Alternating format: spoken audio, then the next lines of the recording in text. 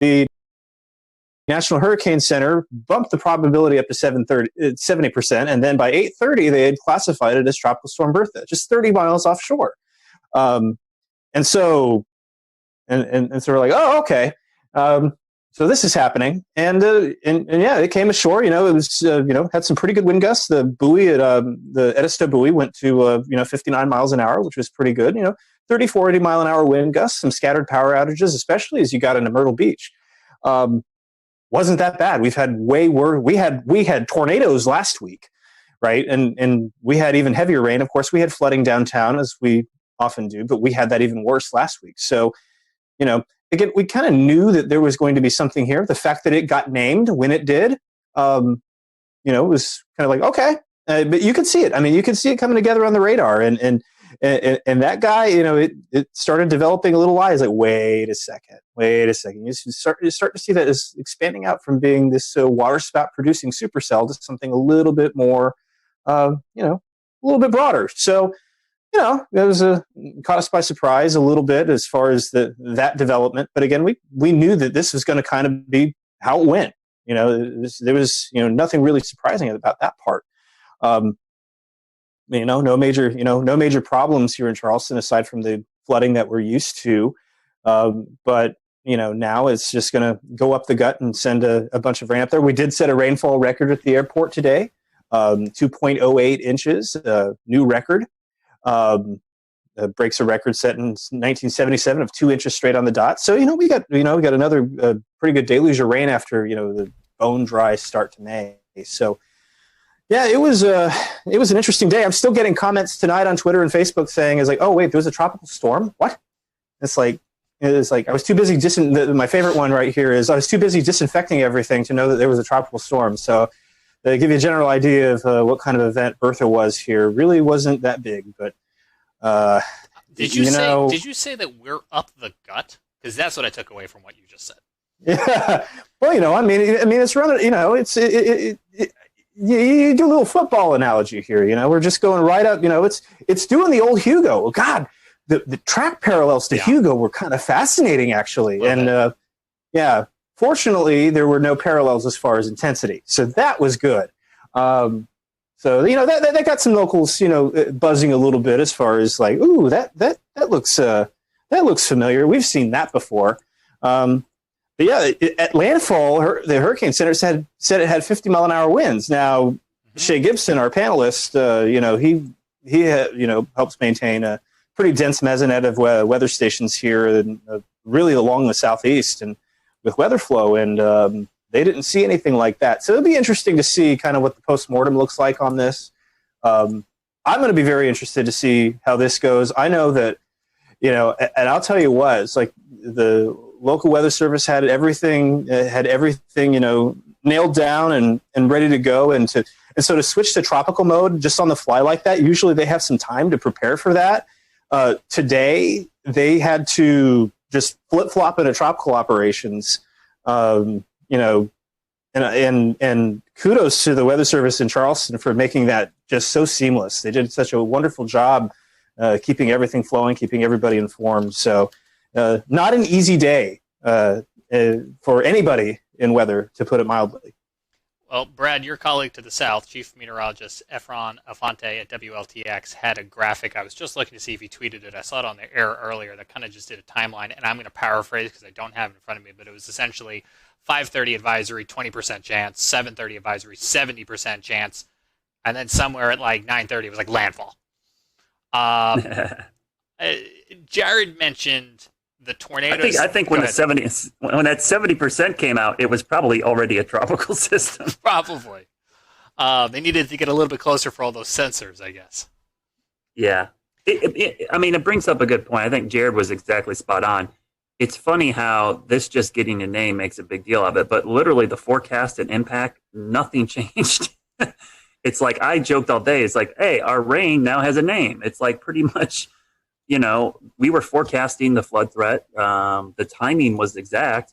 I was calling it a tropical low for the last 3 days. I really wasn't referring to it as a tropical wave because it looked like it was going to have some spin to it. All those short range guidance had some rotation. But it is interesting that it gets a name, and it's, the B storm, it's weird. It's the third time in the last 10 years we've had the B storm before June 1st. So that is rare, but it's happened a lot more frequently in the last 10 years. And I looked it up today, and I'm pretty sure, I think it tied for the third or fourth earliest B storm on record, at least formation-wise. But it's probably going to set a record for the shortest duration tropical system, because I think it was last year we had the A storm. Was it Andrea? Only like 3/4 of a day did it maintain tropical characteristics. So this will be interesting to see what kind of longevity stats it's going to come up with. But the thing to remember about these is, I think as a communicator with the public, is the name really isn't important. It's the impacts. And I think if people focus on the impacts more, the name is not that big of a deal. For instance, everybody was freaking out about this today, but it honestly did less damage and issues to us than a cutoff no-name low last week, which plagued us with flooding for 4 days, tornadoes, straight line winds. So it's a really good wake-up call about how we communicate weather impacts. I know for insurance purposes, especially on the coast, that the naming is a big deal for deductibles and stuff.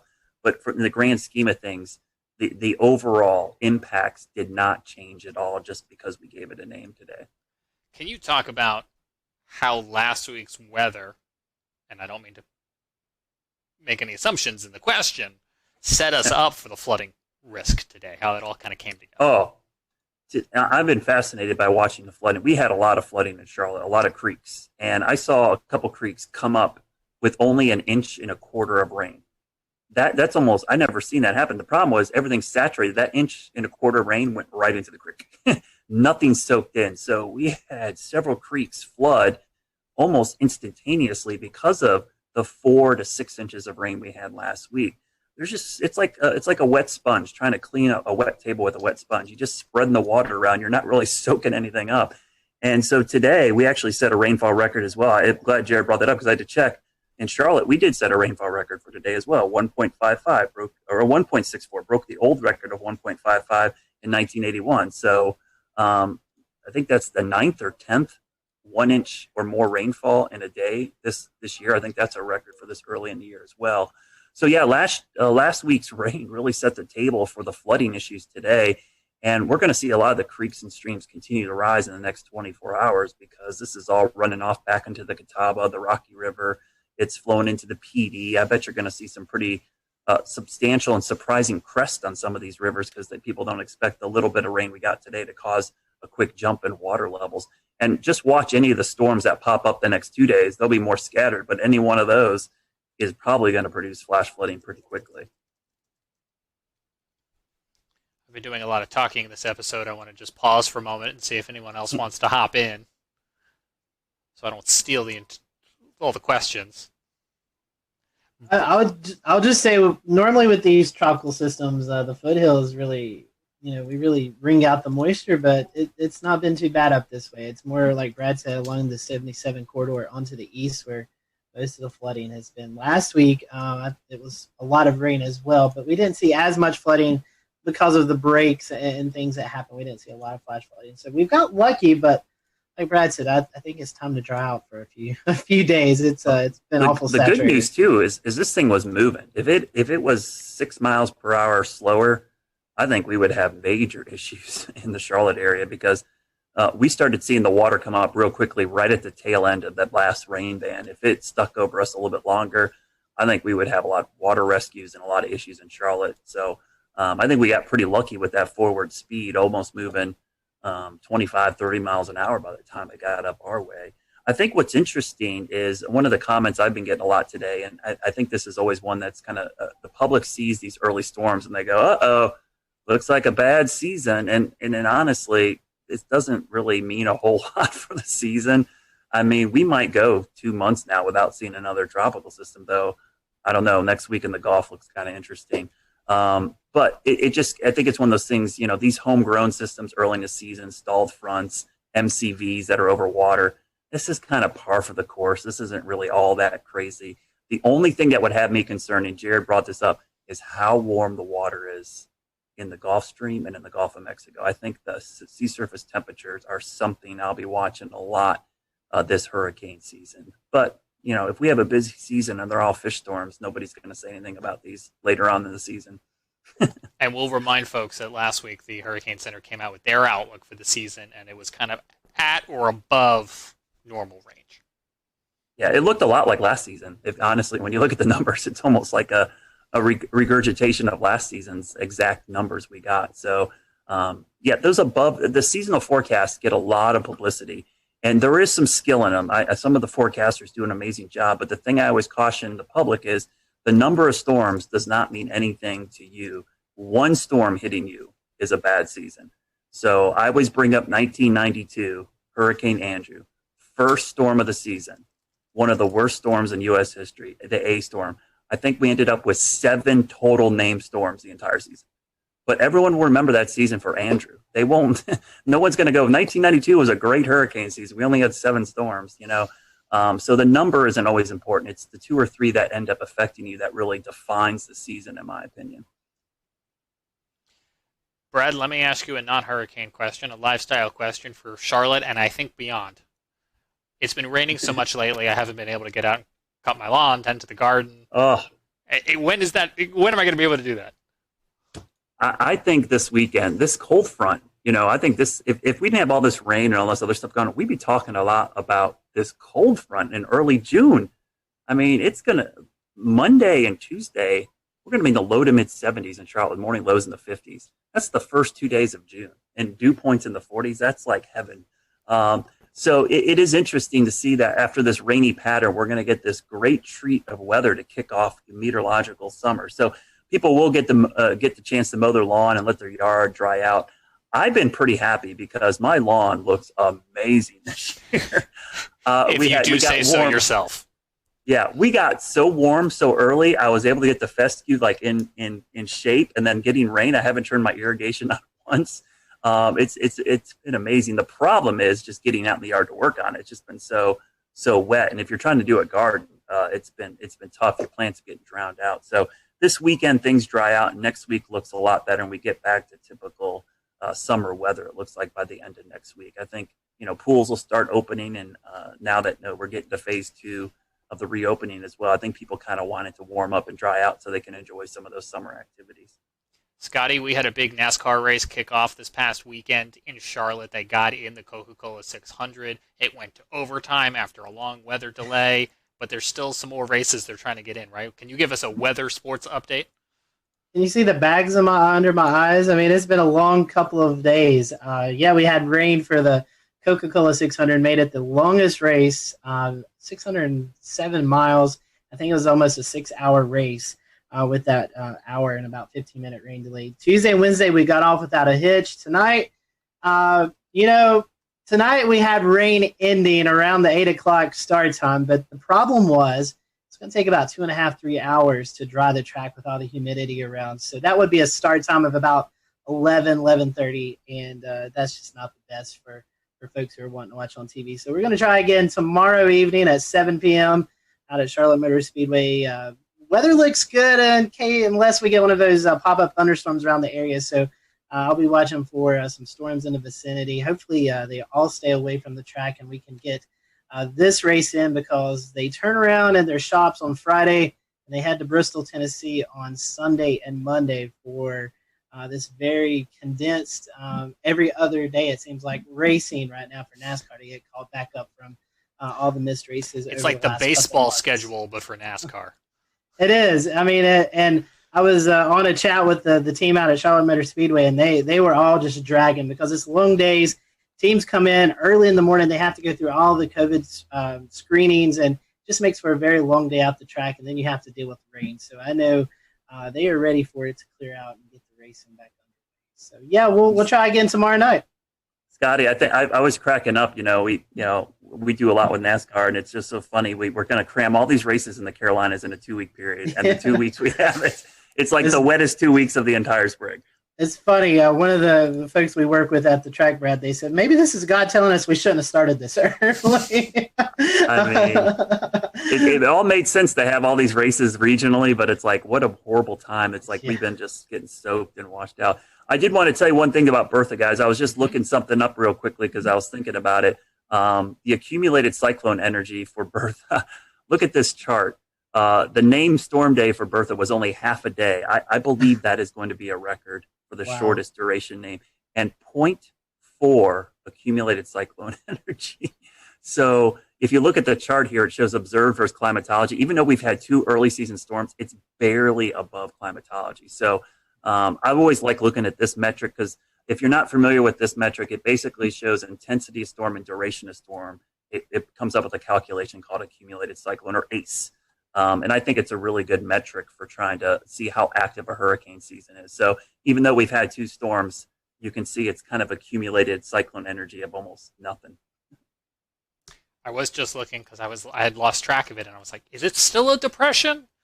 It is still a depression right now, because I was like, I wonder how long it's going to actually hold on to this Bertha name. But I guess one of the naming regimes for the Hurricane Center, once a storm is downgraded to a depression, it keeps the name even as a depression until it becomes a remnant low. So it will be Tropical Depression Bertha, and probably till at 2 a.m. I bet the 2 a.m. advisory tonight it'll get dumped, if not earlier, maybe 11.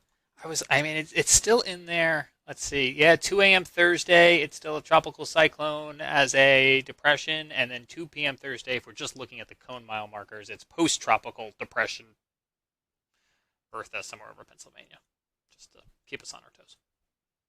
So we'll see. Brad, thank you for your time. I know your day's been very busy. Your week's been very busy. One last plug for Weather School. You got a couple more days of that left, right?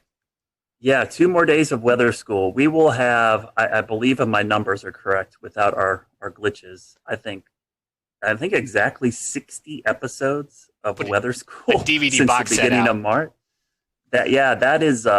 That's pretty impressive that we've been able to do that every single day at 1 o'clock. We've done a weather segment online live and on YouTube. So 2 more days of the school year. I will be happy. I love doing them, but I'll be honest with you, it's made for some long days.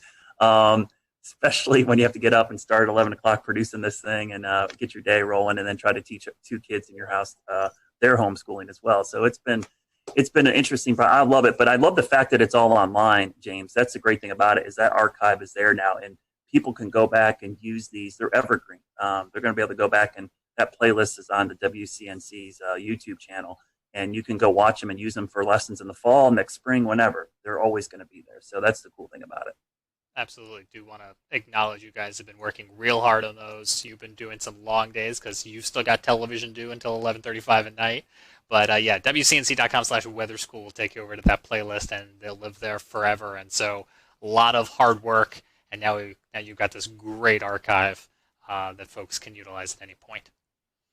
We'll let folks know that, as always, you can check out the Carolina Weather Group podcast, the audio version of the podcast on Spotify or on Apple Podcasts. If you're on Apple Podcasts, we'd love for you to leave us a rating and a review. It certainly does help. You can always watch the show live when we do these roundtable discussions by joining into the conversation on YouTube, Facebook, Periscope, Twitch.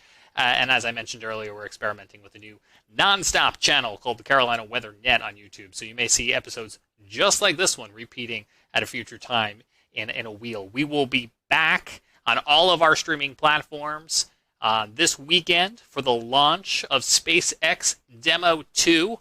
And we leave you tonight with some sound from astronaut Christina Cook. She spent almost a year aboard that International Space Station starting in 2019, and she is a graduate of NC State, and she had this to say about the mission, and she spoke earlier today with NASA TV.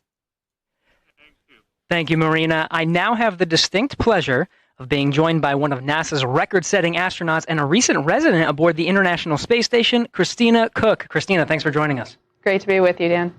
Christina, we're coming up on 20 years of continuous human presence on the space station, and you were one of those humans. What's it like to see a new milestone like this launch unfold after so much history already? So much history indeed. It is really just such a testament to NASA. Not only are we pushing the boundaries of knowledge and discovery and exploration, but we're pushing the boundaries on how we accomplish that mission. We're bringing in commercial partners. We're fostering a space economy. So we're making sure that we're always pushing forward, always taking that next step.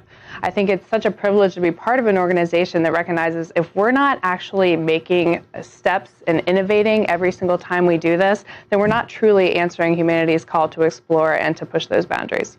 Christina, I know Bob and Doug are veterans themselves, but What advice do you have for Bob and Dub, given your experience as a long-duration station crew member? Well, being able to live on board the International Space Station and work there is just such a privilege. You know, you're a steward of this amazing laboratory that's bringing so many benefits down to Earth and also learning how we can push farther into the universe. So it is quite an honor, and I think that's the main thing about how it feels to be up there for a long duration. You know, in terms of advice, Bob and Doug have been great mentors for me. They've given me advice for so many years. It's strange to be the one who could be in a position to offer them anything. But I would say that as, you know, shuttle flyers, they used to participate in missions that were really, really intense, go, go, go all the time. Long duration space flight is more of a marathon than a sprint. So I would tell them to take that moment, enjoy it, and, you know, really welcome the opportunity to have part of your mission be taking it all in and sharing that with the people that got you there. Thanks again, Christina. Always a pleasure to hear from you, and fantastic words. Thank you for sharing. Thank you. My pleasure.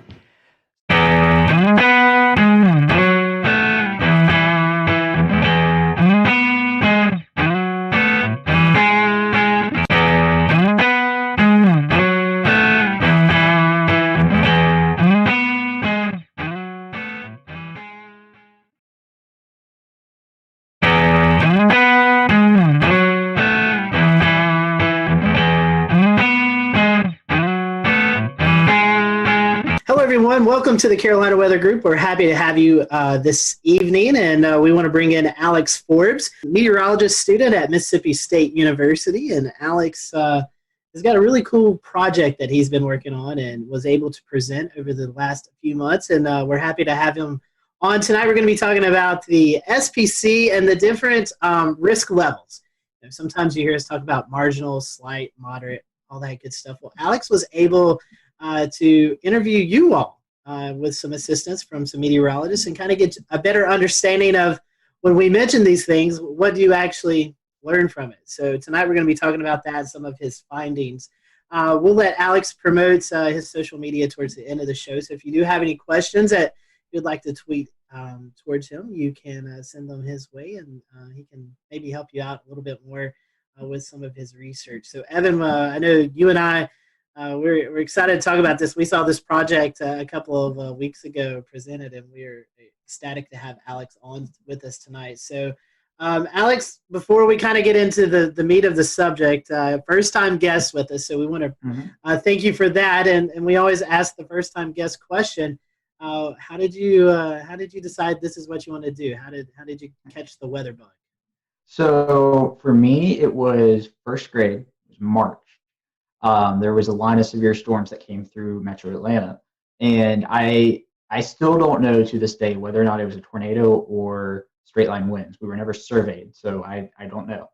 But a tree fell on the corner of my house, right over there, and it fell on the house and it fell on the ground. Woke me up at 4 a.m, and that was what planted the seed.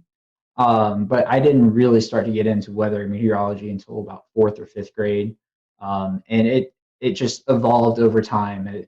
It started off with, or it continued with me doing the weather for the elementary news. And then, you know, in middle school and high school and so forth, it just kept building and building and building. And lo and behold, I'm a senior now at Mississippi State. So something worked out.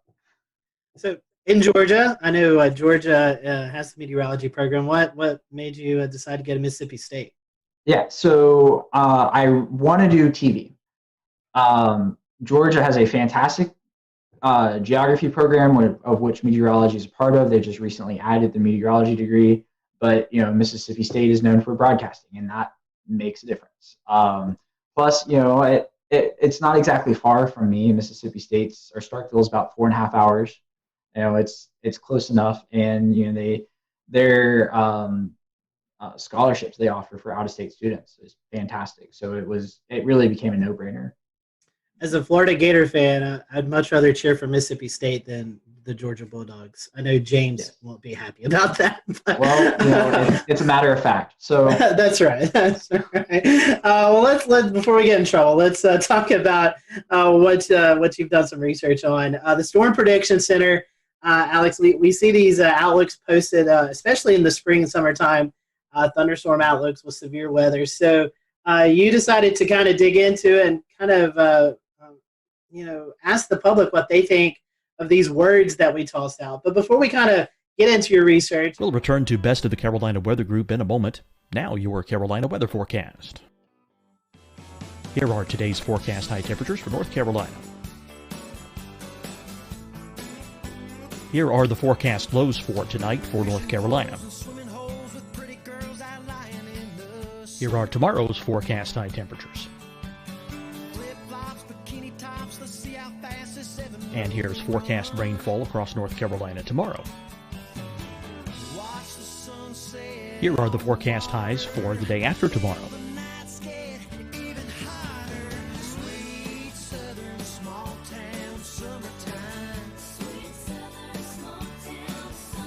And here's the forecast rainfall across North Carolina for the day after tomorrow. This is the total rainfall forecast across North Carolina for the next 3 days.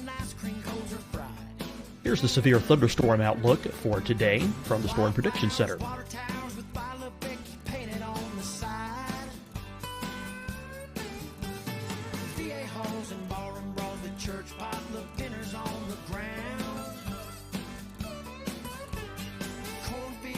Here are the forecast high temperatures for today for South Carolina. Here are the low temperatures for today for South Carolina. Here's the probability of precipitation forecast across South Carolina today. And here are the rain chances across South Carolina tonight. Here are tomorrow's forecast highs across South Carolina. Here are the forecast low temperatures for tomorrow for South Carolina. And here is the probability of precipitation across South Carolina tomorrow. Here's the precipitation chances across South Carolina tomorrow night. Here are the forecast highs for the day after tomorrow in South Carolina. Here are the forecast low temperatures across South Carolina for the day after tomorrow. And here are the rain chances across South Carolina for the day after tomorrow. And South Carolina's probability of precipitation for that night. Here's the Storm Prediction Center's severe thunderstorm outlook across South Carolina for today through tonight.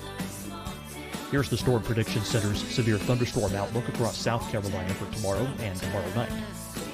And here's the Storm Prediction Center's severe thunderstorm outlook across South Carolina for the day after tomorrow through that night. Here's the severe thunderstorm outlook for today from the Storm Prediction Center.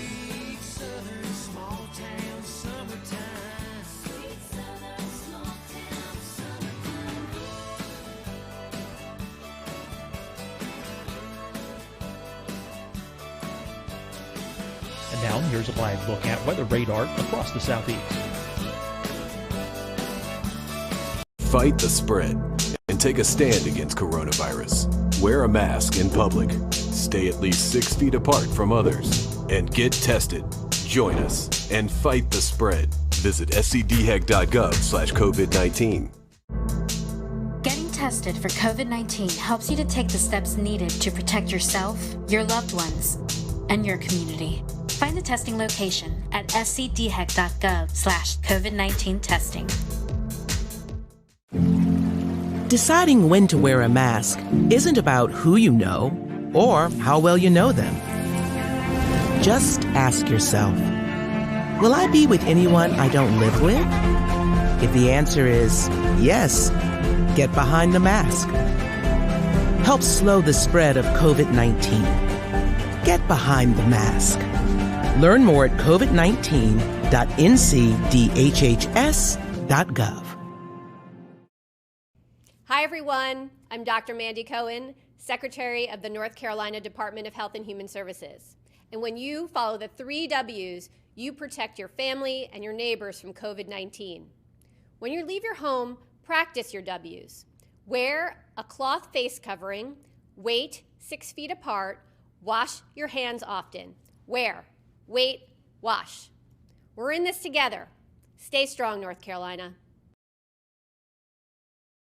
You'll see your Carolina weather forecast at 25 and 55 past. And now back to the best of the Carolina Weather Group on the all-new Carolina Weather Net.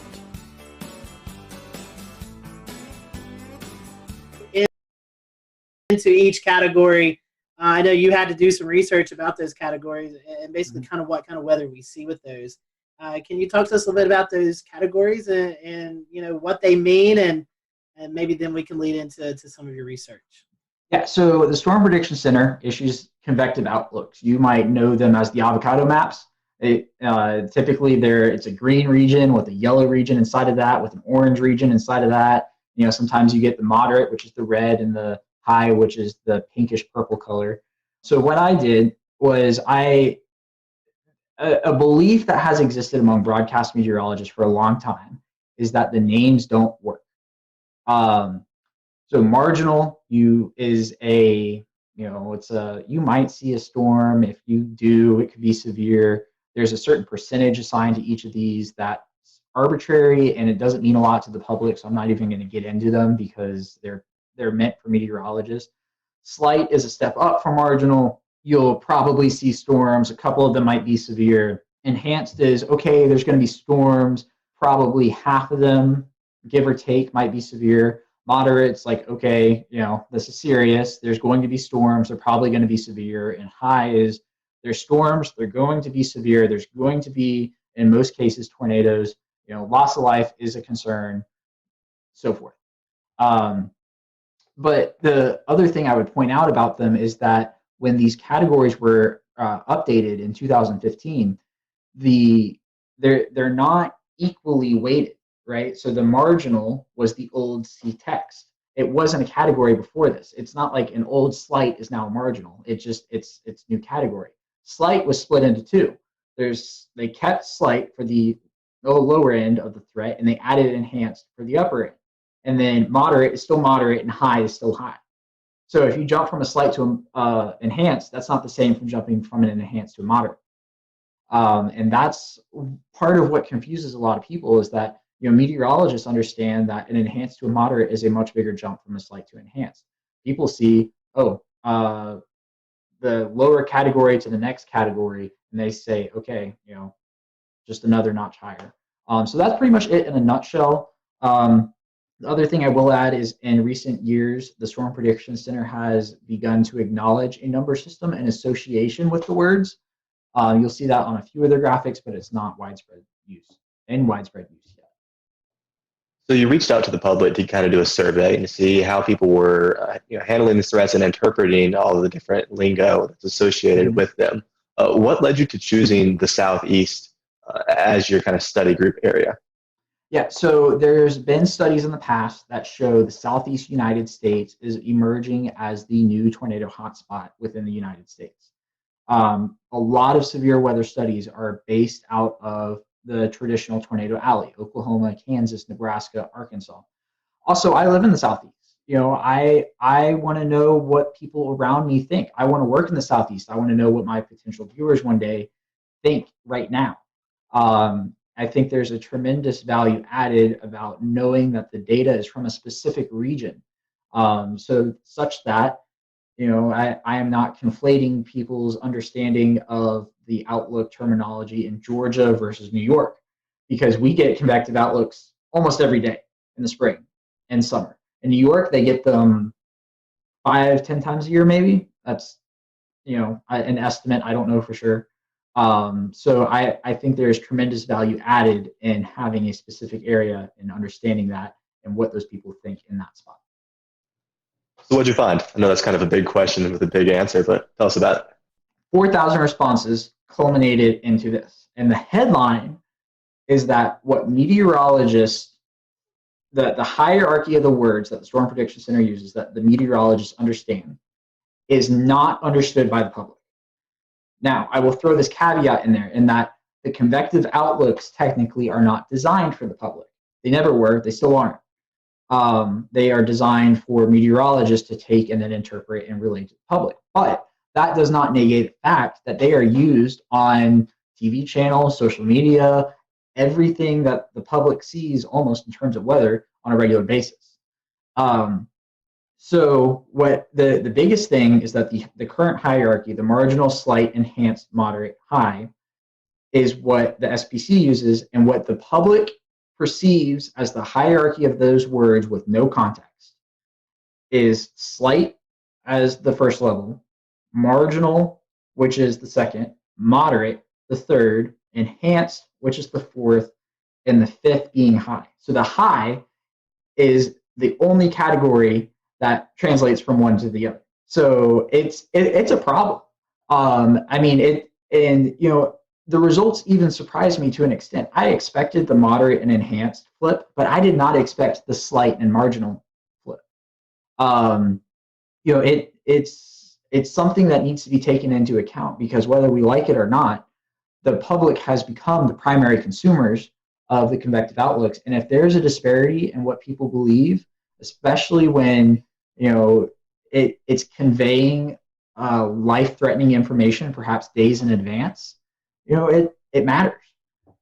So that's the SPC part in a nutshell. There were some other pieces of the puzzle that was good news. Over 95% of people correctly identified alerts like a tornado watch, tornado warning, severe thunderstorm watch, severe thunderstorm warning. 82% either agreed or strongly agreed that a severe thunderstorm, the term severe thunderstorm, means that the storm is capable of causing as much damage as a tornado. So, something's getting through to these people with those terms. So that just brings up another conclusion that I had, that people should use the term severe thunderstorm, warning watch, as opposed to thunderstorm warning or watch, which I see on occasion. It's not widespread use, but I just thought I'd throw that in there. And how people receive alerts was also measured in this. Close to 70% of people received an alert through their mobile weather app. So, that is more than 2/3 of the respondents to this survey, who, keep in mind, are weather savvy because they most likely found this on a social media channel through a meteorologist. But still, we are at 70% of people now. Now, I will include that I did not specify the wireless emergency alerts as a different option, because I don't think people know the difference. But still, 70% of people are dependent on their phones for an alert, and that's where they receive it first. And when an alert is issued, 61.8% of people say they turn to local television, which is a meaningful number. So if somebody's getting a tornado warning on their phone, they're turning on the TV to whatever meteorologist they follow and trust for information. That's an interesting point, because social media, especially weather Twitter, we're all involved in weather Twitter. We get our weather information from Twitter a lot of the times. Yes. But the vast majority of the general people out there in the Southeast aren't on weather Twitter. They're not like us. They aren't going to see your tornado warning post, or whatever post you're doing. So it's interesting that TV really still is the primary mode for those people to get those warnings. Yeah, and the other interesting thing about TV is that even among 18 to 24-year-olds, 51% of the respondents of that age group said they still turn to local television, which is huge. Wow. Because I honestly expected that number to be low, but not for the same reason I think that a lot of other people think. It's that people have this mantra of people our age aren't going to watch TV, and I don't know that to be the case, because I think even now with millennials, it's not that we are never going to watch TV. It's that we aren't going to watch local news until it matters to us. And in most cases, that's not until you're in a established routine with a family, living in the suburbs, something along those lines. And I think the groundwork is there for local TV to prosper, actually, within, as our age group becomes older, if 51% of people now are already turning to local television whenever they receive an alert like this. Off of that, Alex, with local television, most of the time they are breaking in, but they're also simulcasting, per se, on a Facebook Live or on a Periscope or something like that. So, if you got to put the TVs in that aspect of the social media together, that's a pretty big percentage. Yes, absolutely. I found it interesting. I've got some of your stats up, and 12.3% of folks receive their warning first by NOAA Weather Radio. That's something that I guess I'm a little shocked by that, because I wouldn't think 12% of the people would even have a NOAA Weather Radio. Yeah, so keep in mind the people who took the survey are weather savvy, because they probably found it through a meteorologist on social media. I would point out, though, is I don't remember exactly who did the study, what year it was. I just remember it was 10 plus years ago that the NOAA weather radio number was at like 60%, and it's down to 12. And, you know, I do not see a path forward for NOAA weather radio being the predominant way of people receiving information, simply because it's a cost barrier. Why am I going to go buy a $29 weather radio when this thing right here is going to give me the same information? So I think we're asking the wrong questions when it comes to NOAA weather radio. Not why aren't people buying NOAA weather radios, but rather why is the Federal Communications Commission not just sending you alerts and you can't turn them off like they do on TV? You know, if you are in a tornado warning and you are watching a broadcast channel, you are going to get an EAS alert. You can't turn them off. So there's precedent to do it. And I seriously think, you know, close to 70% of people are already relying on these. Why not just make it mandatory? And have that be the de facto NOAA weather radio. Now, I don't think they're ever going to go away. I think there's still a use for them. You know, what happens when your phone dies? What happens when there's a hurricane and you run out of power, your generator's out of gas, and you know you can crank a weather radio? That's the most extreme case, but I don't think they're going to be the main. In fact, they're already not the mainstream way of receiving alerts, and I don't think they're ever going to be again. I know you were doing some of these questions also about when they hear these warnings issued, about taking shelter or alerting friends and stuff. Can you kind of go in some of those details, what you found out? Yeah. So I asked about 4 alert types in particular: the severe thunderstorm watch, the tornado watch, severe thunderstorm warning, and tornado warning. And I asked when a blank is issued, I blank. So the other part of the blank is take shelter, alert friends and neighbors, monitor weather conditions, check social media, watch local television, and watch national television. Of those 4 questions, there's nothing I really found surprising. For each one, you know, social media was between 80 and 90% with combined degree. For the troubling, I guess a troubling aspect is for a severe thunderstorm watch. 22% of people said that they take shelter. But, you know, keep in mind, these are the same people who accurately picked out a severe thunderstorm watch definition. 97.2% of these respondents correctly identified a severe thunderstorm watch. So, you know, it comes down to people's interpretation of what take shelter means. Does that mean you just stay inside all day? Does it mean you go to the lowest level, most interior room? I don't know. But I mean, there wasn't anything that, you know, is a red flag in the results specifically for those 4 questions. You know, you were talking about wanting to go broadcast TV in the Southeast. So keeping that in mind, there's a lot of different styles of severe weather coverage. I think you have some folks who just kind of say, present the radar. And then you have folks like James Spann who really gets down into the specifics, like it's going to affect the Dollar General in town X or town Y. I know you may have not surveyed the folks on that, but what is your opinion on that? What do you think is most useful for those folks who are turning into TV watching this coverage? Yeah, no, absolutely. The most precise you can be, the better. One of the reasons why James Spann has the following he does is because people see him as one of them. The fact that he knows where the Dollar Tree is in Gordo, Alabama, which I happen to know where it is too because I drive past there to get to Mississippi State, and he uses that example all the time, so I feel good about it.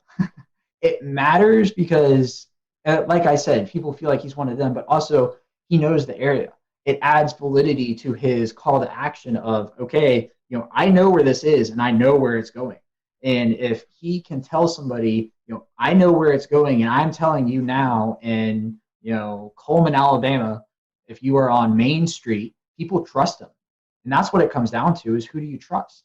And one of the reasons why people trust him is because they know he knows what he's doing. And the more information you can provide, better it is. What does the future look like? Is this something that you can be able to advise the SPC on, and they're going to look at your findings? They're going to be able to maybe make some adjustments, hopefully, in the future? Yeah, so an interesting thing about my findings is that there is a similar study that is working on being completed now. I don't think it's published just yet. They're working on it out of University of Oklahoma, Sean Ernst. He found the exact same hierarchy issue with respondents out there. So the Storm Prediction Center knows about it. They can't just flip a switch and change it. Nor would I say I'm calling on them to do that, because at the end of the day, even though we all use the convective outlook, we have to remind ourselves that it is not designed for the public. It is distributed to the public because it has to be under federal law, because they're a federal agency. But at the end of the day, my main goal in publishing this was providing the groundwork to broadcasters and using a 1 through 5 scale to describe those terms, because a number scale is a universally identified language. 1, 2, 3, 4, 5 means the same thing in English as it does in Spanish, as in French, as in German, and it's already used for things like the Saffir-Simpson scale, the enhanced Fujita scale. People understand that the higher the number is, the worse the threat is. And just eliminating the words off the screen provides much more clarity for the general public, and I would encourage that to this day. Some folks are trying to go down the color line and trying to make colors represent the different severity. What's your thoughts on that? So I might get in trouble for this. A lot of meteorologists don't like the color scale, and I do. I think the green, yellow, orange, red, pink works. So within that, you have the built-in green, yellow, red, good, moderate, bad. And people are smart enough to derive that, okay, the orange between the yellow and the red is the intermediary. And if there's something after the red, it means it's probably worse. It doesn't matter what color it is, it's probably going to be that. And two other things I will add is, no matter what colors you use, I still think people are going to translate the color to a number. If you show them two areas and you have, if you show them a green and a yellow area, and the yellow area is inside, and you've got a legend up top and there's the 5 colors, they're going to translate with that. Okay, so it's the first 2 colors and the yellow is the second worst. So, and there's the whole principle of a region within a region, right? You're not going to get a moderate area that is surrounded by a marginal area directly. You're always going to have a leveled marginal, slight, enhanced, moderate, high, as it stands now, with that area. And I think people are smart enough to be able to derive that if there's a region within another region, the higher threat is in that smaller region that is entirely contained. I'm not sure if y'all have had Castle Williams on in the past. He's from University of Georgia. He did his dissertation on something similar to this, but he focused on some of the colors and the overall communication of it. And the recommendations that ended up coming out of his project is that meteorologists should always use the same region, so you're not adjusting the SPC map, and the same colors as the SPC. You can change the wording, you can make it your own, you can give it a different feel, but as long as you keep that consistency, people are going to understand it. So, that's my 2 cents on it. I'm a senior meteorology student at Mississippi State. I am in no position to be making that type of decision whether or not to change something, but I think it works. And I think a lot of the confusion comes from the words and not the colors. So, Alex, was there anything in the research that we kind of haven't covered or that surprised you that you still want to go over before we kind of start to want to show down? Yeah, so there's an interesting idea that was, or everybody's gut reaction to my findings was, okay, we need to change the word order. And I don't think you can do that, because there is already an existing order. And if you change it, you're just going to confuse more people. Because what happens when, Sally down the road doesn't know that it changed, and all of a sudden a moderate is now at level 3 and she's freaking out because it used to be a level 4, and that's a noticeable difference. The other piece of data I would put to back that up is that, sure, even though 50.4% of people, a majority of people saw slight as number 1, 49.6% of people did not. The biggest disparity was that was the biggest disparity. That 61.9% of people saw moderate as a level 3. 38.1% of people did not see moderate as a level 3. So even if you reconfigure the words, you're still going to have a problem. And I think those numbers would go up because you would just cause more confusion with the change. So that's why I advocate for an entirely number-based scale. I think it works. Just dump the words completely. You will confuse far less people. I think it's a very interesting topic because, as you were saying, I think it's hard to change the names. But I love the idea of the numbers, and I hope, I know SPC is looking at some stuff, and hopefully, with your research and the research that's going on out of Oklahoma, hopefully we can start to incorporate these number skills, because I do believe people relate well, or maybe even more better with numbers than compared to these words, because, in my mind, enhanced and moderate automatically should be switched. That doesn't make sense to me. But I really do hope we can latch onto the number aspect, because I do think it conveys a more simple message. And when you're talking to people who are not weather savvy, they just want to know the information. Mm-hmm. And I think that helps get them the information they need to know. Yeah, and it helps them understand the threats better. Mm-hmm. You probably noticed in the beginning I had a little trouble describing the word, and I think everybody does, because the definition of them is percentage based. It's not based off of a certain type of storm that is expected, or a certain setup, or something along those lines. It's entirely arbitrary that people aren't going to understand. I mean, think about this. People don't understand chance of rain. All they do is formulate 50% is the halfway mark, and if it's below 50%, it's not going to rain. If it's above 50%, it's going to rain. That's literally what they do. I have asked people who are not meteorologists this question, and I have gotten that answer more often than not. So that's part of the issue, in that the groundwork for this is percentage based. But I would just circle back to one other thing, is that while the SPC cannot change their outlook with the flip of a switch, a chief meteorologist at a station can, as long as their news director is on board.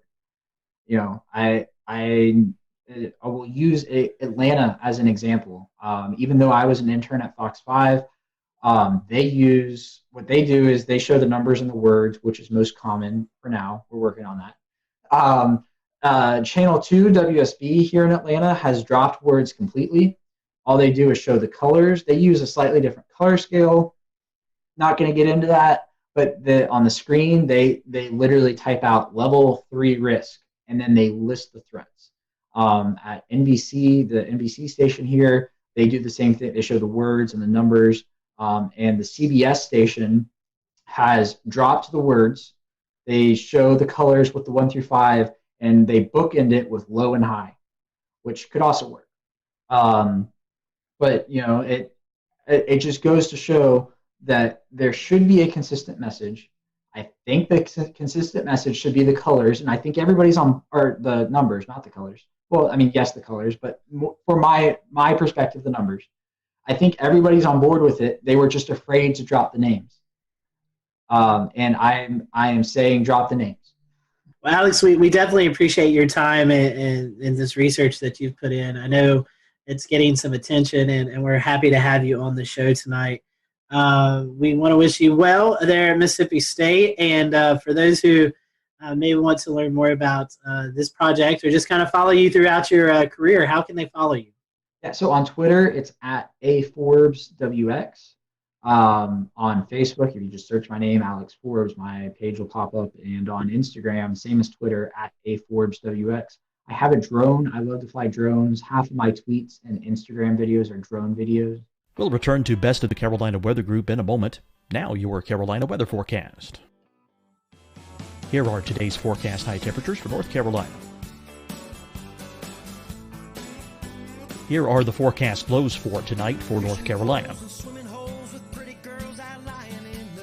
Here are tomorrow's forecast high temperatures. And here's forecast rainfall across North Carolina tomorrow. Here are the forecast highs for the day after tomorrow.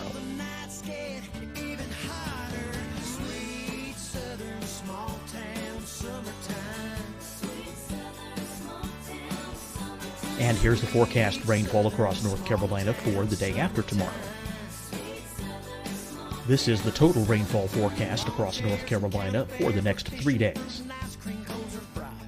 Here's the severe thunderstorm outlook for today from the Storm Prediction Center.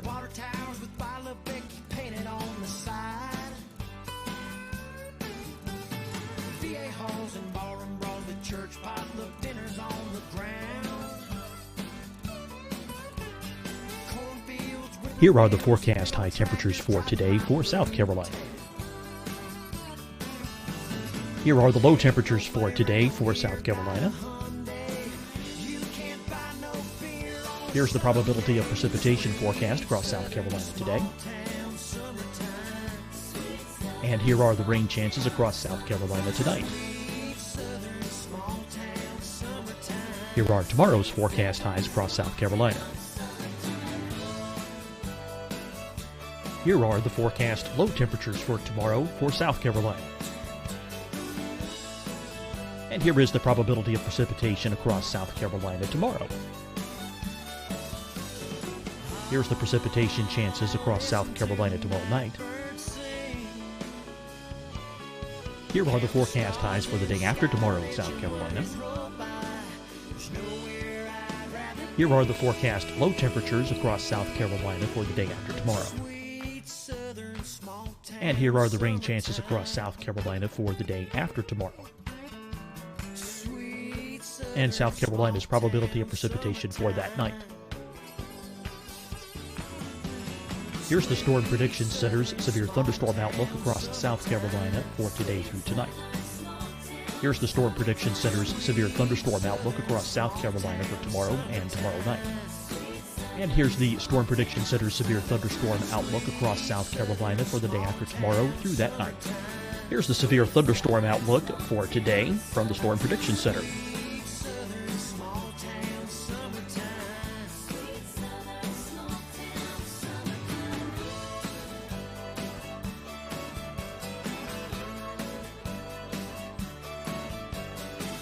And now here's a live look at weather radar across the southeast. Fight the spread and take a stand against coronavirus. Wear a mask in public. Stay at least 6 feet apart from others. And get tested. Join us and fight the spread. Visit scdhec.gov/COVID-19. Getting tested for COVID-19 helps you to take the steps needed to protect yourself, your loved ones, and your community. Find the testing location at scdhec.gov/COVID-19 testing. Deciding when to wear a mask isn't about who you know or how well you know them. Just ask yourself, will I be with anyone I don't live with? If the answer is yes, get behind the mask. Help slow the spread of COVID-19. Get behind the mask. Learn more at covid19.ncdhhs.gov. Hi, everyone. I'm Dr. Mandy Cohen, Secretary of the North Carolina Department of Health and Human Services. And when you follow the 3 W's, you protect your family and your neighbors from COVID-19. When you leave your home, practice your W's. Wear a cloth face covering, wait 6 feet apart, wash your hands often. Wear, wait, wash. We're in this together. Stay strong, North Carolina.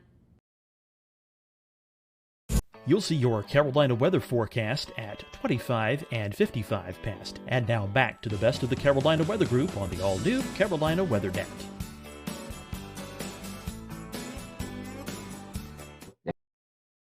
Yeah, go follow me. Yeah. And you also help out with the severe weather conference that you guys do at Mississippi State every year as well.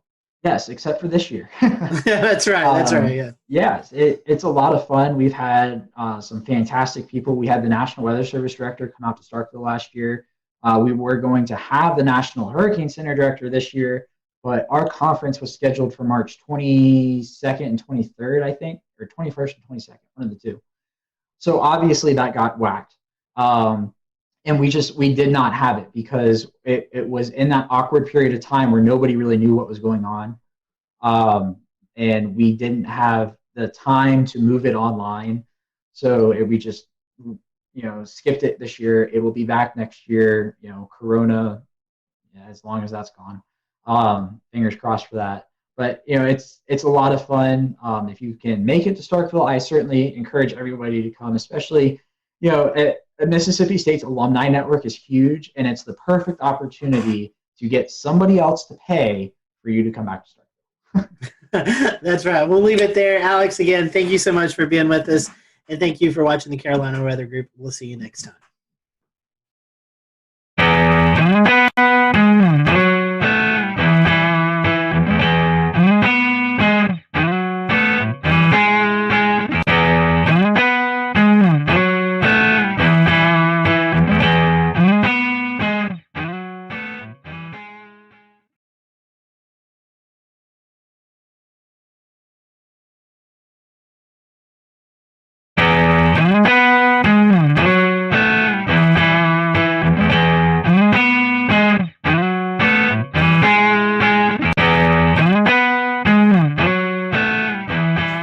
Welcome to the Carolina Weather Group, show number 304. We all hope you've had a great start to the new year. Tonight we have on with us Aubrey Urbanowitz. She is the chief meteorologist at WHSV in Harrisonburg, Virginia. And so you may know Aubrey if you listen to a lot of weather podcasts. Aubrey is a panelist on the Weather Brains, and we're going to definitely dig into that.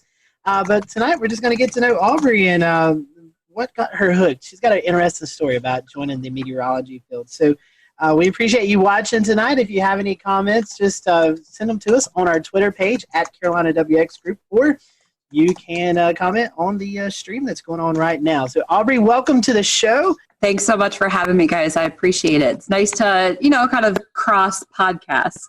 That's right. That's right. Normally we do that on National Weather Podcast Month, but we're doing it a couple months early. So Aubrey, we was kind of a little bit talking about your foray into meteorology. You didn't start off your college path didn't really take you into broadcast meteorology. You actually started with a restaurant chain. So tell us about that little interesting story that kind of got you into weather. So I had zero aspiration to be on television. I was, when I kind of went through high school and started college, I really wasn't sure what I wanted to do. So I had a great job at Chili's restaurant. I kind of worked my way up and I started to become a corporate trainer. So as a corporate trainer, if you're not familiar, you would basically become part of a team. You would travel around and do new store openings as a corporate trainer, train new employees. And you kind of got to see a lot of the country. In fact, I got to do several international openings. And, I just kind of got to meet a lot of people. And it was on a lot of these new openings where I kind of discovered my passion for weather. So I started doing openings in 2003. In 2004 and 2005, Chili's had this goal of opening 100 plus restaurants. And if you think back meteorologically, in 2004, 2005, what happened?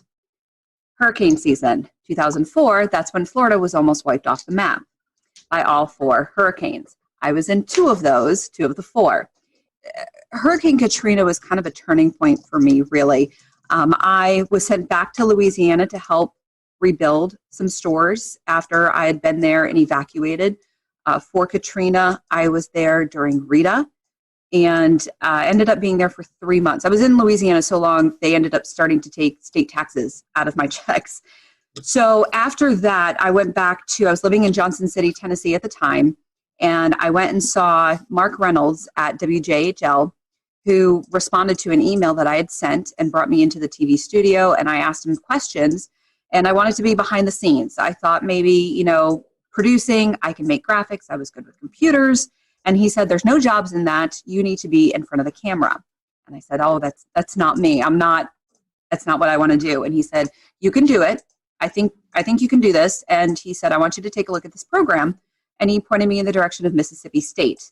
And somehow blindly, I agreed to it and kind of followed his advice. And within maybe a couple weeks, I was enrolled or accepted into the Mississippi State distance program. And I was able to not only take classes and finish my degree, but also I was still able to travel with Chili's for at least 2 years and still able to do corporate openings. And so I got an internship and yada, yada, yada.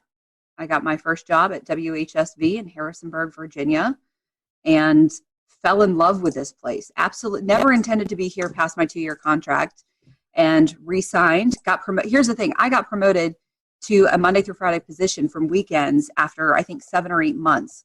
After working in a restaurant for 12 years, meaning weekends and nights for 12 years, I thought, wow, I have weekends off.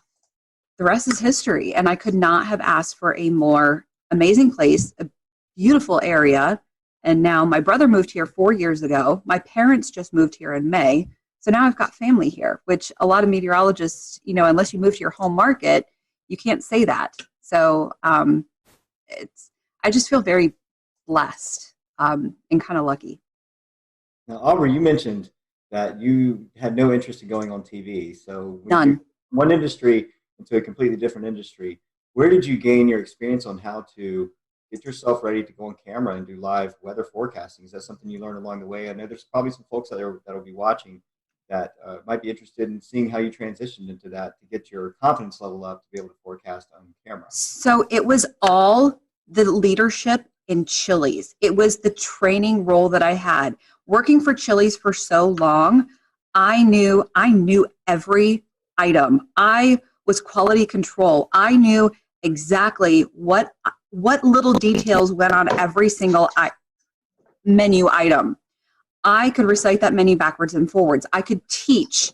And so when I started training and teaching these menu items the Chili's way and how to serve and how to bartend, I was confident in that because I knew that material. So when I learned how to present and train, I was confident in that material. So when I finally was able to teach that, that's what gave me the confidence as I became a leader in that material. And so it was actually kind of that transition that I learned to be able to present myself on camera. Once I was comfortable and kind of was able to, I guess, get used to the fact that I was on camera, learn some breathing exercises and not think about the fact that I was on camera, it just kind of transitioned because I just envisioned myself talking to people like I'm talking to a group, like I'm training people, giving them the information that I know, like I'm teaching them the menu items, I'm teaching them the forecast. And so it was kind of that.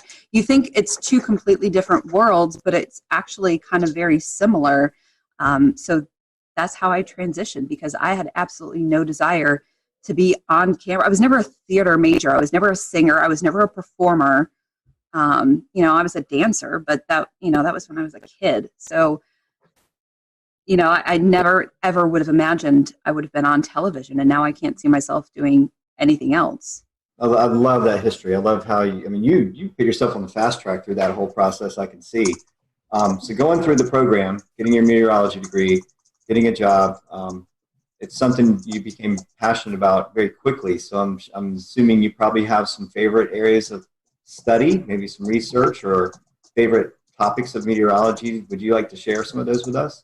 Yeah, so I've really developed a love for weather history. And I think a lot of that has stemmed from me learning this area and really kind of diving into Shenandoah Valley weather history. I'm not in a severe weather market. We get kind of a mix of every kind of weather. We do get 4 seasons. We We don't get super big storms often. When we do, we can get big storms. It's just not maybe as frequent as some other markets, but we do have a good storm history. And so I think when I was diving into that is when I kind of developed my passion for weather history and really showcasing. And I did kind of a keynote address at the Mississippi State Severe Storm Symposium last year on learning the weather history in your market. When you go to a new TV station, you'll make that bond with your viewers when you do learn that weather history. And it'll also make you become a better forecaster when you learn a lot of that weather history in your market. And I think it was kind of during that process that I really developed that. And now, you know, hurricanes are how I got into meteorology. So that I always have a soft spot for that, but I haven't really had much of an opportunity to forecast them. So I think I'm turning more into a severe weather nerd. And I'm really loving the structure of thunderstorms more and more. So I'm hoping to storm chase this spring. That's my goal. You know, as I've become chief, you know, you're stuck in the studio more and more. So you don't get an opportunity to see the sky as much, even though we all love to watch the sky. So I think I'm going to try and do that, but also try to, you know, watch the sky more and more. So yeah, thunderstorms are definitely the sweet spot. You sure get your fair share in the Shenandoah Valley area. The Mid-Atlantic's a pretty volatile area of the country where fronts sweep through and crisscross and meander and cause all kinds of interesting weather up that way. What is cold air damming and how does it occur and how long does it last? So the cold air damming is kind of a special feature that happens in between the mountains. You can get kind of a stronger event, which can go all the way down from the Mid-Atlantic, all the way down the mountains into Georgia and the Carolinas. You can get kind of a weaker event that maybe will affect part of Virginia, part of northern Virginia, and then you kind of end up with a really big temperature gradient in between a couple of areas. And a lot of that comes from high pressure. Some of that comes from coastal storms. So you have high pressure that moves over New England. Sometimes it moves over Pennsylvania. And due to that position of the high, when you have that clockwise flow, that brings in not only the cooler air from the north, but also the cooler maritime air, that cooler moist air from the Atlantic. And that cooler air is more dense, so it sinks in between the mountains. It can be intensified when you have an area of low pressure that moves along the coast. When you have that counterclockwise circulation, especially moving up the Carolinas, sometimes you can get some of your big icing events that way. You can also get some of your big snow events that way, depending on how deep that cold air is. So sometimes when you have maybe a weaker event, you can get a pretty decent temperature gradient. In fact, the February tornado event a couple years ago in Virginia, that was a cold air damming situation, or what we call a wedge event, where the Roanoke Valley was in the 70s. That wedge started to lift northward. Stanton, Virginia, which is in my viewing area, it's the southern part of my viewing area, started to erode out of that wedge. And temperatures started to get into the upper 60s, where Harrisonburg, just 30 miles away, was stuck at 46 degrees. You can have, let's see, even just last week, we had a wedging event where temperatures were, I think, a 30-degree spread within about an hour drive. So, you know, you can have a partly cloudy wedge. You can have a sunny wedge.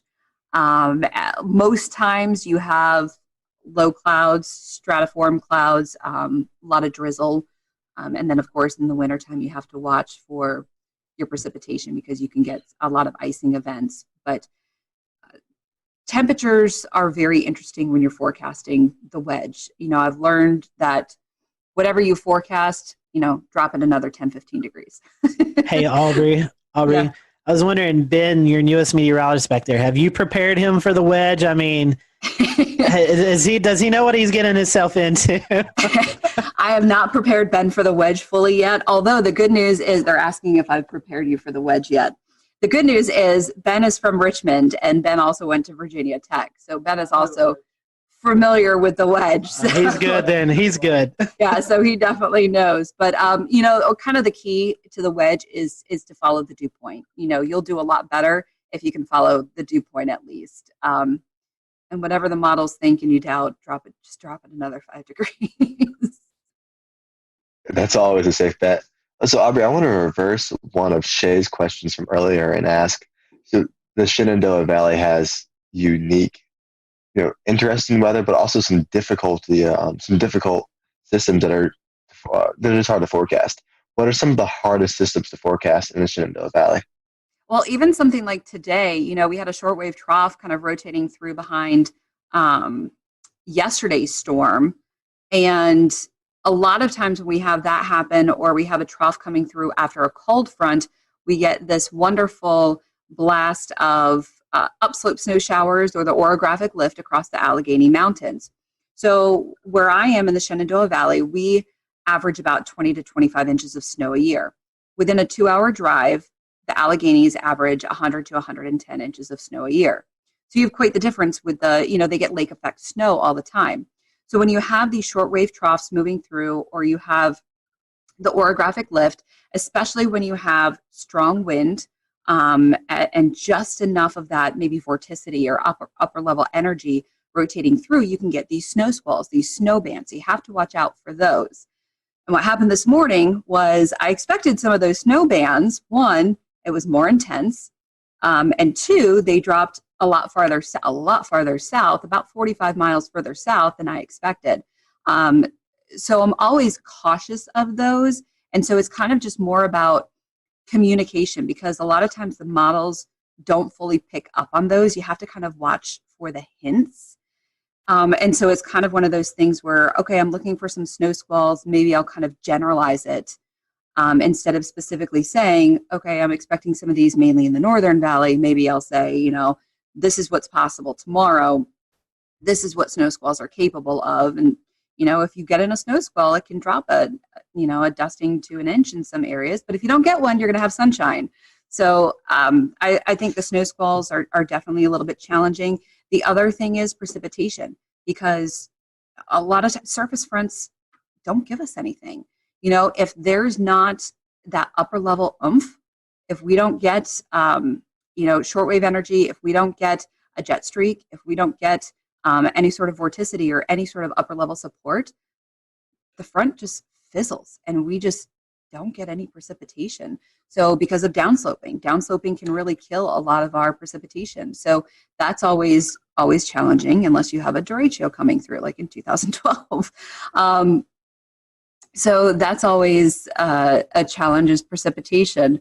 The one great thing here is that we're usually we are not as humid as east of the Blue Ridge. The Blue Ridge Mountains are not that tall, but what they do is they block a lot of that Atlantic moisture. So we don't get as severe storms. If you ever watch the radar in the summertime, we'll get some storms, but watch them light up like a Christmas tree as they move east of the Blue Ridge.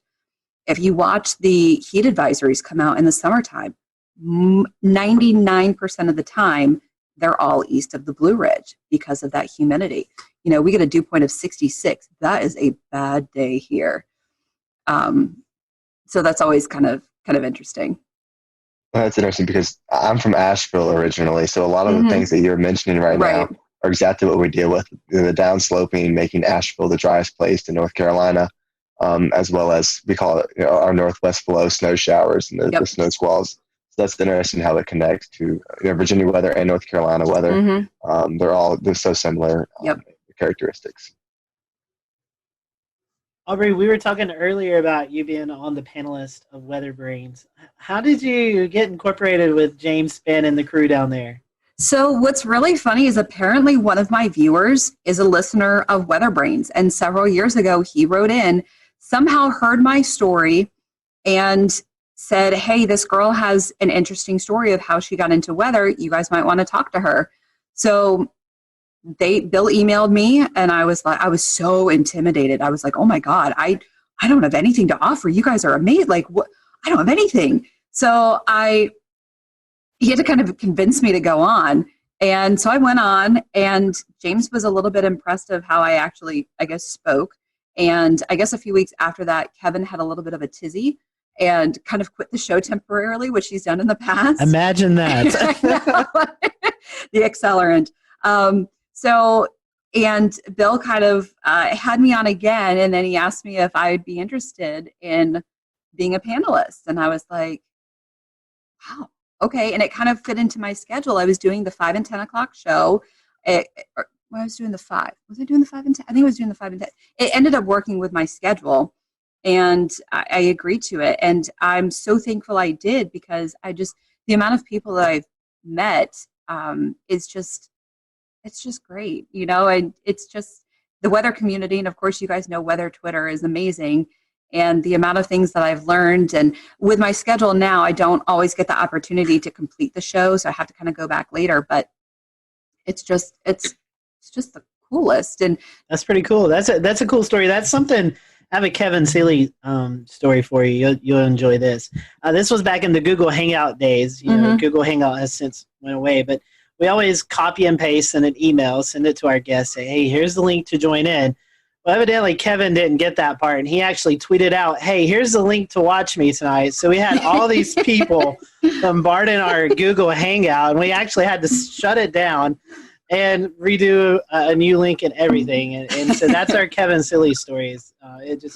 We were talking, and all of a sudden these people just started popping in. We're like, who's that? And it was hilarious. But I think we can all echo it's pretty cool doing a weather podcast, and you get to meet so many people in the weather industry that you follow on Twitter, and you may have a brief conversation on Twitter, but you actually get to sit down and have a conversation with them. And we get to geek out over these people too, and normal people don't get it. And it's just the weather enterprise is just so amazing, and you're geeking out over these rock stars, and we get to geek out too. So yeah, you mentioned earlier that you get to meet a lot of people, and even here in the Carolina Weather Group, everyone has their own sort of opinions about, hey, my favorite guests. What are some of your most memorable guests that you've been a part of the panel for? Oh man, the Greg Carbon shows are always a treat. Those are always good. Mike Bettis came on and talked to us about his chase situation that happened in was that 2013? I think it was either 13 or 14. Yeah. Yeah. When they rolled over. Yeah, it was El Reno. And that was a pretty powerful show. That was, hearing his story. That was always a powerful one. Let's see. You don't have to go into details. You don't say anything. Were you on show 404? Yes. That was interesting. That was an interesting. And you know what? I don't know that I even spoke during that show. But I do have the shirt from Helicity Weather that's plus minus F3. And I think I'm the only one that actually has that, because I just think it's hilarious. We internally will just joke around. We'll just show at 404, and we automatically know. That's just that was an interesting show for sure. We have a couple more minutes with Aubrey. I know she has to get ready for the news tonight. Talking about weather brains and shows and guests you had. A lot of us have mentors in the weather world. Do you have any weather mentors? I would assume maybe James Spann might be one. Any others that my biggest mentor is Mark Reynolds. I would not be where I am without him. Not only did he kind of blow my mind, he answered my email. I was just asking to come in and view a studio to see if this was even a field that I might even want to pursue. And he brought me in as someone who is curious, told me after only meeting me for 20 minutes, told me he thought I had the voice for this and I could do this, and talked me into the Mississippi State program. That's the kind of person he is, and then fought to get me an internship and worked with me, and then still let me come in the studio when I needed to practice on the green wall, on the chroma key. I would not be where I am without Mark Reynolds. And I still keep in touch with him. And he's given me advice over the years. And I absolutely would not be where I am without him. I wish I had a lot of other weather mentors. I've had to do a lot of learning on my own, which is not ideal. But We'll return to Best of the Carolina Weather Group in a moment. Now your Carolina weather forecast. Here are today's forecast high temperatures for North Carolina. Here are the forecast lows for tonight for North Carolina. Here are tomorrow's forecast high temperatures. And here's forecast rainfall across North Carolina tomorrow. Here are the forecast highs for the day after tomorrow.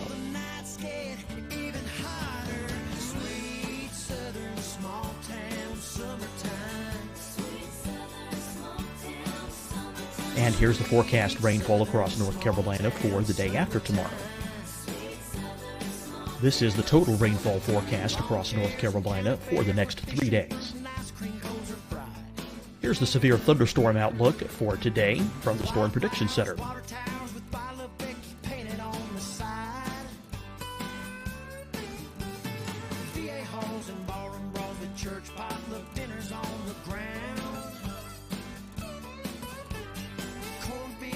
Here are the forecast high temperatures for today for South Carolina. Here are the low temperatures for today for South Carolina. Here's the probability of precipitation forecast across South Carolina today. And here are the rain chances across South Carolina tonight. Here are tomorrow's forecast highs across South Carolina. Here are the forecast low temperatures for tomorrow for South Carolina. And here is the probability of precipitation across South Carolina tomorrow. Here's the precipitation chances across South Carolina tomorrow night. Here are the forecast highs for the day after tomorrow in South Carolina.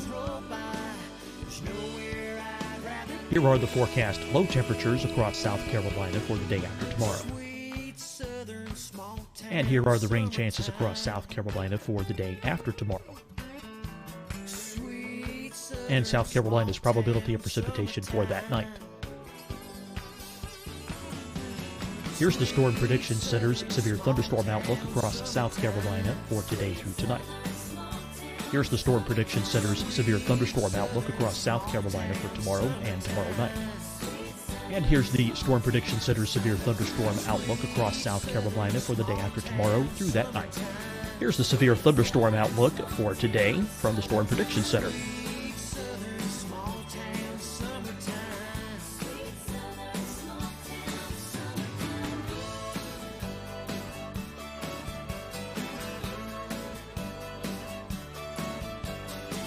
And now here's a live look at weather radar across the southeast. Fight the spread and take a stand against coronavirus. Wear a mask in public. Stay at least 6 feet apart from others. And get tested. Join us and fight the spread. Visit scdhec.gov/COVID-19. Getting tested for COVID-19 helps you to take the steps needed to protect yourself, your loved ones, and your community. Find the testing location at scdhec.gov/COVID-19 testing. Deciding when to wear a mask isn't about who you know or how well you know them. Just ask yourself, will I be with anyone I don't live with? If the answer is yes, get behind the mask. Help slow the spread of COVID-19. Get behind the mask. Learn more at covid19.ncdhhs.gov. Hi, everyone. I'm Dr. Mandy Cohen, Secretary of the North Carolina Department of Health and Human Services. And when you follow the 3 W's, you protect your family and your neighbors from COVID-19. When you leave your home, Practice your W's. Wear a cloth face covering, wait 6 feet apart, wash your hands often. Wear, wait, wash. We're in this together.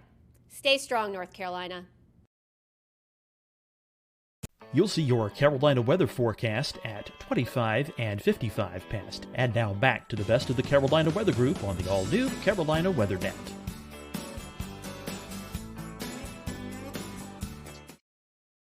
Who really wants to succeed at this industry, sometimes you do what you have to do. So, but I would not be where I am without Mark Reynolds from WJHL, and he's amazing. And I know a lot of other people at NWA this year, Tom Watts, who used to work with Mark and who was on air when I was living in Johnson City before I got into meteorology. I actually got to meet him. And then Ken Weathers, who also used to work with Mark, I think was one of his interns also. We were all there at NWA. And so we were kind of Mark's little proteges.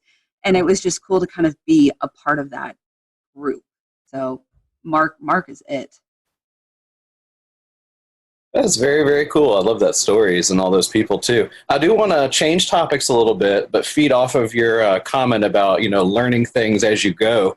The last 10 years, we've really had to learn how social media works and how it plays into our field. Yes, I know it's kind of a necessary evil, but it also turns out, very helpful for, our online shows and things like that. So talk a little bit about how important social media is to you as a meteorologist and with Weather Brains as well. Yeah, so it is very important. As much as sometimes we do hate it, it is very important. I utilize it to the best that I can. And there's a lot of, so the bad thing with being a female is you get a lot of comments. You get a lot of nasty comments. You get a lot of rude comments. You get a lot of crazy comments. And I know a lot of females that will turn off a lot of their messages and private messages, which is really sad that you have to do that. I do not do that. And I'm thankful that I don't have to, but I have actually met so many amazing people and have become friends with a lot of great people because of that.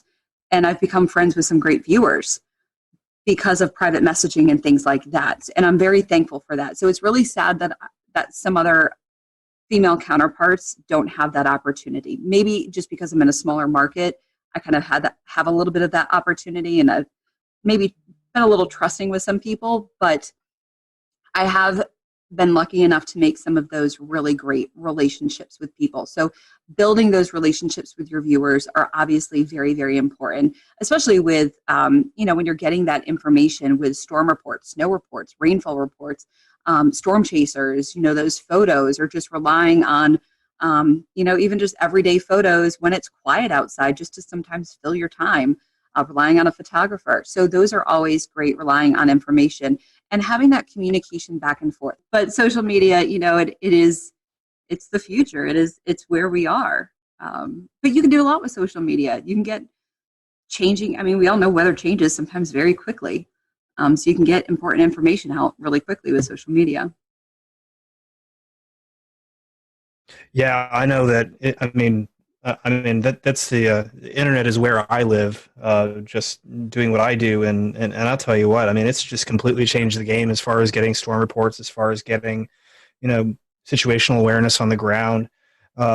You suddenly have so many more cameras to tap into, and it really just I don't know how y'all did it before that, but I know that it's completely changed the game here, for sure. And here in Charleston, we have a really good and engaged community. So I'm curious, before we get into something even more fun, what is your weather community like up in your neck of the woods? They're amazing. I would not be here still on TV where I am without this community. And I constantly say that this community is why I stay here. This is why not only I stay here, but why I've brought my family here, because this community is still amazing. Some of the things that I see and hear in the female group on Facebook is sometimes horrifying. And I don't know if I could do this job if I heard stuff like that on a daily or weekly basis. We all get criticism. We all get stuff like that. We all get pushback. But I don't get a lot of it. And I'm very grateful that the community responds well to me.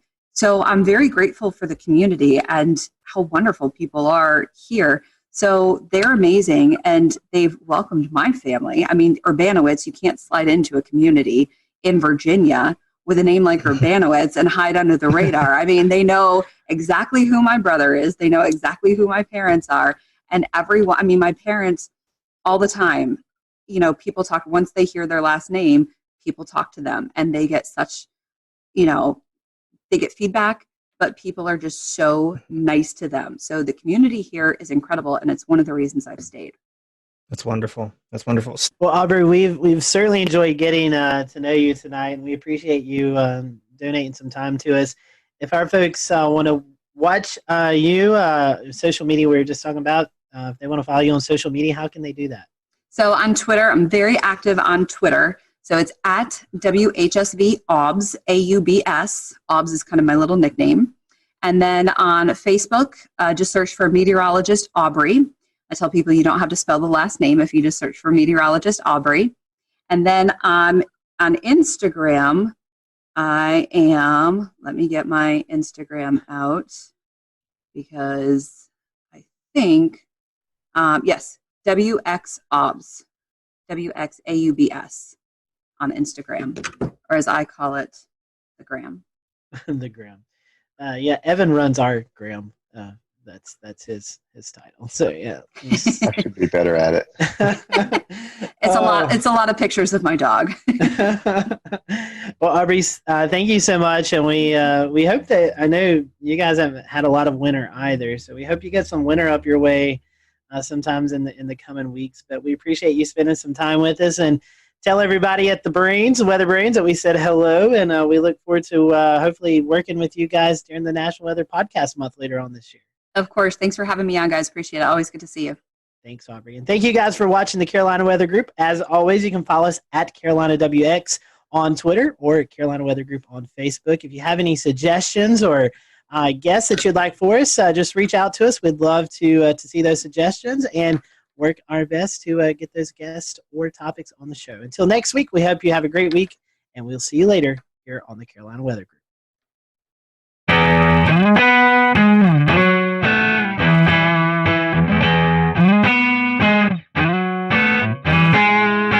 Hello, everyone. Welcome to the Carolina Weather Group. I'm Scotty Powell. We're happy to have you this evening. We have with us Stephen Paff. He is the Warning Coordinator Meteorologist at the National Weather Service in Wilmington, North Carolina. And tonight we're going to be talking about ocean hazards. The Coastal Weather Service offices issue several advisories and hazards and programs like that other weather offices don't. So when you find yourself on vacation or visiting the beach or something like that, you may hear something that's not familiar with you. So tonight we're going to kind of dive into that and kind of go through all of these unique and different advisories and program and hazard programs that we see along the coast. And Stephen, working in the Wilmington office, is the perfect person to go to that. He does a lot of outreach events. So happy to have Stephen on with us tonight. As always, if you are watching and you have any questions, feel free to drop them in the comment section. We'll be monitoring those throughout the show, and we'll direct you. If we don't know the answer, we'll direct you in a place that hopefully you can get the answer. So we, again, appreciate you watching tonight. We're going to be focusing on ocean hazards and the different programs that the Coastal Weather Service offices use throughout this vacation season that's coming up. So, Stephen, welcome to the show. It's been a long time since we've seen you, so I hope that you've been doing well.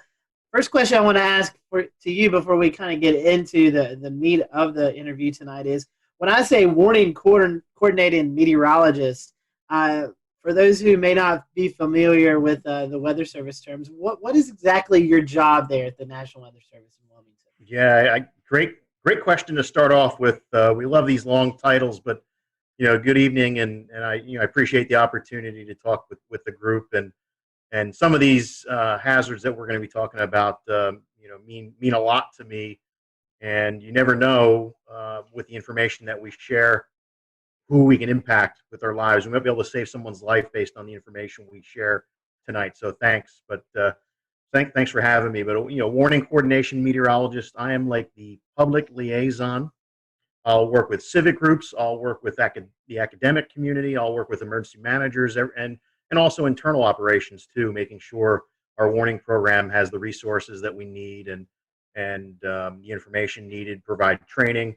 So it's absolutely amazing to me because one day I can be working with a group of second graders. The next day I can be giving a stand-up briefing at an annual hurricane exercise, to working with the power squadron, working with the nuclear industry. It's absolutely amazing how many people that are impacted by weather in unique and specific ways and have unique needs that we can learn about and be able to help them as best we can. And I guess I'll go ahead and start off with our topics tonight. We look at ocean hazards, ocean and coastal hazards for what you do, and so we start breaking down into different categories. Is what is relayed to the public as far as warnings go, as far as safety concerns, and usually one of the things that sticks out the most is rip currents, because that one claims sort of the most lives on the beaches every year with rip currents and drowning. So I guess we'll start out with rip currents. Give us a little bit of explanation about what those are and what to look for. Yeah, what a great one to start out with, because when you look at the data and look at all the weather-related fatalities in the Carolinas, rip currents lead the way for us. We have a lot of coastline. We have a lot of people that visit our beaches that aren't taught anything about rip currents, and the first day they go to the beach, they might get caught in one. So that's a challenge in itself. And in addition to that public awareness type of thing that we have to do, forecasting them is often a challenge too. So, rip currents, again, more than tornado fatalities, more than lightning fatalities, more than flooding fatalities. That's the number one weather issue for us, not to discount any of the other ones. Another interesting stat too, nationally, people often, when you ask them what is the biggest weather-related hazard, they miss it because you can't see it. You can feel it. It's heat. And, now we're heading into summertime too, and the beach season, and we need to be mindful of the heat issues as well. But rip currents, can be quite frightening to people, and they don't understand the process. I guess the analogy would be is, an electrician works with electricity, which is dangerous, but they know what they're dealing with. They've had the training. They know what to do and what pitfalls to look out for. Someone coming to the beach, like a lifeguard, knows where to find the rips, knows how to use the rips and how to keep people away from them. But the average person has no clue. And some of the statistics that we have are quite frightening. Right. I understand the lifeguards sometimes they have a direct line to NOAA service accounts across the WFOs around the coast of the United States. So they call in a lot of times when they see rip current just to verify that it's happened. But that's very sporadic. It depends on where parks are and where some of these swim zones are. So where can the public get this information? Yeah, the best way to get the information, of course, all of our media partners have access and share that as well. But we have rip current threat graphics on our web pages. All the weather offices up and down the coast have them. But social media has been a great way for us to push information out as well about them. And we saw a case last year though, because we feel there's deficiencies. Last year we had Hurricane Lorenzo. The closest approach to the United States was 2,200 miles.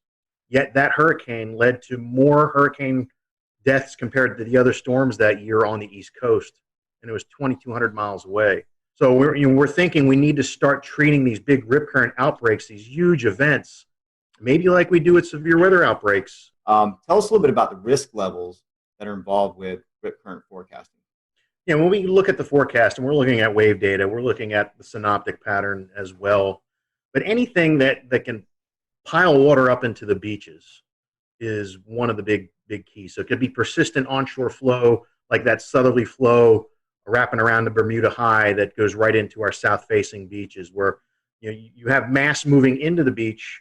You have to have it stay in balance, so it's going to try and flow back out to stay in a state of equilibrium. So if you have a lot of mass moving in, we typically see that mass being transported out via rip current. So mass in, mass out. So days where we've got decent surf coming on, especially the long period waves from a hurricane swell, that really are the signals that we look for. And when you think about the longer the wave period, the farther offshore that wave is feeling bottom. So in particular, hurricane swell is very dangerous because now your surf zone, instead of maybe being 20 yards, these longer period waves are feeling the bottom 40, 50 yards out. So if a rip current forms in that surf, it's going to be, it could be as long as a football field, the rip current length.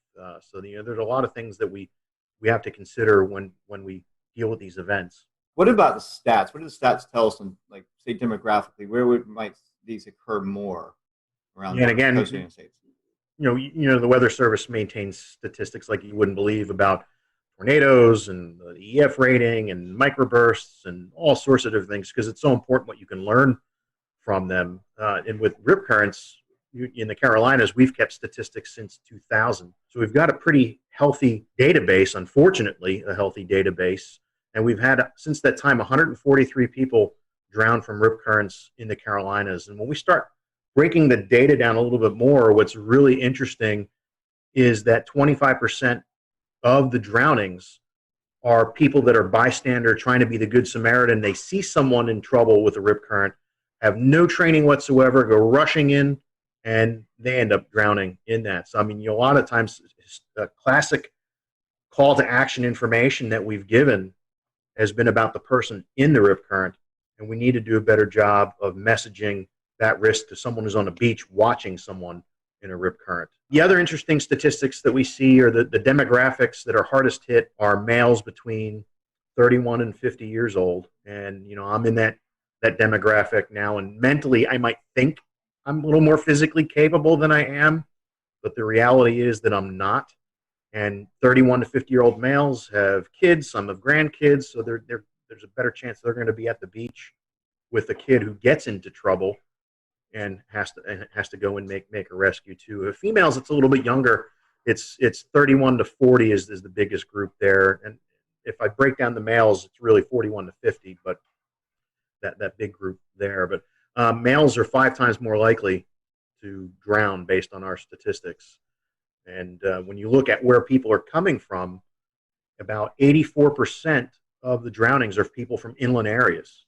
That's exactly right. A lot of folks come here, they have no idea that there's several factors in play. In fact, another topic to bring up is longshore currents. We know that we have tidal swings here in the Carolinas up to 6 feet for South Carolina, even 8 feet down into Jekyll Island, Georgia. So that's about the highest tidal swing on the southeast coast. But it makes for some pretty nasty currents along the beaches, along with waves and the potential for the riptides. We talk about currents, right, and how strong these currents are, and how does that factor into what your forecast goes? That's a great point too, because every year it seems, especially when there's more of a lunar influence, the high tides, low tides.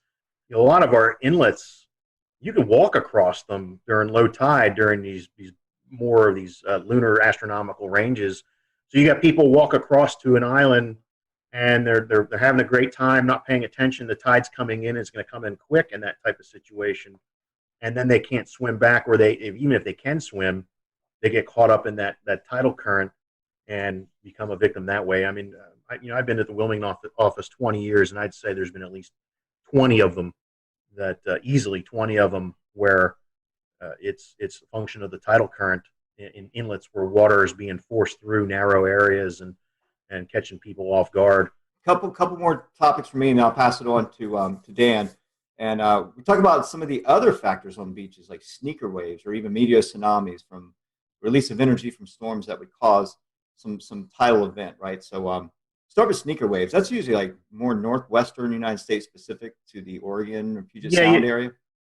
We do get them. We have records of them, and even video of some sneaker waves. I think when Hurricane Irene, with off Daytona Beach with the pier getting swamped. The phasing of different wave energy the spectral distribution of waves, and when they have constructive interference, if you can get a couple of them where they phase up just right, you might get an anomalously higher wave, the 1 in 1,000 wave, based on wave distribution versus what your average wave that's out there.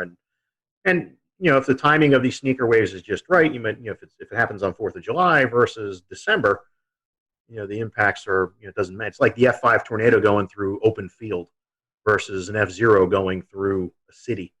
You have different results, even though it's the same impact but different magnitude. But we've had fatalities from sneaker waves. In Myrtle, I think it was Myrtle Beach several years ago, guy caught off guard. wave knocked him down and actually gave him a spinal injury as he was hit by that. It was just very powerful, sudden wave. But yes, I mean, they're mainly West Coast. I mean, you think about the West Coast, just the distribution of waves is phenomenal compared to what we see in the Atlantic Ocean. There's so many different wave swell systems that are out there, and you have a better chance for having that interference come into play. And you hear stories people fishing out like on a ledge on the West Coast on a rocky shoreline, and you look over at them again a little bit later, and they're swept away and they're never found again. So it certainly is more of an issue there. The meteor tsunamis, we've had record of them, especially mid-Atlantic. Northward, you hear of some. You hear of the one down in Daytona, I think in 1992, was associated with the collapse of a tropical squall line. But I guess the best analogy I can say with the meteor tsunamis is if you're ever in the pool and you have a raft, you have it out in front of you, and you're pushing up and down on that raft, and how long does it take before you start feeling wave energy throughout the pool? It's no different. These meteor tsunamis, it can be significant atmospheric changes or large scale area macro burst type of thing, and all that air pushing right down on top of that wave, and then as it releases and you start getting a longer period wave. Usually they result in not much in a way of wave run up or inundation. Usually get rough currents. There was I think at Barnegat Inlet, New Jersey, a few years ago when the big derecho moved off the coast from like Midwest to the Jersey Shore in Delmarva. There was someone snorkeling in Barnegat Inlet, and on the backside of that derecho that went through, there was a meteor tsunami that caused everything to become real turbid and very rough currents. So that's I don't usually lose sleep over the meteor tsunamis. I lose sleep over the submarine landslide tsunamis that could be lurking right on. I mean, there's a history of them off our coast. But either way, that type of wave is the predictability is we have a long ways to go before we can do that. It's hard enough getting the significant waves right 5 days out, let alone try and forecast a meteor tsunami. Can you tell us a little bit about gale warnings and kind of what goes into those and how those are used? And we have weather systems that result in 34 knots to 47 knots of sustained winds, nor'easter or winter storm, maybe a strong gradient between two systems, non-tropical. Then that would be the warning that we issue for that. There's no sea requirement with that. Like small craft advisory is at least 6 foot seas in the Carolinas is the minimum threshold for seas. So that could be a swell that's from a distant storm that generates those waves. But more than likely, we're issuing a small craft advisory because we're seeing winds around 25 to 34 knots. And that's about the level it really starts making navigation dangerous. A 6 foot swell wave in the open ocean versus a 6 foot 4 second wave, a locally generated wind wave, big difference. You can have boats roll over with the higher frequency waves. They're very steep. We call them steep waves. Now that 6 foot swell coming in could be a hazard, especially as it starts shoaling. So around inlet entrances, so picture a boater trying to get out the inlet or come back in through the inlet. If you have those big swells coming in, they're feeling bottom, especially with a falling tide.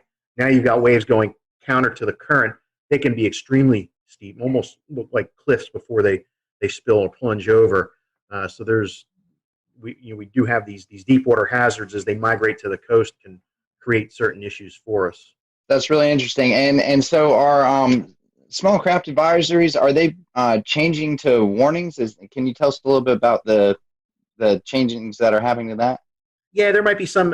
We're going through hazard simplification where we're taking a look at a variety of products and trying to make it a little bit easier. When you look at the weather.gov map and you see all the advisories and hazards and warnings going on, I mean, sometimes the thing's lit up like a Christmas tree. So the agency has invested a lot of effort with social scientists, with core partners to try and find a better way. So we will see some changes with that. I don't know to the extent how small craft advisories will change.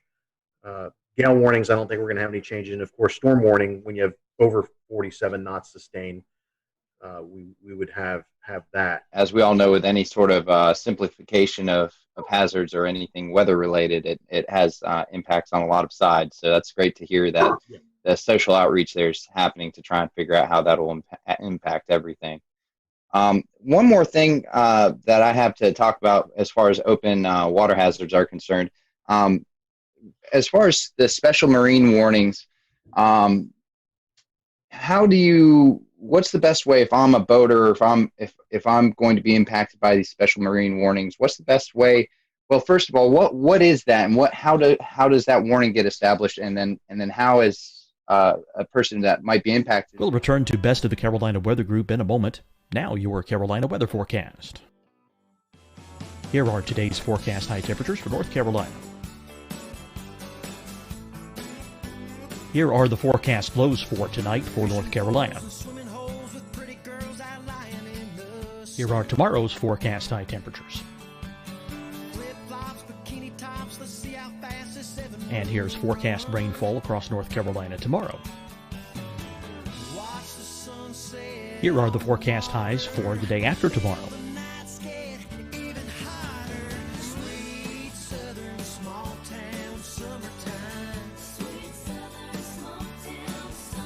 And here's the forecast rainfall across North Carolina for the day after tomorrow. This is the total rainfall forecast across North Carolina for the next 3 days. Here's the severe thunderstorm outlook for today from the Storm Prediction Center.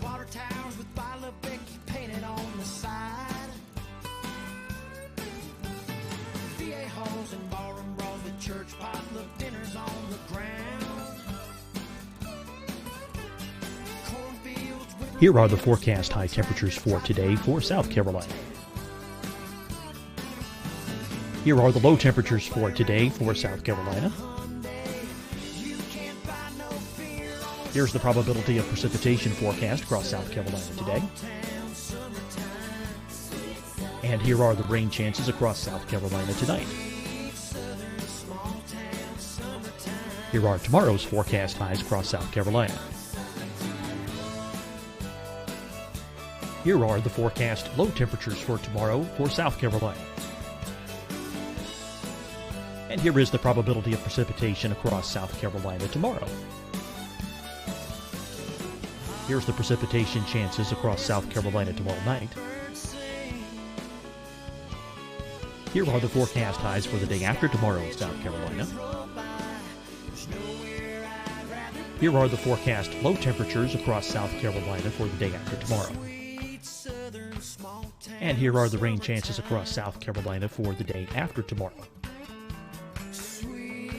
And South Carolina's probability of precipitation for that night. Here's the Storm Prediction Center's severe thunderstorm outlook across South Carolina for today through tonight.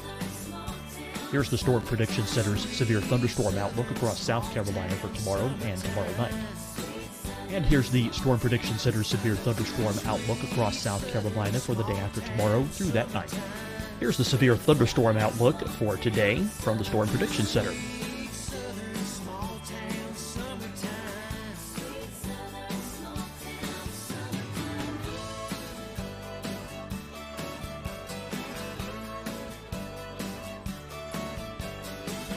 And now here's a live look at weather radar across the southeast. Fight the spread and take a stand against coronavirus. Wear a mask in public. Stay at least 6 feet apart from others. And get tested. Join us and fight the spread. Visit scdhec.gov/COVID-19. Getting tested for COVID-19 helps you to take the steps needed to protect yourself, your loved ones, and your community. Find the testing location at scdhec.gov/COVID-19 testing. Deciding when to wear a mask isn't about who you know or how well you know them. Just ask yourself, will I be with anyone I don't live with? If the answer is yes, get behind the mask.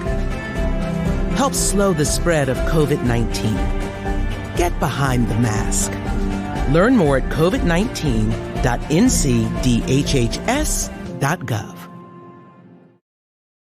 Hi, everyone. I'm Dr. Mandy Cohen, Secretary of the North Carolina Department of Health and Human Services.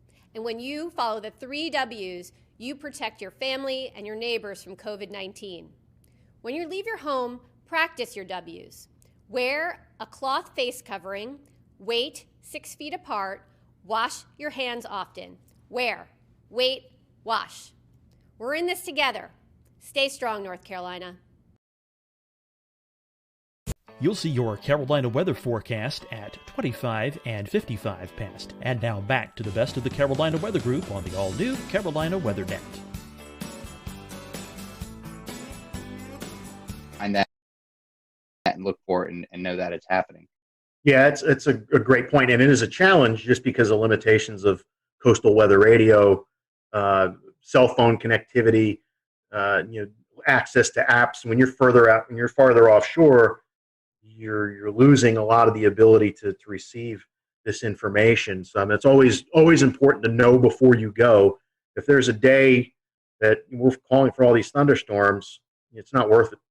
Live to play another day type of thing. So right off the get-go, we've lost boaters to strong to severe thunderstorms before. I'm knock on countertop, not lately, but it has happened where people are taking risks and get caught by quickly evolving storms like even that MCV that went through yesterday morning here. I would not have wanted to be anywhere near a boat with that coming through. But when we do have something like that come through, if we anticipate winds over 34 knots, then we would issue a special marine warning, or if it had water spouts with it, or large hail, because large hail in the open ocean, you could break the windshields on the boats and things like that too. But usually they're issued for 34 knots or higher sustained.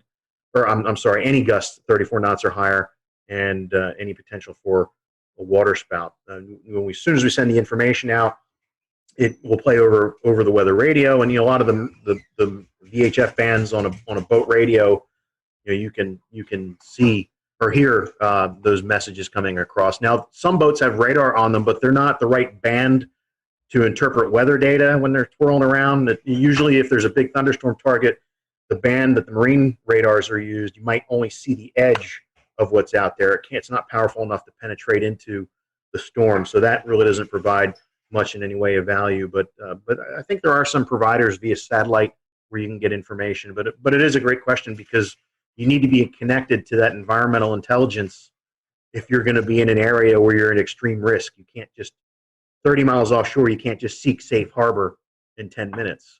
You got life and death decisions to make, which is why we say avoid it if at all possible.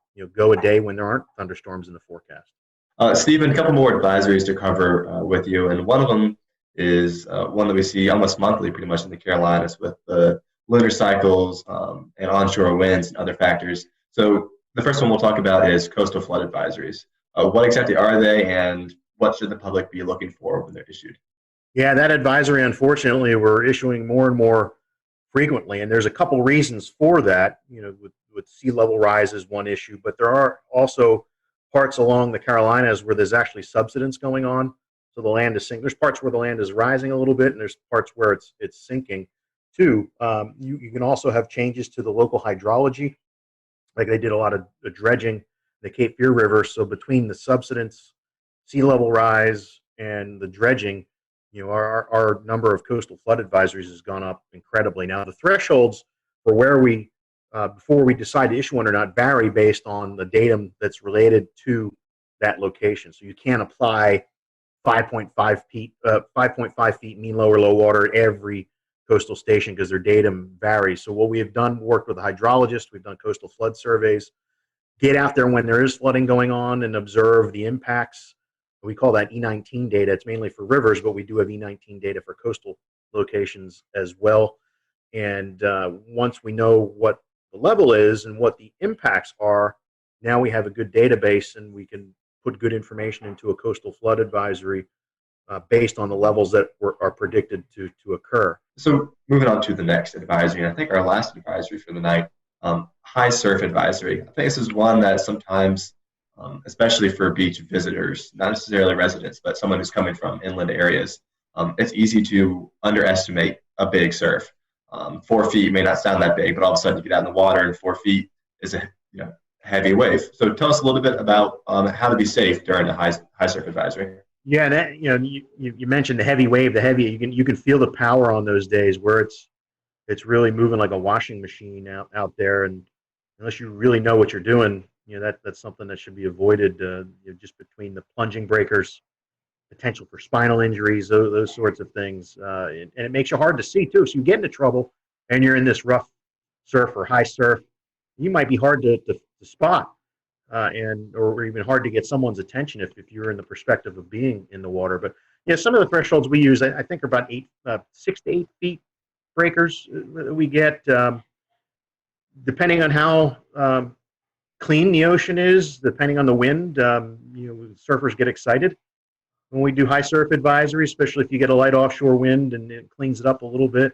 It doesn't look like a washing machine, but it's still powerful and dangerous if you don't know what you're doing. The thresholds vary up and down the East Coast, but our wave climatology, it's not like Cape Hatteras, like Wrightsville Beach is we get decent waves there, but typically not like you see it at the Outer Banks. And then you get in the Long Bay, Myrtle Beach, you got to get the wave energy coming in the right direction for us to issue a high surf advisory. The frying pan shoals block a lot of that easterly swell, where Wrightsville Beach might get it, but Myrtle Beach won't.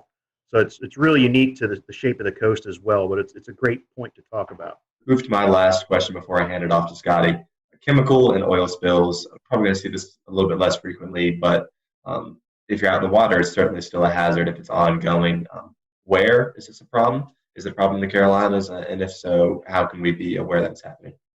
Well, it's frightening how many tankers bring all sorts of scary things just off the coast. And in the 21 years I've been in Wilmington, there have been a couple close calls, especially I think one time a barge with maybe number 6 broke loose off of Cape Fear, and luckily in a storm, and luckily they were able to get a hold of it and make sure it didn't cause any problems. But with oil rigs, it isn't a big issue for us because we don't deal with any. I mean, more for the Gulf Coast. I mean, I'm more concerned with maybe a ship with hitting a shoal or a collision, sea fog event, and you got ships carrying xylene or some other terrible chemical that collides with another one, and now we have to deal with the decision support thing, working with emergency managers. And that's why, I mean, it doesn't matter. I mean, it could be severe clear weather. We always have to be ready, and most of these events are a result of some mistake.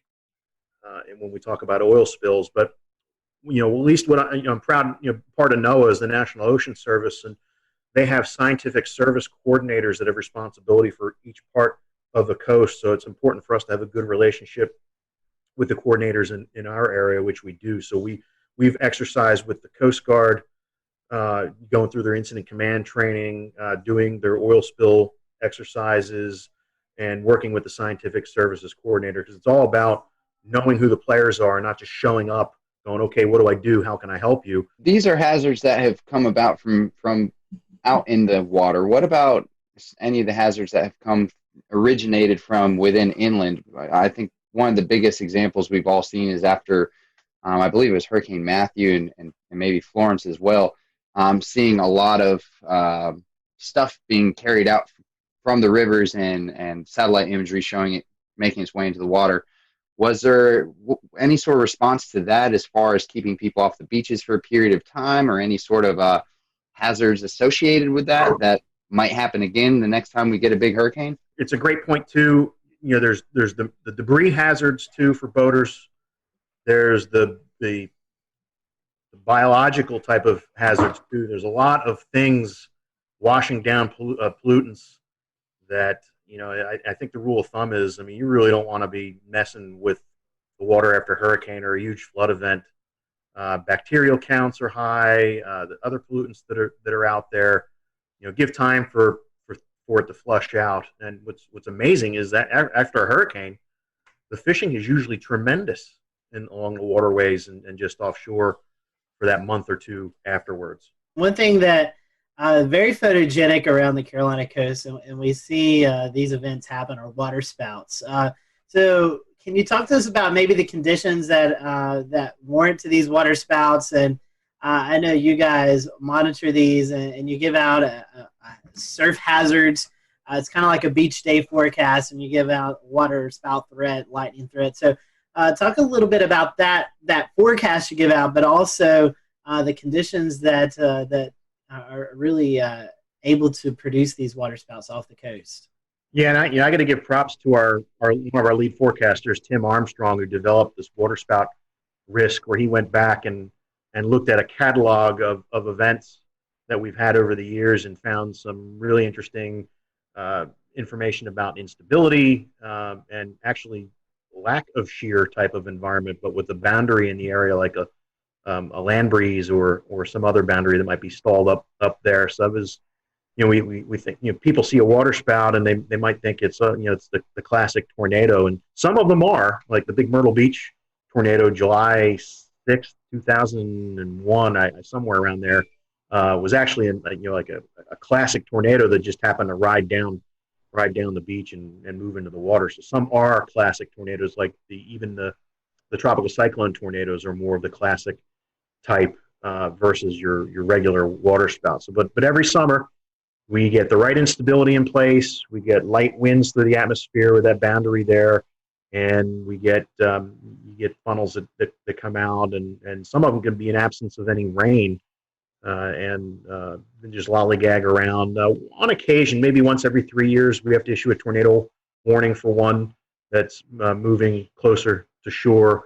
The last one we had move ashore was near Myrtle Beach, near the Ferris wheel, a couple of years ago. We had one at Carolina Beach back in 2011, the week before Hurricane Irene, I think it was.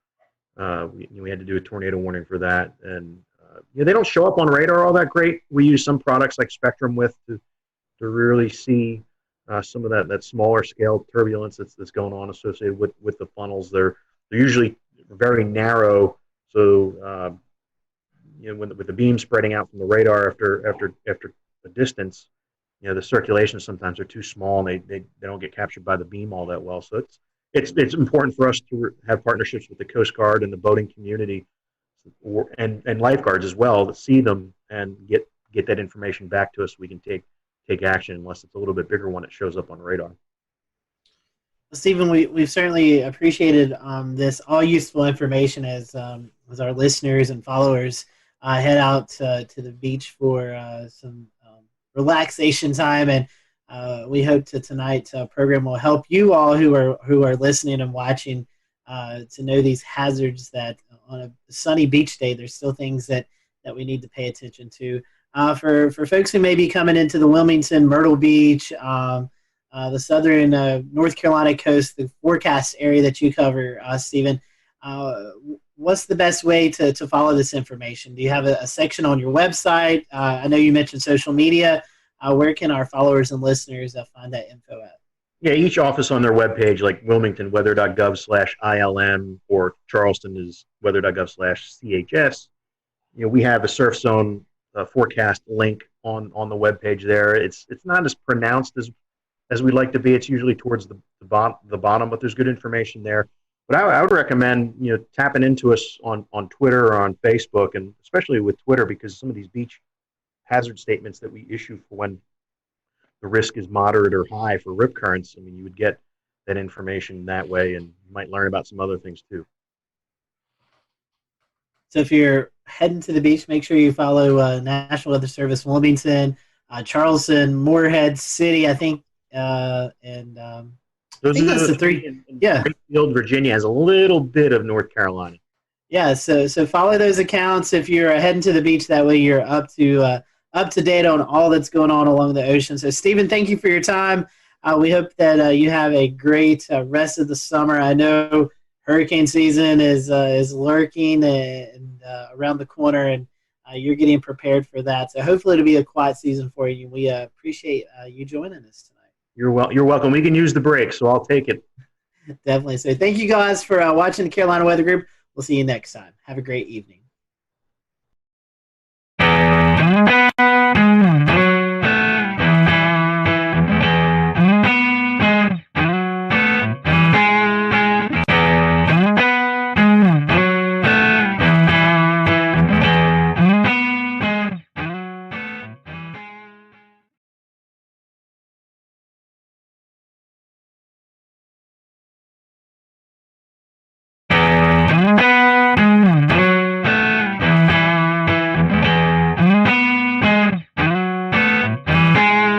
Good evening, everyone. Welcome to the Carolina Weather Group. We're happy to have you tonight, and we have a special treat for you. Chief Meteorologist Bill Walsh from WCSC in Charleston, South Carolina, Emmy Award-winning Chief Meteorologist, who's also an author, a Lieutenant Colonel in the U.S. Air Force Reserve, and much more. We're looking forward to having Bill with us tonight, and Bill just celebrated his 34th year in broadcast meteorology, and we're just going to look back over those moments for this next little bit, so we're happy to have you. And towards the end of the show, we'll let Bill give out some of his social media information. So if you're not following Bill on Twitter or Facebook, definitely want to give him a follow, especially if you're in the Charleston area, if you plan to visit. So Bill, welcome to the show.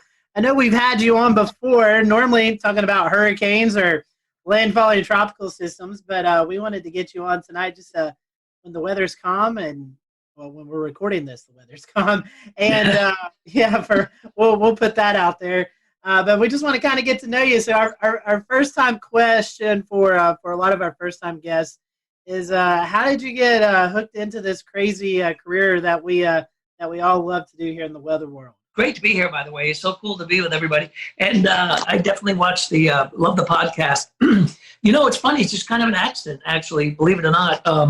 I was really into aviation, into, flying airplanes. And I got my pilot's license when I was 16 years old. So I actually got my license to fly before I got my license to drive. So I had to get a ride to the airport to take my check ride. But anyway, I was really thinking about going the aviation route for a while. And my sister's boyfriend at the time was working in radio. And I really was fascinated by broadcasting. And he was about 3 years older than me, 3 or 4 years older. And she ended up marrying the guy. But, this was back in high school. And then he wanted to be a broadcaster, and he went into television.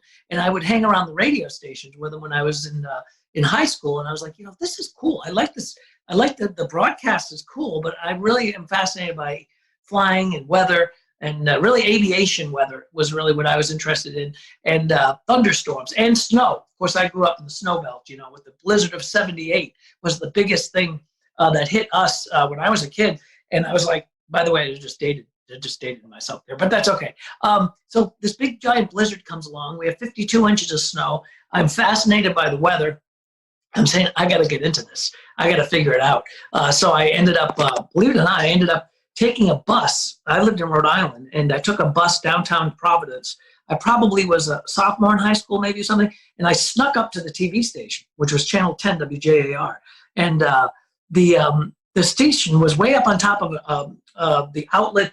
It was kind of like a Macy's type store, right? So it was on the top floor, and back those days, there's no security. It's just like the door opens in the elevator. I walk out. There was one woman there, and she said hello, and I just looked like I knew what I was doing. So I walked right into the studio, and there was, the guy I watched growing up on TV, John Giorgi. I'm like, oh, there's John Giorgi. Look at that green wall. Wow. Well, what is that thing? Look at, wow, a satellite picture. Holy mackerel. One satellite picture. It was, oh, look at, those are the maps that they put the little stickies on. How about that?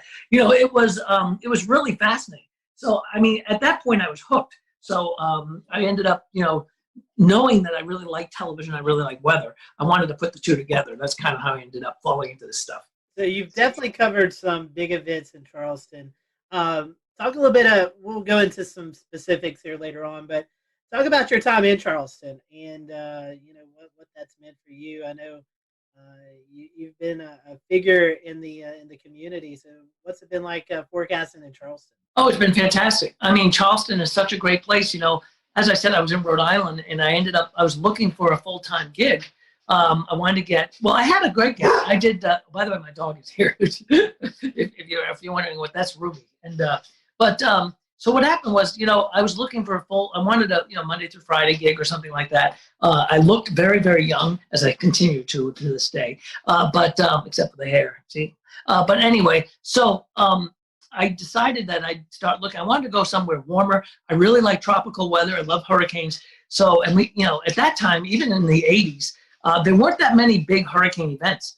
So I ended up, throwing my tape out there, and I got a call by the station here in Charleston, WCID, and they said, hey, we're interested in you coming down, maybe being our chief meteorologist Once their meteorologist was leaving, she was going to have a baby, and she was going to, just leave the business. So I came down here. They offered me the job, and when I flew down for the interview, I actually they took me out to Wild Dunes for lunch, and I saw a dolphin and I saw a palm tree. And I was saying, wow, those are the two. I mean, that's like, I really was kind of like in Florida, but I'm like, this is like Florida without the traffic, So I'm thinking, let's go down there. So I got a chance to come down here to work at Channel 4, and I did for, that was in '86. And then, of course, in 1989, Hurricane Hugo comes along. Well, the worst strike on the U.S. in years and decades that came up and really slammed right into us perpendicular-wise, right up the coast, right into the coast.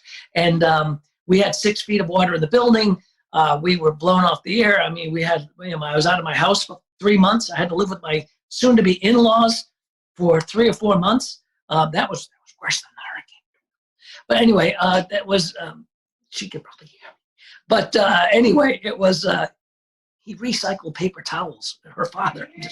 She can hear me, I can't. All right, so anyway, but so that was an event that was just, that was a career-making event, because here I was, young guy, doing my first my second weather job, technically third because I did part-time on cable way back. But anyway, so it was a big deal. And Rob Fowler, my pal Rob, Rob, and he comes on the show, and he and I both worked that storm from different perspectives, different stations. But we were down here within about maybe a year of each other. I think I came in '86, he came in '87. But the two of us really that was our biggest, our biggest weather event, that all of a sudden here we are in our 20s doing that big storm, and they hadn't had one here in years. And it was a devastating storm. So, and then in 1993, Channel 5, was kind of like the big gun in town, and they were their main weatherman was Charlie Hall. He was like an institution. He was an amazing man. He signed the station on. I mean, he was literally the guy who was the first guy on the television station to sign it on. And they called me up and said, hey, are you interested in coming over to work with Charlie?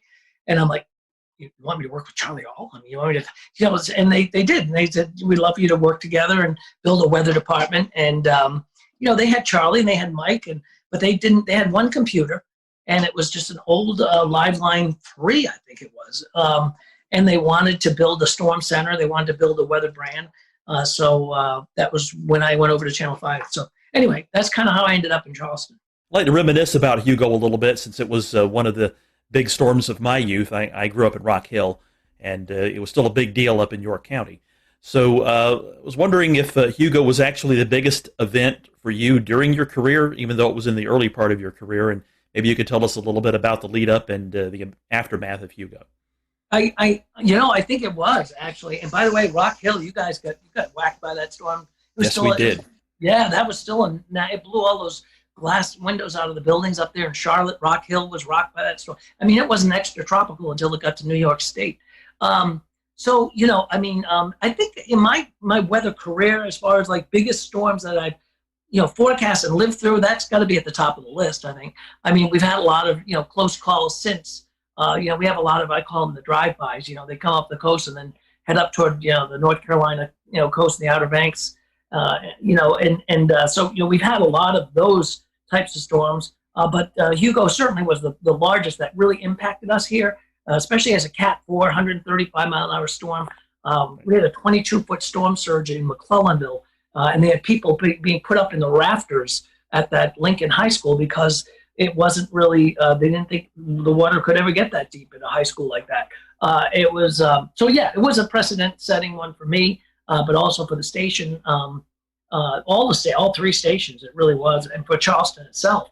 The city remembers it every year, 31 years ago now, hard to believe. But there was, I think that and a couple of the snow events, actually, if you think about it. A couple of years ago, we had a snow event where we had, and I know some of you guys are going to laugh at me, we had 6 or 7 inches of snow. And, that's a big deal for Charleston. It is a big deal for Charleston. We were, and it was so cold. It was such a cold air event. The cold air was really in place for about 3 or 4 days after that. So it didn't melt off very much. It melted off a little bit during the day, but it was thick enough that it refroze at night. So it was a real mess. So some of these snow events were amazing. Certainly the hurricanes were amazing. We've had a couple of tornado outbreaks. We don't have them, obviously as much as you would back inland. But we had a couple of, we had one this year actually in April that was quite impressive. It was, in fact, I think it was the worst tornado outbreak we've had since I've been down here. And that brought a lot of damage. And that was a real strong dynamic system. And we were just, I felt like I was out west there for a few hours that night because it was, they were just, really, it was perfect ingredients. So, those, I think Hugo, We'll return to Best of the Carolina Weather Group in a moment. Now your Carolina weather forecast. Here are today's forecast high temperatures for North Carolina. Here are the forecast lows for tonight for North Carolina. Here are tomorrow's forecast high temperatures. And here's forecast rainfall across North Carolina tomorrow. Here are the forecast highs for the day after tomorrow.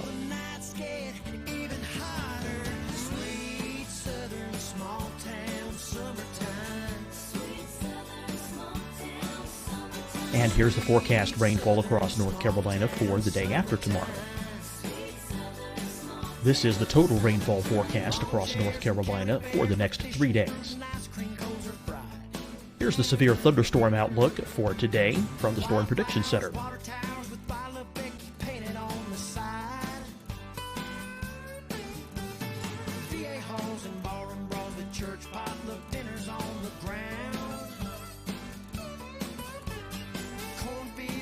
Here are the forecast high temperatures for today for South Carolina. Here are the low temperatures for today for South Carolina. Here's the probability of precipitation forecast across South Carolina today. And here are the rain chances across South Carolina tonight.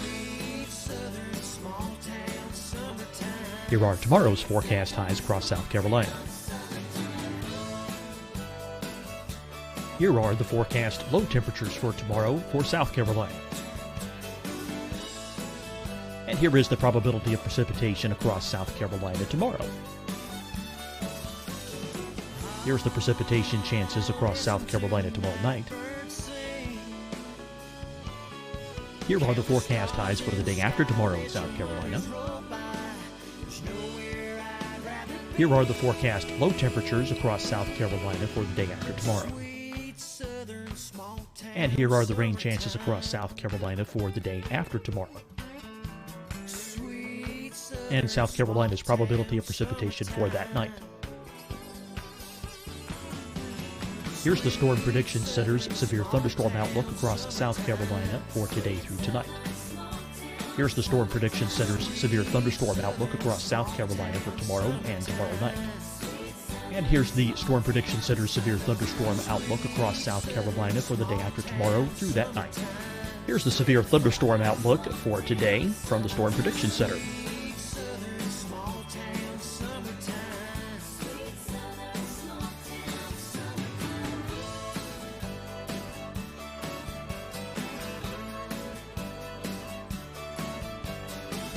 And now here's a live look at weather radar across the southeast. Fight the spread and take a stand against coronavirus. Wear a mask in public. Stay at least 6 feet apart from others. And get tested. Join us and fight the spread. Visit scdhec.gov/COVID-19. Getting tested for COVID-19 helps you to take the steps needed to protect yourself, your loved ones, and your community. Find the testing location at scdhec.gov/COVID-19 testing. Deciding when to wear a mask isn't about who you know or how well you know them. Just ask yourself, will I be with anyone I don't live with? If the answer is yes, get behind the mask. Help slow the spread of COVID-19. Get behind the mask. Learn more at covid19.ncdhhs.gov. Hi, everyone. I'm Dr. Mandy Cohen, Secretary of the North Carolina Department of Health and Human Services. And when you follow the 3 W's, you protect your family and your neighbors from COVID-19. When you leave your home, practice your W's.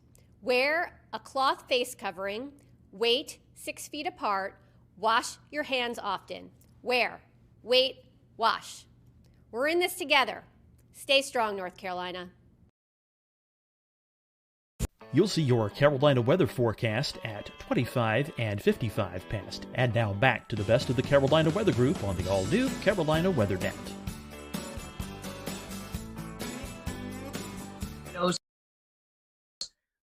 Always an adventure here.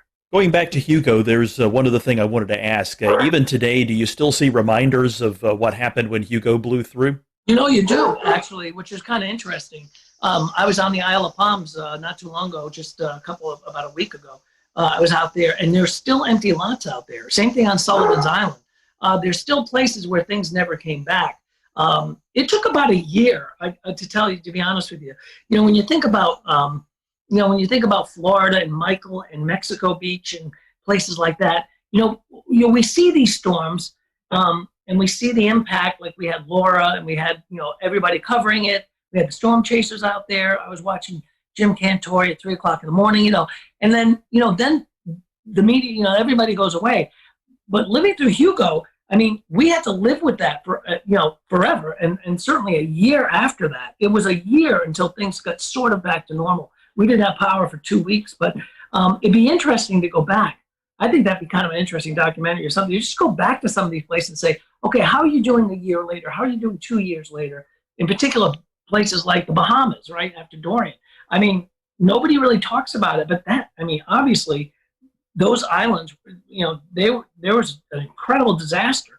And it'd be interesting to go back to Freeport and back to Abaco and take a look at some of those places, because see how they're doing now. So I think to answer your question, there are things still around that you can tell that were pre-Hugo or post-Hugo, but we filled in quite a bit in 31 years. I would echo your thoughts exactly, because even now, if you go and walk around, you look at some of these oak trees and pine trees, you can still see where most of these trees, they were blown over, they were popped in half, so to speak. So you can still see where the knottage is and where new limbs have grown over the years, but you can see where the disformation is in a lot of the trees still, even after all these years. So yeah. Yeah, you really can. And there's a lot of people that live here that were here then. And they remember it. They remember surviving, going through it, and things like that, rebuilding their house, or getting back to what was a house. So, it's one of those things that it's burned into your memory forever. Yeah, I recall. I don't remember the exact percentage, but I remember hearing that a sizable percentage of the trees, of all the trees, were knocked down or badly damaged and would soon die in the wake of Hugo. It was amazing. We were the morning after, we went back to the television station, and the pine trees were snapped at about maybe 20 feet up, 30, 25 feet up. They were all snapped almost at a uniformly, a uniform height, all in the same direction in one way, and then you'd see them all in the other direction, the other way, depending on where you were. And it was fascinating to look at the damage because it was just so widespread.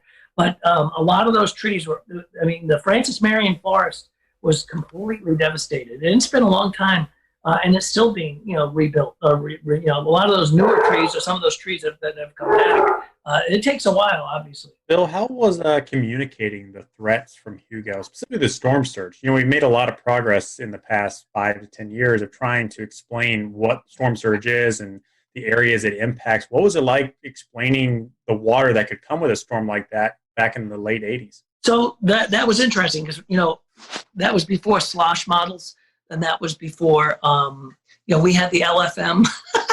And so, we didn't have a lot of the great, tools we have today.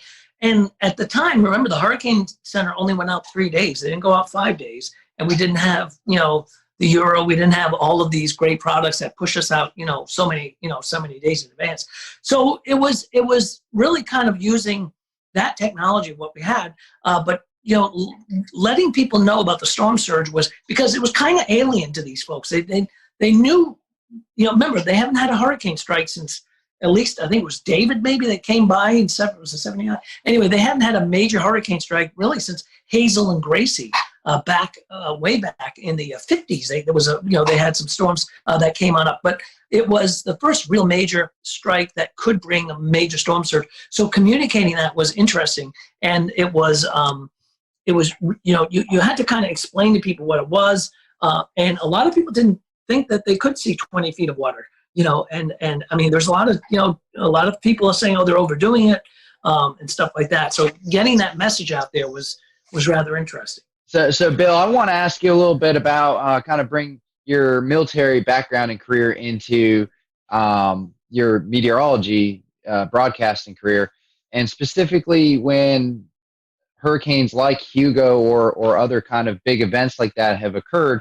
Is there part of your military background that helps you communicate that or be present and structured in the way you assist with letting people know the threats? Yeah, it does, Dan. I mean, what it does is it gives you, in the military, everything's about readiness, right? So when I was, when you're working on a staff or you're working as, whatever your job is in the military, everything is, especially in the reserve side of things, it's all about readiness. Are you trained up? Are you proficient in the software? Are you proficient in the forecasting? Is your staff ready for this? Is master control ready for this? Do they know how to put the crawls on? Do we know how to evacuate if we have to evacuate? There's, in military, there's a lot of readiness. We had to, you have to do a lot of training. And I think that kind of background also kind of floats over to what we were doing. And I still to this day have, readiness checklist for like tornadoes or tornado warning or severe weather, making sure our master control has, all of the things they need to make sure that they're ready to put us on TV at 2:00 in the morning if they have to. So, a lot of that comes from the military. Excuse me, that's Ruby. So a lot of things come from the military background that go into television that help me, pretty much, get through these storms. But I think it's a good background. And military is a whole different world. When I was doing military, on the weekend, I'd go away, or even during the week, I'd be like, it's like literally changing hats. It's a whole different world of the way things are done. TV is a bit of show business. We got the science side of it, but there's show business, and it's a whole different world where military, it's totally different. So if you're briefing a commander, for example, on an upcoming storm, or you're doing a battle group command type of, if you're doing a forecast for a battle group, you're talking about, different types of weather, but, those people, it's a different audience. So, yeah. So you use that training, I think, to help you be ready. Readiness is the most important thing. Well, that readiness was obviously very important in 1989 with Hugo, and it still is, though we've talked about before on the show. In the unfortunate event that South Carolina and the South Carolina coast and Charleston area were to ever face another storm like Hurricane Hugo, how prepared are we nowadays in the Charleston metro for a major landfalling hurricane? I think we're pretty well prepared. We're prepared, and we're at a point where we know what to do. We know how to get the messaging out there. We're prepared better than ever when it comes to communication between social media, the television, the OTT over-the-top stuff, all of the different platforms that we can broadcast to. So getting that word out is going to be even better. As far as evacuation and stuff like that, that is drilled pretty much every year. We have hurricane drills with the state and with the Highway Patrol and the National Guard and stuff like that. So I think South Carolina is pretty well prepared. There are some caveats. We flood on a good thunderstorm on a high tide down there. So depending on the timing of the storm, also the trajectory of the storm versus the coast, how much flooding that we could have. But to get people to move, we had a big evacuation during Florence, and that was a major. It was a Cat 1 actually. It was a major disruption, but it wasn't even a major hurricane as it came down the coast. But it was a rainmaker moving at 2 or 3 miles an hour, just flooding North Carolina and northeast South Carolina. But yet, governor, had evacuation all the way down through Beaufort County down into near the South Carolina Georgia border. That put a lot of people out saying, well, why am I evacuating? That storm's up near Myrtle Beach and it's really flooding like Conway and not us. So and a lot of that we have to try to explain to people and say, we don't make the evacuation call. We tell you what's going to happen, weather-wise, what to expect. So in that reference, I think we can be ready, but there are always going to be, and I will guarantee you guys, there will be people that stay on the beach, and they did, and they have stayed through storms like Hugo or like Michael or like Laura and stuff, and they may or may not even survive, but they did. I remember during when we had a couple of storms in Florida, down along the Keys, people staying, I'm staying through it, and then they come back to them like, afterwards, like, I'll never stay again, never, I'm out, I'm gone. Talking about some of these climate change issues that we've had, certainly the sea levels are coming up, and what has your perspective been on how we've had to handle sunny day flooding since you started here going into now? That's funny that you say that because when we do have these 6.7, 6.8 tides on a beautiful sunny day, and you try to tell people we have a coastal flood advisory until 11 o'clock tonight, and they're like, it's not even raining. What are you talking about? And then all of a sudden, the pictures start showing up on Twitter of people's driveways being flooded and stuff like that, the drainage in the city. So sometimes it's hard to explain to people that, and it's people want simple answers sometimes, and sometimes it's hard to give a simple answer. And and there's not a lot of simple answers when it comes to weather. It can be complex, but even tides. When you talk about tides and talk about drainage, and you talk about some of the even the extreme low tides. Why boats are sitting up on when you have these blowout tides, boats are sitting up on the on sand, and they're like, did you say that was going to happen? Well, yeah, we did, but don't, so it's, it's just a matter of really schooling people. And sometimes it takes people by surprise a lot of times. It's difficult to communicate that sometimes too in the low country because you have a bunch of visitors. Like I remember when I was there for the NWA meeting in 2013, there was a king tide going on at the time, and you could go down East Bay Street and there was an area that was flooded. And sometimes I think getting the word out to people who aren't local to the area and know this kind of thing can happen every now and then makes things even more challenging. Yeah, that was a great meeting, by the way, Frank. We had a blast. That was a wonderful NWA meeting, and we'd love to have another NWA. We had an AMS meeting here too before that, and it's a great city for that. There's our shameless plug right there. We'd love to see everybody come back, but when we ever have conventions again. But yeah, I mean, it is, and it's hard to explain that to people that they say, hey, look, this is, this is not a rain event. This is not, we're not seeing a, major storm along the coast. Why are we getting flooding? And it's a beautiful blue sky day. So, a lot of it's education. And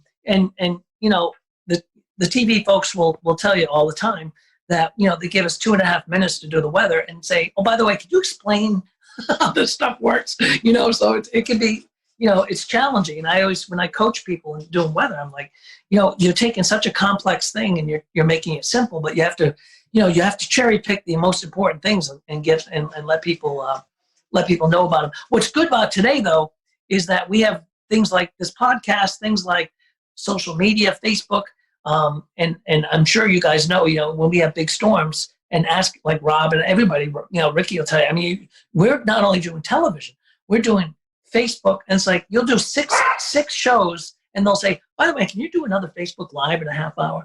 And it's like, wow, I just went through all this, but I have to go through all this again. But again, it's sometimes for a totally different audience. So, we're kind of schooling people along the way as well. Well, Bill, besides the whole weather TV gig, besides the military gig, you've also done some writing, right? I have. That's kind of like a hobby, more fun than everything. Yeah, I did. I write some novels, and had one come out recently. It was right before the COVID thing, so we were setting up these like we would do like Panera Breads from. We ended up going to different places to do some book events just to promote the book and whatnot, and then boom, COVID hit. Although we've been doing a lot, I've been doing some Zoom, what do they call them? Book things, book events, like a lot of book clubs and things like that. But yeah, I wrote a novel when I was flying a lot for the Air Force. really I started thinking about this when I was Navy first, and when I went from the Navy to the Air Force, my job in the Air Force had me flying quite a bit in different places on C-17s, and so I started thinking about these stories and stuff like that I put together in a book and in a novel. We actually pitched it. My first book was pitched as it was more of a national security thriller, and it was pitched as a TV show. And my agent was like, you know what, this would be a good book if they don't buy it as a TV show. And they didn't go for the TV show, but the other people came up and said, we'd like you to do the book on it. So, so I've done a couple of books and three novels, and it's fun. I mean, I don't do downtime very well sometimes, so I've got to be doing something. So I guess I write sometimes, and it's really kind of enjoyable. The last one I did, which was Uncle Danny, was actually based on 3 live characters up in New England that were really they were the kind of the tip of the spear when it came to the booze business and prohibition. They were probably the biggest movers of liquor in the Northeast in New York, and one of them was a great uncle of mine. So so I got to write a book about it. So I thought that was pretty interesting. Kind of on your weekend job has become air shows and aviation and flying recently. That's actually kind of how we met and talked about things and knew each other better, was through kind of the aviation world. Talk a little bit about your time with the paratroopers and announcing for them and doing all the stuff with the team. Yeah, I love doing the air show stuff, Ricky, and as you know, and you do too, and a lot of our folks do. So yeah, when I was my last job with when I was doing I was with Special Operations Command with the SOCOM, the Special Operations Command Paracommandos, and my job was kind of a threefold job. I was a DZSO, drop zone safety officer, I was a weather officer, and I was a public affairs officer. Kind of had 3 hats. So as part of that, I ended up doing a lot of they know I was in television, so I did a lot of the narrations of the jumps, either into stadiums, into air shows. We did a lot of football games and things like that. So I did that for almost 4 years. I was on the team, the Paracommandos team, and it was a blast. So I got me into the air show side of things. I've always been fascinated with air shows. Just from being a pilot, just from being part of aviation. So I started doing some air show announcing. And again, there's some big announcers on the air show circuit. They're fabulous and great friends of mine. And I just kind of fill in when there's a show available. I'll throw my hat in the ring if somebody needs an announcer. And I really like announcing air shows. It's fun. It's a lot of work, actually. It's a lot. I mean, it's a long day. You're usually up in the sun and stuff like that. But it really gets you into the aviation side of things, and it's fun. So I really like doing air shows. I've been working with Air Show 360, a team that does a lot of air show broadcasting. We're kind of trying to take that announcing thing and do like Air Show Live, which is another broadcast company that does air shows. So 360 is like that, is kind of like what we've been doing. So it's fun. It's an enjoyable side gig that I do every once in a while. It's a lot of fun. Talk about how the aviation and weather kind of came together with the Paracommandos and the jump team. You mentioned you were kind of the weather officer. What do you have to look for before you give the go or no go to jump out of an airplane? So you've got a couple of things. Ceilings, right? You got to have at least 2,000 feet. You also have to have wind. The wind at the surface has to be within a certain component. Like for a stadium, 13.5 miles per hour. And then like on an air show outside at an air show, we could go up to 18 miles an hour. We had to make sure that we were going to be clear of clouds. So they wouldn't, if we were doing a high jump or a high show, we wouldn't be coming through clouds because you can't bust a cloud. I'd be dealing with that. I'd be dealing with winds aloft a lot because of, where the exit of the airplane is going to be and, where they're going to be landing on the ground. A lot like doing Navy weather, when you're doing strike weather, weather for, where a strike's going to happen. And that's interesting because you're actually, your airport's moving on an aircraft carrier. So you've got to do, your departure weather, your strike weather, your return weather, and the return weather may be completely different from where you left earlier that day. So it's kind of the same thing with the Paracommandos. The weather may change from the early show, like if you're doing 2 jumps in that air show, the morning show versus the afternoon show. So, it's a constant look and change and tweaking of that. And then you also have to be able to call it off. I mean, the DZSO has the go, no go. So you got a lot of responsibility. You have to, if you have to scrub it, if you have to cancel it, sometimes you have to do that as they're standing in the door of the airplane. So that can be kind of colorful, especially when you have the commander is a Green Beret lieutenant colonel who's, very, very, a lot of these guys they're all special operators. They're amazing people. And they live in kind of a different world than we do sometimes, because, it takes a special person to be a special operator, and they are incredible. But, and to tell them that, oh, no, you can't jump because it's 14 miles an hour, not 13.5, it can be, you'll be buying the drinks at the bar that night. So it's pretty fascinating. And then I got to jump with the team as well, as a tandem. I jumping with the team, it's pretty fascinating because you end up, and if you've never done this, it's pretty, and you should try it. It's a lot of fun. And I got to, jump with some friends of mine. I got Cantore to jump with us. In fact, we're supposed to meet up next at the end of October for a skydive with him and some other folks down in Zephyr Hills. So, it is. It's fast, it's fun, but you just have to be able to make that call sometimes where, it's a scrub. So that's the toughest part, is saying no to a bunch of special operators that don't usually get, the weather doesn't bother them for anything they do, but because of the legalities of what we do as a performance team, you had to sometimes say no. So it's pretty fascinating. If South Carolina were to be defined by one food, only one food, what would it be? Shrimp and grits. Shrimp and grits. Oh, I like that. I agree. You think so, Frank? Absolutely. I love me some shrimp and grits. What's your favorite shrimp and grits down there in the Low Country? Oh, my goodness. There's Fleet Landing is very good. Actually, Poogan's Porch, probably some of the best, and they have the best biscuits in the world. They're about the size of a Volkswagen. Best she crab soup, too. Yeah. Oh, the she crab's incredible. And those biscuits are as big as a Volkswagen. They're fabulous. Bill, we've certainly appreciated your time tonight and just great stories. And I can speak for all of us. We appreciate you always be willing to join us when storms are about to affect the Carolinas, and we always appreciate that. If our followers who are not in Charleston but travel to Charleston, or maybe they do live in Charleston and don't follow you yet, how can they find you on social media? So, yeah, anytime, my pleasure. Whenever storm's coming, feel free to reach out. All of us down here are glad to jump on. We love the podcast. Rob, myself, everybody really, and Dave Williams. So the social media, it's just Bill Walsh TV for social media on the Twitter and Instagram side, and it's Bill Walsh Live 5 News on Facebook. Bill, we certainly appreciate your time, and thank you guys for watching and listening to the Carolina Weather Group. We'll catch you next time here on the podcast and the live streaming show.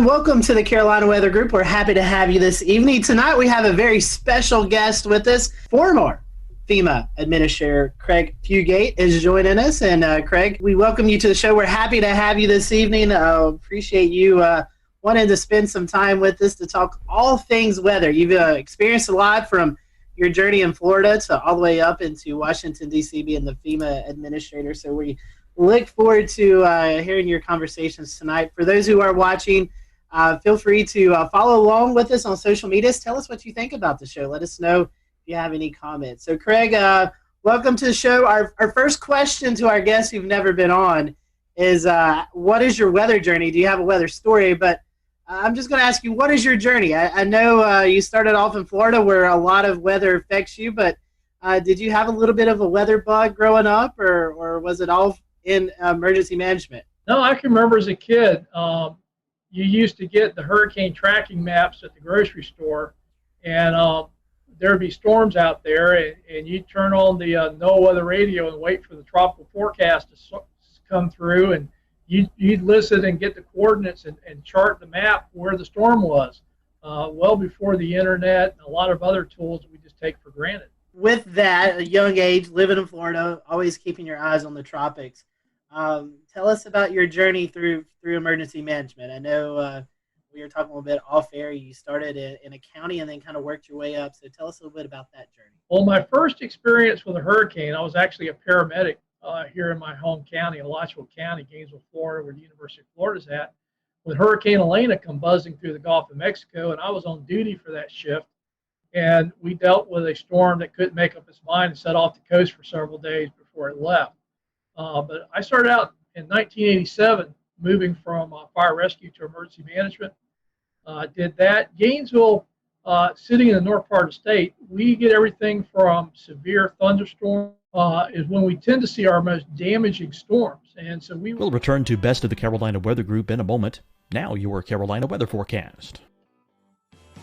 Here are today's forecast high temperatures for North Carolina. Here are the forecast lows for tonight for North Carolina. Here are tomorrow's forecast high temperatures. And here's forecast rainfall across North Carolina tomorrow. Here are the forecast highs for the day after tomorrow.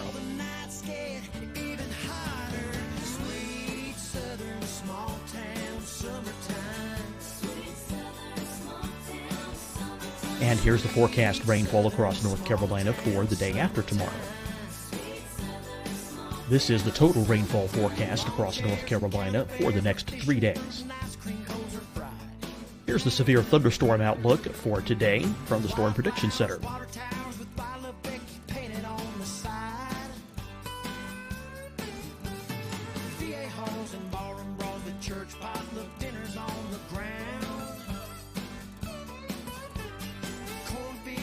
Here are the forecast high temperatures for today for South Carolina. Here are the low temperatures for today for South Carolina. Here's the probability of precipitation forecast across South Carolina today. And here are the rain chances across South Carolina tonight. Here are tomorrow's forecast highs across South Carolina. Here are the forecast low temperatures for tomorrow for South Carolina. And here is the probability of precipitation across South Carolina tomorrow. Here's the precipitation chances across South Carolina tomorrow night. Here are the forecast highs for the day after tomorrow in South Carolina. Here are the forecast low temperatures across South Carolina for the day after tomorrow. And here are the rain chances across South Carolina for the day after tomorrow. And South Carolina's probability of precipitation for that night. Here's the Storm Prediction Center's severe thunderstorm outlook across South Carolina for today through tonight. Here's the Storm Prediction Center's severe thunderstorm outlook across South Carolina for tomorrow and tomorrow night.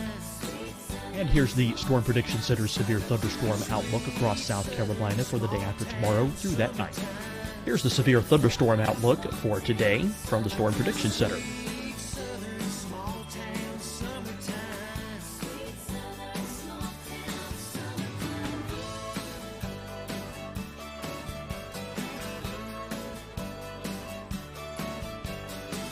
And now here's a live look at weather radar across the southeast. Fight the spread and take a stand against coronavirus. Wear a mask in public. Stay at least 6 feet apart from others. And get tested. Join us and fight the spread. Visit scdhec.gov/COVID-19. Getting tested for COVID-19 helps you to take the steps needed to protect yourself, your loved ones, and your community. Find the testing location at scdhec.gov/COVID-19 testing. Deciding when to wear a mask isn't about who you know or how well you know them. Just ask yourself, will I be with anyone I don't live with? If the answer is yes, get behind the mask. Help slow the spread of COVID-19. Get behind the mask. Learn more at covid19.ncdhhs.gov. Hi, everyone. I'm Dr. Mandy Cohen, Secretary of the North Carolina Department of Health and Human Services. And when you follow the 3 W's, you protect your family and your neighbors from COVID-19. When you leave your home, practice your W's. Wear a cloth face covering, wait 6 feet apart, wash your hands often. Wear, wait, wash. We're in this together. Stay strong, North Carolina. You'll see your Carolina weather forecast at 25 and 55 past. And now back to the best of the Carolina Weather Group on the all-new Carolina Weather Net. Every couple of springs, tornadoes moving through, straight line wind, stuff like that. Went to the state of Florida, dealt with a lot of weather-related events, but most notably the 04 hurricane seasons. And then I went to FEMA, and again, a lot of what FEMA responds to is weather-related disasters. A lot of flooding, tornadoes, Tuscaloosa, Joplin, hurricanes. Most notably was Superstorm Sandy. So pretty much throughout my career in emergency management, probably more than anything else, has been weather-related hazards. Tell us a little bit about emergency management and FEMA and how they work together to mitigate after serious storms and other types of disasters. Well, the first thing I think people need to understand that the reason we have emergency management in the first place is the org chart of government is not built for disasters. And that's true at the local, state, and federal level. So what's happened in the late 70s was the National Government Association began to realize that every one of these big events was almost reinventing wheels. It was never clear who the federal agencies were, what the roles were. It constantly changed. And that really drove the formation of FEMA under a reorganization order that President Carter issued. But the relationship is the way states are set up is they're the primary response to all disasters. Depending upon how that state's organized, generally our first line is local governments, mutual aid, state mutual aid with the federal government in case of FEMA, supporting governors. So every time I hear somebody saying, well, FEMA ought to be in charge, I remind folks our government's actually a federal government where states have the primary role in domestic emergencies with the federal government supporting them. And I like to point out that if FEMA was in charge of everything, it would have been hard to imagine an agency that could have responded to all the disasters that we saw during my term there without the leadership role of the governors, because FEMA just couldn't have handled all that. It really is this idea that all disasters are local. It doesn't mean we're abandoning everybody, but there are key roles and responsibilities. But like I like to tell people, when the disaster hits, we all work as one team. And so, Craig, how hands-on were you with some of these departments, like the Storm Prediction Center, the National Hurricane Center? Well, I'll give you an example. Both at the state of Florida and at FEMA, our practice was when we had storm threats, we would have the National Hurricane Center, Storm Prediction Center. Sometimes, once we saw the rainfall forecast, Weather Prediction Center, relevant river forecast, and the affected National Weather Service offices all on those briefings. And I think, one of the things that I found when I got to FEMA was they were only talking to the Hurricane Center. And I'm like, you guys do realize there are other hazards, that there are forecast centers that deal with that. And the Weather Service in general, I think, really appreciated the fact that they finally had somebody that understood that the Hurricane Center isn't the only products that are being issued during these storm threats, and that, if we were seeing a significant flood risk from heavy rainfall, having the Weather Prediction Center now talking about that and amplifying that message. What do you envision a response might look like to a hurricane in the age of coronavirus? If you listen to what Mike said, and you go back several years ago and listen to him talking about hurricanes, he said the same thing. We've always recommended that people evacuate their friends and families. hotels and motels, and shelters as a last resort. So I think I'm less concerned about that messaging as the messaging we've been hearing that people have been told to stay home, socially isolate, the risk of COVID, and not understand that if you're in an evacuation zone, you still need to evacuate. I think it gives more emphasis to the fact that we've always said friends and families are a much better option than shelters, that you don't have to go hundreds of miles. You just need to get inland away from the storm surge areas. And the other message, which is kind of a tricky one, is particularly in Florida, we've seen a lot of evacuations that aren't in evacuation zones. Essentially, people are trying to run away from the storm itself versus the storm surge. And Florida's trying to do some messaging around that of know your zone, know your home. That if you're not in an evacuation zone and your home's relatively in good shape, built to current codes, to consider staying home and putting up your shelters and riding the storm out. Again, reducing the number of people evacuate. But the biggest thing I'm telling people about this hurricane season is if you're in an evacuation zone, your plan is to evacuate, COVID or no COVID. And about the only real additions you need to make is add masks, hand sanitizer, disinfectants, and wipes to your go kits. If you could find the disinfecting wipes. If anybody finds them, let me know. I will trade you toilet paper. I've got that, plenty of it. What is your idea of what the plan is going to be for the rollout from emergency management perspective on shelters?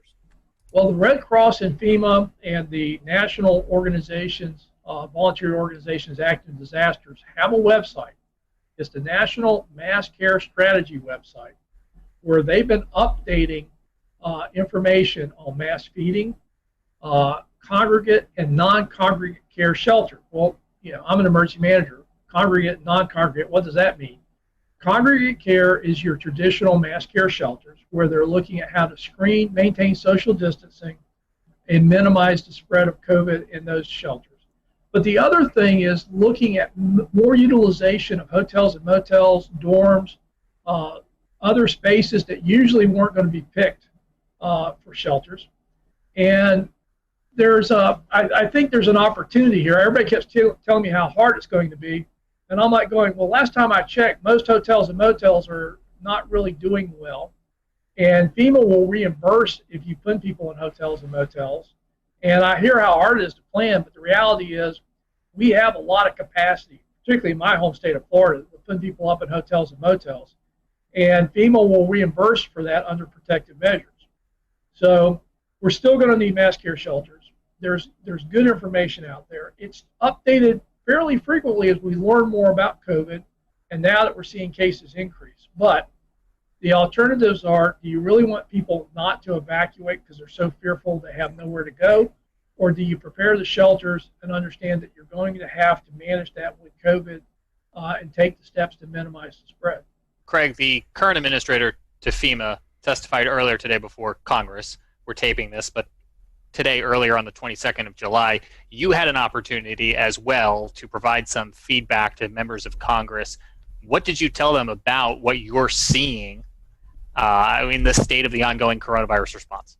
Well, I think, again, my emphasis was on evacuations. We need to be clear about that and not mix messages with talking about how dangerous and confusing and everything else it's going to be, and really focusing on when you're in the storm surge area, that's the primary threat. We need to evacuate, and we need to acknowledge COVID, but we shouldn't use COVID as a reason not to evacuate. So we need to clear that communication up. But secondly, we know that moving people is a vector, and everybody talks about evacuations. I said, well, the other problem is going to be on the response.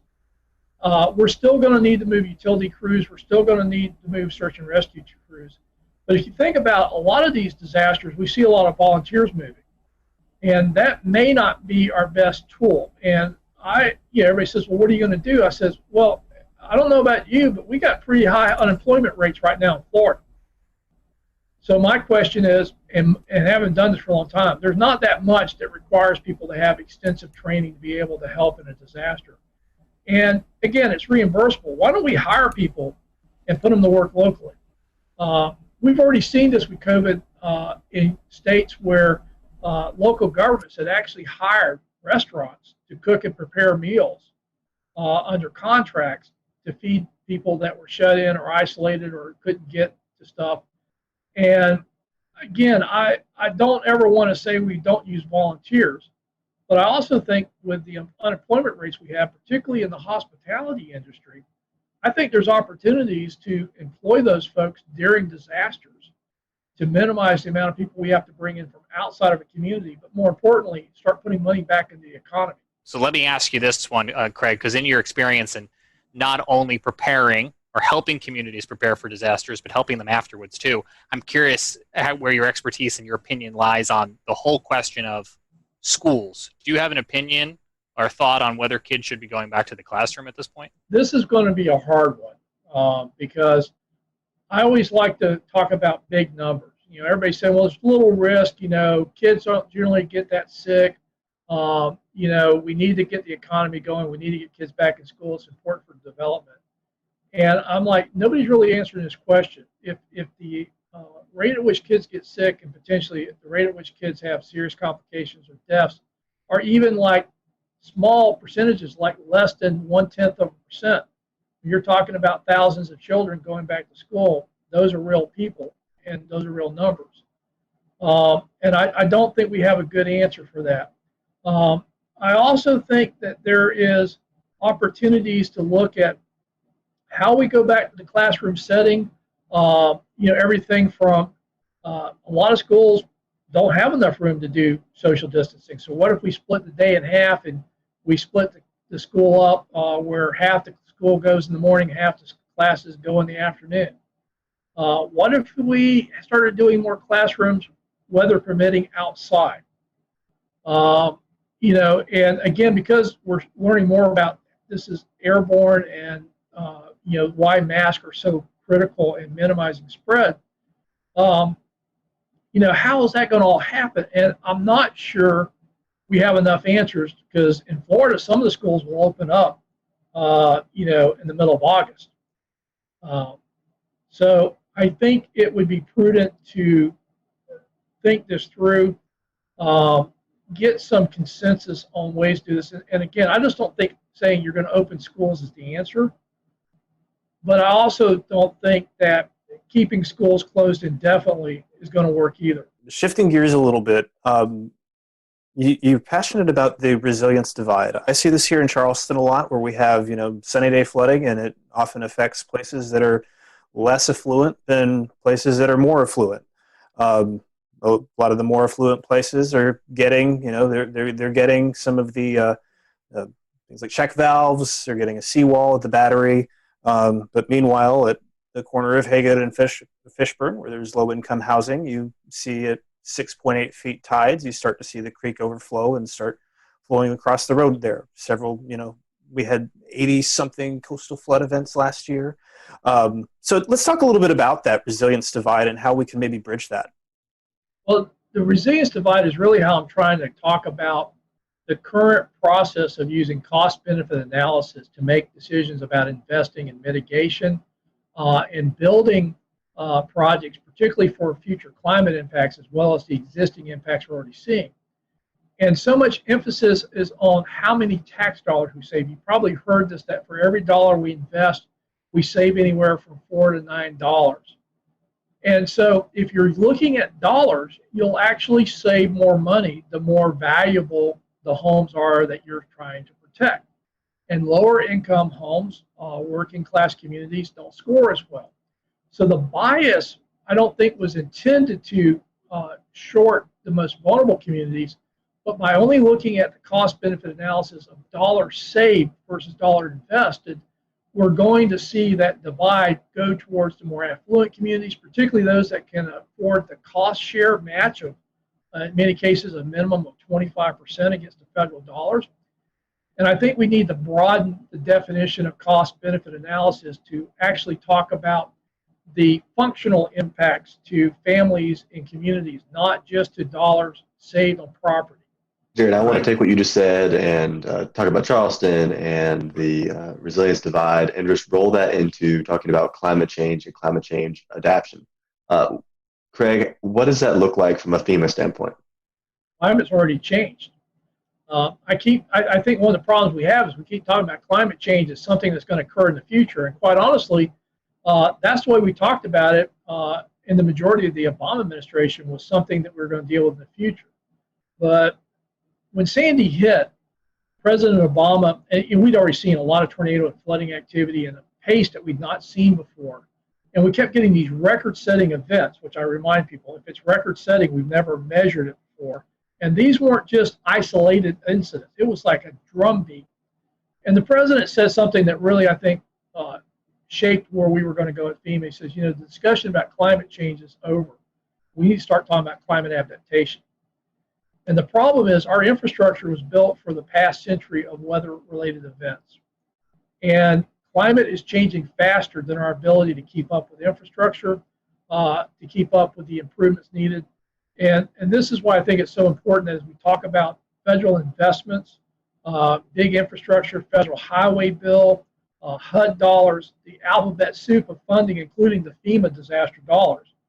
We have got to move away from building to our last 100 years worth of weather data and start building the future risk. And I think there are more and more people that get that we can't keep building the way we've been building if we're going to survive. But I think there's some urgency that as much as people talk about reducing greenhouse gases, on our end of the spectrum, I think the change has already happened and we're not going back anytime soon. So adapting to what's happened, particularly our coastal communities, areas subject to flooding, we know that the extreme rainfall events is one of the clearest signals we've seen in the last decade from climate impacts. And we are way behind on both identifying, mapping, and explaining that risk, and then making the investments to start bending that curve. And I want to kind of back up a step in keeping that same direction. We talked about Horry County. We talked about some of these areas that have been hit very hard by the watershed events from the hurricanes that have hit. Over time, things have built up, Matthew, and so on and so forth. Things have just gotten worse and worse over time. So these property values are down, and we get back to the resiliency divide in demographics. And so what is being done to help those that are less fortunate in the lower income or the lower value homes, per se, that can't get back the dollars that they put into their homes, ones that that's their total investment. And then others are getting funded for their properties, whereas these folks over here are not. Where's this going to be bridged at some point in the future? What's the plan for that? It hasn't, and that's one of the reasons I think we need to draw attention to it. The Miami Herald ran an article a couple of months ago that looked at the National Flood Insurance Program, their buyout program, where they go in and buy homes out that are repetitive loss. And they found that there was a definite bias that a lot of that money went to the wealthier counties, not necessarily the most vulnerable communities. And I think that's why we need to talk about the resiliency divide. We need to get Congress to get behind this and really look at funding an adequate buyout program and focusing on the vulnerable populations, not just the property values or the cost savings that we may see in more affluent properties. How in tune is Washington to how weather affects people? We live here in the Carolinas, the Charlotte metropolitan area, Winston-Salem, Greensboro. Over 2 million people live in that general area, and there's no adequate radar coverage to detect tornadoes, flash flooding. We hear these stories of folks who are continuing to have homes flooded, and they're not really getting the attention we need. Is this something that the Washington culture, the senators, the House representatives, they kind of push the weather and what it does off to the side? I know everything should be focused on, but do you think sometimes weather and their issues kind of get pushed to the side a little bit? A little bit. The only time they get serious about weather is when there's a catastrophic failure in their district. I mean, think about it. The Weather Service couldn't even get a supercomputer to run better models until after Hurricane Sandy or Superstorm Sandy showed how inadequate their computational powers were.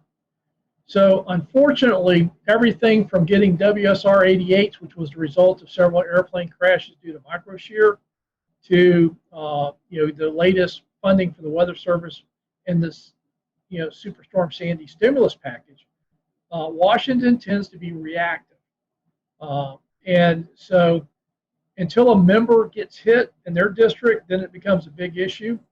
But overall, most people treat the weather, and again, it was always amazing to me, members of Congress that thought you could defund the Weather Service because you had other private meteorologists issuing forecasts, and the Weather Service shouldn't be competing with them. And they actually were promoting defunding the Weather Service and letting other organizations do it. Craig, do you think we have a radar crisis on the horizon? I think if we're serious about being able to rapidly detect fast-moving tornadoes, particularly now the warning systems have caught up with the forecasting. Just having better resolution on forecast, but we can't tell people more precisely, I don't think would have been a good match. But if you think about it now, we're moving away from county-wide warnings to polygons.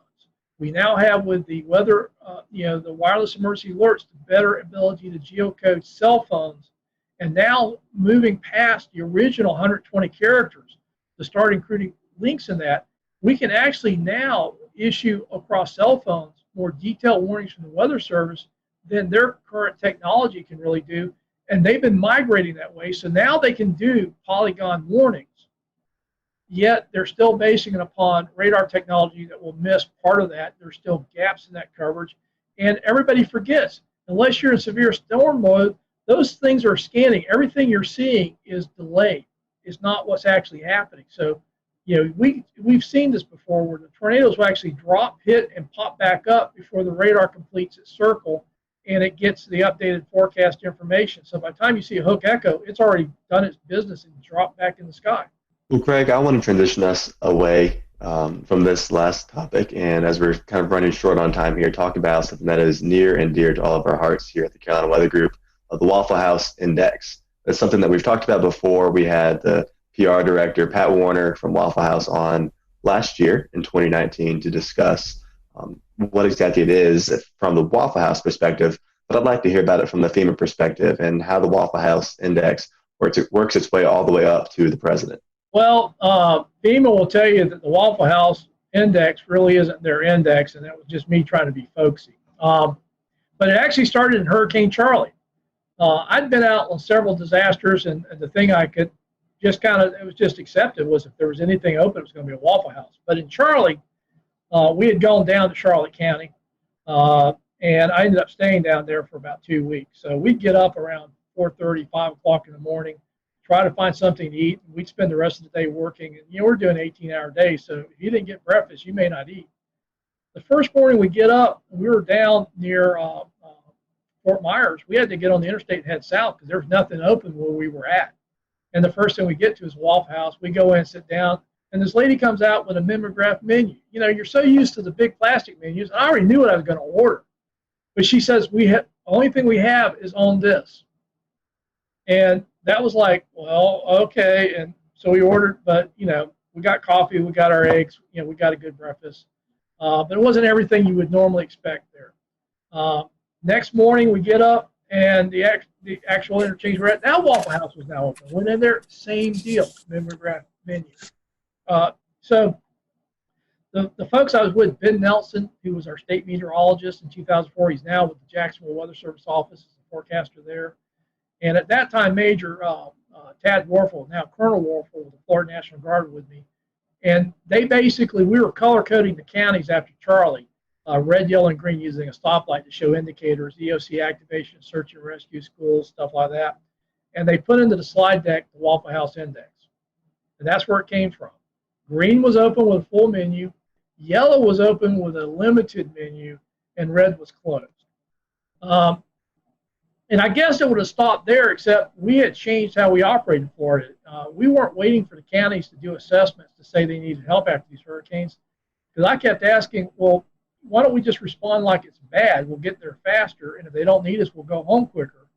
Well, the question was, if you're responding out on the Panhandle, like with Hurricane Ivan, and you're driving out I-10, and literally we were going right as soon as the hurricane force winds passed, I told guys, we're going to be safe, but we ain't going to stay dry. We're not waiting for blue skies. So we were going right as the storm was moving out. And the question was, where do you stop? And that was kind of how the Waffle House Index got used. If you got there and the Waffle House was open, it ain't bad. Keep going. If you get there and the Waffle House is open, but they got a mimeograph menu, well, we're dealing with power outages. We probably got a lot of mass care issues. But for the search and rescue teams, don't stop. Keep going. And if you get there and the Waffle House is closed, that's going to be pretty bad. Go to work. And it just kind of became shorthand. In Florida, it seemed like all these hurricanes going across the interstate, the Waffle House was a pretty good indicator of what was happening. And the other thing, because we never really talked to the Waffle House, about them getting open and all the stuff they do to stay open.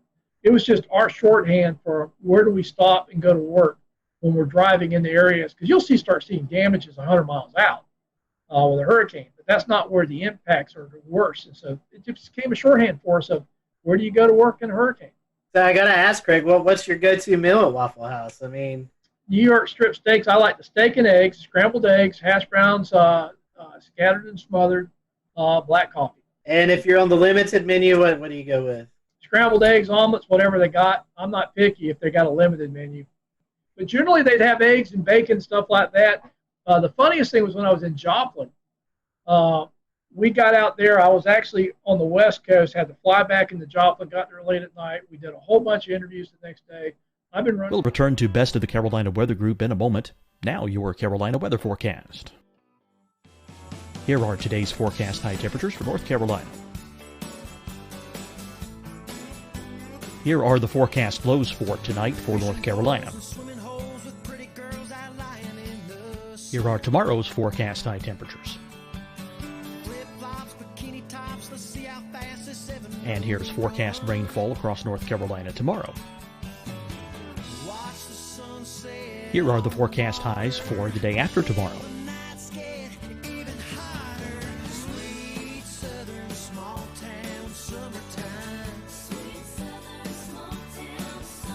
And here's the forecast rainfall across North Carolina for the day after tomorrow. This is the total rainfall forecast across North Carolina for the next 3 days. Here's the severe thunderstorm outlook for today from the Storm Prediction Center.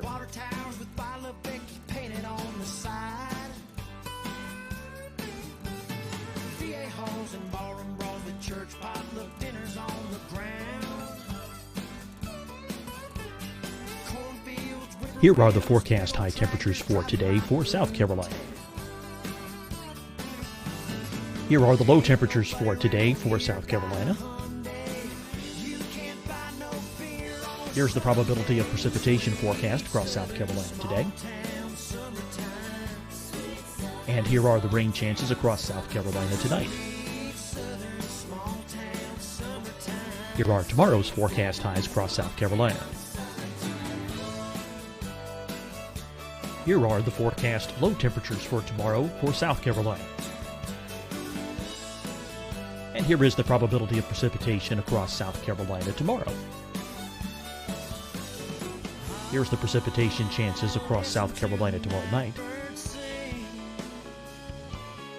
Here are the forecast highs for the day after tomorrow in South Carolina.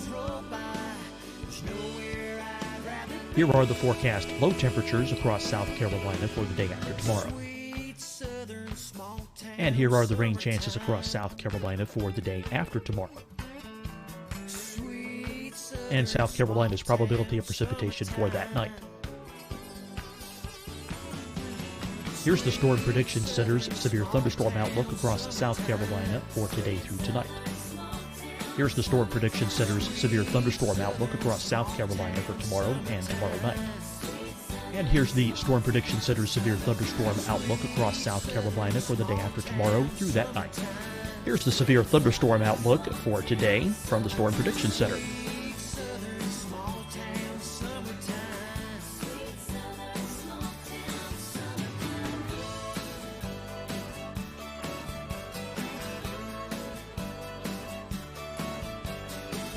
And now here's a live look at weather radar across the southeast. Fight the spread and take a stand against coronavirus. Wear a mask in public. Stay at least 6 feet apart from others. And get tested. Join us and fight the spread. Visit scdhec.gov/COVID-19. Getting tested for COVID-19 helps you to take the steps needed to protect yourself, your loved ones, and your community. Find Find the testing location at scdhec.gov/COVID-19 testing. Deciding when to wear a mask isn't about who you know or how well you know them. Just ask yourself, will I be with anyone I don't live with? If the answer is yes, get behind the mask. Help slow the spread of COVID-19. Get behind the mask. Learn more at covid19.ncdhhs.gov. Hi, everyone. I'm Dr. Mandy Cohen, Secretary of the North Carolina Department of Health and Human Services. And when you follow the 3 W's, you protect your family and your neighbors from COVID-19. When you leave your home, practice your W's. Wear a cloth face covering, wait 6 feet apart, wash your hands often. Wear, wait, wash. We're in this together. Stay strong, North Carolina. You'll see your Carolina weather forecast at 25 and 55 past. And now back to the best of the Carolina Weather Group on the all-new Carolina Weather Net. Keeping about 48 hours. It's now about 6 p.m. We're heading back to our hotel for the first time. And there's a Starbucks. And all these cars are parked around the Starbucks. I'm like, hey, guys, just pull in. I need a coffee. And we pull into the Starbucks. It's closed. We couldn't figure out why all the cars were there. Then we realized they didn't turn their Wi-Fi off. So folks in Joplin they were just trying to get connections were circled around there. So we went back to our hotel. There's a Waffle House right there. I'm like, we're going in there. I know they got coffee.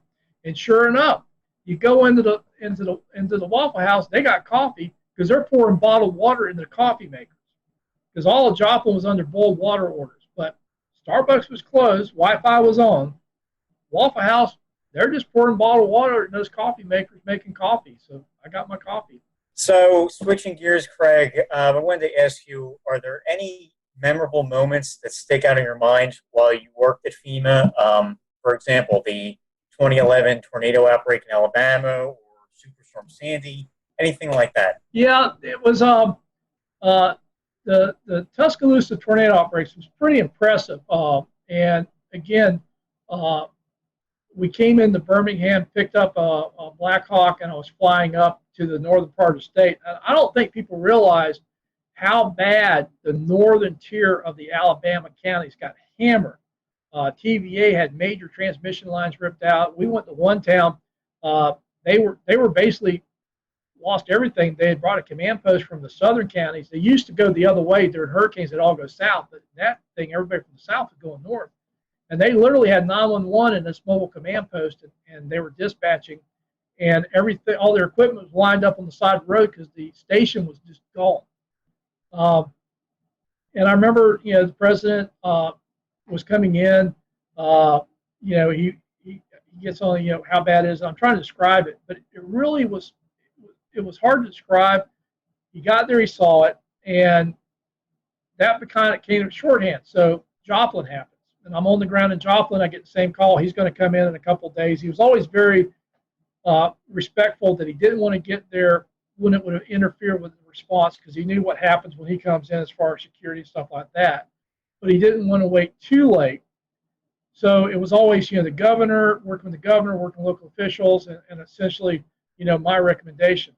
So he's calling me about Joplin, and he's going, how is it? And I says, it's worse than Tuscaloosa. And he's like, worse? And I have to say, Joplin, as far as total devastation, is the first time I've seen total devastation. When you were down where that hospital was, think about a tornado that's powerful enough to rotate a steel frame building and actually turn it. Literally, the area a mile wide, close to 10 miles long, varying in width. Anything in there was totally destroyed. Anything outside of it pretty quickly got to the point where you didn't even know a tornado had hit.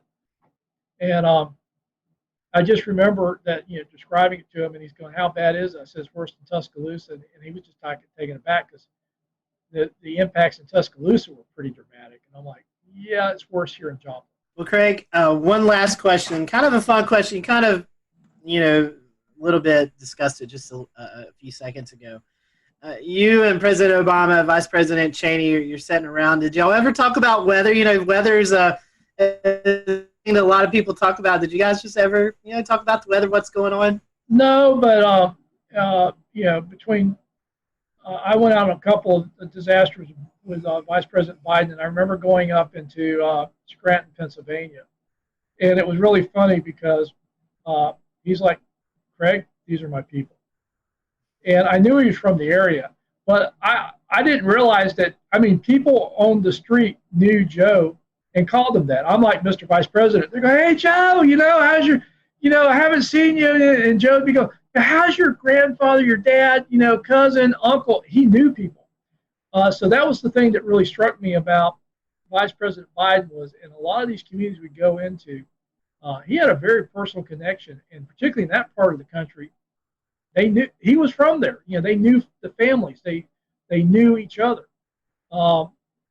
President Obama, I remember two things. One, I was meeting him down in New Orleans. It was the anniversary of Katrina, and he's asked me how it's going. I said, "Well, we got hurricanes in the Pacific, hurricanes in the Atlantic, and fires in between." And he just looks at me and says, "You're a smart ass." I'm like, "Hey, I'm just reporting what's happening."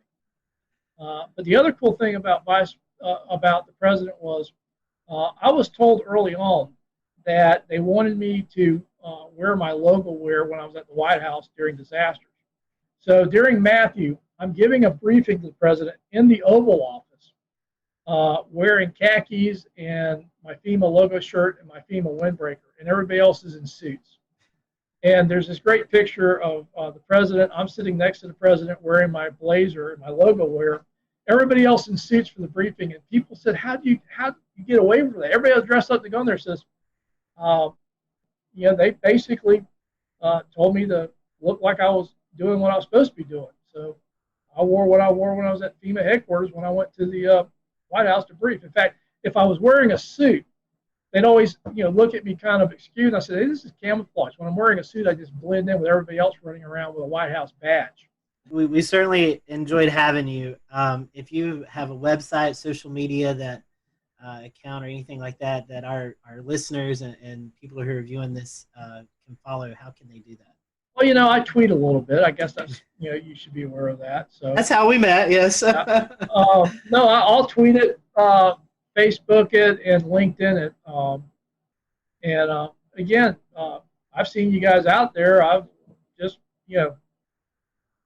thrilled to be invited. Hey, now I feel like I made it. I've been on the weather group, Well, we appreciate your time, and again, I have to send Marshall Shepard an email that says, I've been on your podcast, but it wasn't half as much fun as the Craig, thank you for being with us tonight. Interesting conversation, and folks, again, it's very important to know the risk as we enter the COVID season or the hurricane season mixed in with the COVID, and hopefully you'll take Craig's advice as you prepare. So until next time, we hope you have a great week, and we'll see you back here on the Carolina Weather.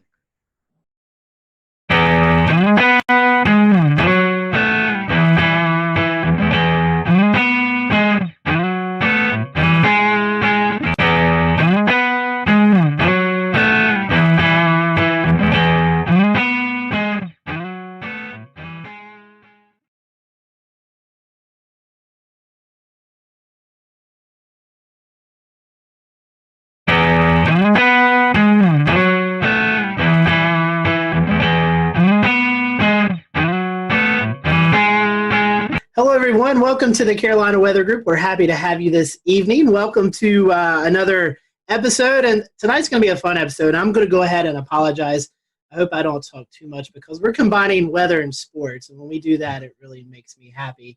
Tonight we have on with us Sean Bratton and Mike Ventrisi from the Fantasy Football Weather Guys, and if you play fantasy football, you may have never thought about the weather element to it. And so tonight, we're going to talk a little bit about that. We're going to talk about the product and how you can follow along throughout the year so your fantasy football team is up to par and potentially beating the rest of your people who are not thinking about the weather. So we're happy to have Sean and Mike on with us tonight. And guys, we appreciate your time. We'll go ahead into the conversation since both of you guys are first-time guests with us. We always start off our questions like this. We want to know how you got kind of caught up into the weather bug, the weather story. So, Mike, what is your weather story? And then we'll let Sean tell his weather story. Hey, thanks so much for having us, guys. This question always comes up, and it always starts off with, it's usually always the same answer, right? It's some kind of high impactful weather event that has just kind of brought us into the field.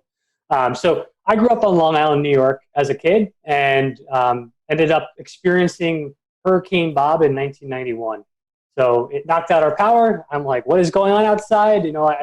I originally wanted to be a veterinarian, and I would go home and watch the Weather Channel after that hurricane, just watching Cantore on there with during the season.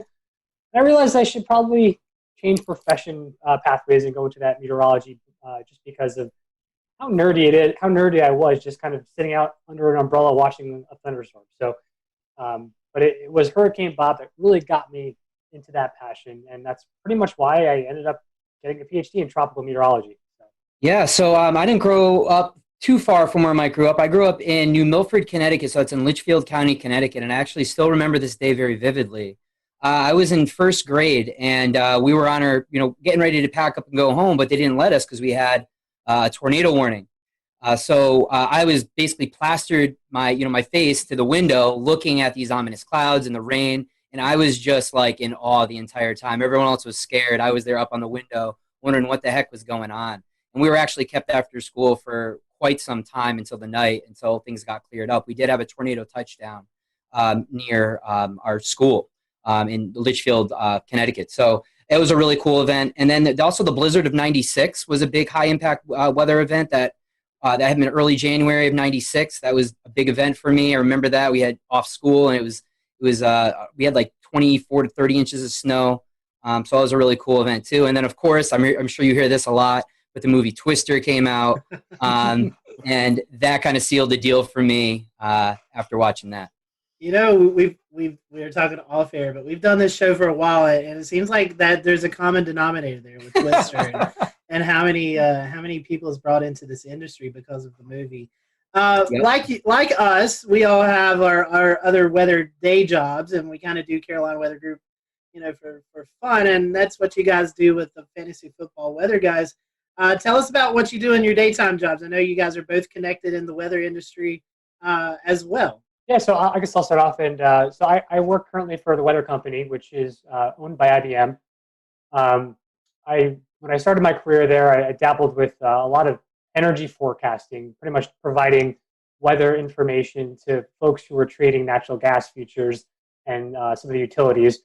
But since IBM has stepped into the picture here, I've been transitioned into more of a I guess you could say an analyst. My title is a meteorological engineer, essentially, where my main goal in the company now is to make sure that our forecast offerings are the number one most skillful product out there. So it's been a lot more of data engineering, software engineering, and playing with Twitter on the side, pretty much. It's kind of how it's evolved. For me, I'm actually I teach AP Physics at a school called Lane Tech here in Chicago.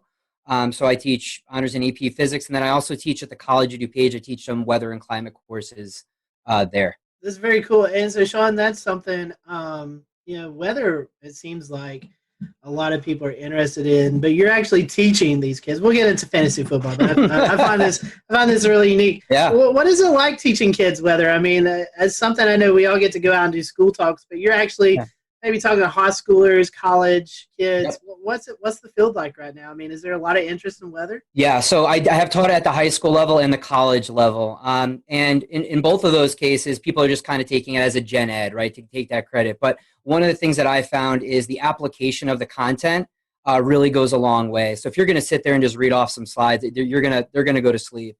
But really getting them involved with the weather, looking at current events, looking at maps. I had students typically do their own map discussions, run their own map discussions once we get into forecast mapping and all of that stuff. And they really seem to enjoy that. And there are a lot of students that have become avidly interested in weather as a result. I have a few people really interested in climate, some more in synoptics and mesoscale meteorology. That's been really cool. We also do kind of like these little trips. The National Weather Service locally here will do balloon launches. And they'll kind of go and kind of experience that, which is a really cool experience for them.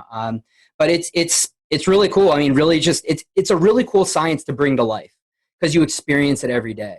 And students really enjoy that aspect of actually being able to experience the weather, make your own forecasts, and kind of making it come to life. That's very true. Well, let's talk about fantasy football, weather. I told you guys before I play fantasy football, but never really put the concept together until I came across your product. So, tell us how did you guys become about? I mean, how did this website, blog? I know you guys do a podcast now. How did you guys come about putting the product together? Yeah, me, Sean and I have been talking about fantasy football and the weather component for a number of years. We've kind of gone back and forth and just saying, hey, did you see that snow game? You know, like Roethlisberger threw 4 interceptions. He was projected to be the #1 quarterback of the week. What just happened there? It's been, you know, just kind of this informal thing for a while. Yeah. And it's kind of evolved throughout the year, a couple of years now. You know, we've been essentially, in a nutshell, Sean and I are probably the most competitive people you'd ever meet.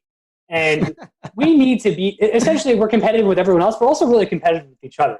So we want to try to find any edge that we can when essentially trying to optimize our lineups on a given week. And I think this is kind of how it spawned out, Sean. What would you say? Well, yeah, it's kind of funny because Mike and I first started listening to this fantasy football podcast, and we would be always going back and forth. And there's one thing that they always brought up, like, hey, you could become a part of our league of record, meaning you can join their fantasy football league. And these guys are big time. They're all over the place. You know, everyone knows them. That's in the fantasy football community, the fantasy footballers. And we were like, hey, I wonder what would it take for us to actually be able to be part of their league? And we were like, well, you know, we're really in tune with the weather and what's going on week to week. You know, maybe we can trade our experience with weather and letting them know what the forecast is, and maybe they'll let us be in our league. And so Mike and I were actually kind of just pitching this idea, and we're like, wait, like, as Mike explained, we were thinking about all these events in which weather has played a major role, and we're like, you know, we may have something here. And so last August, essentially, we were like, hey, let's do this. So Mike threw together a website. He's like, all right, we're going to meet at this time every week, do a forecast, and, you know, make projections for players. We had a data set we were able to work with at the time. And then we brought on our friend Colin, who's kind of our producer and behind the scenes guy. And our host, exactly. And he's been kind of doing stuff on the side. And it just kind of gained momentum during big weather impact games. We would get people on Twitter and asking us for advice and what was going on. And it's kind of built. And now we're at a point where we brought on Nick Schiraldi, who also has a PhD in meteorology, and he's working, on our quantitative statistical analysis package and user interface on our website to really kind of nail down those numbers, and as Mike mentioned, to kind of give you the edge. So, it's just a really cool thing that we kind of were like, hey, you know, let's just try it out, see what happens, and it's kind of gained some momentum over the last year or two. I just want to say one quick thing. All the fantasy football weather guys we just mentioned, we're all University of Albany alumni guys. So that's our deep root connection. Well, I'm going to go ahead and share your website. Let's take a look at what you guys have created here. And, I mean, this is pretty impressive because it looks like you guys have developed your own modeling within for the continental United States, what we call CONUS. And so you have U.S. winds and precip primarily for these, with the key, of course. And it looks pretty simple to understand for the average person, right? I mean, for lay terms, this will show a forecast. If we take like west wind, if we have games out west, I assume there's a little bit of a learning curve here, but who came up with this idea, and how does it help enhance your the experience for fantasy football if folks want to get plugged into the weather to maybe determine their outcomes? Yeah, so when we were thinking about these to try to bring up some kind of weather maps here, the first thing we thought about is how do we identify where the stadiums are for people to see what type of weather impacts they could actually be. So essentially, wherever you see those circles with the X in the middle, that's essentially the location of a stadium that actually is predicted is in the upcoming week of games. So you can see here that the Titans there must have a game coming up here. So those stadiums will actually change each week depending on where the home game is. So if you see a little circle with a dot in the middle, that's actually a game where a home game that usually has like a cover on it, so a dome or some kind of retractable roof, so weather won't be an impact there. But the way that we wanted to really get these maps to be helpful is when there are high weather impacted events, those circles will change colors. So You can see often when like an area of heavy precipitation or some stronger winds moves in, you'll see that circle turn to an orange, or even a red. So like the orange would represent there's a possibility of some impactful conditions from weather if there's a football game taking place during that hour forecast lead you're looking at. If it turns red, it means there's a high chance for some impacts. If I were to pick east wind and go forward, you can just go forward. We would see, yep, there's orange right there. So we're showing the folks out there, if you just hit forward on these buttons, you'll see these impacts in time. And I'm trying to see how far out these go. Do these go out? Yeah. They'll go all the way to Sunday. I think recently, the most recent model run, 18Z on Sunday. We got right there. We got one in Miami. I think they're supposed to get some precipitation and maybe some wind. So I think it was on 0Z Monday or 18Z Sunday for this upcoming week. I think that's the only caution that we have for upcoming weeks. It's going to be a relatively quiet week this week, but there it is right there. So it popped up. Looks like Tuesday evening.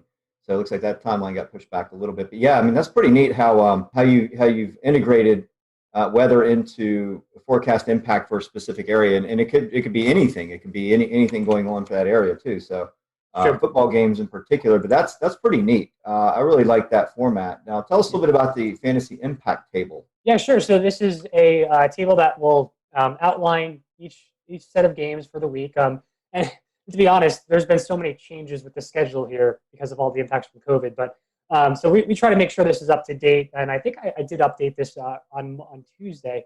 So essentially, it'll show out the slate of games here, and it'll be in chronological order. There are a time and weather impact there, and you can see for the weather, if it says fair, this is the predicted weather for the time of the game. Then the impact will show none, right? If you have good conditions, there won't be any real impacts from weather. But if you do see certain criteria met in the wind or precipitation, that's where essentially you can see things like a caution, where essentially winds might be and precipitation might be like this marginal type of event where there's probably going to be some weather, but it doesn't look like it's going to really be a stunter or a significant impact on all the players in the game. But if you do see some criteria, let's say you have winds 20 miles per hour with heavy rain for the duration of the game, that's where you would see an extreme impact. And this table would update that this updates probably twice a day. So this is a way to kind of come back to the site and look at it. And this kind of gives us a bird's eye view as to what to expect. So what we do is we use this as kind of a template, and then we'll expand on this during our podcast, and we'll let people know what players we're interested in, because we do have historical stats for specific players and also by position in general. And we can elaborate on, okay, we have forecast at 18, 25 mile an hour winds, whatever it may be. Well, this player in windy conditions, this is how they perform statistically. So we kind of update them on the expectations based on the weather.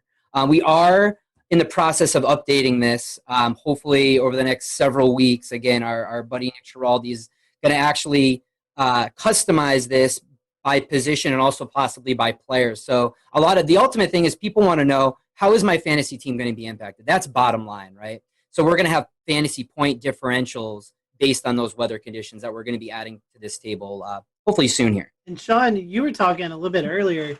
You guys actually are doing a lot of analytics and numbers, and you're talking about specific players who may see the effects. You're talking about Roethlisberger throwing 4 INTs in a snowstorm, or it could be Denver. It's an extremely windy day, so Drew Lock, the wind may affect his performance. So how do you guys talk to us a little bit about that? How you're breaking down how it's affecting individual players?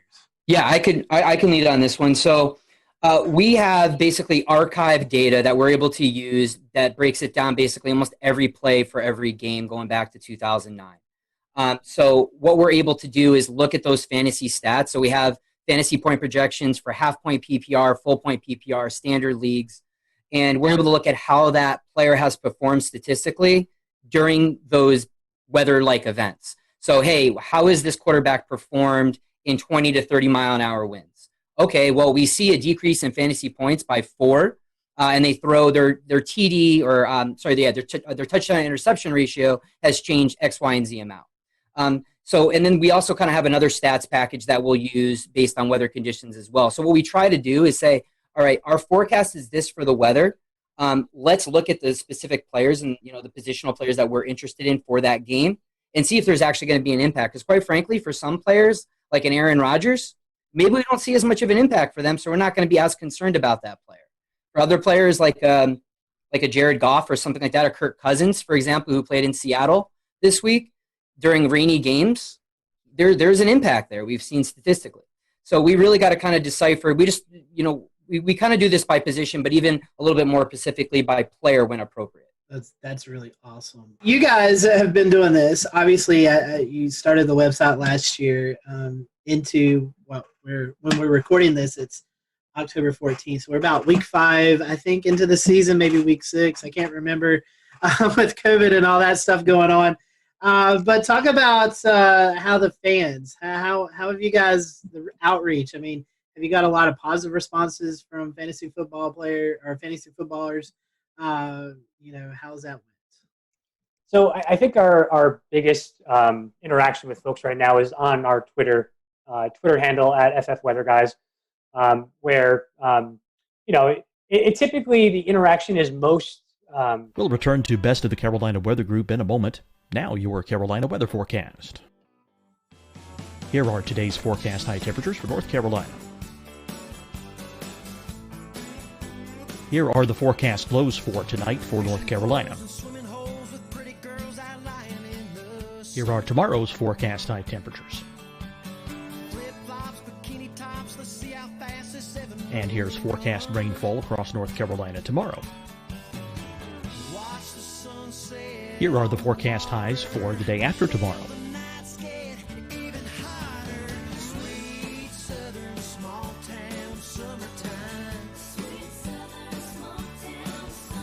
And here's the forecast rainfall across North Carolina for the day after tomorrow. This is the total rainfall forecast across North Carolina for the next 3 days. Here's the severe thunderstorm outlook for today from the Storm Prediction Center.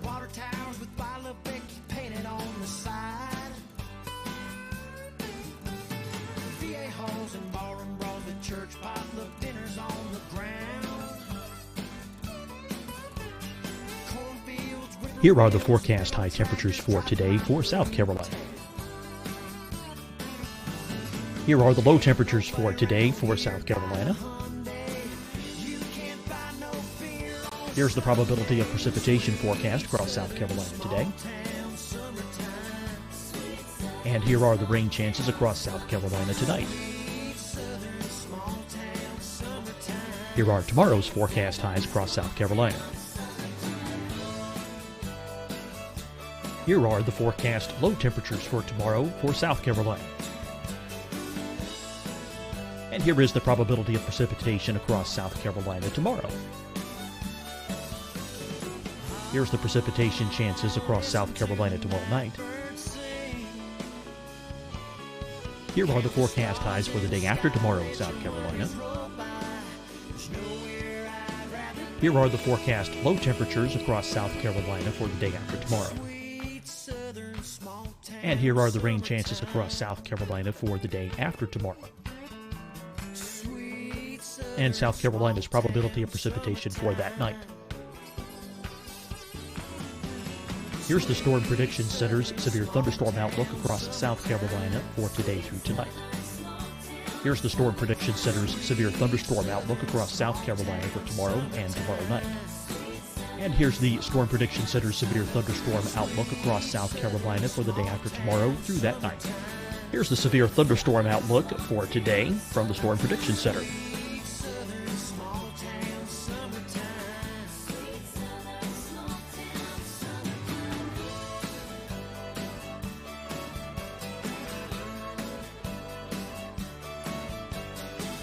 And now here's a live look at weather radar across the southeast. Fight the spread and take a stand against coronavirus. Wear a mask in public. Stay at least 6 feet apart from others. And get tested. Join us and fight the spread. Visit scdhec.gov/COVID-19. Getting tested for COVID-19 helps you to take the steps needed to protect yourself, your loved ones, and your community. Find the testing location at scdhec.gov/COVID-19 testing. Deciding when to wear a mask isn't about who you know or how well you know them. Just ask yourself, will I be with anyone I don't live with? If the answer is yes, get behind the mask. Help slow the spread of COVID-19. Get behind the mask. Learn more at covid19.ncdhhs.gov. Hi, everyone. I'm Dr. Mandy Cohen, Secretary of the North Carolina Department of Health and Human Services. And when you follow the 3 W's, you protect your family and your neighbors from COVID-19. When you leave your home, practice your W's. Wear a cloth face covering, wait 6 feet apart, wash your hands often. Wear, wait, wash. We're in this together. Stay strong, North Carolina. You'll see your Carolina weather forecast at 25 and 55 past. And now back to the best of the Carolina Weather Group on the all-new Carolina Weather Net.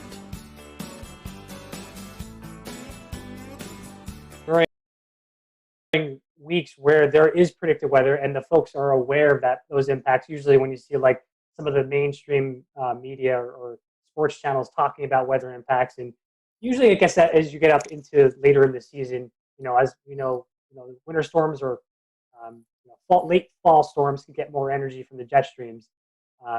That's where we typically see those larger weather impacts, and I think that's where the draws start to come in, especially when people are fighting for those playoff positions, right? They want to make sure that they don't make a mistake, and people start to get really meticulous with their lineups. And we're speaking more specifically on like these redraft leagues, essentially where you have like a draft at the beginning of the season, and you have your team throughout the year. So that's where we've seen the most interaction with regards to our fan base. Yeah, and during those weeks, I mean, we'll broadcast on our Twitter feed like, hey guys, this is what we're forecasting. Here's other impacts, and people will reach out to us. So like, hey, I'm deciding between playing this player and that player. What do you think? And we'll say, hey, based on what we've seen in these weather conditions, this player has a discrepancy of this. We would side with this guy. And so we've seen this for a variety of weather events. Most people think of the big rain or snowstorms. This also applies for high impact wind events as well. We had 1 week last year that we had 4 big wind events, whereas 25, 35 mile an hour winds, we saw considerable impacts. Yeah. One of those games was the Kansas City Chiefs, and people who were starting Tyreek Hill and Patrick Mahomes, they were really intent on getting some of those deep bombs that just never happened. They didn't get any passes over 20 yards. Yeah, you literally see these coaches' plans. They change their game plans essentially based off of some of these weather conditions. Yeah, when it's bad enough. And even more recently, like Mike and I used this information. We were expecting rain for the Washington game, for the Washington football team. And so we actually steered away from Terry McLaurin, and he only had 3 catches for 26 yards, I believe, on Sunday. So, which I mean, it wasn't wet for the entire game, but enough where it played an impact. So, yeah. You mentioned mainstream media. You don't have to drop any names, but have you found maybe a few of those folks sliding into the DM saying, "Hey, what's the weather going to be like?" Everybody's always asking for fantasy football advice. Who should I start? Who should I sit? Have you ever had any messages from folks maybe on the TV that's asked for your opinion? So I don't think we've had any essentially any folks reach out for start-sit decisions regarding that, but we have some interaction with some of the folks from Fantasy Pros and the Fantasy Footballers, and I think there was a couple of folks from Yahoo. It's Yahoo that are all involved in the industry that will kind of interact time to time with us on Twitter. I think last year, one of the guys from the Fantasy Footballers, Jason Moore. Jason Moore, yep. Yeah, he reached out, and it was literally a question about weather, and he's just like, is there any weather experts out there that would understand to know what the actual forecast is here? Because it was during that time of year where it was really high impactful for the people watching for this particular game. And he did reach out to just put a general question. A lot of our fans CC'd him or tweeted at him with our handle. so we can kind of go in there and provide some information. Hey guys, we touched on this a little bit with talking about individual position players and the impacts on them. I was wondering a little bit about the kicking and punting game. I mean, that seems to be an area of the game that could really be influenced by wind in particular, but also precipitation as well. What sense do you guys make of how important weather is on that aspect of the football game? Yeah, that absolutely is. And a lot of this comes down, another message that we speak to is it really matters based on the stadium as well, how the winds are swirling around that stadium, how they're funneled in, and also the field type as well. Is this an AstroTurf? Is this a grass field? So those are all things that play in to how well a kicker can perform in weather conditions. We're in the works right now of gathering kicker data. So I don't want to, say anything quantitatively as far as like from a statistical analysis standpoint, but observationally, we usually talk about games after we see them after the week, and we'll talk about kickers. And we definitely notice that higher winds going cross field or going against the kicker definitely have an impact for sure. So Mike, guys, on any given Sunday, we can have a very diverse slate of weather across the U.S. Are there any particular locations across, anywhere that you guys forecast for that you find particularly challenging or frequently come up as a caution flag? The most challenging weather for us is convection. It's a really anything in the Florida area, typically in the southeastern United States. This is something that we struggle with early season, late summer into early fall when convection's still blooming. And the high res models will pick up on this stuff. And, we're out 72 hours out. We're like, all right, it's looking like it's going to happen. And we literally have to update people like hourly on Sunday to be like, all right, guys, this is the recent model run. This is what we're expecting. Because, those are mesoscale features that are incredibly hard to predict for a 3 to 4 hour window of time during a ball game. But at the same time, those could be incredibly impactful because you got heavy rains and a lot of wind typically associated with those as well.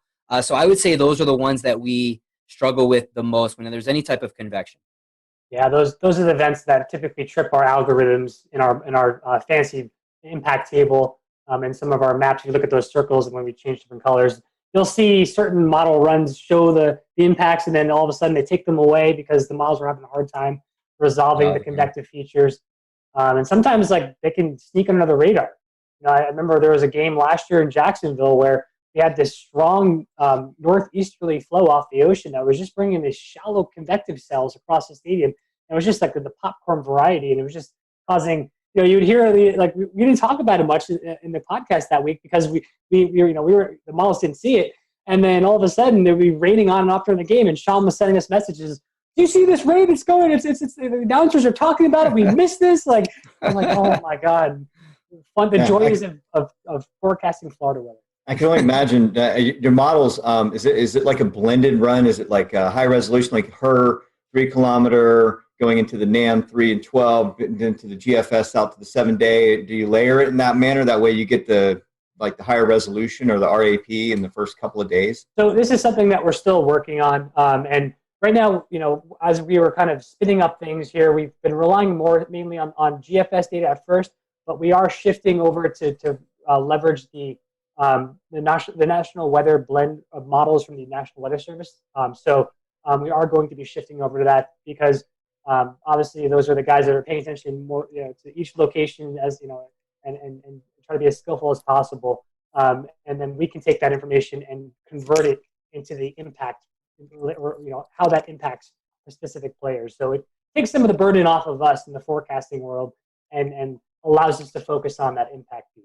And then we can also elaborate on that. Because we may use that from the National Weather Service, but obviously we have access to the different high resolution models. And again, that's something that we typically expand on during our podcast. And there may be some games that don't even come up as a caution on our table necessarily because they may not meet a certain threshold. But for us, just observationally, we know these are things that we need to monitor. So we'll mention them during our podcast or on Twitter.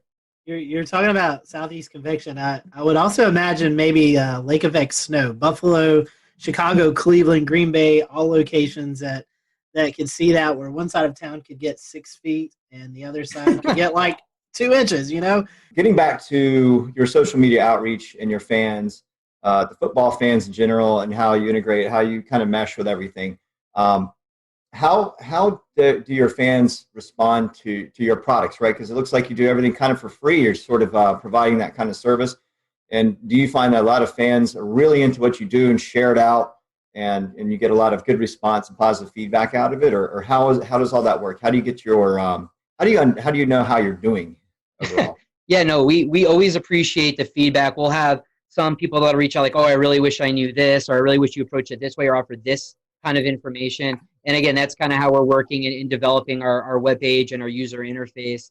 So most people have been really constructive and just really helpful and really nice, which is not always the case in the weather world, as we know. Mm-hmm. But yeah, no, it's been a really good experience. We used to even do a photo contest where people would, obviously not the case now, at least for most stadiums, but if you were at a game where there was weather, take a picture for us, and we'll put it on our website or show it during our podcast, and people seem to appreciate that as well. Yeah, on our website we do have something called a mailbag where some folks can come in and write us a question, and we can essentially take that feedback and discuss it and respond back. So that's something that's also an option on the website. Yeah, I think it's this right here. So you can put your message in and submit. And then there was also what you talked about with this weekly weather blog, then the photo contest. So it's like, you give folks an incentive to sort of be more of a part of the website, which I think is great because you're allowing them to interact with you in your domain, which is awesome. So well, talking about the product, we'll start to wrap up here. How can we find you? What's the social media platform of choice? I don't know if you guys do Facebook. I know you do Twitter, but tell us about social media. I know you guys do podcasts, blogs. I even think you might be dabbling into doing some live game updates. Am I correct with that? Yes. Yeah. So we've been moving onto the Twitch platform. So if you twitch.tv/FF Weather Guys, that's essentially we have our show usually on Thursday or Fridays. We try to do it around 8 p.m. And then when there are high impact weather events on a Sunday, we'll get up on Twitch again and have a Sunday show usually around 11 a.m. That's one source where we've been kind of more interactive with folks. Well, guys, thank you for your time. We appreciate it. Thank you guys for watching the Carolina Weather Group. Make sure if you're a fantasy football player, go check out these guys. Fantasy Football Weather Guys. Google them. You can find the Twitter account, website, all of that good info. And make sure that you tune into the blog and the podcast, as well as the live broadcast there on Twitch on Sunday morning. So until then, we hope you have a great week, and we'll see you next time here on the Carolina Weather.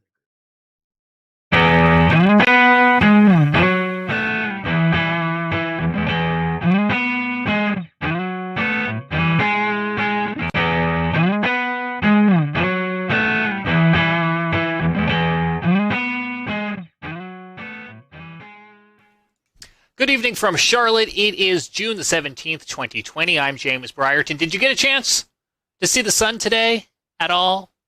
Maybe kind of, sort of. We have been cut off from the rest of the world. No, I'm not talking coronavirus. I'm talking about this low pressure that has just parked over the Carolinas today. It's very pretty on this satellite image that our friend Brad Panovich captured. You can see it there just spinning out over like Fayetteville, Fort Bragg, between Charlotte and Raleigh. Just spinning and spinning and spinning, but that just socked us in with clouds. I did see just a little bit of sun today here in Charlotte before the sun went down, and that was a nice change of pace after a couple days of cloudy and cold weather.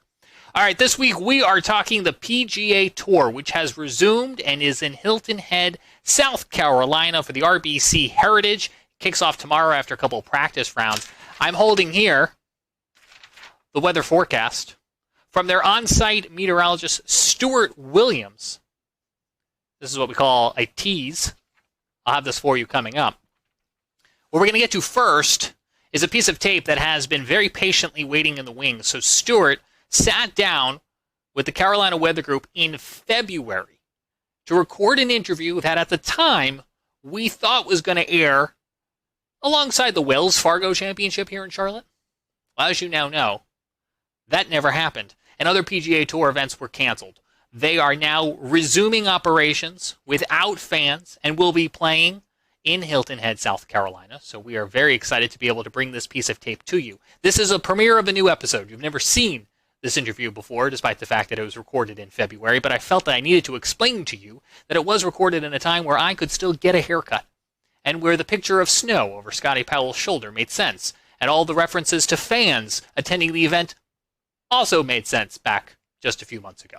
So without further ado, we'll get on over to this, and then coming up later on in the program, about 30 minutes from now, we'll get a check of your weather headlines this week, including that PGA Tour forecast, an update on Sharpie Gate, and we'll take a look at the tropics as well, too. But without further ado, here is our interview with Stuart Williams, the on-site meteorologist for the PGA Tour, and he'll tell us a little bit about the company he works for as well. Hello, everyone. Welcome to the Carolina Weather Group. We're happy to have you this evening, and we present Mr. Stuart Williams, meteorologist for the PGA Tour, which is a really cool job that I would love to have.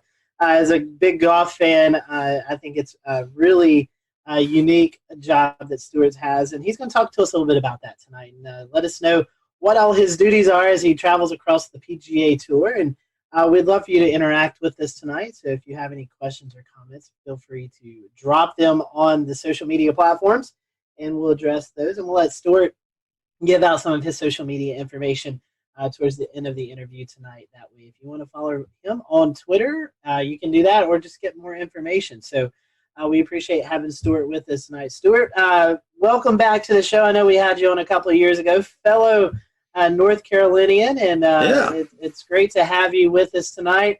Glad to see that you're actually home and not out on the road right now. So for those who may be introduced to you for the first time, tell us a little bit about you. I know you live here in North Carolina. You went to school here in North Carolina, so kind of give us a brief background about who you are. Yeah, I grew up in Winston-Salem. I currently live in High Point, North Carolina. And I got my meteorology degree from UNC Asheville, so I was actually there from 1988 to 92. So that kind of dates myself there. So 50 years old now, so I'm getting older. But after that, I started working for a company called Mobile Weather, and we started doing golf tournaments, weather for golf tournaments. So it started like with the Crosby Celebrity Tournament there in Winston, and the Vantage Championship, which was a Champions Tour event in Winston. And after that, I was interning then at that time when we started those, probably about 91 or so. And then as I graduated, we kind of formed a company called Mobile Weather, and we started doing more and more golf tournaments. So individual tournaments would hire us. And then from there in 1995, we signed a full-time contract with the PGA Tour doing all their events. So, and it just kept snowballing from there. And then, so I was working with a company then called Mobile Weather, and so we were doing golf tournaments. I was traveling all over the country. And then in 2005, I started working for DTN, and ever since then, I've been with DTN, and we just keep growing and doing more and more events. So, you know, we have all the PGA Tour, Champions Tour, Korn Ferry Tour. We do the LPGA. We do the PGA of America, which includes the PGA Championship, Ryder Cup, Senior PGA, and some of their smaller events. And we do quite a few international events for IMG. We do a lot of Asian tournaments in China and Taiwan and that kind of thing. So, you know, we do over 150 events a year now, so it's quite busy. Well, sort of. I know you're not the only one. I mean, that's a lot of traveling. So, yeah. Tell us a little bit about your team. How many meteorologists do you guys have? Is it just you that goes out to a tournament, or is there kind of a team aspect for you guys? Yeah. How's that going? Yeah, we've got we've got 7 or 8 guys that travel all the time, and we usually just send one person to each tournament or event that we cover. You know, because we also do outdoor concerts, and we do some other events like that we have a meteorologist go to and that help out. But you know, there's one guy per tournament, and so basically, you know, on the PGA Tour or any golf tournament or any outdoor event that we do, lightning is the number one concern. So that's why a meteorologist is on site. We set up an electric field mill. We have 2 laptop computers that have obviously the Doppler radar, lightning detection. You know, we have a mix of ISLA's National Lightning Detection Network, and you know, and So all that data that we get in-house, we have, all the computer models that we look at, the NAM, the Euro, the GFS, all those. So everything's in-house, and we sector where we're going to go, and we can make custom products for ourselves and that kind of thing. So we make our own forecast on site. So using all that technology, as an official comes in wondering what the weather is, if we do see a threat, we see a storm developing, the officials can come in, we can show them exactly on the screen what is happening. And based on what we're showing them and what our opinions are of what's going to happen, then the officials can make very good decisions of, okay, when do we need to stop? And then once we do that, especially on the PGA Tour, they have LED boards across the golf course. They'll put weather warning signs up. The officials will blow horns to the players, signaling that it's a dangerous situation. So then the players will get moved off to evacuation vans and cars and that kind of thing, and they're brought to the clubhouse.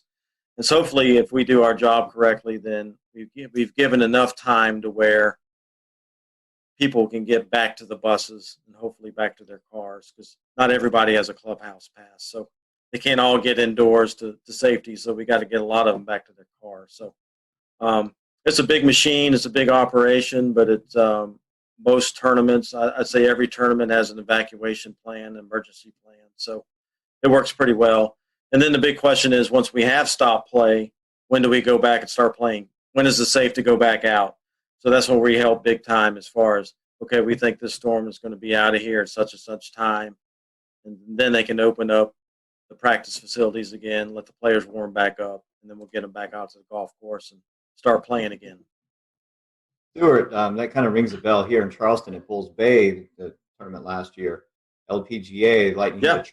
Someone was went under the tree, and it's a serious situation with these thunderstorms and in these golf tournaments.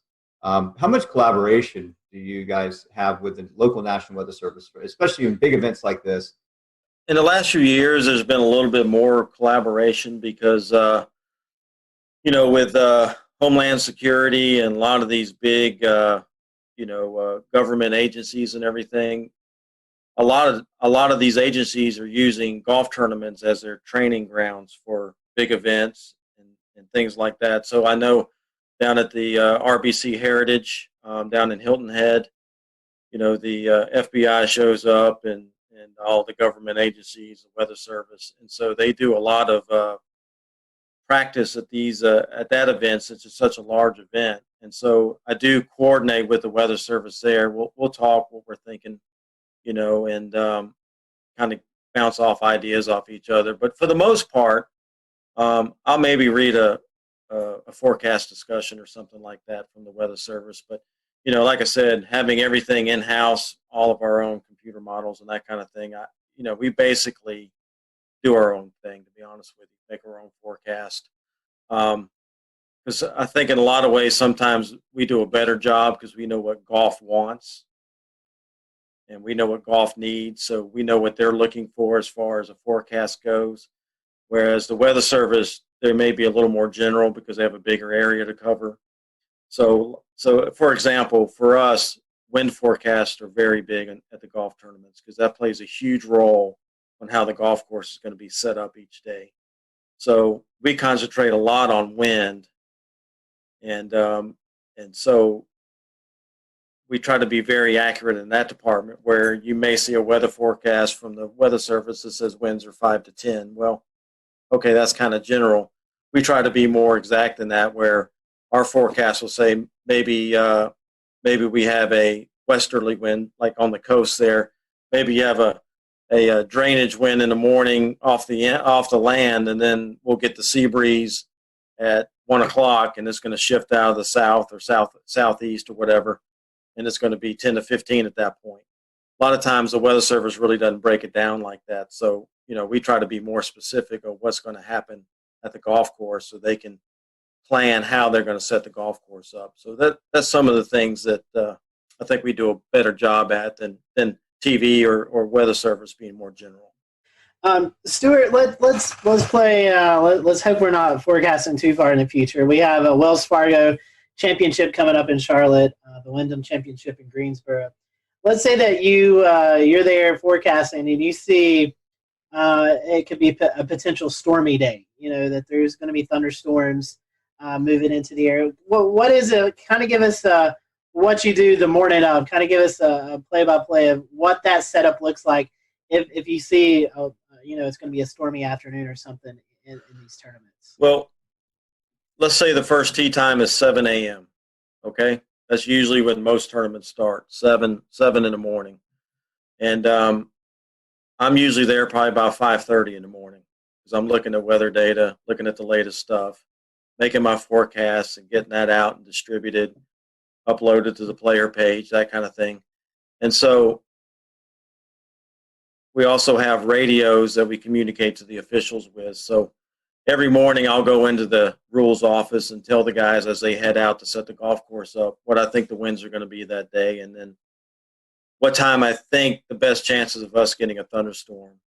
And so if you take a North Carolina tournament, typically what happens is, as you'll know, Scotty, and they'll start in the mountains. They'll bubble up in the mountains about midday, early afternoon, and then as they get going, they'll roll off into the Piedmont, and then they'll usually make it to Greensboro or Charlotte by 3, 4, 5 in the afternoon, depending on how fast they move and what the scenario is. So, so I'll tell the officials that morning, hey, I think we're going to see storms probably anywhere from that 3 to 7 range, and then that'll give them an idea when they need to start paying attention.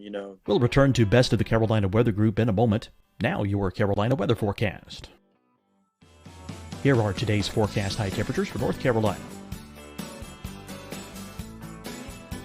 Here are the forecast lows for tonight for North Carolina. Here are tomorrow's forecast high temperatures. And here's forecast rainfall across North Carolina tomorrow. Here are the forecast highs for the day after tomorrow.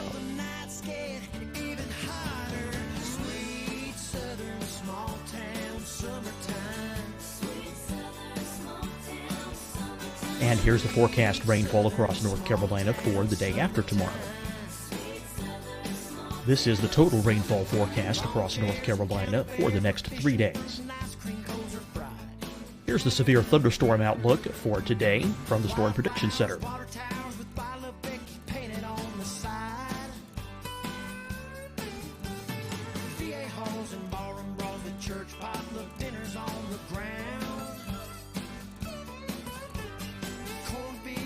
Here are the forecast high temperatures for today for South Carolina. Here are the low temperatures for today for South Carolina. Here's the probability of precipitation forecast across South Carolina today. And here are the rain chances across South Carolina tonight. Here are tomorrow's forecast highs across South Carolina. Here are the forecast low temperatures for tomorrow for South Carolina. And here is the probability of precipitation across South Carolina tomorrow. Here's the precipitation chances across South Carolina tomorrow night. Here are the forecast highs for the day after tomorrow in South Carolina.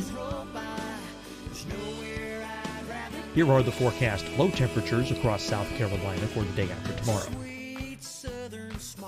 And here are the rain chances across South Carolina for the day after tomorrow. And South Carolina's probability of precipitation for that night. Here's the Storm Prediction Center's severe thunderstorm outlook across South Carolina for today through tonight. Here's the Storm Prediction Center's severe thunderstorm outlook across South Carolina for tomorrow and tomorrow night. And here's the Storm Prediction Center's severe thunderstorm outlook across South Carolina for the day after tomorrow through that night. Here's the severe thunderstorm outlook for today from the Storm Prediction Center.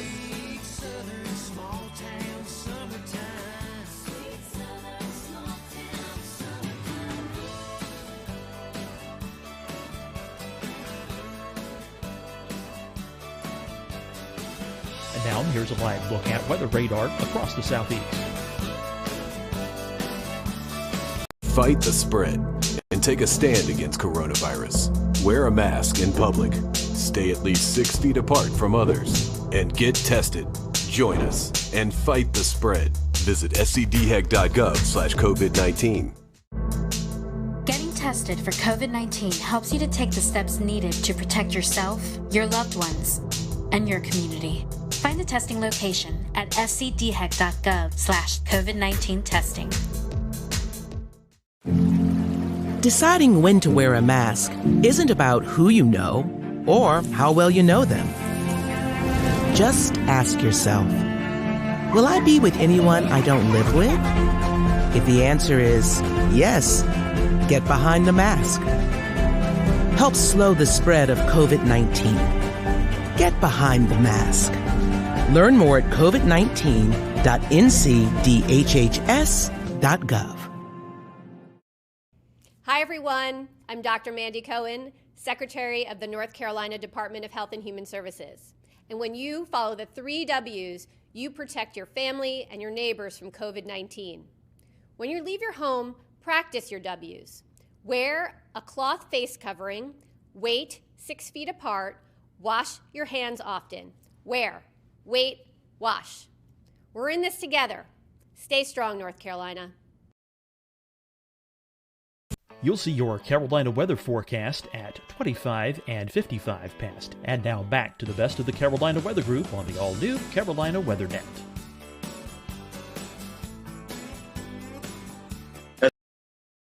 As we go through the morning there, I'll keep looking at the new data, see if there's anything we need to update. And then obviously I keep watching the screens. I'll have the radars going and that kind of thing. And then as soon as I see something that has a potential of getting to us, that's when I'll get on the radio and tell the officials, hey, I'm seeing some thunderstorms over, let's say, Yadkinville, and they're going to be moving across Winston and the Greensboro here in the next hour, hour and a half. So that'll give them the heads up that, hey, I'm starting to see some stuff that could impact us here in the next hour or two. And so that's when we'll start putting on the LED boards. There's a weather policy that runs and things that say, hey, inclement weather is possible, please pay attention, that kind of thing. And then as the storm keeps moving closer, then I keep updating the officials. And then when I think is within, less than an hour, usually the head rules official, which would be Mark Russell or Slugger White, who are in charge of the competition, basically, they'll come into my office. I show them exactly what's happening. And then we try to give at least 30 minutes notice before the storm's going to hit the golf course so that we can blow the horns and give enough time for people to start trickling out and get the players in. And then obviously, as the storm gets closer, hopefully we've gotten everybody off the golf course, and then the storm will hit. And then, like I said, then we have the conversations. When do you think it's going to be out of here? When is it safe to resume? And so they'll already start making the plans on when that gets out of there, when we're going to let them to go back out and warm up on the range and then get them back out on the golf course. So, it's kind of a lengthy process. But as with weather, you guys, we have thunderstorms that can pop up right on top of you. So that's why we also have an electric field mill that we set up on site that measures the electrical charge. And so if we're seeing something develop real close to us, hasn't produced lightning yet, and we're wondering, is it going to, that electric field mill gives us the heads up that, hey, charges are building. And also looking on the radar, you look at the cloud tops. You kind of know what those cloud tops keep growing, and you know what the freezing level is. And when it gets a certain height above that freezing level, that's when you start seeing the lightning. So using all those things together, using all those things together, we can get a good idea that, hey, this cell will probably going to produce lightning.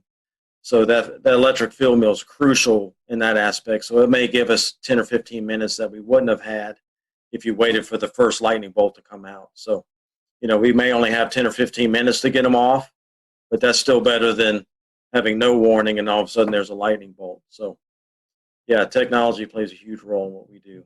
That's pretty fascinating. I didn't realize that much went into it. That's pretty sophisticated and really good coverage on your part. Stuart, once y'all blow the horns, this is kind of going back a few minutes, but once y'all blow the horn to warn there's a tornado or tornado warning storm or even a severe thunderstorm on its way. The players, they're coming off the course, but for bystanders that are sitting alongside the course or even in the stands, is there a safe place for them to go? Unless you have a clubhouse pass, and generally no. So, if you're having a severe weather event, obviously you don't want to keep them in the tents and the skyboxes because those are temporary structures and big lightning rods as well, just, with the poles and everything. So, we try to get people to go back to their cars, go back to the buses, get back to their cars.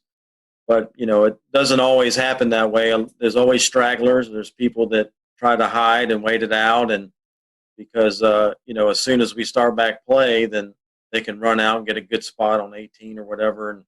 And they're in a good spot to get a good position to watch golf again. But, it happens. We put weather warning signs up. We do the best we can. The PGA Tour and all these events try to do the best they can to get people to leave. But, there's always a few stragglers that always try to stand under a tree. And, it's not recommended, but it definitely it happens.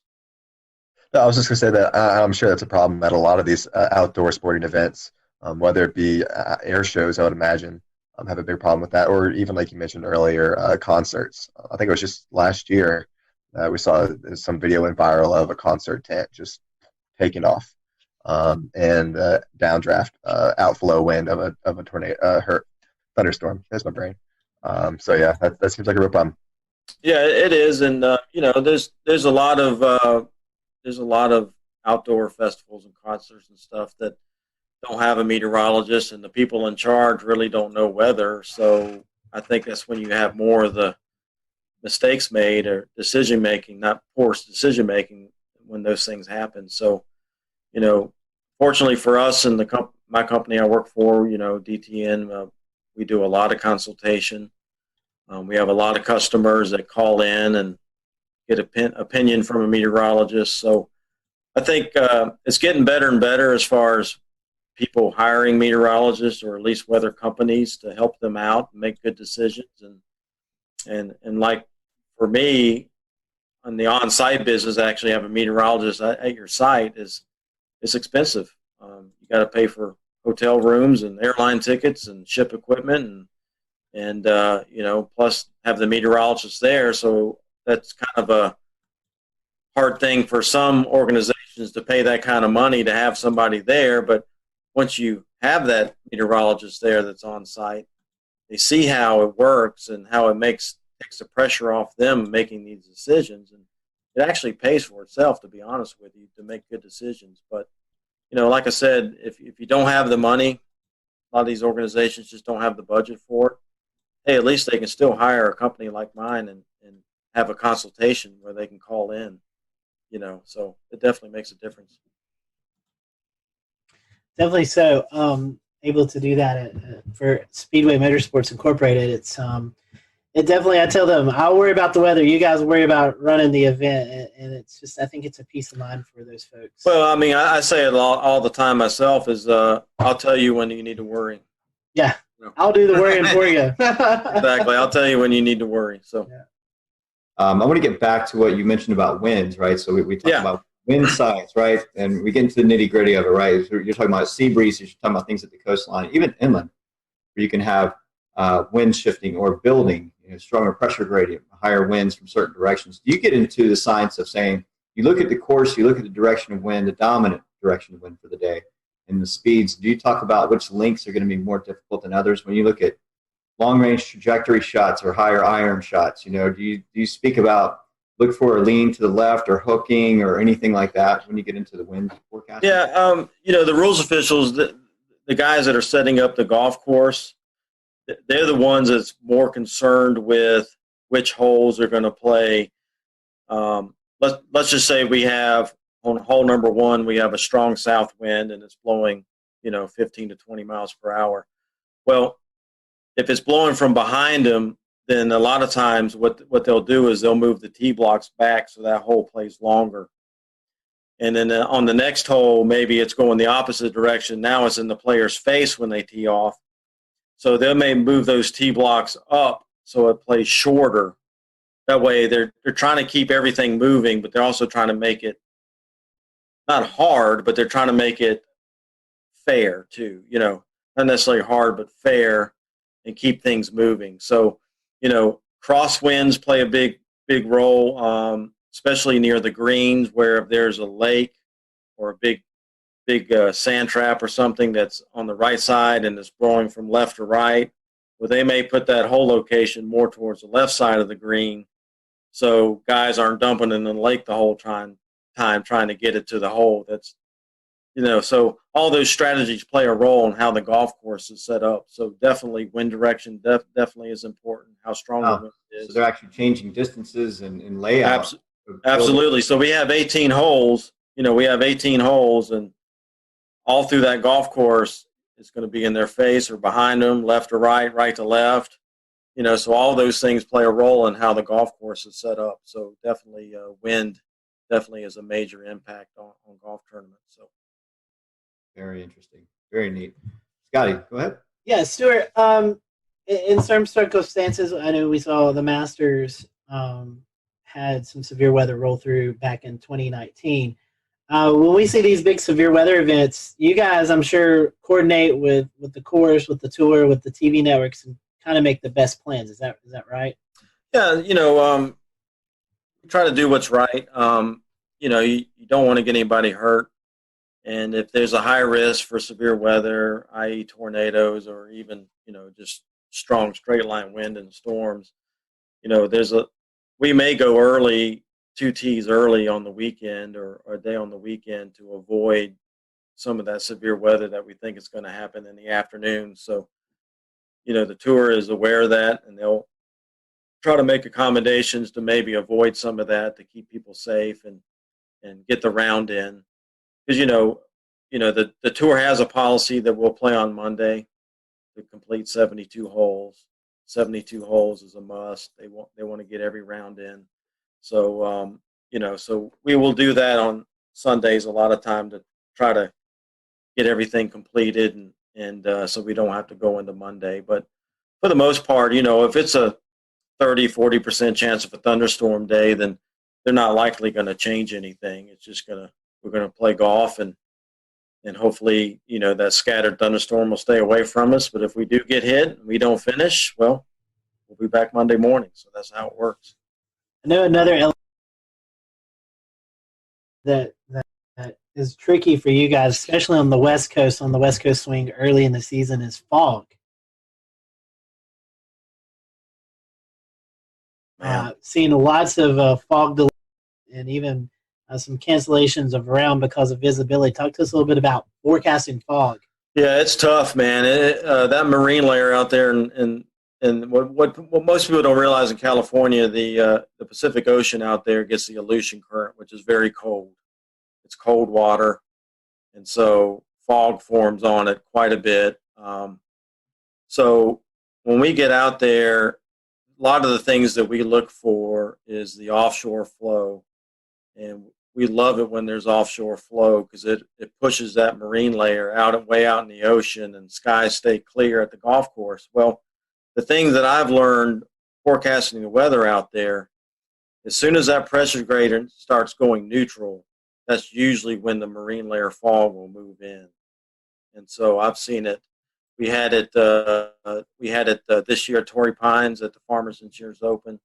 One day the fog rolled in early in the morning, and it stuck around till about 9:30 in the morning. So we had to delay for a couple hours, and then the sun finally ate through it and broke it apart, and it pushed offshore. So, it's a tough thing because with fog, you just don't know how long it's going to stick around. How thick it's going to be. We get the marine layer out there too. Sometimes it lifts and it's just a cloud deck, and you're fine. It's just a cloudy day. But at Torrey Pines, we do have some elevation. I think we're up at 400 or 500 feet there, and so if it lifts up to 500 feet, we're in the cloud and we get socked in, and then obviously you go other places along the coast there that's not elevated, and it's fine. So it's definitely tough, but something we deal with, and we just try to help the best we can with that. So, I know we're getting late on the interview. Fun question here: any favorite PGA Tour stops, and any of the PGA Tour players really weather savvy that we might not know about? Well, I mean, favorite weather stops. I mean, as far as any tournaments go, Hilton Head's a big favorite of mine. Any Hawaii tournament's great. Pebble Beach is awesome if the weather's good. Same thing with Torrey Pines in California. So yeah, we go to some great places. I mean, this past year I went to Japan and South Korea. I went to Shanghai, China, and this year, later in the year, I'm going to Australia. So yeah, I mean, we go to some great places and it's a lot of fun. So yeah, it's good. I was going to say, you have to go to these areas and actually learn the weather in these areas. You probably would have to understand it before you even go. Yeah, believe it or not, I mean, everywhere I go, I start paying attention to where I'm going a month or two ahead of time. So I know when I get there what's been happening. So you kind of got a feel for what's been going on. So, I've already been keeping tabs for the next couple of weeks when I go to Tucson and California again. And, and then obviously long term, you kind of looking, I've got Florida lurking in March. I'm going down to Florida. So you definitely keep up with what's going on and what's been happening. So you know kind of what to expect going into it. So it's definitely harder in Japan and Korea and some of these places where, maybe the radar data is not as timely, or you don't have all the good data you have here in the U.S.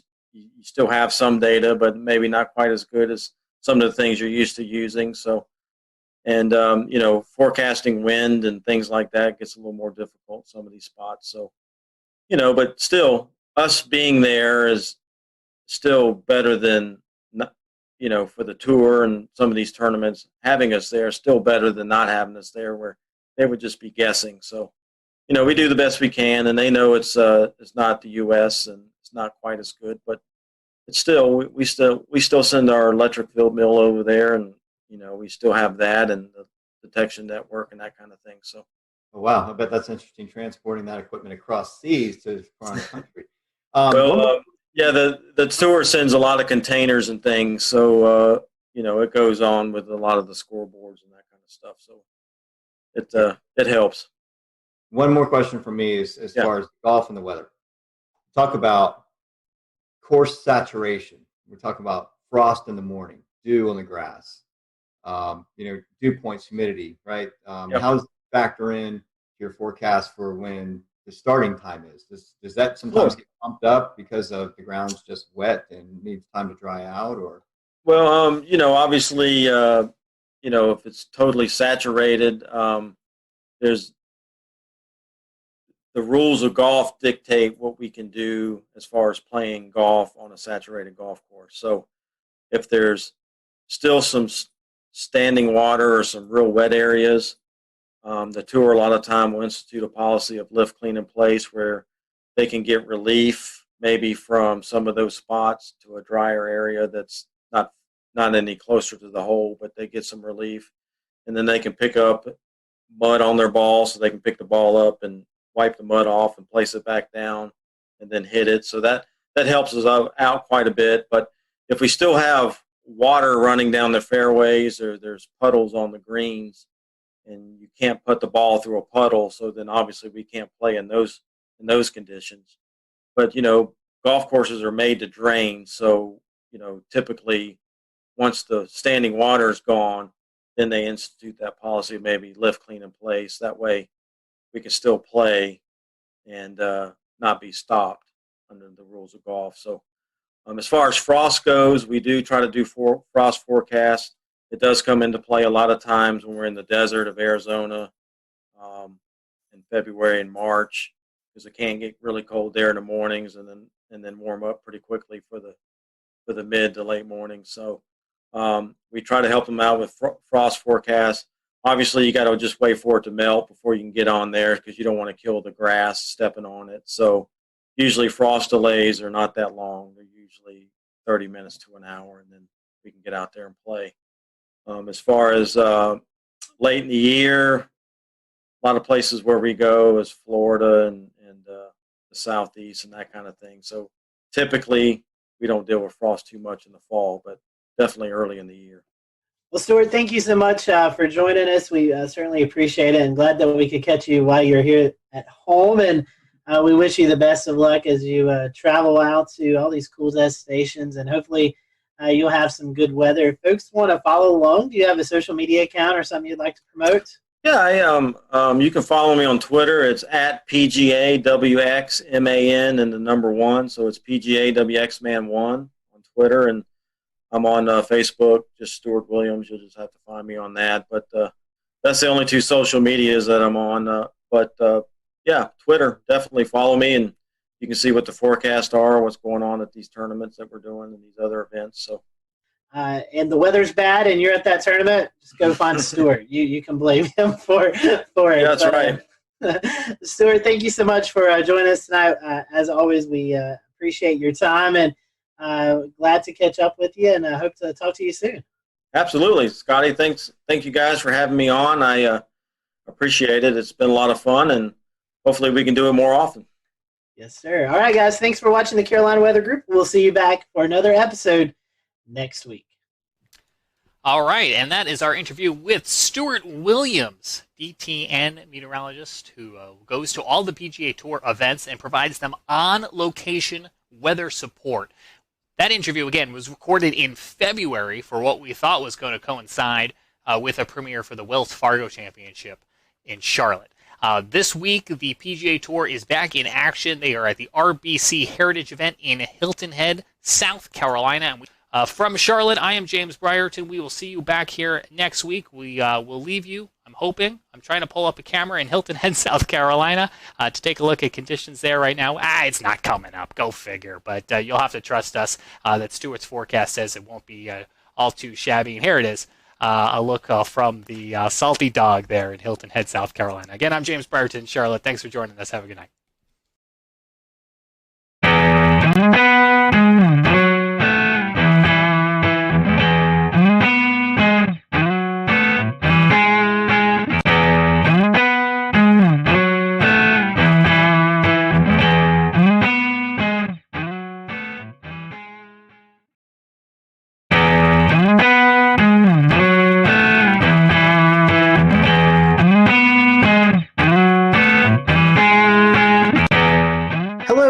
Welcome to the Carolina Weather Group. We're happy to have you this evening. Tonight, we have on meteorologist Jim Gandy. If you've been a follower of our show, you've probably seen Jim appear on the show a few times during these bigger weather events with hurricanes and winter storms. So Jim is joining us tonight from Columbia, South Carolina, and we're happy to have him. He was at WLTX there in Columbia, but has since retired. He retired, in fact, last year.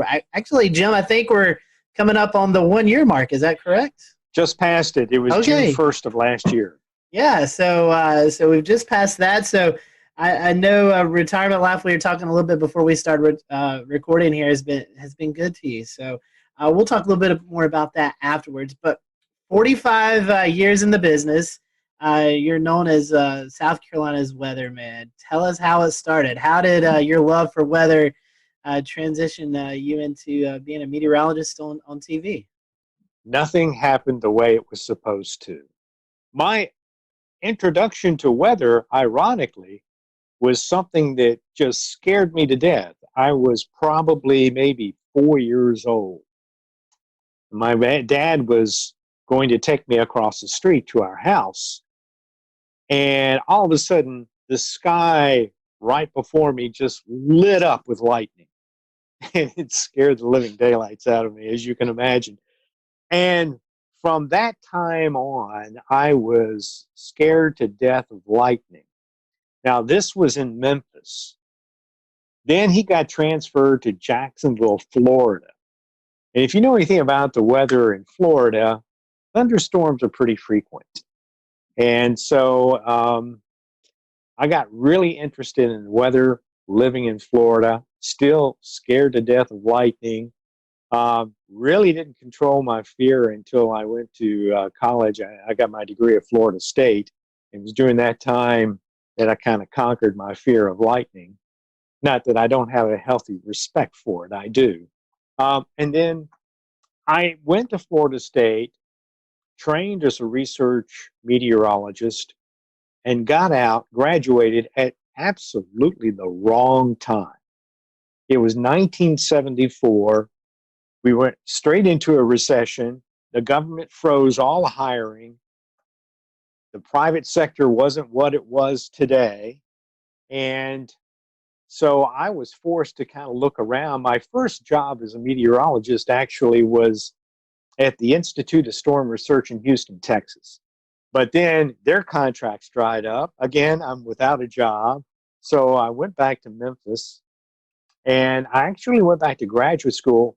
And that first semester in graduate school, one of the TV stations in Memphis called me and asked me if I wanted to come down and audition. I had never been to a TV station, didn't know anything about television other than what I saw on TV. I went down there, did the audition. Whatever they saw, they liked, they hired me, and the rest is history. Starting out in Memphis, I think your next move was to Oklahoma City.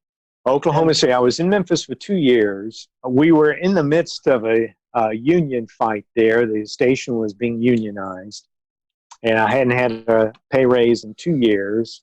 So I decided, okay, maybe it's time to look elsewhere. And I applied to a number of TV stations in Florida, since my background was in tropical meteorology. And one day I get a tape back from Florida, and I think it was We'll return to Best of the Carolina Weather Group in a moment. Now your Carolina weather forecast. Here are today's forecast high temperatures for North Carolina. Here are the forecast lows for tonight for North Carolina. Here are tomorrow's forecast high temperatures. And here's forecast rainfall across North Carolina tomorrow.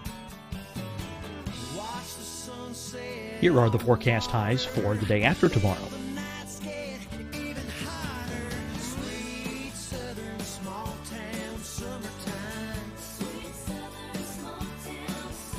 And here's the forecast rainfall across North Carolina for the day after tomorrow.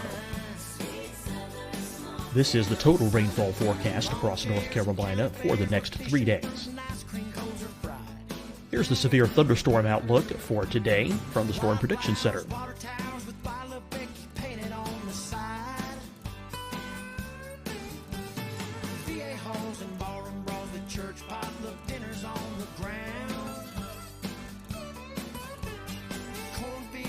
Here are the forecast high temperatures for today for South Carolina. Here are the low temperatures for today for South Carolina. Here's the probability of precipitation forecast across South Carolina today. And here are the rain chances across South Carolina tonight. Here are tomorrow's forecast highs across South Carolina. Here are the forecast low temperatures for tomorrow for South Carolina. And here is the probability of precipitation across South Carolina tomorrow. Here's the precipitation chances across South Carolina tomorrow night. Here are the forecast highs for the day after tomorrow in South Carolina. Here are the forecast low temperatures across South Carolina for the day after tomorrow. And here are the rain chances across South Carolina for the day after tomorrow. And South Carolina's probability of precipitation for that night. Here's the Storm Prediction Center's severe thunderstorm outlook across South Carolina for today through tonight. Here's the Storm Prediction Center's severe thunderstorm outlook across South Carolina for tomorrow and tomorrow night. And here's the Storm Prediction Center's severe thunderstorm outlook across South Carolina for the day after tomorrow through that night. Here's the severe thunderstorm outlook for today from the Storm Prediction Center.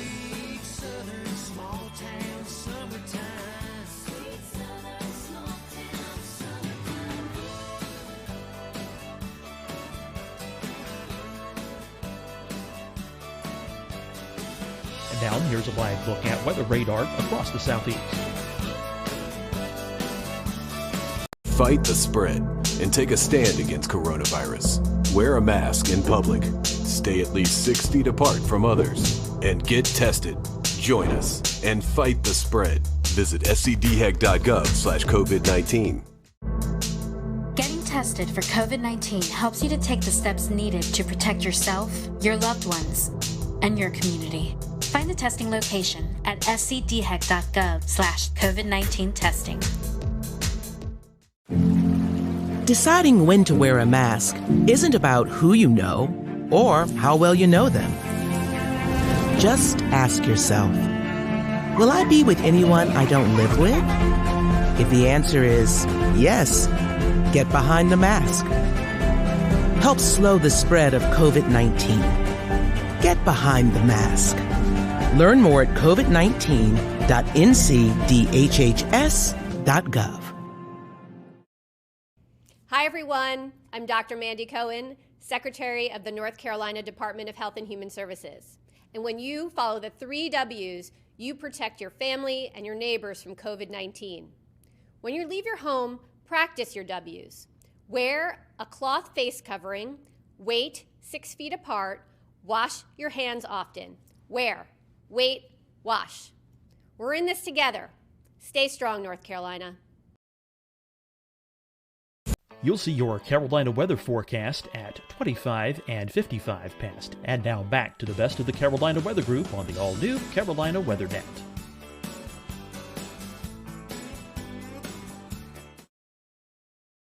I get the tape back. Obviously, it was rejected. One of the directors in the control room said, well, they've got an opening in Oklahoma City. Why don't you try for that? Well, I just got this tape back. I threw it in the mail and didn't think too much of it. But then I would say just a few days later, I got a phone call from Jim Williams at KTVY, now K4 in Oklahoma City. And they flew me out there, and I did an audition right there on their set. I beat out everybody that was looking for the job. And so I spent almost 5 years in Oklahoma City. Then I went and spent 2 years with Mike Smith up in Wichita at the Kansas State Network. And then I got the job at WIS in Columbia, South Carolina, and was there for about 14 and a half years. And then Gannett offered me a job. And I worked at corporate for a year and then came to Columbia at their station, WLTX, and was there for 20 years. Going tropical, studying at Florida State, like you said, experienced in tropical meteorology. Then going out to Oklahoma, where now the Oklahoma City market seems to be one of the most sought after markets there is, with severe weather coverage. It's turned into something that everybody tunes into now. Was it like that back in the 80s?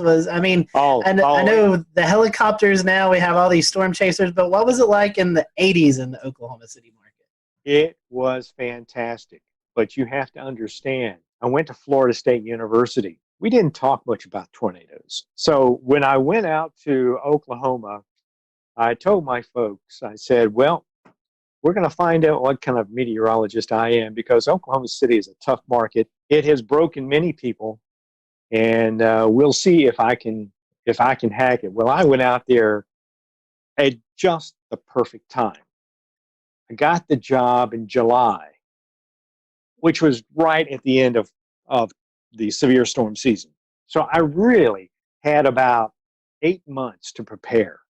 And prepare I did, because down the road from Oklahoma City, of course, is the University of Oklahoma, the National Severe Storms Laboratory, all right there in Norman, Oklahoma. And some of my friends at Florida State were working at the Severe Storms Laboratory. So I knew the caliber of people that were down there. My biggest fear in Oklahoma City was going on the air and saying something that wasn't correct. OKC to Wichita to Columbia. Is there anything in particular that drew you to the Midlands versus being out west? It's very different. Well, one was a job, right. But after having been in in Oklahoma City and Wichita for 7 years. And keep in mind, I grew up in the Southeast.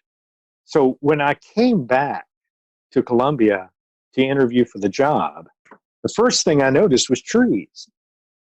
And I said, oh my God, there are trees here. And not these little scrubby things you see out in the plains. And so I said, boy, if they offer me the job, I'm going to take it. And sure enough, they offered me the job. I took it, and the rest is history. I have to laugh. People always ask me about my time out in Oklahoma City and Wichita, if I ever chased storms. Yes. In fact, that's how I got into photography, was by chasing storms. I tell people that I chased storms before it became fashionable. When I was chasing, it was a rare event to run across another chaser. But today, when I see how many people are on the road chasing out there today, I'm just blown away. I said, oh my God, there's a traffic jam. I'm surprised they don't have cops out there directing traffic. I mean, you're exactly right. I mean, we see it now even on when folks activate their GPS and they go into their apps, right? And they spell out names of people across 2 or 3 states. It's pretty impressive. So yeah, lots of people. A lot of people out there. And the competition is pretty stiff. Every once in a while on Twitter, you'll hear some scuffling going on about who was first in line or who was supposed to be first. So it's kind of interesting. Well, see, I never had that problem. There wasn't anybody out there. If you don't know what you're looking at in real time at the sky and what's going on in the environment, you can learn a lot from that outside of looking at radar and all these products and everything. So yeah, I mean, that's folks have access to that technology now, so they know how to kind of gain ahead. They can jump over to another state where something else is going on. So kind of. Well, for me, it was fantastic because I could take what I was seeing in the field, and when I went back to the radar, now I could start to put things together. And I think that made me a better radar analyst because I could see what was on the radar and I could visualize because I had seen it in the field. Right. And so it was a big help. Jim, I want to get back to Columbia. So overall in Columbia, you're talking about 30 years total. 34 years. 34 years. Let's talk about some of the major events, some of the major things you remember from Columbia. I was here during Hugo in '89. I experienced that as a teenager in high school. We left. We went to Union, South Carolina, and came back the next day, and it was just absolutely devastating. But I don't think folks knew what kind of impacts were going to occur inland, especially across the CSRA and all the way up into Charlotte and beyond. So tell us about your experience with Hugo. Well, that was an interesting one because when I came to Columbia, what I had not had to do when I was out in the Plain States was make a 5-day forecast. When I came to Columbia, they insisted on a 5-day forecast. Well, this is 1989. Everybody's doing 5-day forecasts, but granted, they weren't that great. So I had been watching Hugo off the African coast, and I had been reading some of the analysis coming out of Washington. And going into the preceding weekend, they said the weather pattern is shaping up for this hurricane to affect the southeast, which caught my attention.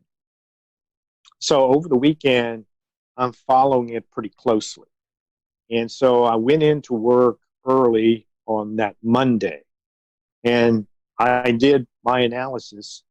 The one thing that struck me was that the computer models were having some trouble. They kept wanting to keep the storm going west. When it came off of Puerto Rico, though, it was moving northwest. But the models kept wanting to turn it west. I have a rule, and I developed this rule in Oklahoma. And that rule is, when it comes to computer models and reality, reality always wins.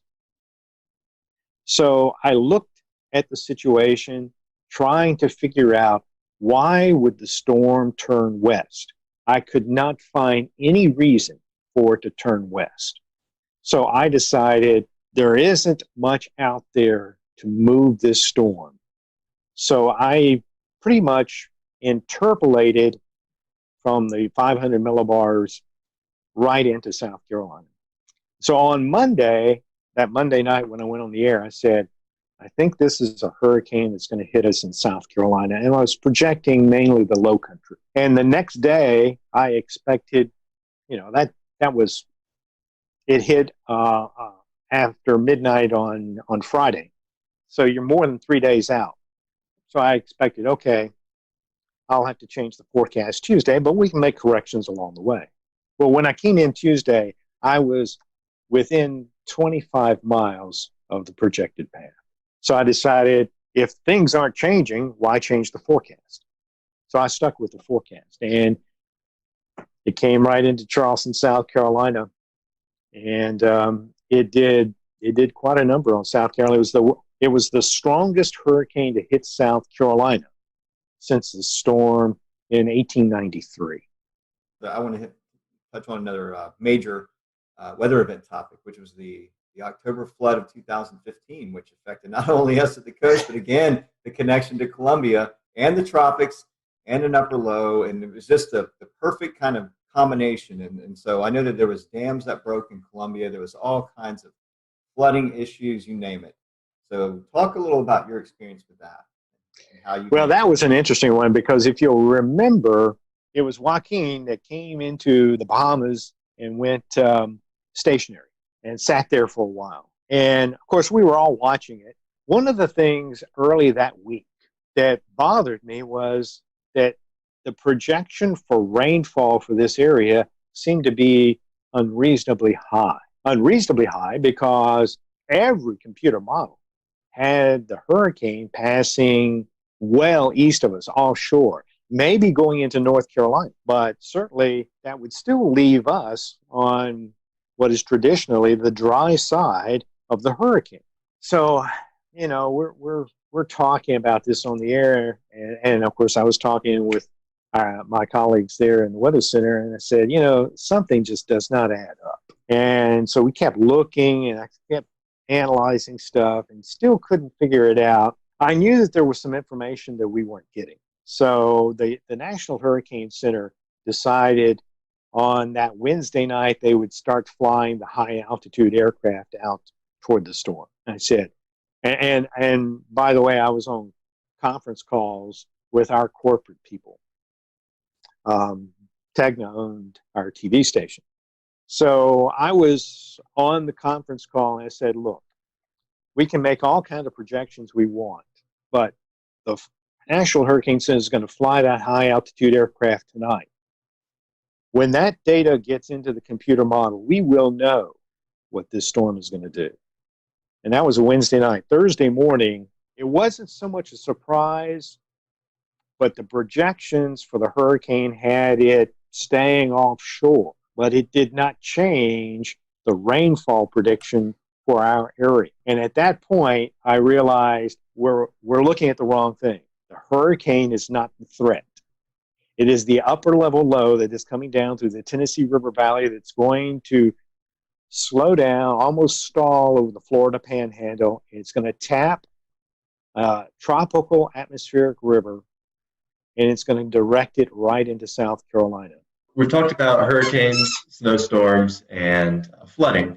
Were there perhaps any tornado events that you particularly recall from your years in Columbia? Oh, yeah.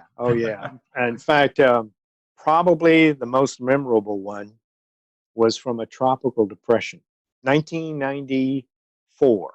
And it was Hurricane or Tropical Storm Beulah. It hit along the Florida coast, came into Georgia, southwest Georgia, and was heading up toward the Athens area, the center. It happened that we were on the east side at just the right point in the heat of the afternoon. So I went in early to work in preparation for, I guess I got to the station around 11:30. And while Joe Penner, who was doing the weather for the midday show, as he was doing the weather, right after he got off, they issued a tornado warning, and it was for Barnwell County. I thought, tornado warning. Now, keep in mind, back then, the Weather Service had Doppler radar, but we did not. So I'm thinking, okay, so we went on and gave the warning and everything. And I'm looking at everything as best I can. And all of a sudden, they happened to say that there was circulation in Lexington County. It was down near Pelion, I think it was, or something like that. I went, oh my gosh. So I notified the assignment desk. They said, where do we need do we need to send someone to Pelion? I said, no, don't go to where it's been, go to where it's going to go. So we sent a photographer out on I-20, and I just said, go toward Highway 6, and then we'll see well, he gets to Highway 6, and he misses the turn, has to turn around. When he does, he sees the tornado. And that was the first of something like 28 or 9 tornadoes that day. Switching gears a little bit, Jim, climate change has been something you're very vocal about. Can you talk to us a little bit about that? It goes back to in 2007. This is when TV stations were starting their websites. Everybody was kind of green back then, so we really didn't know what we were doing, what we wanted to accomplish. And I convinced the TV station. I said, let's do something. Let's start a science and technology page. But I was also at the time on the station's scientists committee. It just so happens that Joe Whitty, a meteorologist who was on the air in Washington, D.C., made a recommendation to Ed Maybeck at George Mason University. And they wanted to see about educating people about climate change. Joe sends a note to the chairman, who was Paul Gross at the time. And Paul then relayed that message to all of us on the committee. And I had just come inside from working out in the yard, and it said on there that they were looking for an advisor. I said, hey, this sounds kind of interesting. So I responded. But a friend of mine on the committee beat me to it. So when I talked to Joe, I said, well, if you need any help or anything like that, just let me know. A few days later, he calls back. He said, how would you like to be the test case? I got the TV station on board. They supported it. The National Science Foundation gave us the grant. And in 2009, ironically, as ClimateGate was breaking, we were meeting in Washington, D.C. to map out a program that would become Climate Matters. The whole focus of our work was to educate people about how the climate is changing and why it's changing and how it's going to affect them locally. We just wanted to give people the scientific information. What does Columbia, South Carolina mean to you? And then second part of that is, how is retirement life? I worked here for 34 years, so I consider it to be home. It's also a great place to be. The cost of living here in Columbia is really pretty low in comparison to other parts of the country. And actually, you can say that through a large part of the Carolinas. It's not just Columbia, but in this part of the country, the cost of living isn't that great. So it's a great place to live. So if you don't have a vast wealth, it's a great place to just kind of settle in. As it turns out, I picked the perfect time to retire. I mean, I was already 66, so it wasn't like I was retiring early. So I decided, okay, let's go ahead and retire. This is it. I'll retire, and we'll enjoy life, whatever it is. Last question, Jim. To wrap this up, what are your words of advice for any future meteorology student or anybody that's currently in the field? I read something the other day that kind of struck me. It was a young meteorology student who was struggling or had struggled at Florida State, had gone to another college, had some problems there, but was really passionate about weather. And I thought about it because I felt bad that she was struggling, but I sent her a tweet back, and I said, this might surprise you and will surprise some, but I'm not the sharpest tool in the shed. I struggled as well. I often joke that I enjoyed the course atmospheric radiation so much, I took it 3 times. And you just have to work hard and persevere. When I graduated, I wasn't at the top of my class. But my parents instilled a work ethic. If you want something, you got to work for it. So in many cases, I wasn't the best person on the air. Certainly, I wasn't always the best looking person on the air. I don't have the best voice on the air. I don't even know why I'm on the air, but I work harder than anybody. One of my colleagues once said, you are the hardest working meteorologist I have ever been around. And it's true. When I go to work, I'm there until it's done.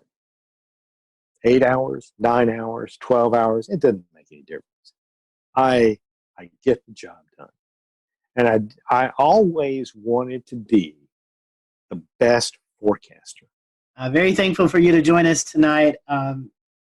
You're still following a little bit of weather. Are you doing any updates on social media? If so, how can folks follow you? Follow me on Twitter and Facebook at Jim Gandy WX. That's awesome. Well, Jim, we certainly appreciate it. We hope that you and your wife can get out and travel soon. Hopefully this pandemic mess will come to us soon or end soon, and you can get out there and enjoy the traveling. And we certainly appreciate you joining us tonight. And from all of us here at the Carolina Weather Group, thank you for your service that you've dedicated to the folks of South Carolina over the thank you. Thank you. Years. Thank you for having me. You're welcome. Everyone, thanks for watching the Carolina Weather Group. We'll see you next time.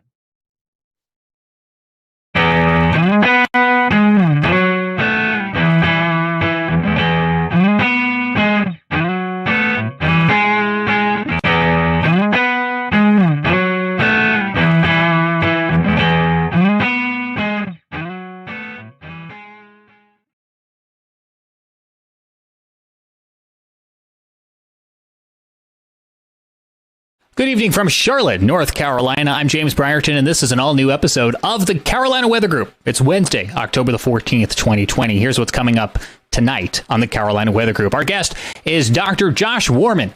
He invented the Dow, the Doppler on wheels, and he appeared alongside his famed vehicle on numerous TV shows, including Storm Chasers.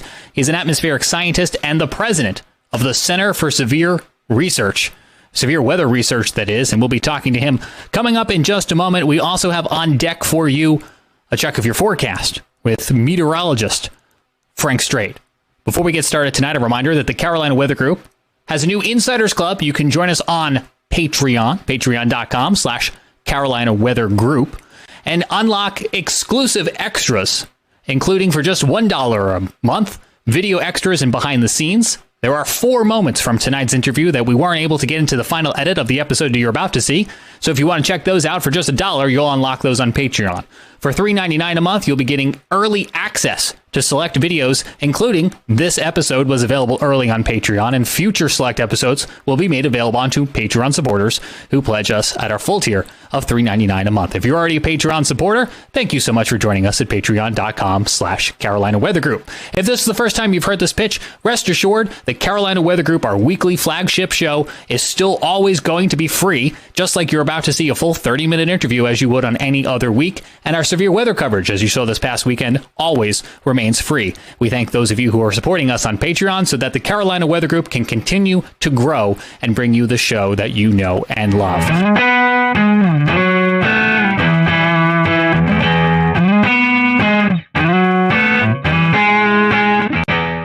Hello, everyone. welcome to the Carolina Weather Group. We're happy to have you this evening. Tonight's guest is Joshua Werman. He works at the Center for Severe Weather Research, and you may have seen Josh on a few storm chasing shows on TV. We're going to talk a little bit about that as well tonight with all the research he's been doing lately with the active tropical season and just kind of generally talking about his career. So we're happy to have Josh with us tonight. Towards the end of the show, we'll let Josh give out some information, social media websites. That way you can follow more of his content. To be sure to stick around towards the end of the show for that. So Josh, welcome to the show. We're happy to have you. We'll kind of give you our first question that we ask all of our first-time guests is, how did you get hooked into this crazy weather world that we all like to follow? Well, it's been decades for me. You can see all the gray hair here. As a kid, I loved physics and math and things like that. And weather was just always a passion for me. I had a little weather station in my backyard and one of those little Taylor instruments, max-min thermometers, and a weather station. I was old school before the internet. So I always liked weather. It was changing all the time. And it was just a great way to apply my nerdy passions of physics and math to something that was really interesting. A lot of interesting challenges and problems still to be solved. So one way or another, I've been into weather for 50 years. So Josh, before you got started with the Dow projects and everything that you've been working on recently, you actually used to work with the Air Force on nuclear winter simulations, I guess you could say. Could you tell us a little bit about that? That's something I knew nothing about before doing a quick Google search yesterday. Wow, I was going to say somebody had some old resume out there. We'll return to Best of the Carolina Weather Group in a moment. Now your Carolina weather forecast. Here are today's forecast high temperatures for North Carolina. Here are the forecast lows for tonight for North Carolina. Here are tomorrow's forecast high temperatures. And here's forecast rainfall across North Carolina tomorrow. Here are the forecast highs for the day after tomorrow.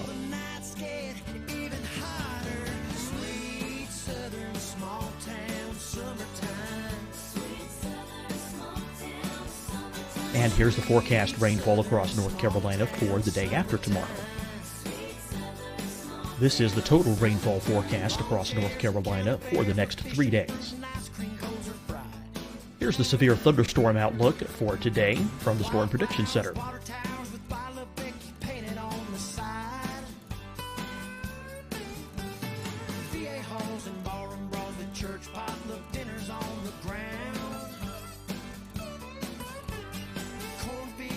Here are the forecast high temperatures for today for South Carolina.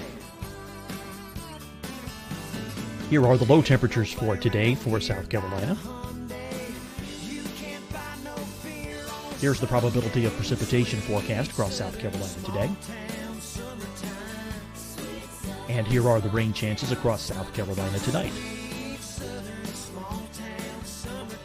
Here are tomorrow's forecast highs across South Carolina.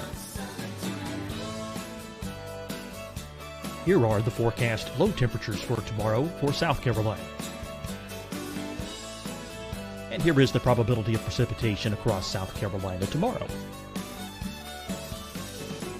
Here's the precipitation chances across South Carolina tomorrow night. Here are the forecast highs for the day after tomorrow in South Carolina. Here are the forecast low temperatures across South Carolina for the day after tomorrow. And here are the rain chances across South Carolina for the day after tomorrow. And South Carolina's probability of precipitation for that night. Here's the Storm Prediction Center's severe thunderstorm outlook across South Carolina for today through tonight. Here's the Storm Prediction Center's severe thunderstorm outlook across South Carolina for tomorrow and tomorrow night. And here's the Storm Prediction Center's severe thunderstorm outlook across South Carolina for the day after tomorrow through that night. Here's the severe thunderstorm outlook for today from the Storm Prediction Center.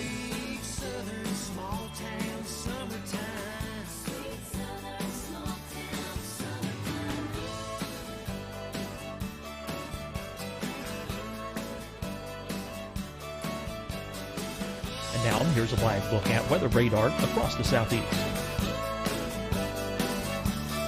Fight the spread and take a stand against coronavirus. Wear a mask in public. Stay at least 6 feet apart from others. And get tested. Join us and fight the spread. Visit scdhec.gov/COVID-19.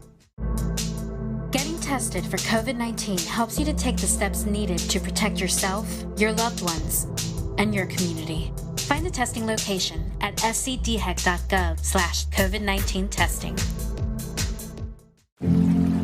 Deciding when to wear a mask isn't about who you know or how well you know them.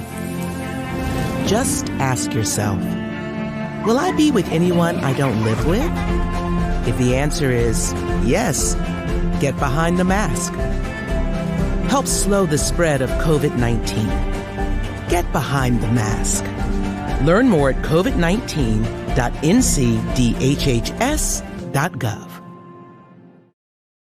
Hi, everyone. I'm Dr. Mandy Cohen, Secretary of the North Carolina Department of Health and Human Services.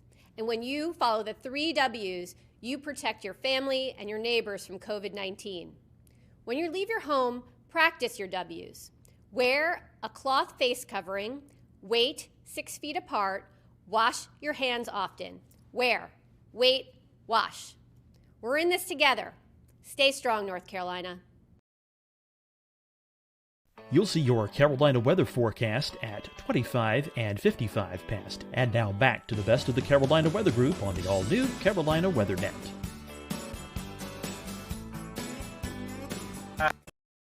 I went to MIT, was kind of nerdy. I dropped out for 3 years. So, do what I say, not what I do, but I dropped out of school for 3 years and went to work as a consultant for the Air Force Geophysics Laboratories. And there was a group there that was working on modeling of a nuclear winter. There was a pretty hot topic back in the 80s. And the premise basically was that if a lot of nuclear bombs were dropped, this was a different world back then. We were really thinking about the Soviet Union and the fact that some giant nuclear war would happen with thousands of nuclear bombs dropped.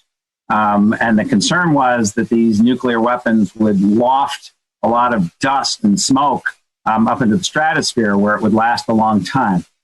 And so what we were doing in that group was taking normal thunderstorm cloud models, similar, though more primitive because it was 30 years ago, but similar to models that are run now on clouds. And we would, instead of initiating a cloud with a 2 or 3 degree warm bubble from turbulence, we would initialize the model with a 500 degree nuclear explosion, and boom, you get a big cloud.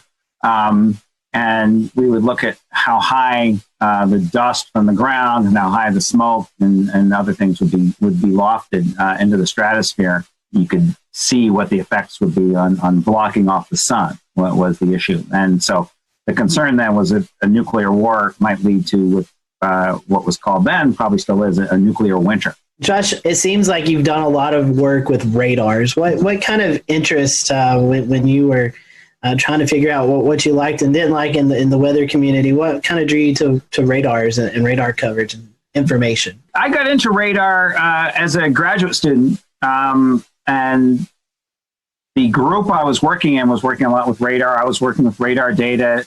My PhD work was on microbursts, looking at radar data. And I just started asking some technical questions. Most radars work by sending microwaves out. You send a pulse of microwaves out, and then what comes back to you is what you measure. That's how almost all radars are working. But I just asked myself one day, I think literally this was in the shower kind of mental conversation. What happens to all the other stuff? Some of the radiation hits the raindrops and comes back, but a lot of it goes other directions. What happens to all that? And so it turns out really interesting things happen to that, and you can measure that. So I basically came up with this concept of what's called bistatic multiple Doppler systems. That's a lot of syllables, but it was just a different way of doing radar. And I kind of got into doing some radar technology. And in the process of getting more, that kind of led to another question once I was doing that kind of technology. By the way, those in the field think that was my most clever idea, not the Dow. I was just reading papers about people who were doing tornado chasing. This was in early 90s. So there certainly were scientists who were doing tornado chasing. There were scientists who were taking out what I'll call some pretty primitive radar type devices to look at those tornadoes. And I thought, well, what if you actually put a good radar near a tornado? What would you see? So I was just asking that kind of simple question. And how could you do that? So I had what, in retrospect, wasn't a great idea of putting a radar in a van, just a regular old passenger van with an antenna in the back, and you would open the back doors and expose the antenna. And literally we would just do donuts in a parking lot to scan. It wouldn't scan. We would just do donuts facing the tornado. That was my original idea. And we would just do donuts and see if we could take some slices through a tornado. That quickly morphed into, some engineers telling me, you can actually make that antenna move. And here's how to do it, into coming up with the first Doppler on wheels. And I usually describe it as an idea behind its time, but it's not rocket science. The first Doppler on wheels was just a weather radar. We did a few slightly clever technological things to make it fit on a truck and make it not break when you drive it over railroad tracks. But basically, it was a radar on a small box van. And the main thing is we just got closer. So we just drove it up to tornado. So we had a pretty good radar, not as good as an 88D, but a pretty good radar. And by getting it 50 times closer, we had a 50 times smaller beam that way. We had a 50 times smaller beam that way. So it's already 2,500 times better. We were a little bit clever and sampled in the third direction better. But I could get 10,000 pieces of data where an 88D would typically get one. And, if you have a microscope or telescope or something, it's getting 10,000 times better data. It's easy to get new science out of that. And that's what we did. The whole thing was just getting closer, getting finer scale data, looking with a better microscope, with a better telescope at tornadoes and anything else. I know you mentioned tropical stuff, and we just came back from Sally and Laura. Well, we got in the eyes of those storms, in the eye walls of those storms, and with a better microscope, we got up close. And so we're seeing lots of things you just can't see from farther away with our technology. I guess for the viewers and the listeners who aren't as familiar with what the Doppler on wheels looks like and kind of, what is the epitome of that now? I guess some basic descriptions of what it's like having a Doppler on wheels, what's the size of it, and kind of what's the situations that you would prefer to drive it into? Are there other things besides scanning tornadoes and hurricanes that you find it useful for? Sure. So let me start out. I'll back up one step and start, just in case there's some people who don't even really have a great feel of what radars do. I mean, radars basically send out a narrow beam. It's kind of like a flashlight beam, as narrow as you can get it. And they're scanning through storms of whatever type and trying to get the smallest details that you can by scanning that flashlight beam back and forth. The Doppler on wheels is basically putting all that radar stuff and that flashlight on a truck so we get closer to things. I was just explaining how if you get 50 times closer, you're getting maybe 10,000 times better data. So anything we drive it closer to, we're seeing better data. I use an analogy sometimes of whoever it was who invented the first microscope. So he pointed at his finger, he can see details of a fingerprint. He can point it at pond water and sees parameciums.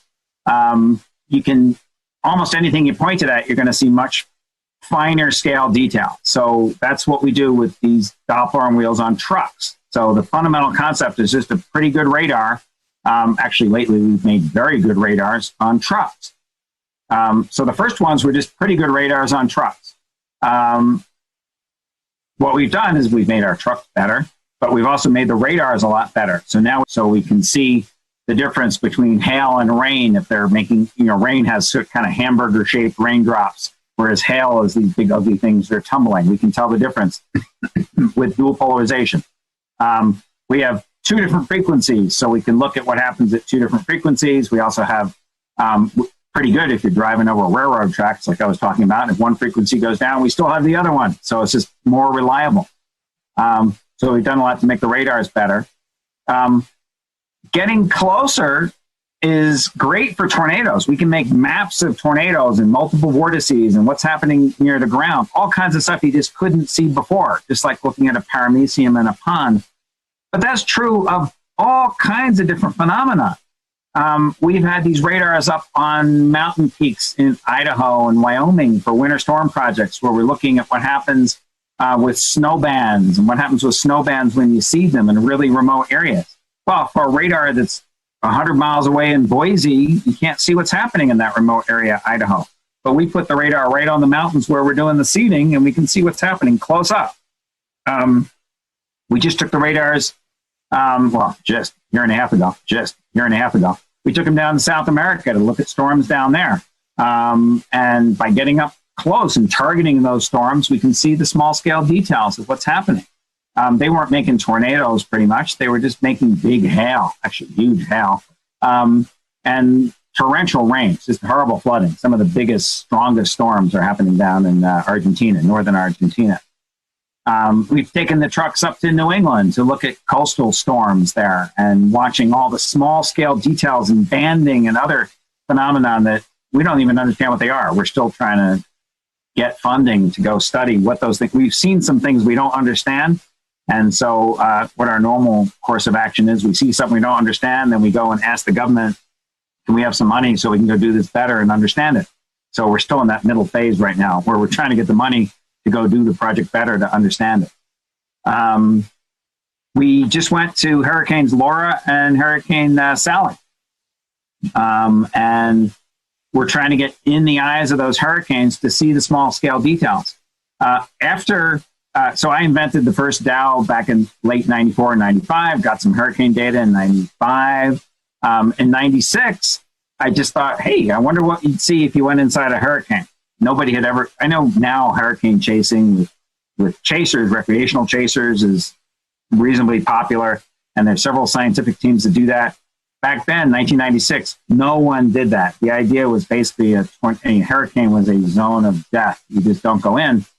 But we thought, well, it's not so much worse than an RFD or something. Maybe we can do it, right? So we went in really kind of scared. We were pretty anxious, and we went to Hurricane Fran back in 1996. We deployed, I think, 5 miles from the coast, really far from the coast, something I just wouldn't do by choice anymore, and deployed on a runway at Wilmington Airport, really scared. We had all these emergency ideas of running into the shelter at the airport if anything bad happened, if we flipped over or went airborne. We just didn't know what would happen.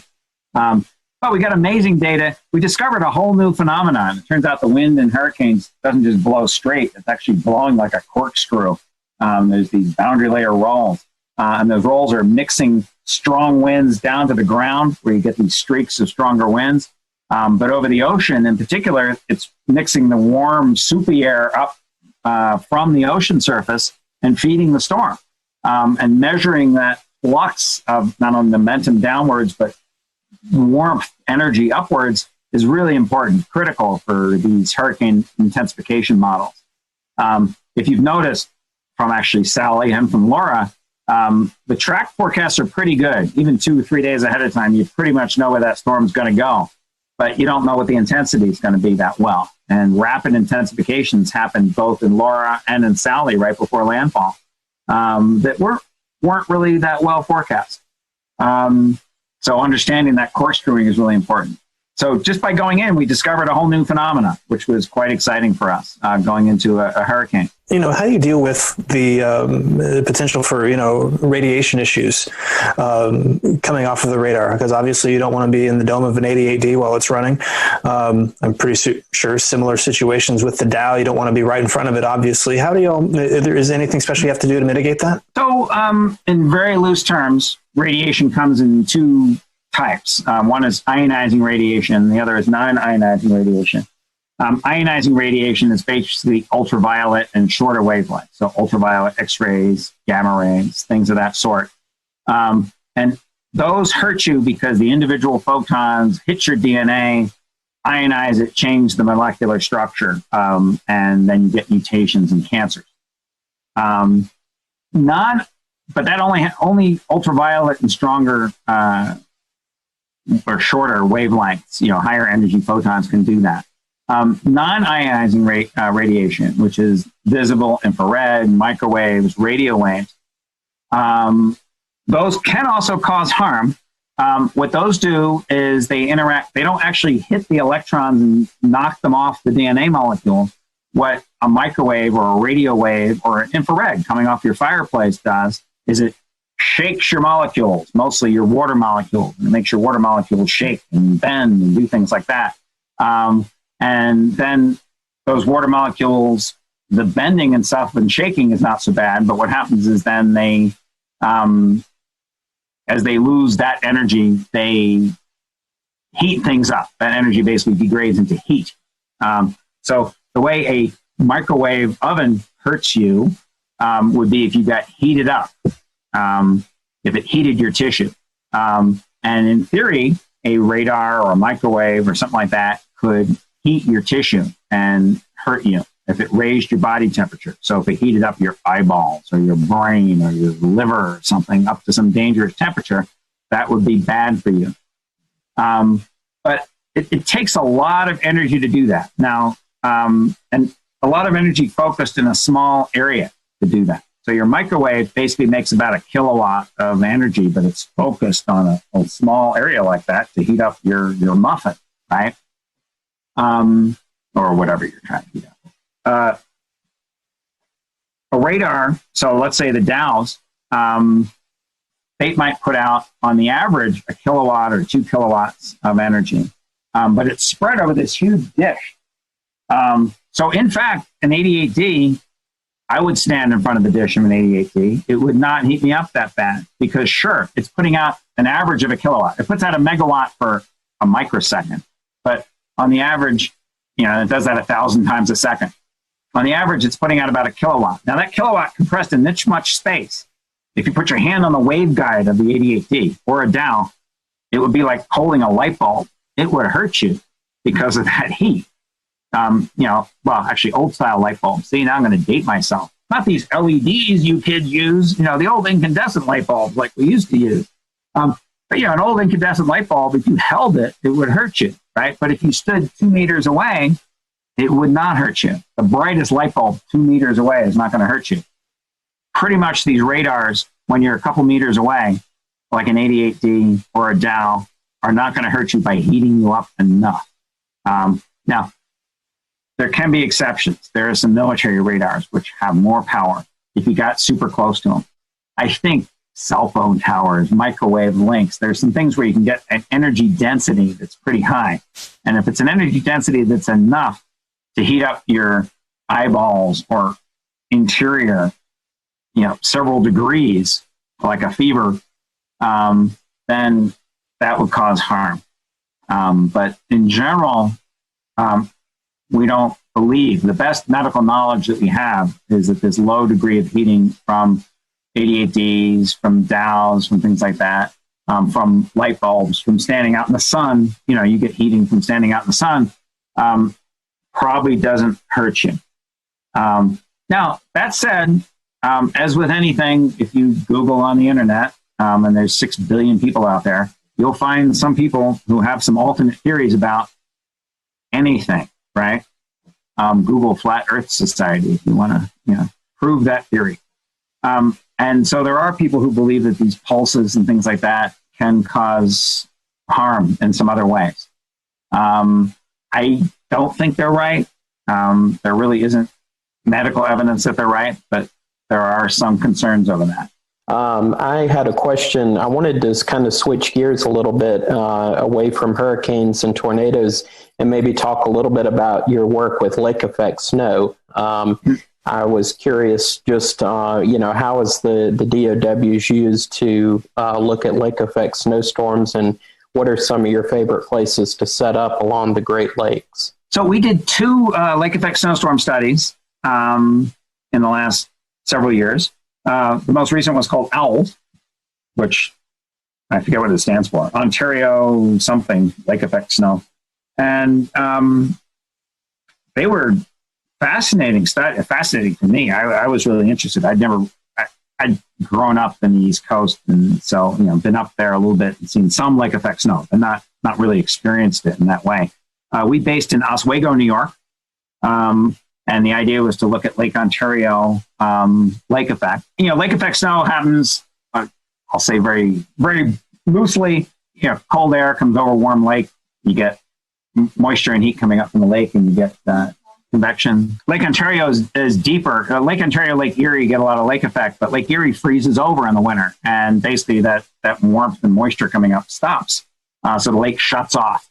Lake Ontario is deeper, has more mixing, so it stays, you know, open for business, they say, for most of the winter, usually the whole winter. So we based in Oswego, which was on the southeast side of the lake.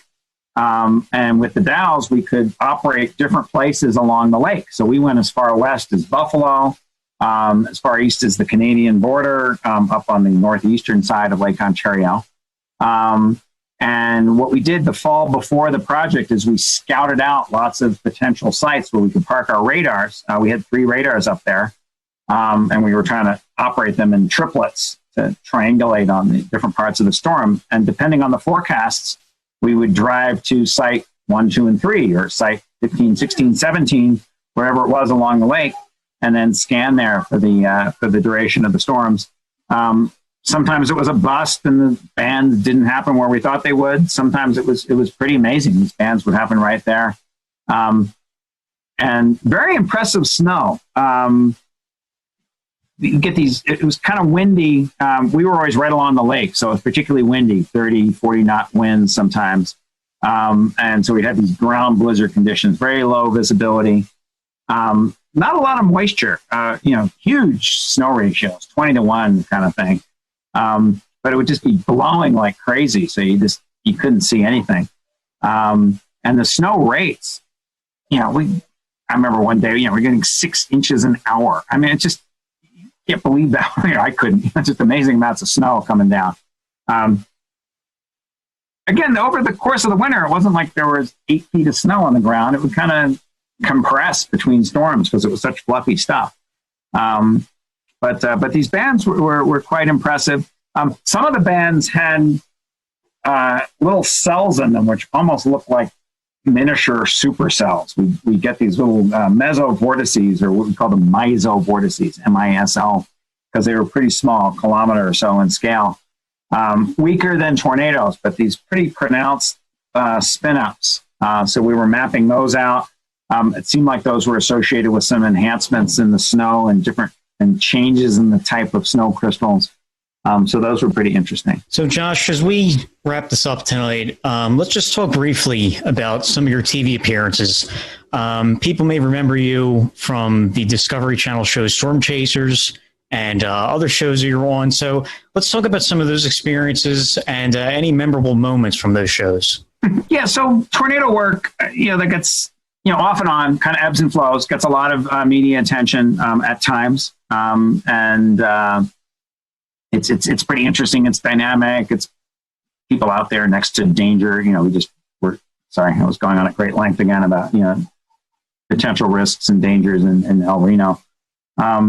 Discovery Channel was a very different character of show because instead of just doing a documentary type of thing like we've done with History Channels and Nat Geos and Novas, they wanted to film something which was kind of documentary-like, but then evolved into being more reality show-like, and multiple seasons of reality show. And so that was an interesting kind of thing to do. I think both cultures struggled with that. I think we managed to do some things which were worthwhile. Discovery Channel funded and supported a lot of our science, and they stuck with us during uncertain seasons where we weren't getting a lot of data, but other seasons where we got good things. I think we were probably very difficult. Reality shows thrive on people who want to be on TV and who want to act up, and it's known that the more crazy you are and the more outrageous and the more you scream or have fights or do whatever, the more you're going to be on TV and the more it's going to be interesting. That is the opposite of what boring scientists like me want to do. I mean, we are just not into that.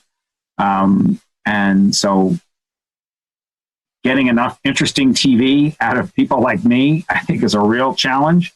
Dealing with people who are trying to make a drama show and not do serious business like I want to do is a challenge for us. But that match was made, and it worked pretty well. Now, eventually, I think they got tired of us. You know, we were in there a lot in seasons 1 and 2, and then in season 3, they were trying to bring in more interesting people. And in whatever, season 4, I don't know if I'm catching these seasons right, but, you know, we basically were out of it. Maybe we made some cameo appearances, but they just wanted more exciting chaser type activity, and the science aspect wasn't as important to them. I wish they kept doing science more, but that's not what they're trying to sell pickup trucks and, and pills or, whoever advertises on Discovery Channel. It's a business. So I'm sure they were making commercially sensible choices for what's good there. As we were making choices for what was good for our science. I mean, we didn't care about pickup trucks. What we cared about was getting good data. So it was interesting working with that. For those who are listening or watching the podcast or the live stream, if folks want to learn more about what you guys are doing with the Dow project and all the other things you're doing, how can they do that? Do you have social media, website our folks can follow? So first, because I'm old, but second, actually, because of Discovery Channel, I basically don't do social media. So first of all, my phone number here at home is not under my name. I don't have a Facebook page. The problem was I think they had 3 million people watching that. We'll return to Best of the Carolina Weather Group in a moment. Now your Carolina weather forecast. Here are today's forecast high temperatures for North Carolina. Here are the forecast lows for tonight for North Carolina. Here are tomorrow's forecast high temperatures. And here's forecast rainfall across North Carolina tomorrow. Here are the forecast highs for the day after tomorrow.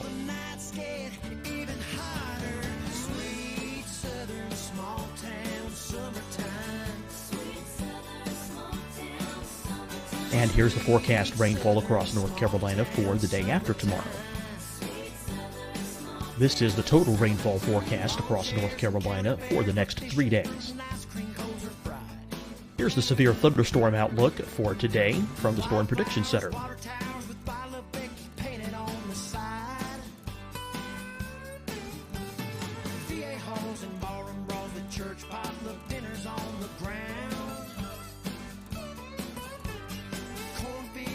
Here are the forecast high temperatures for today for South Carolina. Here are the low temperatures for today for South Carolina. Here's the probability of precipitation forecast across South Carolina today. And here are the rain chances across South Carolina tonight. Here are tomorrow's forecast highs across South Carolina. Here are the forecast low temperatures for tomorrow for South Carolina. And here is the probability of precipitation across South Carolina tomorrow. Here's the precipitation chances across South Carolina tomorrow night. Here are the forecast highs for the day after tomorrow in South Carolina. Here are the forecast low temperatures across South Carolina for the day after tomorrow. And here are the rain chances across South Carolina for the day after tomorrow. And South Carolina's probability of precipitation for that night. Here's the Storm Prediction Center's severe thunderstorm outlook across South Carolina for today through tonight. Here's the Storm Prediction Center's severe thunderstorm outlook across South Carolina for tomorrow and tomorrow night. And here's the Storm Prediction Center's severe thunderstorm outlook across South Carolina for the day after tomorrow through that night. Here's the severe thunderstorm outlook for today from the Storm Prediction Center.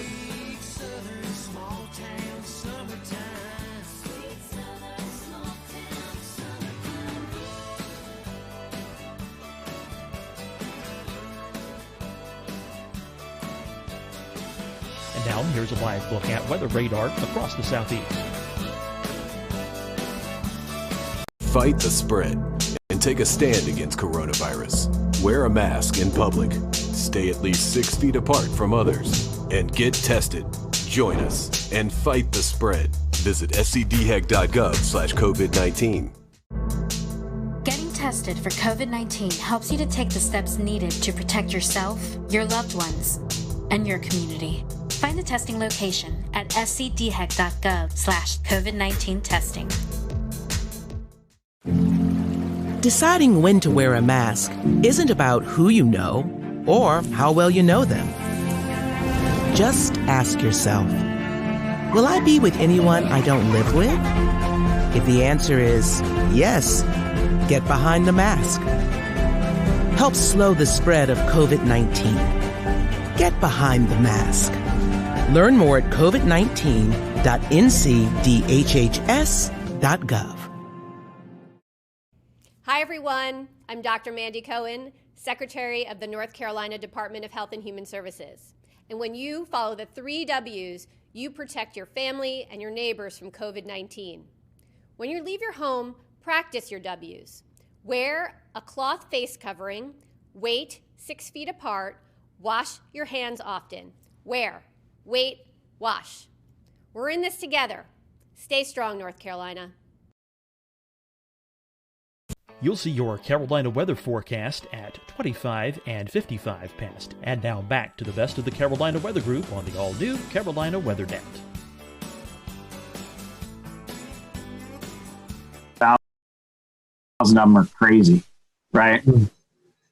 I don't want emails or Facebook or stalking or phone calls from that 1 in 1,000 who are crazy. So I basically never got involved with any of that sort of thing.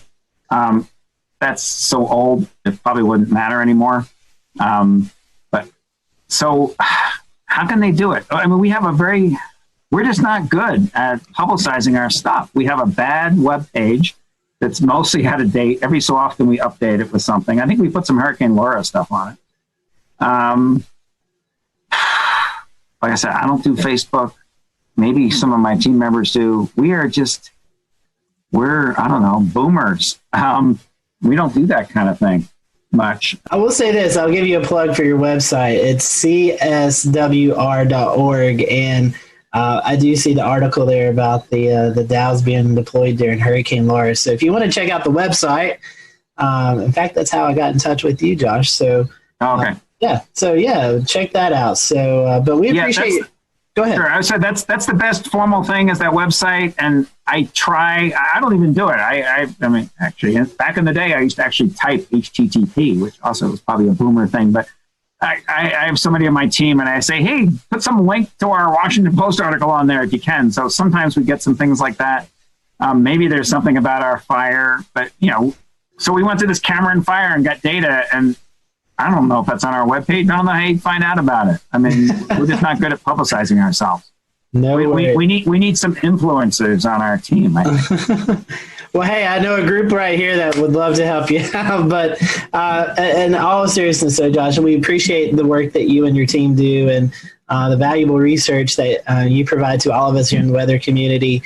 We appreciate you joining us tonight, and we hope you stay safe out there the next time you venture out into hurricanes or tropical storms or tornadoes or this upcoming winter storms. We wish you the best out there, and we'll stay in touch. Okay, thanks. It was great talking to you. Terrific questions, all of you. It was fun to answer those, and I'm happy to answer others or do something like this again whenever you guys are interested. Thank you guys for watching the Carolina Weather Group. We hope you have a great evening here next week.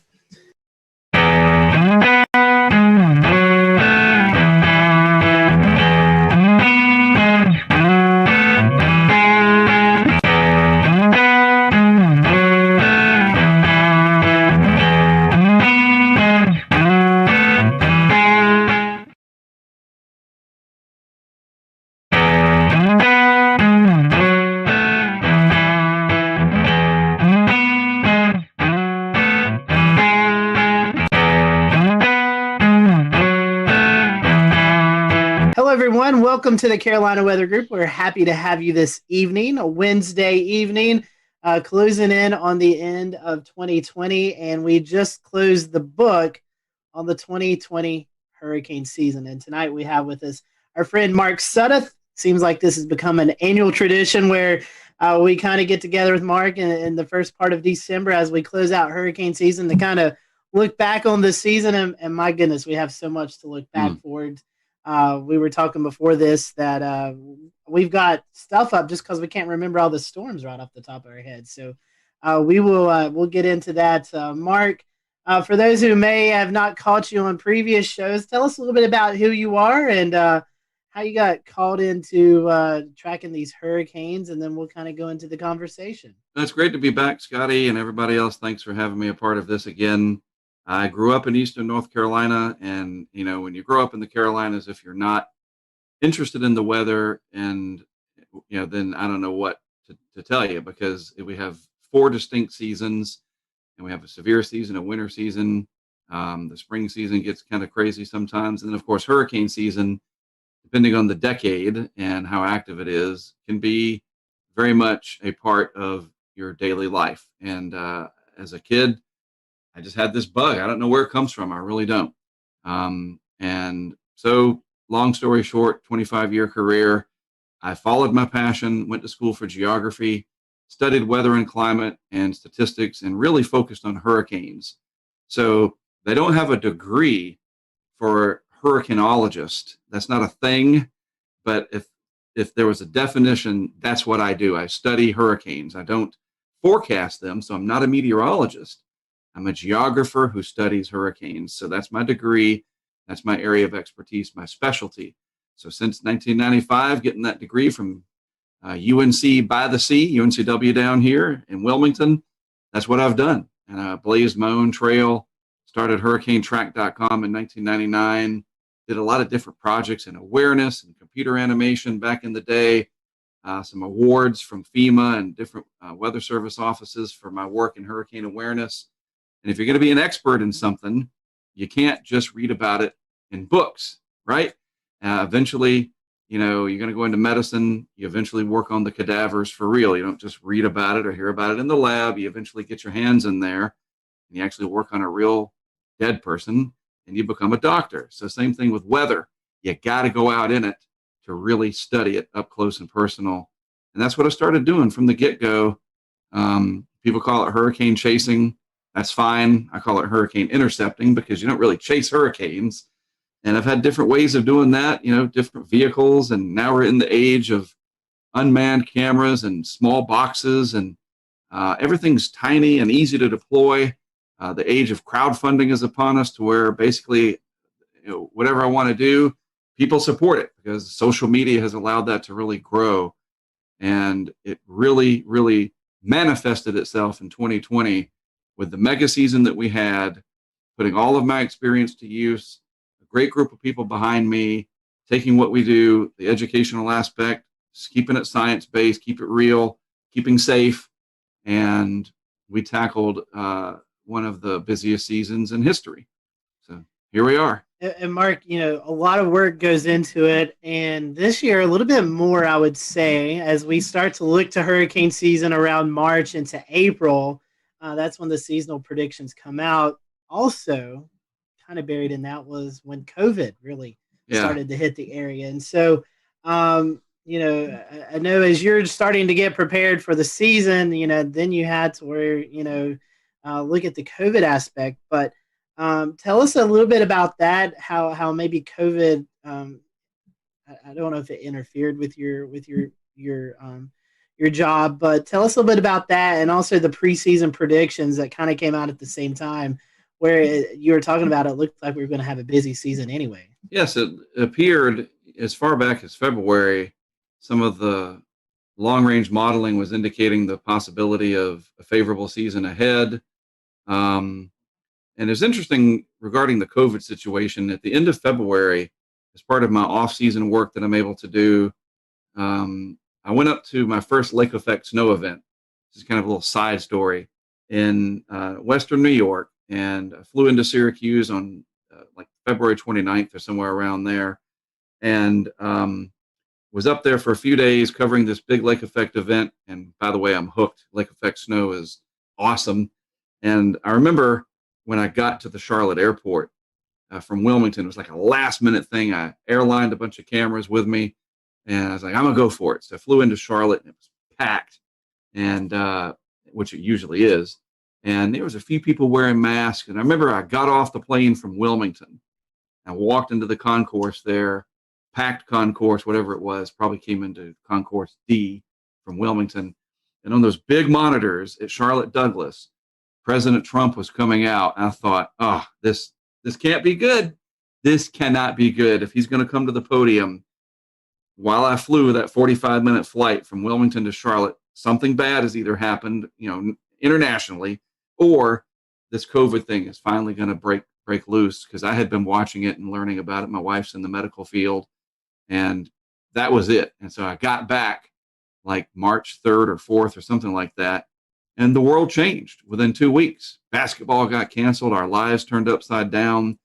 And then coincidentally with that, this parallel universe began where the hurricane season forecasts, at least from the people that really track this stuff, Ben Knoll, Mike Ventris, Dr. Ventris, Eric Webb, myself, Levi Cowan, those of us that are really, I don't want to say obsessed, but we're watching this very closely. We saw it. It was like, oh man, the modeling showing this standing wave over the Indian Ocean in Africa, and the potential of La Nina and the warm Atlantic. I mean, just the signals were overwhelming. All the while, this COVID thing looked like it was just going to get out of control.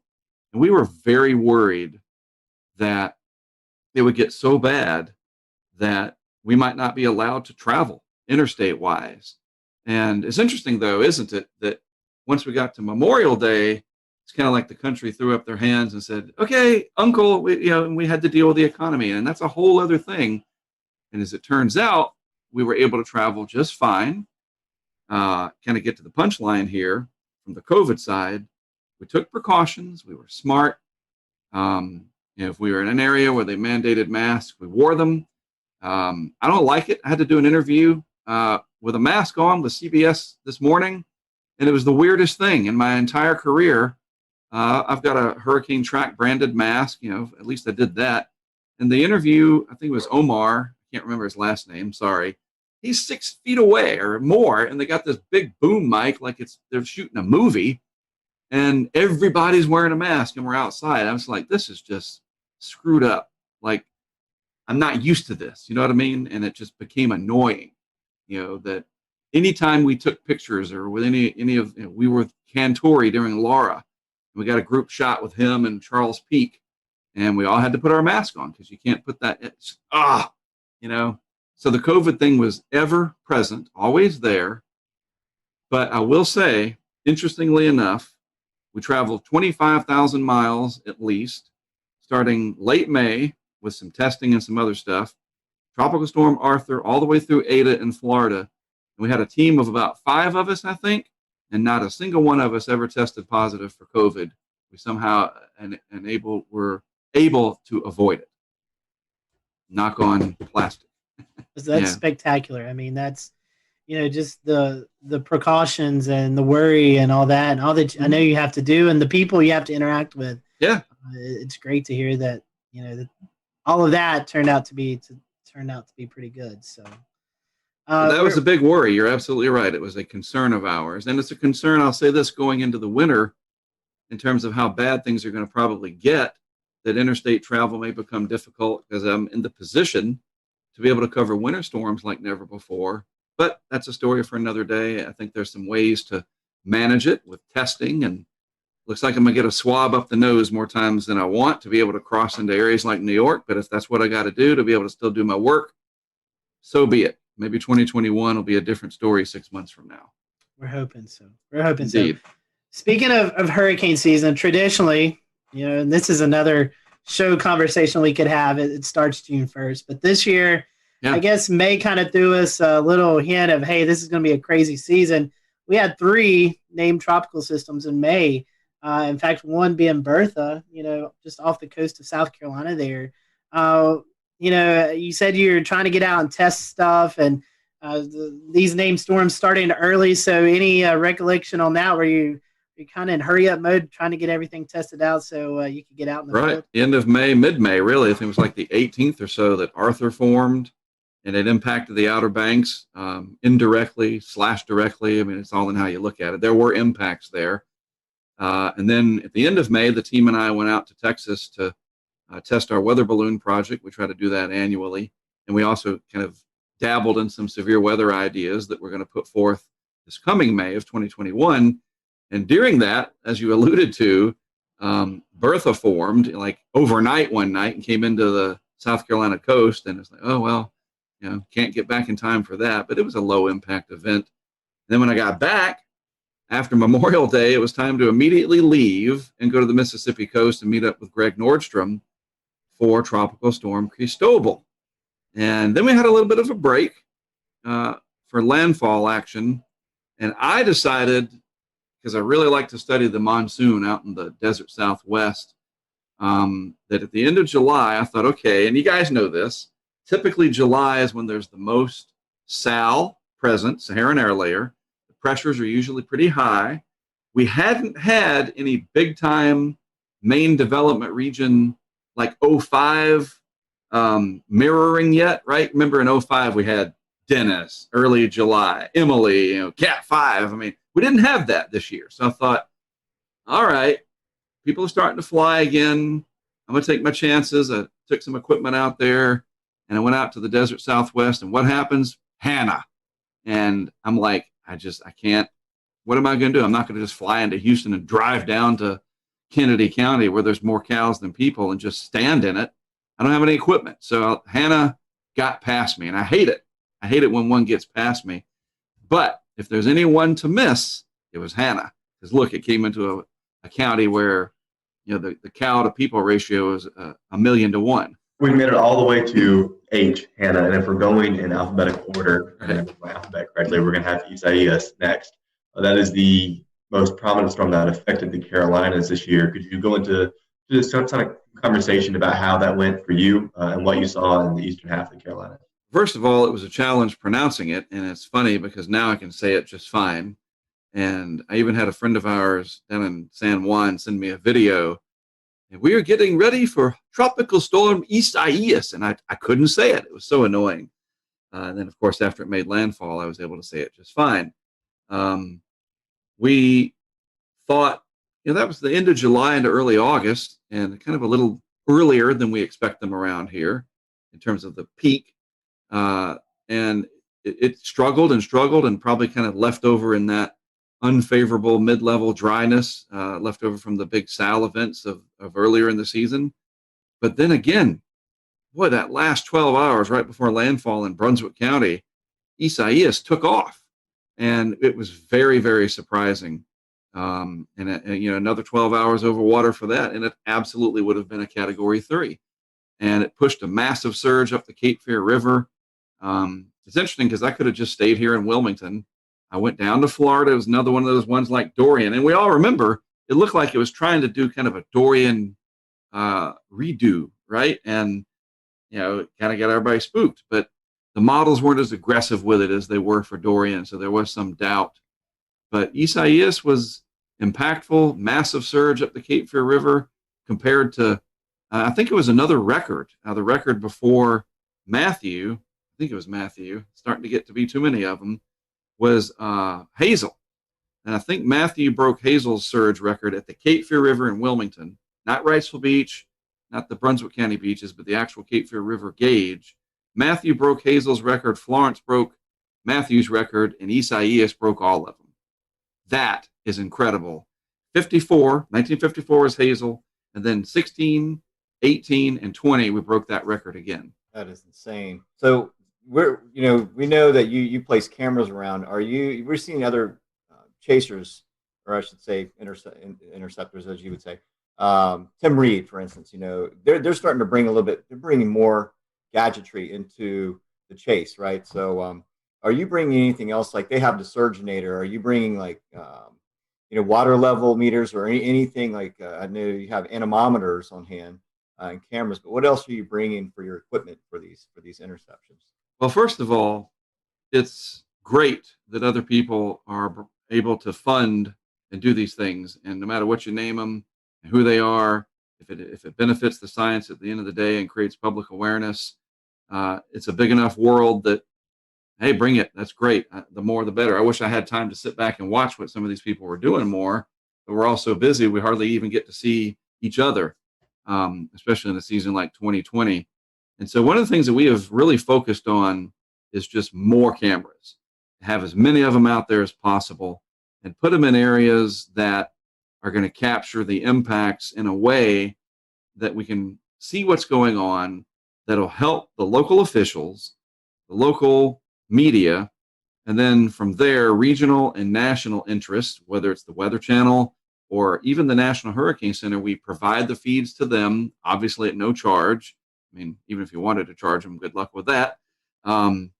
This coordination and camaraderie with all of us, it pays off because we're able to let them see their forecast verify in real time.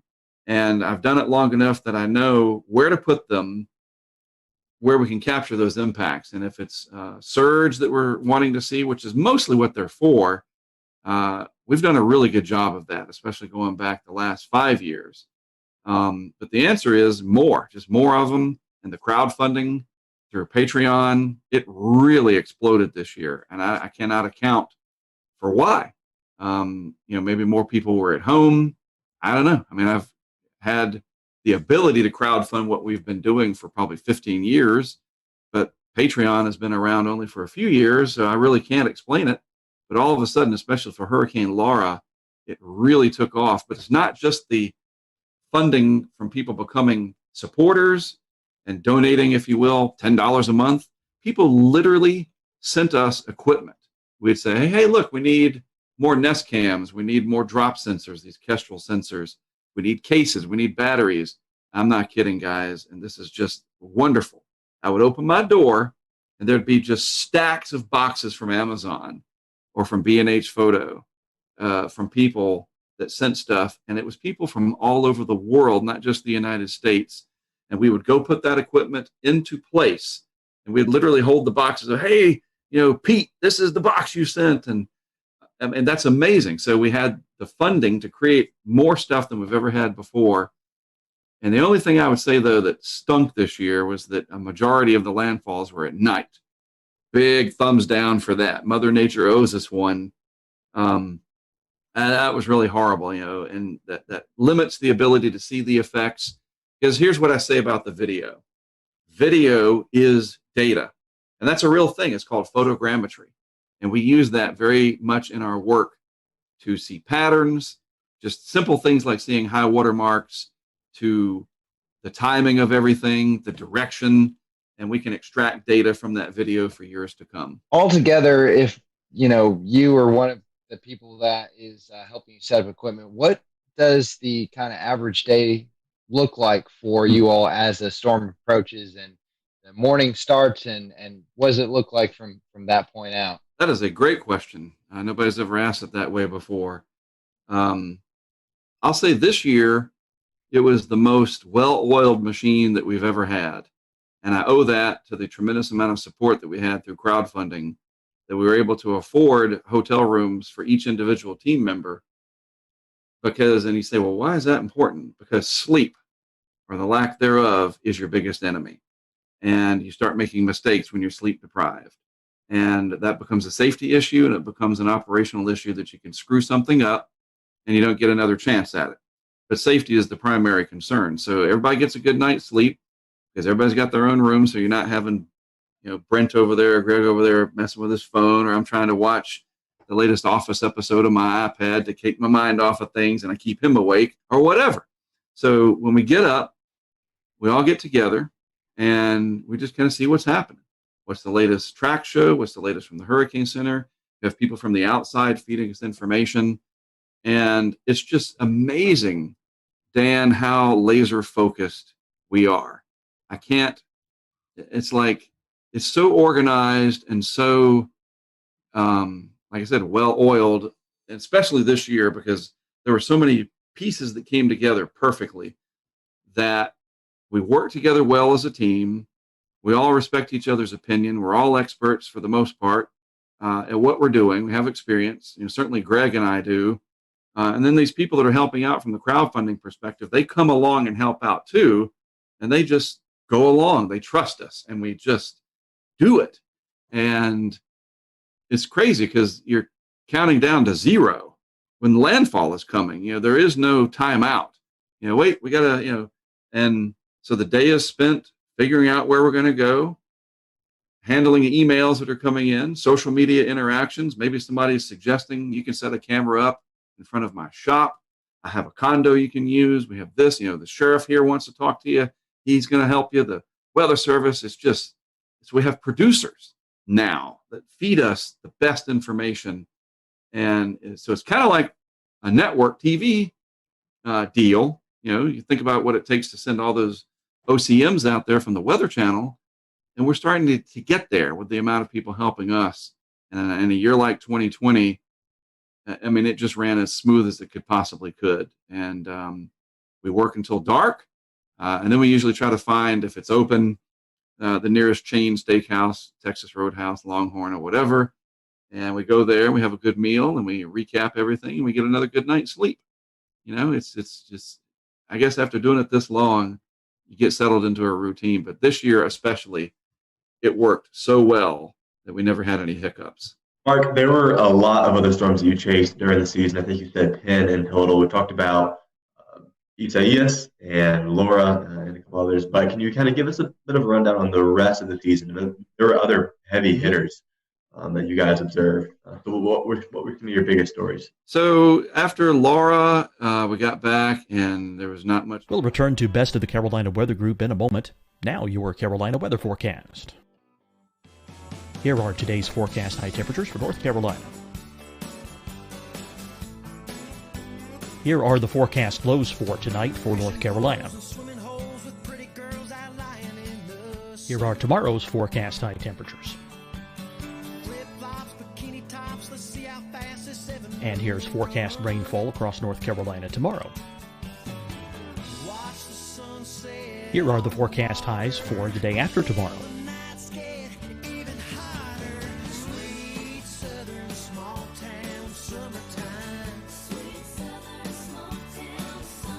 And here's the forecast rainfall across North Carolina for the day after tomorrow. This is the total rainfall forecast across North Carolina for the next 3 days. Here's the severe thunderstorm outlook for today from the Storm Prediction Center.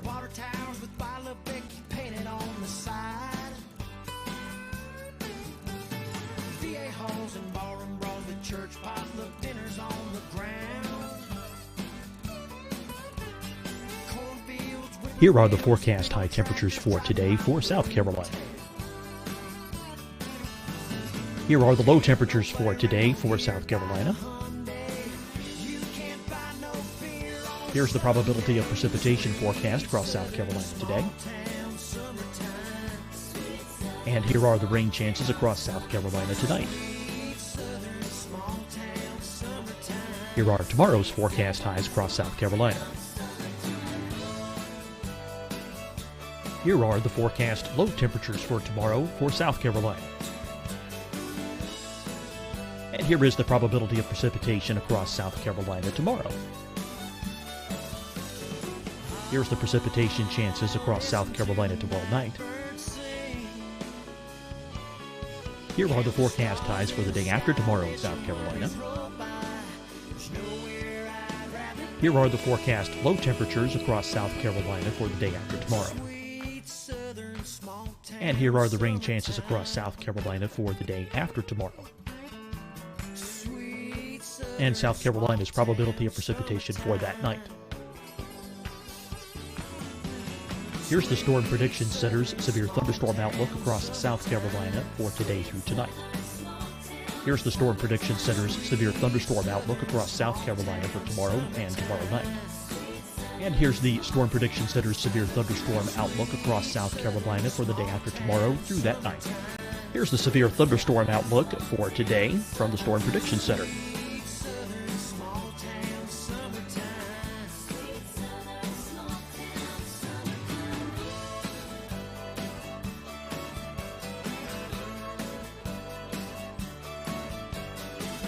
And now here's a live look at weather radar across the southeast. Fight the spread and take a stand against coronavirus. Wear a mask in public. Stay at least 6 feet apart from others. And get tested. Join us and fight the spread. Visit scdhec.gov/COVID-19. Getting tested for COVID-19 helps you to take the steps needed to protect yourself, your loved ones, and your community. Find the testing location at scdhec.gov/COVID-19 testing. Deciding when to wear a mask isn't about who you know or how well you know them. Just ask yourself, will I be with anyone I don't live with? If the answer is yes, get behind the mask. Help slow the spread of COVID-19. Get behind the mask. Learn more at covid19.ncdhhs.gov. Hi, everyone. I'm Dr. Mandy Cohen, Secretary of the North Carolina Department of Health and Human Services. And when you follow the 3 W's, you protect your family and your neighbors from COVID-19. When you leave your home, practice your W's. Wear a cloth face covering, wait 6 feet apart, wash your hands often. Wear, wait, wash. We're in this together. Stay strong, North Carolina. You'll see your Carolina weather forecast at 25 and 55 past. And now back to the best of the Carolina Weather Group on the all-new Carolina Weather Net. Kept spitting them out. And of course, the next significant one for us was Sally. And Sally was one of these ones that had a lot of potential and it rattled a lot of nerves. And it really looked like it was going to threaten Mississippi in a big way. And then it kind of played cat and mouse with everybody. It was very slow. Is it going to strengthen? Is it not? And, and now it's headed towards Mobile Bay. And, maybe even western panhandle of Florida. It was very challenging because it was so darn slow moving. And the intensity guidance was just crazy. It was like, nobody could figure it out, literally. So that was the most challenging because it kept us on our toes in a very familiar area. I mean, I know the Central Gulf Coast very, very well, and yet it was still very challenging. But at the end of the day, the success that we had with that, because it was another nighttime event, and this is where my experience came into play, I focused on the river flooding that was coming, and I worked very closely with some of the Weather Service offices down there, and even one of the meteorologists for the state of Florida. And, we don't have hundreds of cameras, but we had enough that we put some on the coast to see what the coastal impacts were from surge. But again, Sally, 4 o'clock in the morning or something, landfall, another thumbs down for that. But the flooding during the day was going to be this rapid rise and then a pretty rapid fall, unlike the Carolinas where it's like a week later. Sally's flooding was going to be much quicker. So we put a camera system on the Fish River in Alabama. It's just a small river system down there. People in the area, they know it well. And then up on the Perdido River, just inside the Florida line.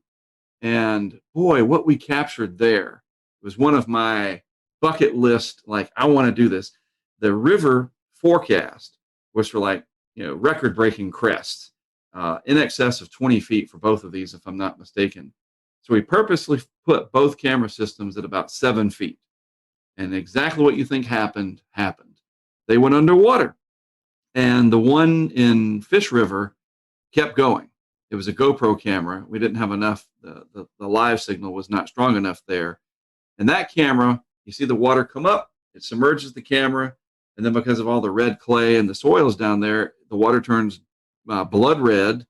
And we estimate, because the camera was 7 feet, the Fish River crested at like 20, 21, that the camera was more than likely under 5, 6, 7 feet of water for about 8 hours.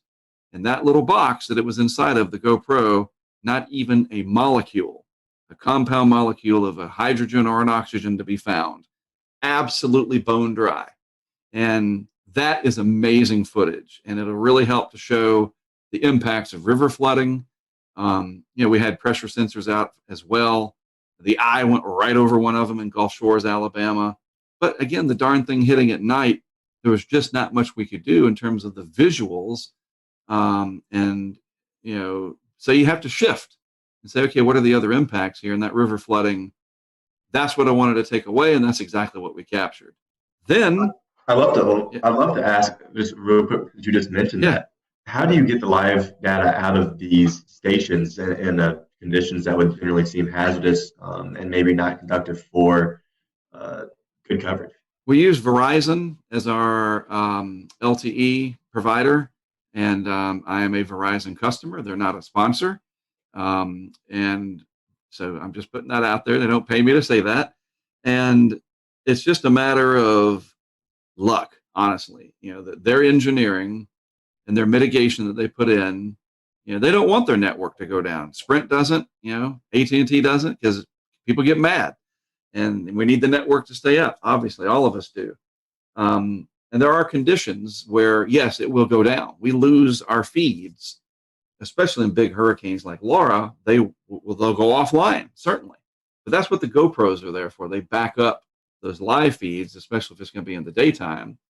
And for Sally, slow moving, not really intense. And so you're not going to get like a gut punch to the network. It's more of a long process. And everything stayed up as far as I can remember. But that's what we do, is we use Verizon LTE, and we will be investing, because of our strong support from crowdfunding, some of that money into even more technology for 2021 that'll give us hopefully double the bandwidth, if you will, or at least the range to pick up towers. Maybe the tower nearest our camera is out 5-10 miles away. We could pick that one up. We've got somebody from Washington State who's donating some equipment to make that possible. And always trying to do it better, keep that mousetrap ever improved, right? Well, I didn't mean to interrupt your the rest of the season recap. But after that storm, what else did you investigate?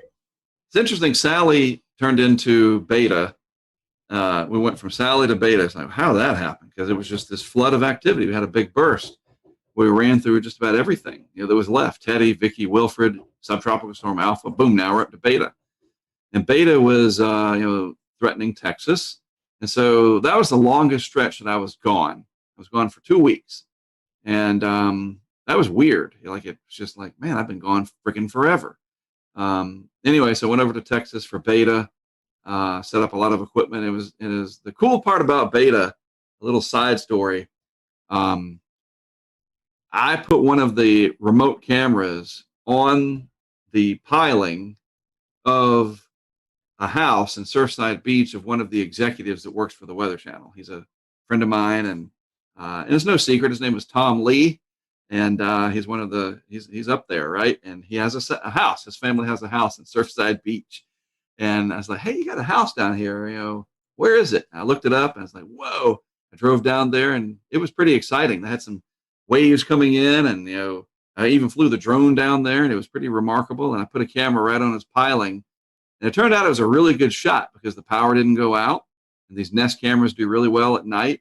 And you could just watch the Gulf come in and out on the tides from one of the executives of the Weather Channel, right at his house. And he thought, hey, pretty good way to keep an eye on my house. And we met a lot of cool people down there, as we always do. And, the people that we meet is remarkable. And we just started thinking, this is a Greek name. We're up to Beta, and I can't remember what the date was. It was like late September, I guess. And we're already to the B of the Greeks. It's like, geez, where's this going to go? And now, of course, we know it kept on going. But after Beta, there's a little bit of a lull, just a little. And then it was Delta. And I guess now's as good a time as any to get into Delta. And the thing about Delta, I'll say this. I saw a lot of people, you get the hype of something, and then you get the anti-hype. And I think both of them can be dangerous, obviously. People that will put the one snapshot of the 40-inch snow, the Cat 5 hurricane parked over Charleston from the Euro 10 day or the GFS 9 day. You see it all the time. We know. But then you got the guys and the gals on social that they want to play the other side. that I called it, that it wasn't going to be anything, and da, da, da, da. It's like, just stop. You know, I don't want to tell you what to do, but stop. Just go down the middle and just look at the facts. And there were so many people saying that Delta was probably not going to amount to much because the Gulf had cooled. So we had those early cold fronts. But there was this research that I had looked into from one of the HRD people and other aspects that, and it wasn't like the 26 Celsius isotherm was 400 miles south of Creole, Louisiana. It was like 20 miles, man, you know, and there's other factors at play. You guys know this, that it's not just baroclinic stuff, but it's not all about sea surface temperatures and upper ocean heat content. There's more to it. If the atmosphere is primed, you're going to extract every bit of latent heat out of that Gulf that you can possibly do. And that's exactly what Delta did. And that thing exploded and became a very powerful hurricane for that part of October. And it was, you know, if it wasn't for Laura, Delta probably would have been the big story for Louisiana. As it stands, it came on top of Laura, which was weird. Like, you're driving around setting stuff up and you're like, there's still stuff wrecked from Laura. Debris piles 10, 12 feet high. And we're putting cameras up in the same place. And gosh, that was so bizarre. Delta came in right at dark. By the way, that was the closest that we came in 2020 to launching our weather balloon in the eye of a hurricane, was Delta. We were ready out in somewhere in south central Louisiana. It just, the eye kind of never calmed down for us where we were. It was filling, as I say, and it was never had the calm winds, and it was getting dark. Came close on Zeta too. We'll get to that.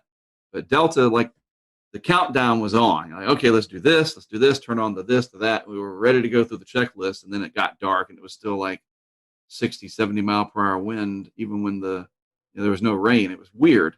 You know, when the backside gets hollowed out, they just tend to do that. Delta was amazing because when it was over and we went back to pick up our equipment the next day, they had no barricades, no police, no parish sheriffs, whatever they're called down there, nothing. You know, and that's just Louisiana. It's like, hey, you want to be dumb enough to go and get yourself killed? We're not going to stop you. And we went down and started picking up our stuff, and there was nobody down there. And I don't mean like, there's a few cars. There's nobody. Not a single living human being down there. They had all evacuated, or they were already gone after Laura. And we went down to get our stuff. And that's one of those moments that there's just no way to describe it.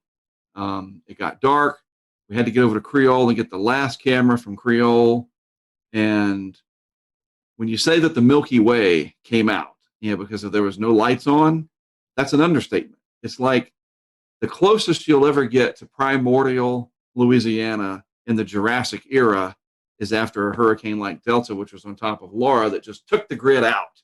There's not a light within 50 miles.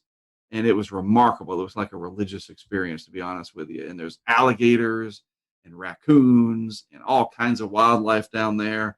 And we just felt like there's three of us, me, Brent, Greg. We felt like we were one with this weather universe. And I know it's a weird thing, but it was this amazing thing that I'm glad it happened, put it that way. And we safely retrieved our stuff. And it was one of the greatest adventures I've ever had. Couple more things, Mark. Zeta and Eta, I think I pronounced that right. Impacts here in the United States, but after that we had a couple of storms, Theta and Iota, that just wreaked havoc on Central America. I mean, these were strong hurricanes. So as we kind of round out the Greek alphabet, what's your? I mean, I know Eta and Theta. Eta and Zeta, you were able to be a part of, but not the last two. But what's your memories of those last four storms? Well, Zeta was a surprise because it overachieved. The Gulf was cooler by then, and yet, I mean, it came close to becoming a Category 3. Remarkable. And again, the atmosphere was just like, wow. And it intensified right up until landfall. And it had major impacts in Louisiana and Mississippi.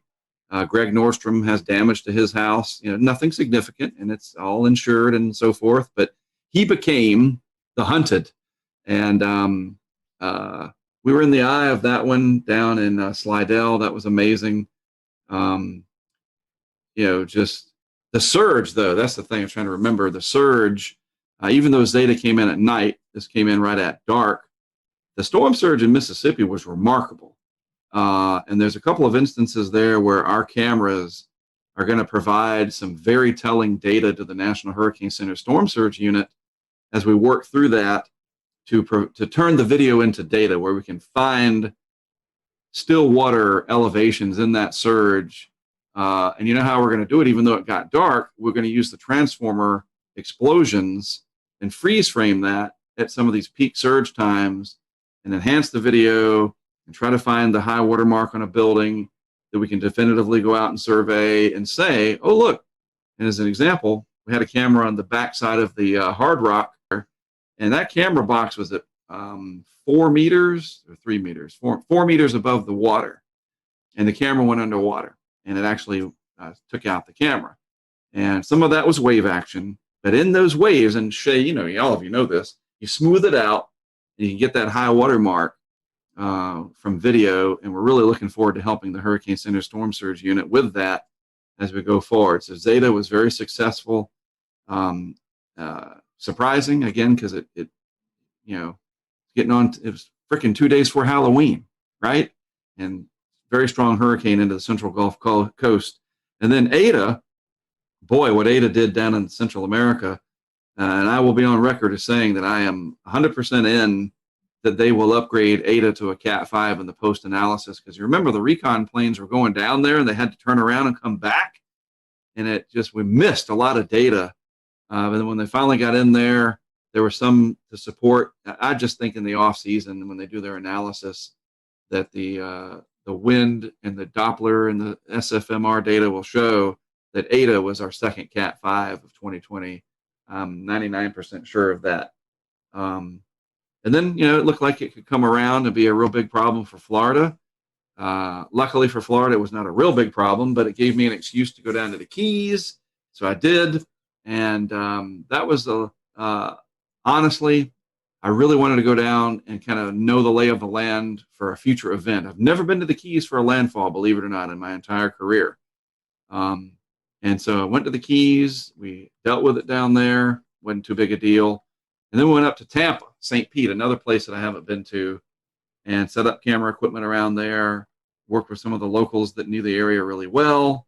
That helped a lot, and we nailed it. We got some amazing storm surge shots right along some of those causeways, and I felt like Ada was another one of those warning shots that was a November tropical storm, and if it had been a month earlier, it would have been a lot stronger if everything else was equal, and Tampa Bay would have had an 8 to 12 foot surge, not 2 to 4 that they had.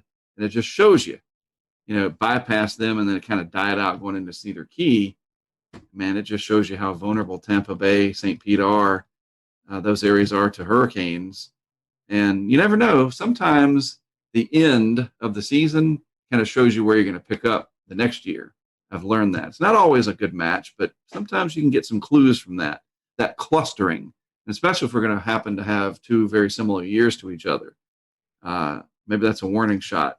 And then it was Iota. Theta, I think, was like I don't even remember, didn't do much out in the Eastern Atlantic, I think, but Iota, wow, that was, you know, poor Central America. And I was in touch with a guy on, I guess, Facebook Messenger for the Hurricane Track page who lives down, it's the island that's south of Providencia. He was real worried about it, and it reminded me of Irma when I was communicating with a guy on Facebook that lived on St. Bart's. He was scared for his life because 185 Irma was coming for him. And this guy was down there on that island south of, I think it's San Andres or something, south of Providencia. Of course, that island, Providencia, these are Colombian governed islands, was just annihilated. We saw the devastation from there, and that was it, thankfully. You know, Iota capped off 30 named storms, the ace of around 180, right? 13 hurricanes and 6 of them, whatever it was, major, right? Something like that. Hard to even remember. And maybe that's it. Maybe we'll be done for the whole, like, we won't be like '05 and we're still naming these things in January, but I wouldn't be surprised if we get something in the subtropics at this point. Well, Mark, one more thing to kind of wrap up this hurricane season, and we talked a little bit about it earlier, is how many storms we saw this rapid intensification. Yes. A day and a half before landfall. What's your thoughts? I'm not asking for scientific or just what are your thoughts about that? I mean, because you've mentioned previous, sometimes these seasons kind of foretell what's going to happen next season. This is a scary trend, and it's a trend that really needs to be watched. Well, the simple answer is it's concerning because we look at the ACE, and some of that ACE, the accumulated cyclone energy, was generated. Like we look at Laura, it was a 150 mile per hour hurricane, but it did so in that last day before landfall. And Michael did the same thing in 2018. Matthew rapidly intensified on approach to Florida, and it was very fortunate for Florida that it just scraped by 20 miles offshore. Dorian stopping, I don't know, whatever it was, 180 miles short of West Palm Beach, our vicinity, as a rapidly intensifying Category 5. And we're getting real close here to some absolutely mind-boggling disasters because these hurricanes are intensifying close to land. Eta and Iota both intensifying real close to South America like they did. That was a similar theme in 2005. Now, we had a much higher ACE score in 2005. And you say, well, yeah, there's a lot of, we had 4 Cat 5s that year. Well, think about it. All 4, here's a similarity. All 4 of those Category 5s in '05, yes, they were much stronger than what we had in 2020, looking at the big picture. But Katrina, the entire life cycle of Katrina was about 5 days, the whole thing. And in that 5 days, it became a Cat 5. Rita, same thing. Tropical storm in the Bahamas, Cat 5 in the Central Gulf, makes landfall as a 3. The whole thing lasted less than 5 days, roughly. Wilma, a little longer, but it rapidly intensified. Twice, once on the approach to the Yucatan and another on its way into Florida, and it made landfall as a 3, if I recall. Emily, Dennis, both, Dennis almost was a Category 5, rapidly intensifying. And here's the common thread. They all did so probably west of 75 degrees longitude, not like Irma, which was a Category 5 way out in the Atlantic. Florence, way out in the Atlantic, very strong. Ivan. These long track hurricanes are so different than these ones that blow up in our backyard. And it's not just the United States that has to deal with these. Central America, Cuba had to deal with Gustav doing that in 2008. But there's this weird common thread between '05 and 20 that these massive hurricanes that we did have strengthened so quickly in our backyard. I don't know why. I don't know exactly why. Can you attribute it to the La Nina and the favorable pattern right over that area west of 75, south of 30 north? There's something going on there. And, that's the thing. Can we see that kind of a pattern again ahead of time? And no, this is our bubble. This is our area we got to really look out for.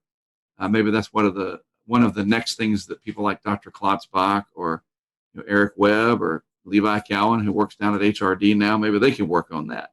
Pattern recognition for that favorable bubble that's going to give you those strong hurricanes. And if they're close to land, we really should know that. You kind of piggyback off that. We've had a few Twitter questions come in. Matthew Harding wanted to know, do you think we'll see something similar in 2021 that we've seen in 2020? I mean, I guess to kind of piggyback that, what is your outlook as we go into next year's tropical season? Well, I think and this is so easy to understand, it's highly dependent on the state of the ENSO, I think more than anything, the El Nino Southern Oscillation phenomenon. Right now, we are in at least a moderate La Nina. It's like negative 1.3 or higher or something. I mean, the index is pretty low. And so that La Nina sticking around or not, and basically it's the absence of El Nino. If there's no El Nino and the Atlantic is warmer than average, especially in the main development region, then you typically have an above average season. But a season like 2020 where it's hyperactive and mega active, hopefully those are 15 years apart because this is just too much. But you look at '04, here's the interesting thing. '04 had, what, 15 named storms, something like that? And the ACE score was way higher than 2020's was in '04. And yet '05 almost doubled the amount of named storms of '04. Its ACE was a little higher, but they were back to back. You know what I'm saying? So I don't think you can look at that and say that 2020 is the '04 of the '04-'05 combo, that 2021 would have 35 named storms or 40. Maybe it's a little bit of a reverse, that next year we have 15 to 20 named storms, but some long trackers, that the overall pattern stays favorable. Maybe that bubble shifts back out towards the Southwest Atlantic and maybe Florida and the Carolinas comes into play. There's just no way to know this early on. But the biggest thing to track, it's easy to do, is the anomaly data, the state of the INSO, how the Atlantic's doing. And if those two puzzle pieces, a negative INSO and a positive AMO, or just a warm Atlantic, doesn't even have to fit the classic anti-Atlantic multi-decadal oscillation. I know I'm throwing all these terms out. But if the Atlantic's warmer than the Pacific is, look out, generally speaking. We're basically going to need an El Nino to save us. And then that's going to have its own set of problems because the globe will be like 5 degrees warmer than it should be on average or some stupid stuff like that. We can't win. Yeah, you're right, Mark. I mean, I think the positive AMO definitely attributes to it, even positive NAO. Right. And then you add the Madden-Julian oscillation, which allows for the shearing effect to lessen across large portions of the Atlantic. And you get that combination. That's what we had this year. I mean, I can't count how many phase 8s we had, which basically it parks itself over us where there's less shear. Right. But there were several iterations of that, and even when there was not in that phase, there was still these rapid intensity. We'll return to Best of the Carolina Weather Group in a moment. Now your Carolina weather forecast. Here are today's forecast high temperatures for North Carolina. Here are the forecast lows for tonight for North Carolina. Here are tomorrow's forecast high temperatures. And here's forecast rainfall across North Carolina tomorrow. Here are the forecast highs for the day after tomorrow.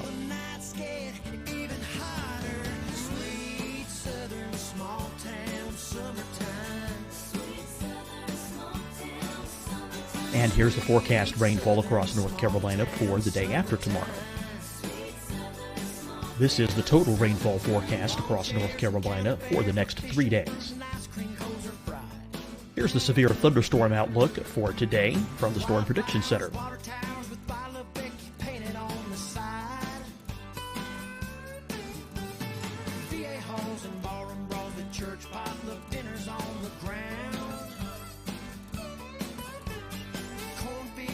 Here are the forecast high temperatures for today for South Carolina.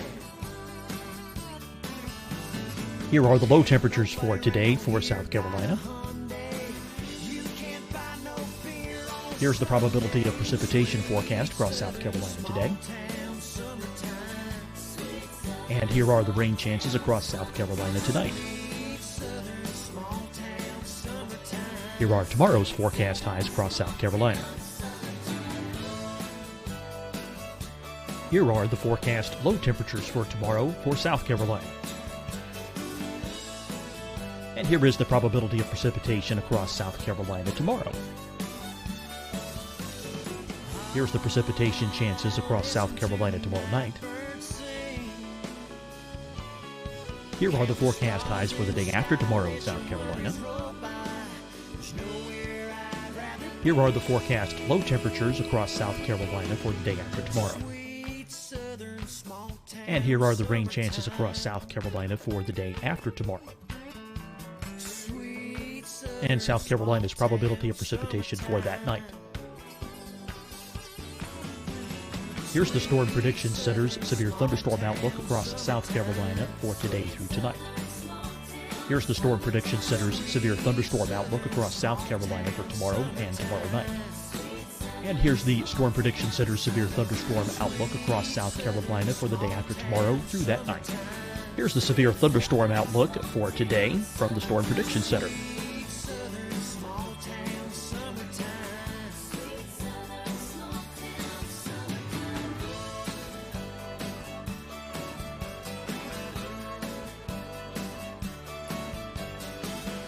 down, here's a live look at weather radar across the southeast. Fight the spread and take a stand against coronavirus. Wear a mask in public. Stay at least 6 feet apart from others. And get tested. Join us and fight the spread. Visit scdhec.gov/COVID-19. Getting tested for COVID-19 helps you to take the steps needed to protect yourself, your loved ones, and your community. Find the testing location at scdhec.gov/COVID-19 testing. Deciding when to wear a mask isn't about who you know or how well you know them. Just ask yourself, will I be with anyone I don't live with? If the answer is yes, get behind the mask. Help slow the spread of COVID-19. Get behind the mask. Learn more at covid19.ncdhhs.gov. Hi, everyone. I'm Dr. Mandy Cohen, Secretary of the North Carolina Department of Health and Human Services. And when you follow the 3 W's, you protect your family and your neighbors from COVID-19. When you leave your home, practice your W's. Wear a cloth face covering, wait 6 feet apart, wash your hands often. Wear, wait, wash. We're in this together. Stay strong, North Carolina. You'll see your Carolina weather forecast at 25 and 55 past. And now back to the best of the Carolina Weather Group on the all-new Carolina Weather Net.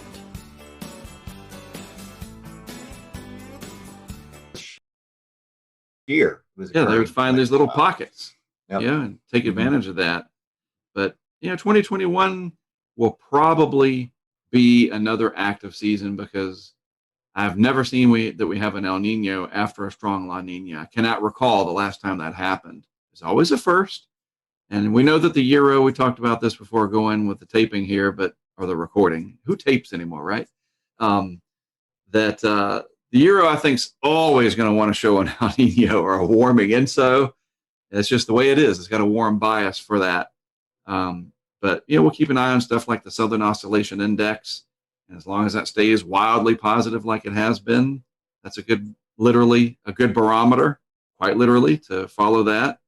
There's ways to watch. That's what's so neat now is we can actually watch it. It's kind of like watching the NFL in the off season. The Super Bowl is over, and then the Pro Bowl is over, and it's not like, oh, that's it.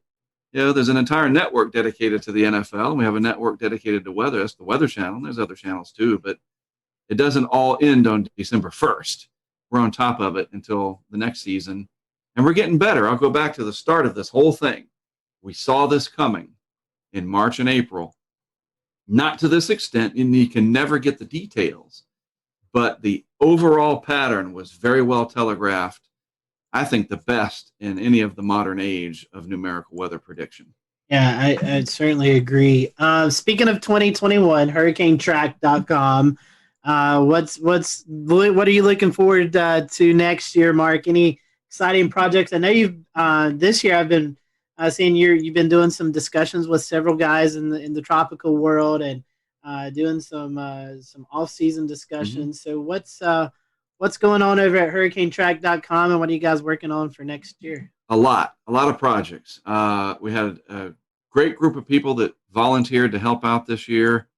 That really helped our back end, and we grew the crowdfunding substantially, which was a very pleasant surprise, and especially to be able to reinvest into more equipment to do more things. Obviously I want to be able to support my family and have a career out of this, and that helps that. Since I'm independent, this is what I do for a job. But it's the way it grew and how fast it grew, and to the extent that it did, meant that we were able to afford more stuff. And we put that stuff into action, and that's what we want to keep doing. And we're definitely going to have a much stronger initiative in the off season, to the extent that we even have a new logo, a new branding. And it's my Twitter handle logo right now. I think it's on Facebook as well. Haven't changed YouTube yet. I'll have to do that. But it's like it says Hurricane Track. It says off season, but it's a winter look. It's got a snowflake instead of a hurricane, and some wintry colors. And it's funny because it was a high school kid from Illinois that designed that for us. I don't have time to learn Illustrator and do that. I used to do that many years ago. That's that whole idea of people helping out, man. It's incredible. So our goals. I want to have the opportunity to go out if there's, let's assume these events happen, first of all. A really big bomb cyclone nor'easter kind of deal. Is it New England? Is it the Northeast or the Mid-Atlantic proper? I don't know. I don't care. I just want one of those. My favorite is Situate down to the Cape. Those are my favorites, to be honest with you. I want one of those. I'd like to put it in order for a big bomb cyclone, winter storm, preferably in February. A big lake effect event in western New York, where I was last year from Syracuse up to Watertown through the Tug Hill Plateau. I know there's other areas, Cleveland, Buffalo, etc., but I really like that part of upstate New York. So I want a big lake effect event. Then a high plains blizzard, one of those bomb cyclones that moves out of the Front Range, 980 on the pressure, big comma shape out over the Great Plains. I got a good friend and colleague up in Sioux Falls, Derek Thompson, who's got a nice Mesonet truck. I'm going to send him some cameras. He's going to put them out. My goal is to fly into Denver, rent a vehicle, bring some cameras with me. We scatter them around South Dakota, out in the Black Hills. Nobody's ever done that. You got traffic cams and you got storm chasers, and again, they do great. But I want to stick a camera on an overpass out on, Interstate 70 or something out there, and show you that blizzard from the ground, basically. And then have these pressure sensors and temperature sensors attached with it that we're working on that feeds that information in real time. That's our next big project, is that every camera box will have a Kestrel with a Raspberry Pi that feeds that live weather data. The only thing we're going to be missing is wind. I talked to WeatherFlow about getting some anemometers. The arm youngs are just too expensive, man. It's killing me, especially when people are throwing them into the bayous. But I digress. Yeah, we're going to have a big data. We're going to have 20 cameras next year, and each one of them is going to have live data with that camera. What else? Oh, then after that in May, we're going to have this big initiative to go out and put all these 20 cameras and all these sensors and the weather balloon project and have a big test during a severe weather outbreak over multiple days. Sometime in May. It's not a schedule. We're going to be there from May 10th to the 15th. We're just going to wait for the pattern. And when the pattern says go, we're going to assemble the crew and drive out there and hopefully do so mask-free, because the vaccines have been working. That's what we're hopeful for. To go back into that ugliness of the COVID, I mean, we can't escape that, but looking ahead to May, it actually might be a time of some big celebration. We can keep our fingers crossed that we can enjoy the weather and do so back more towards what I don't use that phrase, a new normal. I hate it. I call it the alternate universe. I want the alternate universe to be dissolved. Well, Mark, we appreciate that. Always appreciate your time with us, and we wish you the best on this off season. Hopefully, you get a little downtime before the winter storms get cranked up. Agreed. We always appreciate you joining us around this part of this time of the year and kind of recapping the tropic season. I don't know how you want this. Hopefully, it's not as active, or maybe you do want it active next year. But whatever you want, we hope you get it. Well, the way I look at it, if there's going to be hurricanes, I look at it like what Jack Nicholson said in A Few Good Men, and where he said, and I'll do the phrase without the cuss word, where he says, "You want me on that wall," right? You want me there. If there's hurricanes, you want us out there. You want me, and you want the others that do this to do what we do, and the support from the social media world and the crowdfunding world allows that to happen. And my passion for the hurricanes and the extreme weather doesn't mean that I don't have empathy for the people that are affected. I absolutely do. As long as they don't get mad at me for being passionate about what I do, you would never get angry with the firefighter who's headed off to put out the fire. Don't get angry with me that I happen to really enjoy being passionate about helping you in the end of the day, and that is to be aware, be educated, and be excited about the weather. You know what I mean? And the more excited we are, the easier it is to teach us. Definitely so. We always enjoy tracking you out there, and I know we only had Isaias this year, and I think you joined in on one of our calls that we were doing our live coverage. So we always appreciate that as well, and we hope you have a great Christmas season. You all as well. Yeah, for you those who are watching, go check out Mark's website, hurricanetrack.com. You can find out ways to help contribute to the funds there to help Mark and the crew get everything they need to get going for the tropical season and donate to their Patreon account. And we appreciate your work out there, Mark. And once again, appreciate your time. And for you guys who are watching, thank you for watching. We hope you have a great evening, and we'll see you next time here on the Carolina Weather Group. Great.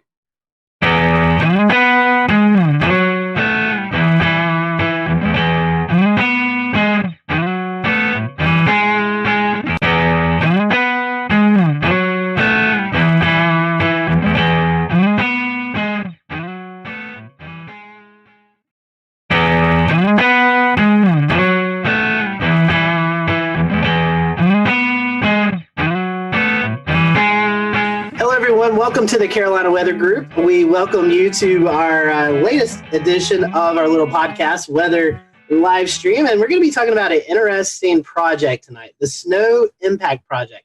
You may have heard about this project just recently released out on social media. NOAA and NASA and a lot of different entities working on better forecasting winter storms, and especially along the East Coast here where we live. That will be helpful because we know a variation in just a few miles can mean all the difference in snowfall forecasting. Tonight we have with us Lynn McMurdy.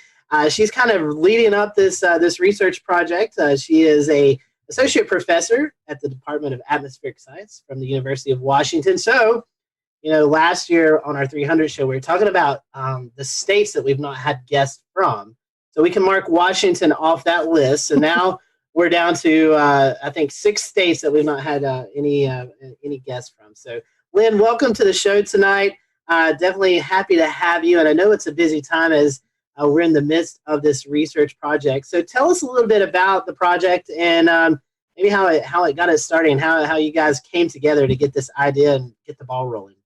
Sure, happy to do that. I'm excited to be able to tell you all about it. So as you know, being a NASA project, our name of our project is an acronym because everything is acronyms with NASA.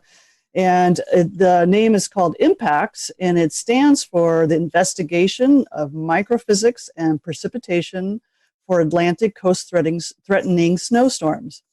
So in its name, it tells you a little bit about what we're doing. So I'm leading this project with I don't even know how many people I'm working with, probably hundreds. It's funded by NASA. It's a very large program that's a 5-year project. In the middle 3 years, we'll be doing gathering data and gathering cases to study. And it's part of their Earth Venture Suborbital call for projects. And this means instead of NASA funding somebody's idea about satellites, this is using aircraft. So suborbital means below the orbit of the Earth. So the main way that we are performing our investigation is through aircraft observations. So what we're trying to do is, as you well know, snowstorms, which occur all winter in this part of the country, are pretty difficult to forecast. They're fairly complex systems. They consist of large cloud shields that can be as far as Florida, way up into Canada. And within those big complex cloud parts of the storm, there's narrow bands of more intense snowfall. We call them snow bands. And it's that those smaller scale features, usually near the low center of the storm itself, that we are specifically trying to investigate. We're trying to understand the processes that form the snow bands, that make how they change as a storm evolves, and why some storms have a lot of snow bands and others have absolutely none, yet they both are producing snow. So that's kind of the science focus of it. And our observational strategy involves primarily 2 aircraft. One of them will fly high above the clouds. It's NASA's ER2. It can fly at 20 kilometers elevation, which is 68,000 feet, or twice as high as a commercial aircraft. And it has equipped with remote sensing instrumentation. So everybody's probably familiar with weather radars. This airplane has 4 different radars, all different wavelengths. So they're sensitive to different portions of the storm. There's one that's a cloud radar, so it can see the small cloud-sized drops, and others are more rain and snow radars. They see the bigger drops. It also has microwave radiometers, and those are types of instruments that we often fly on satellites to measure precipitation from space. So that ER2 flies above the clouds way up high and looking at the storm remotely. And underneath, in coordination, observing the same portion of the storm, is the NASA's P3 Orion, and it flies inside the clouds, and it has a multitude of instrumentation, and the major ones are these cloud and precipitation probes, which actually essentially take pictures and count the sizes and the pictures of the snowflakes as they form. We fly it at different levels, so you see where the beautiful dendrites form, where the needles form, and then fly underneath, and they aggregate into large, big blobs of snow that eventually falls on the ground. We also have some ground instrumentation specifically for this project, and that includes a whole array of different radars and other snow measuring equipment, mostly on Long Island with my colleagues at Stony Brook. So one of the things you asked me to mention is like who's involved. So obviously I have a large crew of people involved with NASA, but the National Weather Service is also involved. They are sending up extra rainwind sondes, so we measure the profile of the atmosphere more frequently during these snowstorms. We just request them to, can you please put up some more at Albany and at their usual places. They'll add more rainwind sonde launches when we're flying, at the time periods that we're interested in. So they've been really helpful, and they're also been extremely helpful with helping my student and grad student and postdoc forecasters, trying to give them some local expertise. Flying in a winter type of storm, does it present any additional challenges versus like the hurricane hunters who fly in warm core systems? Well, that's a good question. The two different systems are pretty different. The hurricane hunters typically fly fairly high, and what they're doing is trying to get different profiles of the environment of the hurricane and try to get a good estimate of what the central pressure is. So they're kind of after a different kind of problem, and they fly fairly high, so they're well away from any kind of icing problems. So for us flying in snowstorms in the winter, this last case, we actually flew, it was rain on the surface, but the structure of the storm was the same. So we flew in it, but icing was an issue that we had to watch out for. I think our main challenge is getting airspace to do the maneuvers that we want to do to sample these storm systems. But so far, the air traffic controls have been extremely helpful and very accommodating.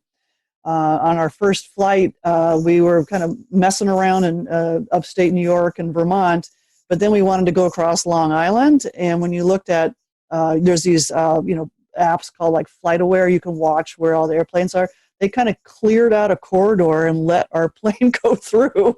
It was like, oh man, that is very, that was really great of them to do that for us. So even though it's challenging but we're trying to do our best to not demand too much and we do whatever they tell us to do. Is your aircraft on FlightAware? Is it something people can track when you're on these? Yeah, it is something people can track. Yeah, definitely. According to the website I found, which is a NASA website, it's November 806 NA and November 809 NA. So I just couldn't remember where the N and the NA were. So we like to make it difficult in aviation. Yeah. So these airplanes, especially NASA flies a lot. So does NOAA, and my colleagues who get National Science Foundation funds can also request the NOAA or NASA flights. And so they're very experienced crew in field campaigns like this. And each one has its unique way of doing operations. I think we're not doing anything really clever, fancy, different, and never been done before. And a lot of our instrumentation has been used in many other projects. And in some ways, that's good. It's kind of less risky. And we'll get good data right away. And so it's, banking on the experience from other campaigns.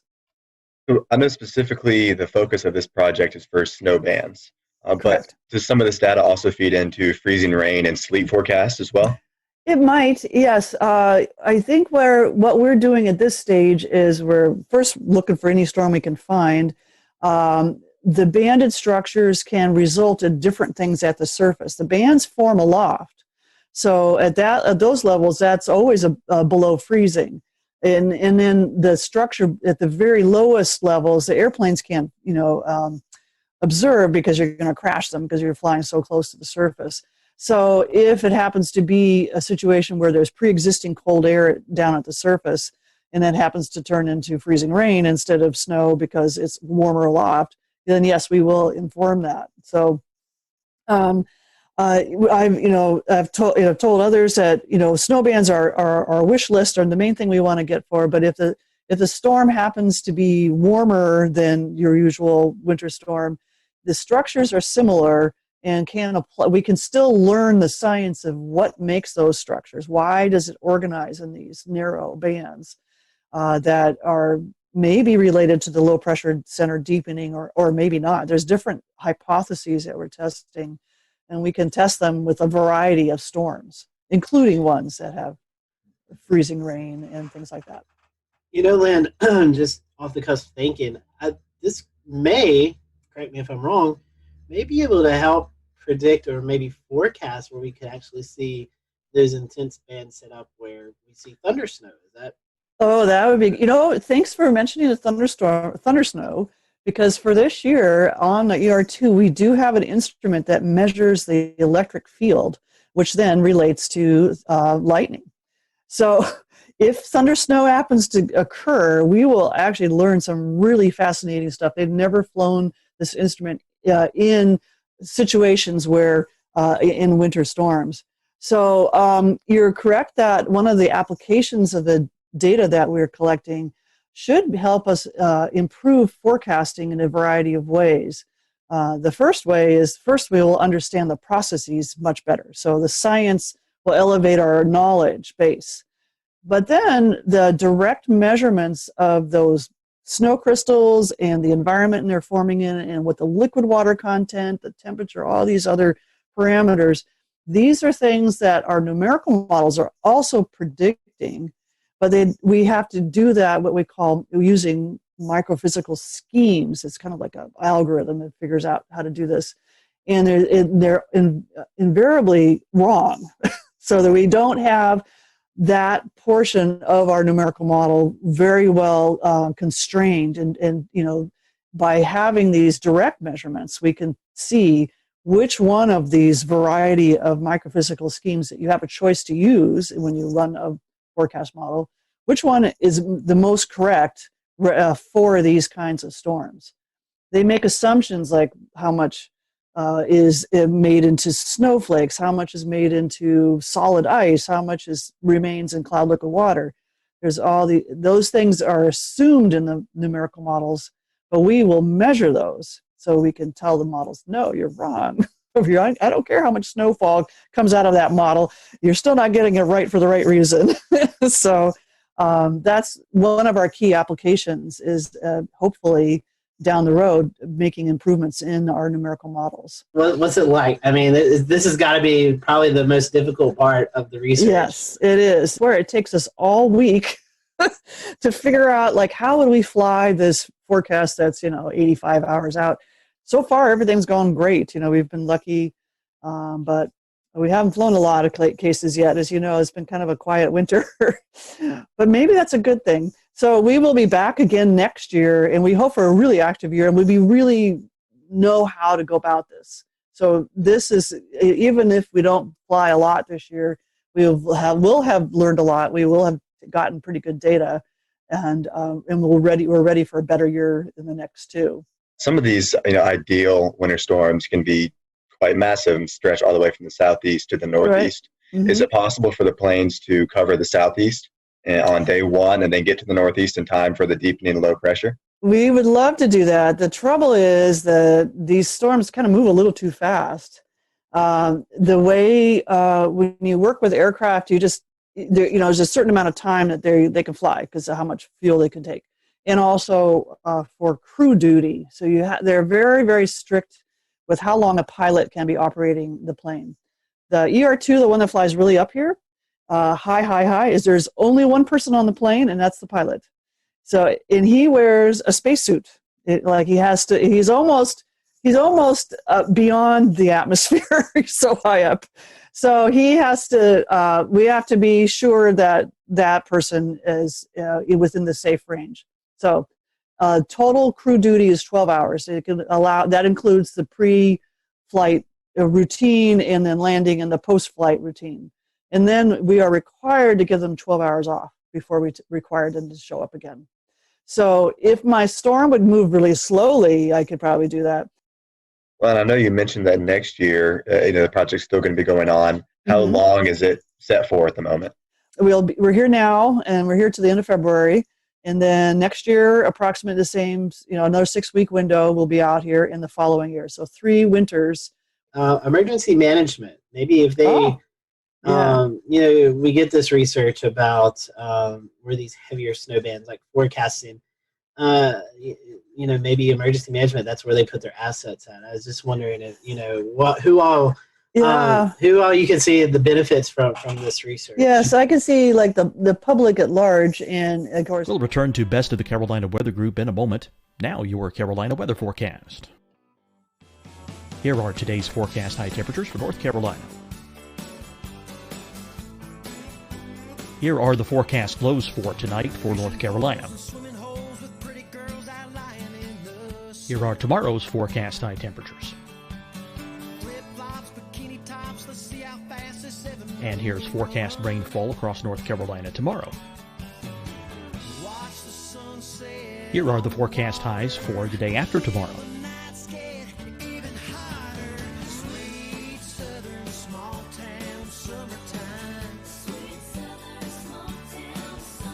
And here's the forecast rainfall across North Carolina for the day after tomorrow.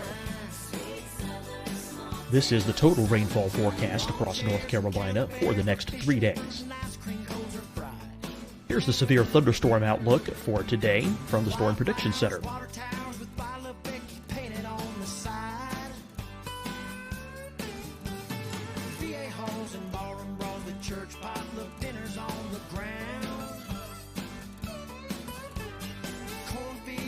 Here are the forecast high temperatures for today for South Carolina.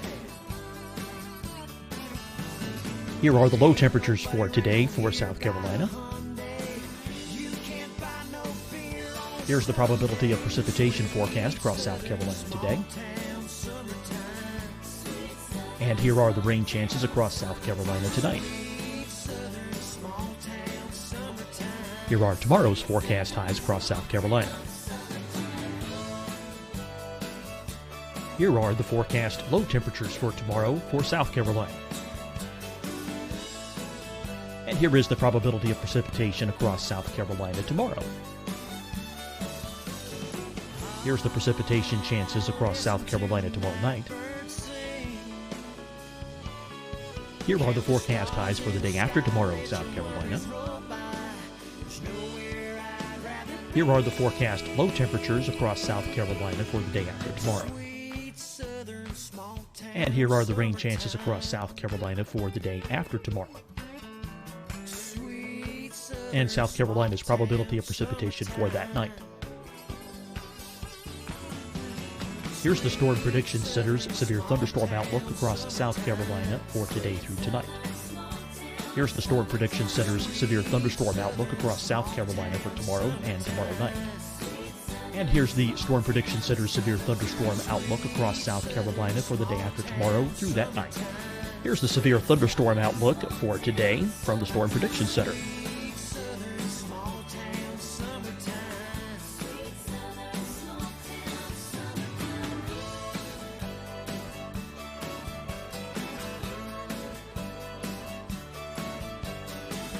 And now here's a live look at weather radar across the southeast. Fight the spread and take a stand against coronavirus. Wear a mask in public. Stay at least 6 feet apart from others. And get tested. Join us and fight the spread. Visit scdhec.gov/COVID-19. Getting tested for COVID-19 helps you to take the steps needed to protect yourself, your loved ones, and your community. Find the testing location at scdhec.gov/COVID-19 testing. Deciding when to wear a mask isn't about who you know or how well you know them. Just ask yourself, will I be with anyone I don't live with?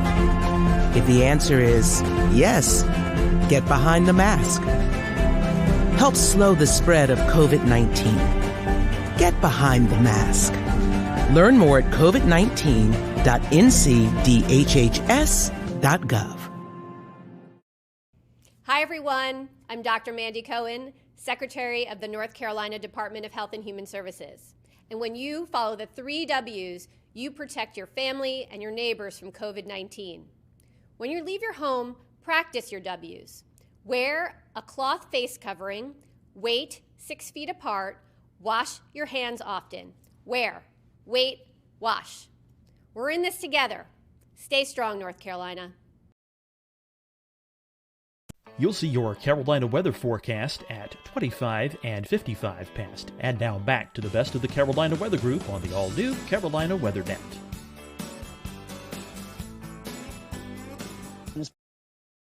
Part of that because they are the communicators from the forecasters to the public, and they kind of make decisions about how to respond to any kind of threat like a snowstorm. So I could see the public being, benefiting a lot in the long run. It's always hard to see the direct benefit. I'm going in, geeking out about the great science I'm doing, but understanding these snowstorms better and then using that understanding to improve our forecasting. And when our forecasting is done better, and especially in terms of the distribution of snow and where those bands occur, and do they set up, and if it's one kind of storm, do we expect to get a lot more of these banded structures and therefore more localized regions of heavy snowfall? Or do we see that, a different kind of storm would not have that, and so there maybe be less of a worry? So yes, indeed, that'll eventually benefit the public, our understanding, and then applying that understanding to better forecasting, and better forecasting will help the managers be able to react in a timely manner to inform the public. I know it's kind of early into the project, but what's the feedback been like so far? Thumbs up, it's great, we love it. We have, when the type of instruments we fly on the P3 are kind of finicky and difficult instruments, so some of them have not been operating at the top as they could be, so that's some of the feedback. We're trying to correct some problems or fix an instrument or two. The data that I've been looking at looks really good, I think. What you kind of is exciting is you look at it and go, I don't know what's going on. When you have that kind of reaction, that's actually a good thing, because it means you're going to learn something new. So I'm excited about that. So far, I think everything we've collected really high quality data. We haven't lost anything. Like sometimes, your biggest worry is like somebody forgot to flip the switch and it didn't record. Like, oh no, don't do that. so far, everybody knows what to do. They got all the switches turned on. Everything's good. And so far it looks great. So we just need more storms. That's all I need. Well, we need some more storms too. We're hoping. I know. We all need more storms. We need some more storms too. Well, Lynn, it's been a fantastic discussion. I'm going to go ahead and close out. So everyone, thanks for watching the Carolina Weather Group. We hope you've enjoyed this discussion. Lynn, I want to ask you, if you don't mind, if people want to follow along with the project, I know you have some social media platforms they can follow. How can they do that? Boy, I should have wrote this down. So the one I know for sure is our Twitter account, which is at Snow with a capital S, and then Impacts, IMPACTS. Awesome. We follow here on the Carolina Weather Group, and I personally follow the snow impacts on Twitter. So Great. Get some great information there. You get some behind the scenes photos and things like that. So okay. Lynn, thanks so much for joining us. We want to thank you for watching the Carolina Weather Group, and we will see you on our next episode.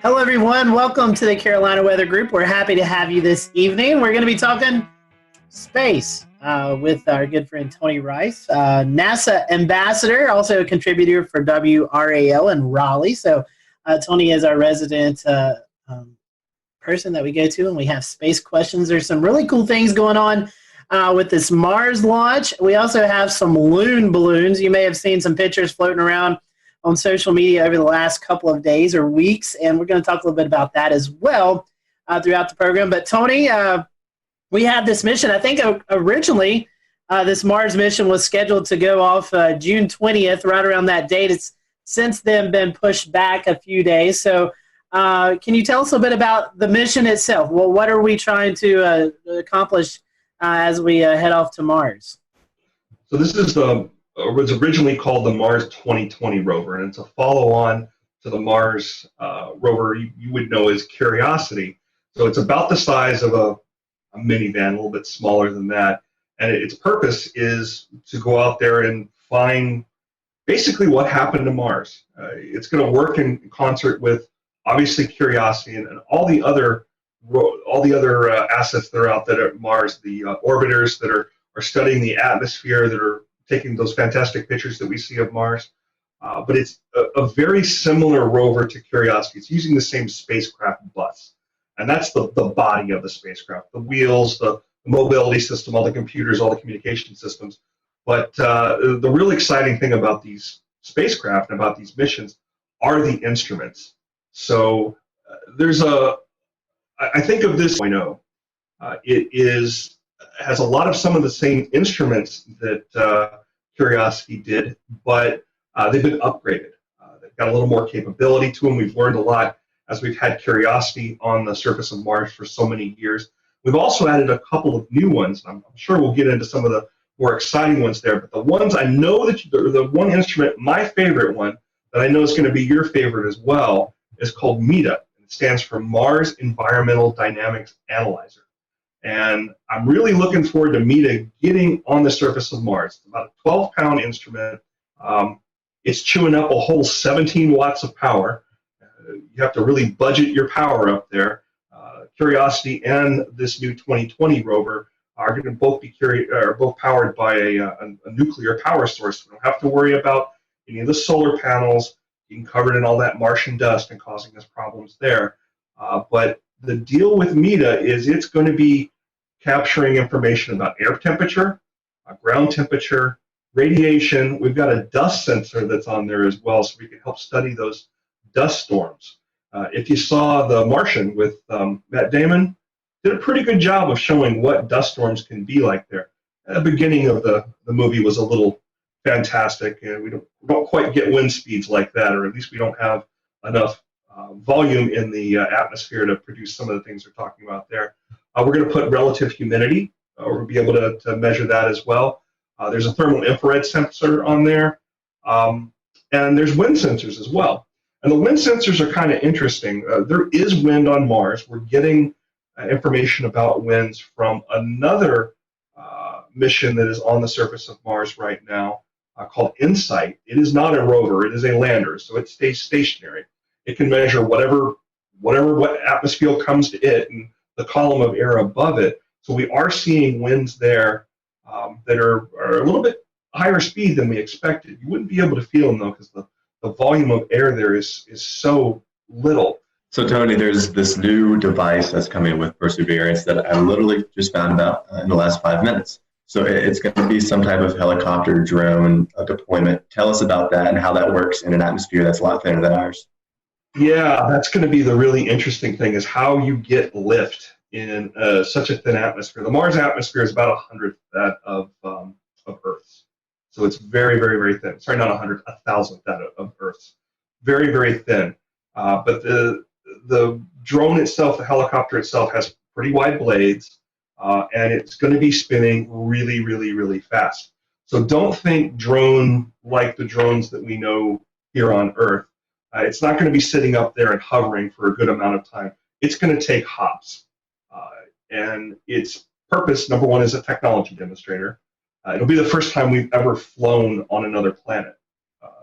That's pretty exciting unto itself. But it's not just a technology demonstrator. It's going to be providing valuable information to the team that is driving this rover. And yes, there are rover drivers. They sit in California. They're sitting at home right now because they're able to VPN in and talk to the rover that way. But their technical term or their technical title is rover planners. They're doing exactly that. They're planning what drives need to occur during that day to put the rover in a position to do the science. So this helicopter is going to help out with that a little bit. It's mounted on the underside of the rover. So after the rover lands and everything's checked out, the rover will deploy the helicopter, we'll drive off of it, and then we'll be able to take the helicopter off and move it about. It's going to serve as a form of scout for the geologists. It's going to help us move ahead and make some good decisions about where to move the rover to in order to do some good science. Now, Tony, I have a question as far as I've always wondered the signal, right? So these are being operated remote control a lot of the times. I know there's some automated processes on site that the rovers would do to correct maybe a rock in the way or something. But how long does the signal take to get to the rover as you're steering it? Now, the radio waves travel at the same speed of light, or what's the difference in right at light speed? How much time? So it varies throughout our year and the Mars year. Mars year is roughly about 18 months. So it's anywhere from about 10 minutes to more than 30 minutes. So when I mentioned somebody that's driving the rover, you might have this picture in your head of a steering wheel and a gas and a brake. Absolutely not that. It's sending commands for the rover to act on at a later date. Another function of this robot is that it's going to be collecting samples on the surface and to be later taken back to Earth and studied here. How will that work? How is it going to get back to Earth? To be determined. So there is going to be a caching capability where samples that are first studied by Curiosity are going to be packaged in a way that they can be picked up at a later date and brought back to Earth. We're not quite ready to put boots on Mars yet. That's a goal, but it's a goal that's pretty far into the future. As a step between now and putting boots on Mars, a robotic mission that could pick up those cache samples and bring them back. Why not just go and pick up random samples and bring them back? Why bring these that have been studied by the Perseverance rover, by the 2020 rover, to be able to do additional study on something that's already been studied by a robot is just going to give us a ton of information that we can apply to other studies that have been going on there for years and years, on back into the Viking days, back in the 70s.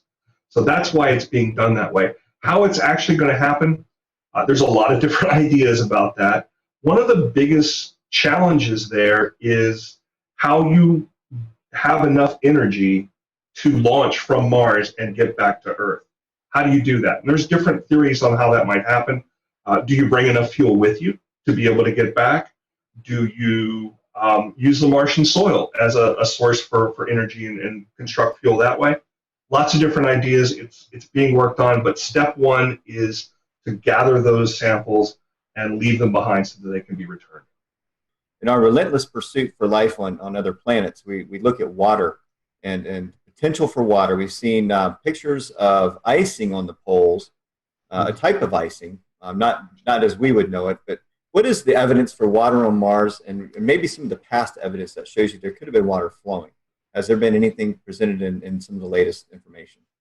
Yeah, that's a great question. And the icing that you're seeing on the poles happens every Martian winter. And you can actually see it with a backyard telescope if you look at the right time. We see it on both the North and the South Pole. What you're seeing there is actually CO2 ice. It's actually carbon dioxide.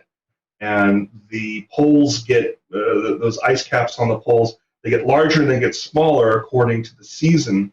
And we can see that in Curiosity's air pressure sensors.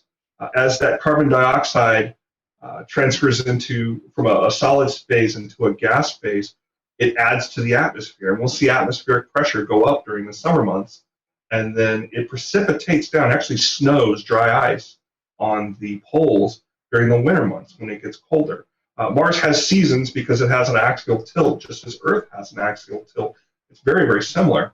But as far as evidence for water is concerned, it's really in the geology.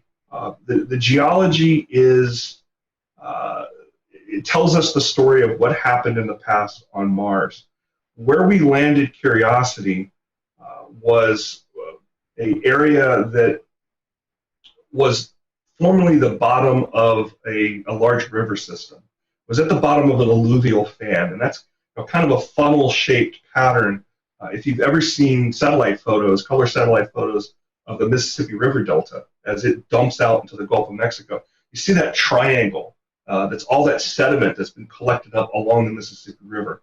Well, that's the Martian version of, or we landed on the Martian version of that. It's all dry there now. We're not seeing evidence of liquid water, but we're seeing the geologic evidence of it. So one of the very first photos that came back from Curiosity after it landed was of these rounded pebbles. Those don't form round. Those are rounded as a part of a water process that's picking up and moving them along and rounding them off. And we found lots and lots of that. So through study of the geology and the chemistry of those rocks as well, that's what told us that it was fresh water, determined that the area that Curiosity landed in was probably about knee deep in water a couple million years ago. The idea that Mars was once a very different place and a lot wetter and perhaps a lot greener, that is one of the things that Curiosity found pretty quickly after its landing time. Tony, looking at some of the points here for the mission, two of them kind of really piqued my interest. It says this is the first leg of a round trip to Mars, and then after that it's also talking about how this could actually pave the way for future human missions to the moon and to Mars. Can you tell us a little bit about that? Well, every time we put something on another planet, we learn a lot about it. And the road to putting boots on Mars, it's a long one. But even what we're planning on doing around the moon, coming up with the Artemis mission, is going to teach us a lot about that. Being able to live potentially off some of the resources on the moon will teach us a lot about that. We got to really understand the chemistry and the makeup of the Martian surface to be able to have people live there. I think that's really interesting. You know, we've always heard about people going to Mars, but this actually could be some small steps for that. And I also seen there's going to be like 19 cameras on this that we're going to be able to kind of follow along with the mission. Yeah, there's a bunch of HD cameras on Curiosity. We got even more on Perseverance. I've mentioned the name a couple of times. I need to tell you the story about Perseverance. So for the longest time, it was called the Mars 2020 rover. NASA's really terrible at naming things. You give NASA engineers and scientists the opportunity to name something, and they're going to give it an acronym. They're going to give it something boring. You know, maybe it'll be a backronym that actually spells something that you can pronounce. But the cool names, those always come from the kids. So Curiosity was named by a little girl in Iowa, who by the time it launched, she was a lot older than that. She actually went on to be, I believe, an environmental scientist. So she got a lot out of that experience. Perseverance was named by a young man up in Northern Virginia. And I was on the team that helped review a lot of the submissions that came in. They had to come up with a name, and they had to come up with a couple of paragraphs about why they chose that. And I can't recall if I read so many of them. I can't recall if Perseverance was among that, but some of the ones I read were pretty out there. I'm glad they picked Perseverance. We tend to call it Percy, so if you hear talking about the Percy rover, that's what we're talking about. Speaking of Mars, I know you run a Mars weather page on Twitter. I know you kind of keep up with some of the stuff, so we thought it'd be kind of cool to tie in Mars weather, your Twitter page. What all you monitor? How you get that information? How do you provide a Mars weather forecast and observations? So we don't forecast yet. We're hoping to have enough data here one day that we can start having a forecasting product. We'll certainly need something like that once we get those boots on Mars. But right now it focuses on the InSight mission. It's pulling data down close to daily.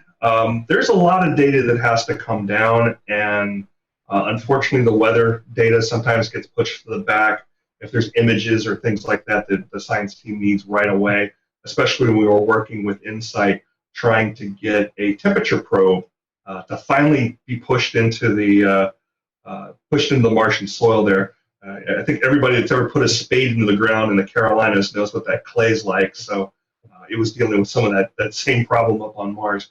Those images that were helping them understand that problem, those took precedent. But anyway, we do see data come down from InSight, and that is delivered through the same mechanism that all those pictures are delivered through. It's called the Deep Space Network. Generally, most of these, both the rovers and this InSight mission, have the ability to communicate straight back to Earth, but they don't tend to do that. They tend to upload the images and other data every time an orbiter goes over. And that orbiter acts like a router, store and forward that information once it sees Earth again. It's a little faster that way, and there's a little more bandwidth. But we see that data come down. I know she just popped that up. So we see temperature data. We see air pressure. I find air pressure to be some of the most interesting there. And then we see wind data as well. So the last one that came up was from Sol 566, and Sol is a day on Mars, and that equates back to the 29th of June. It's the last time we saw something from it. As you can see there, the low was 25, the high was 25, the low was 126 below zero, and these are both Fahrenheit. And each day on this Mars weather Twitter, it goes and randomly picks a city somewhere, and Clayton just happened to be picked up there last time it was doing a comparison. You can see the comparison there, but again, the most interesting comparison in my mind is the pressure. So we were seeing about 1,012 hectopascals, which I think equates to millibars. You guys keep me honest there. That's what y'all speak in. Yes. And that on Mars is about 7.7 hectopascals. That's one of our biggest challenges on Mars, is the lack of atmosphere. It's just really, really, really thin there, and it continues to be stripped away by the solar winds. And that's not something that we're going to be able to correct anytime soon, perhaps ever. So I guess there's really no wind chill there. I mean, I'm looking 25 degrees with 37 mile per hour wind gusts. That's not really a wind chill there then. Yeah, not too bad. We do see temperatures go above freezing there. It does happen. Yeah. So Tony, I mean, obviously you're not using Trot Cup anemometers or RM Youngs. I mean, how is this? How is wind speed capture? Is it using like Venturi effect, or you're consolidating the air into a point, or how is that measured exactly? So the thing to look up is an instrument called a hot dice. It is a couple of basically electrodes that are exposed out there and are measuring differentials. They are without moving parts. That's really, really important when you've got a robot out there that you can't go service. There is no Home Depot on Mars to go get spare parts. Well, you said one last thing. You kind of mentioned that it does get above freezing on Mars. I wonder if you could just real briefly speak to the general temperature range. How cold does it get in winter? How warm does it get in summer? Yeah, we're talking around -200 Fahrenheit with the lows. And during the summer, most of the time we're talking in the average temperature there is hovering around -80, -100. I just think it's cool. You have a mesonet on Mars. We do. We got 2 of them now, about to put a 3rd. I've heard that there's a team already being picked to possibly go to Mars by as late as, 2028 or 2030? Is that correct? I will make no comments on when we're going to Mars. You're not going to trick me into that. I had to try. There's a lot that needs to be done, and each one of these missions, be they robotic or be they human up to the International Space Station, or once we get Artemis off the ground and have a gateway to the moon, each one of those, it may not seem like it's getting us closer to Mars, but we learn something from each one of them that can be applicable. And when that actually happens, I hope it happens soon, but it's a long road.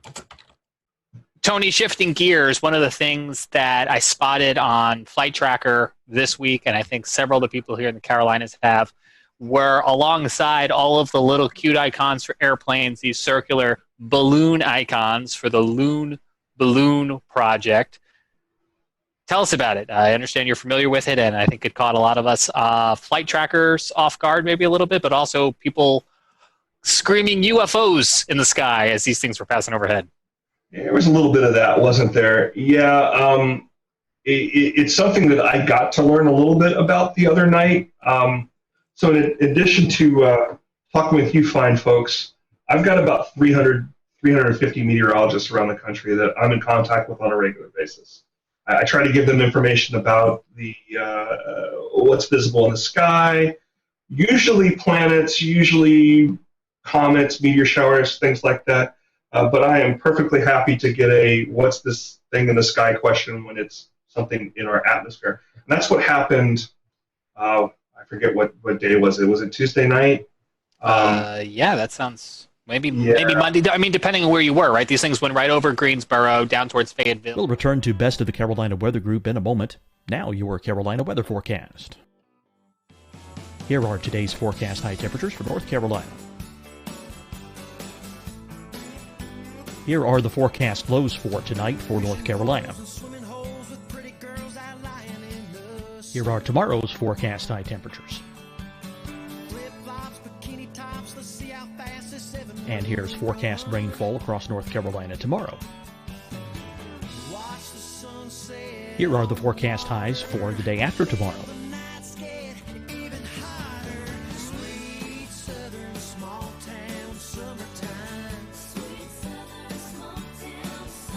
And here's the forecast rainfall across North Carolina for the day after tomorrow. This is the total rainfall forecast across North Carolina for the next 3 days.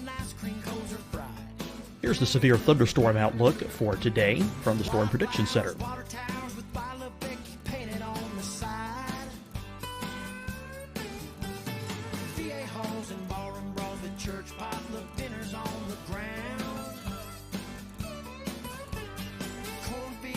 Here are the forecast high temperatures for today for South Carolina. Here are the low temperatures for today for South Carolina. Here's the probability of precipitation forecast across South Carolina today. And here are the rain chances across South Carolina tonight. Here are tomorrow's forecast highs across South Carolina. Here are the forecast low temperatures for tomorrow for South Carolina. And here is the probability of precipitation across South Carolina tomorrow. Here's the precipitation chances across South Carolina tomorrow night. Here are the forecast highs for the day after tomorrow in South Carolina. Here are the forecast low temperatures across South Carolina for the day after tomorrow. And here are the rain chances across South Carolina for the day after tomorrow. And South Carolina's probability of precipitation for that night. Here's the Storm Prediction Center's severe thunderstorm outlook across South Carolina for today through tonight. Here's the Storm Prediction Center's severe thunderstorm outlook across South Carolina for tomorrow and tomorrow night. And here's the Storm Prediction Center's severe thunderstorm outlook across South Carolina for the day after tomorrow through that night. Here's the severe thunderstorm outlook for today from the Storm Prediction Center.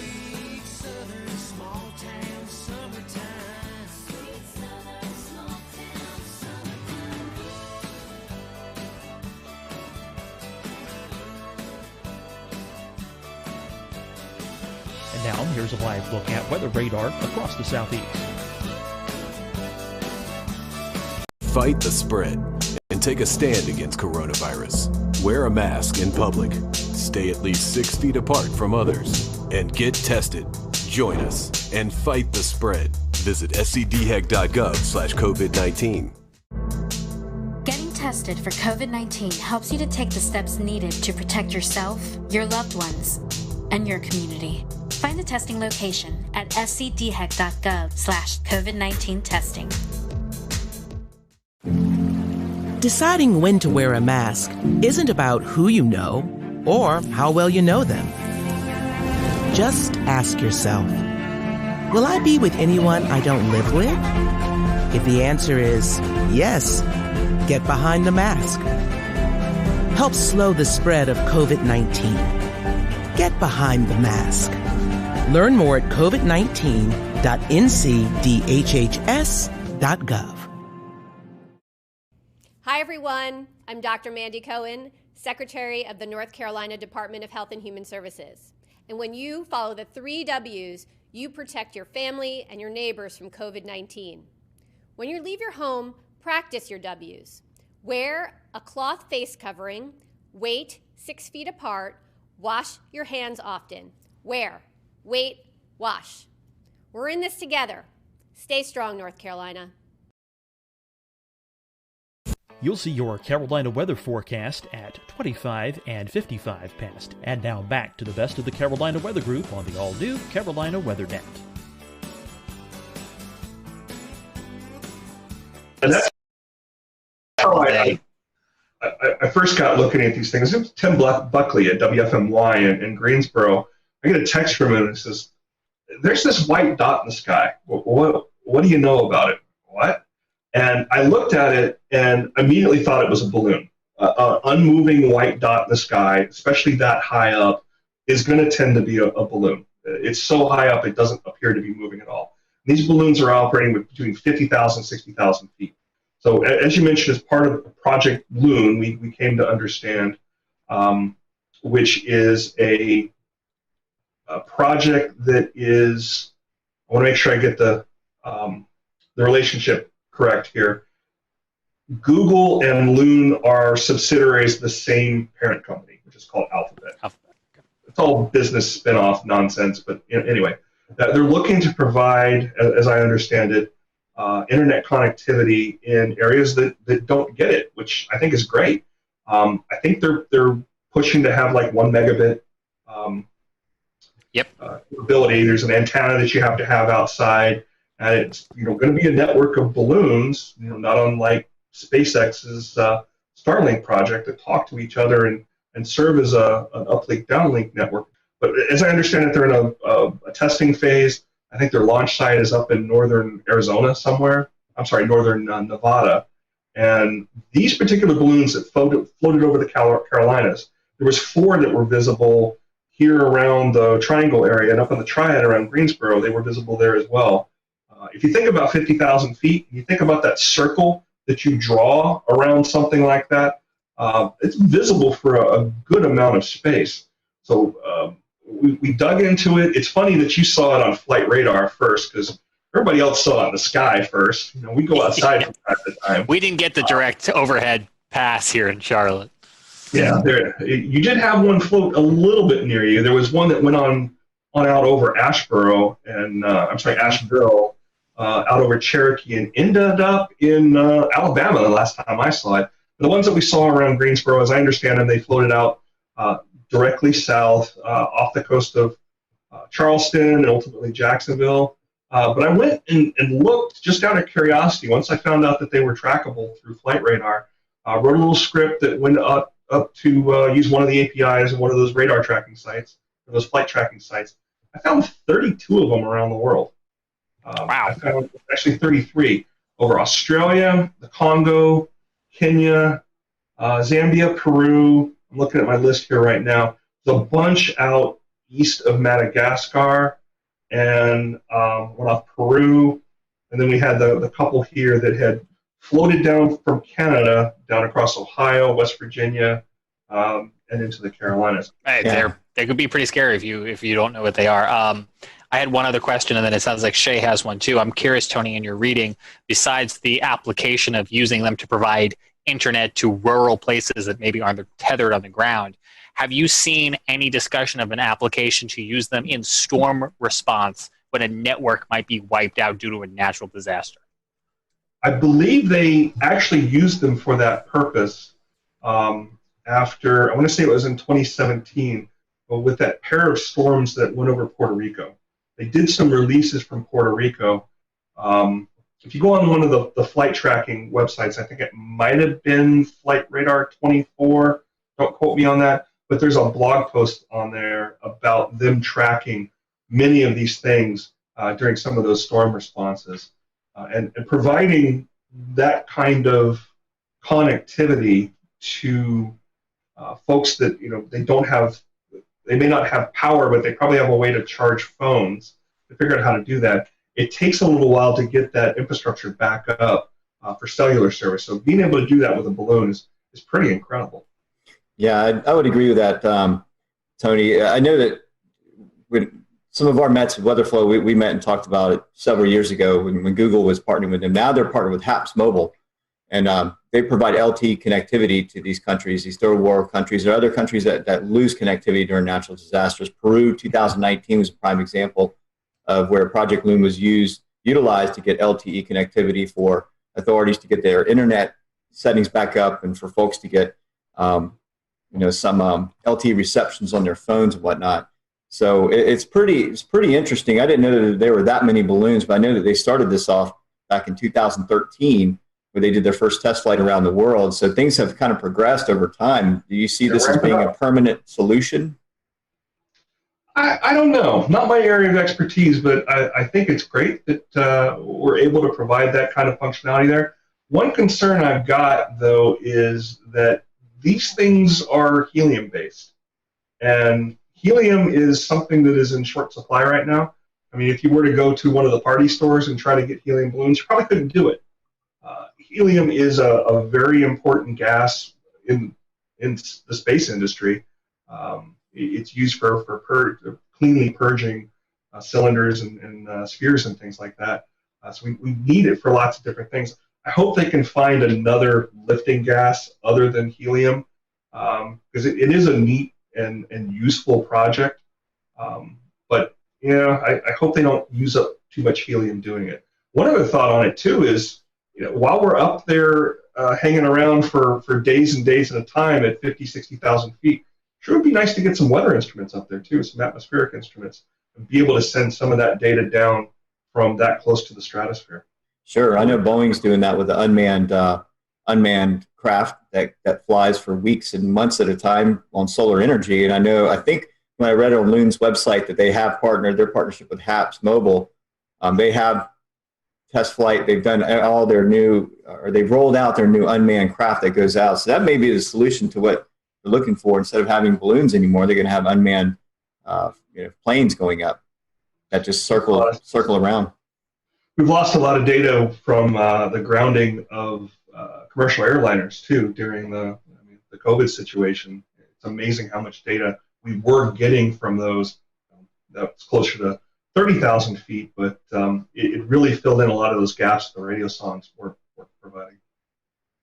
In the past, we've talked about the radio signs that you just mentioned. Could you maybe compare and contrast these Loon balloons with a typical weather balloon? Because they have very different lifetimes, obviously, and different purposes. Different lifetimes, quite a bit larger. And if you find the images of the Loon launch site, I was looking at that the other day. They got some permanent structures out there, and they're building some larger ones as well, just to be able to handle launching these things, because they are so significantly large. And they do get much bigger as they go up into the atmosphere and the air pressure goes down.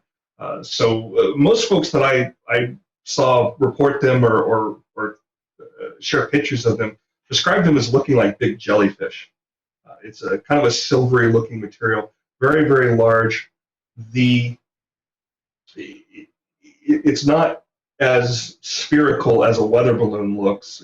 Those are you guys are the experts here. I think they're made of some sort of a latex material, but it's very opaque.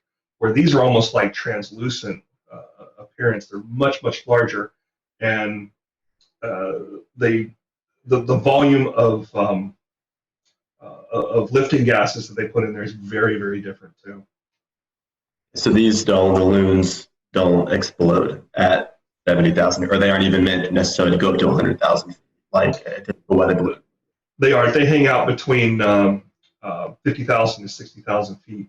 I think a lot of what the research is doing right now is to understand how the steering winds up there work, how viable this is to provide, how wide a coverage that they can provide, how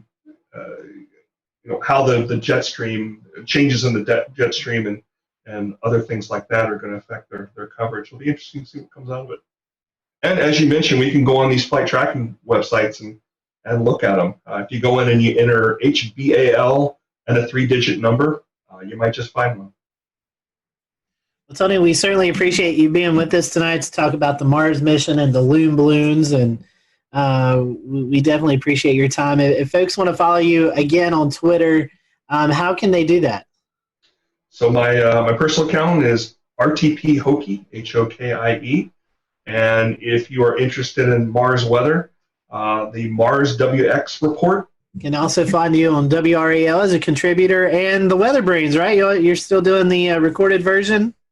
Still doing the recorded version. It's every Monday night we're putting that out, and I try to put something different out every week that's usually space related. Every once in a while we'll add in some other weathery stuff in there too. Well, Tony, we certainly appreciate your time, and if you're watching tonight and you want to know more about the Mars launch, we'll probably be airing those towards the end of the month as we get into with our friends at NASA TV. I'm sure we'll be doing some more events surrounded by that mission and that launch. So stay tuned with that, and we appreciate you watching the Carolina Weather Group. Until next time, we hope you have a great evening, and we'll see you on the next Carolina Weather Group episode.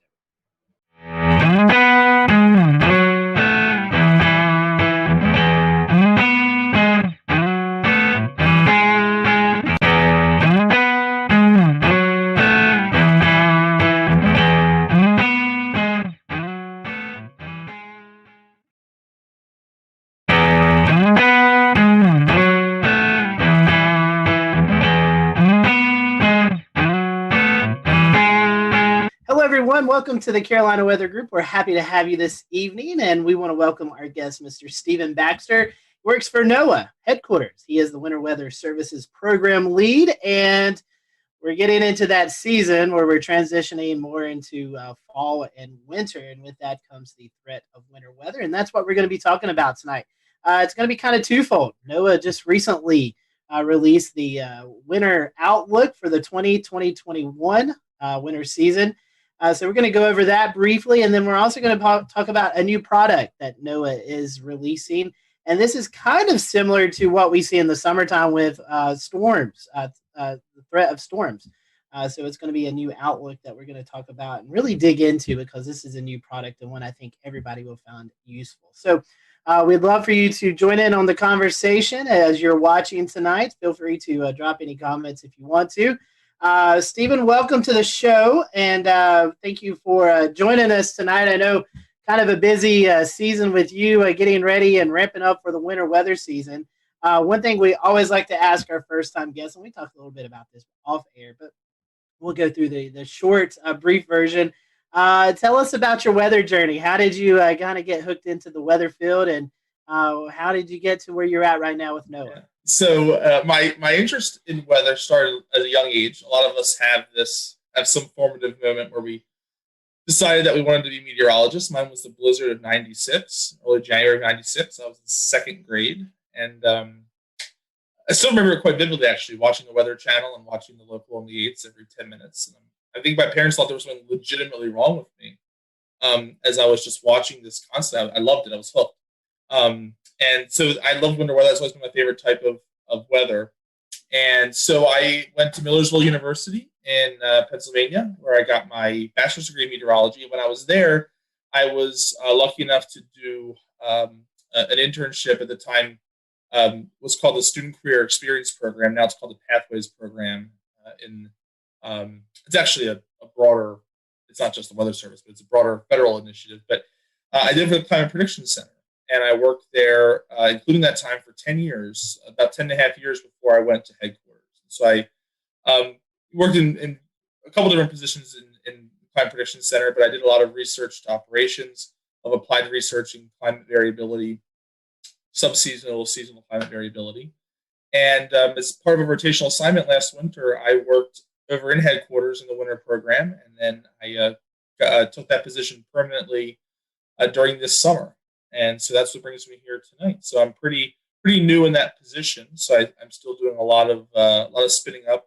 There's a lot to learn. There's a lot of awesome stuff and great people throughout the agency. And going from climate to weather, which is kind of funny to say in the Weather Service, but to do that and to do that with winter weather, which is our newest service program, is a lot of fun. But there's a lot to learn, and there's a lot of work that we have to do. But we're really happy with where things have gone recently, and I'm happy to be here tonight to talk about some of that progress. Well, speaking of the National Weather Service and NOAA, they have just released their 2020-2021, kind of a mouthful, winter weather outlook.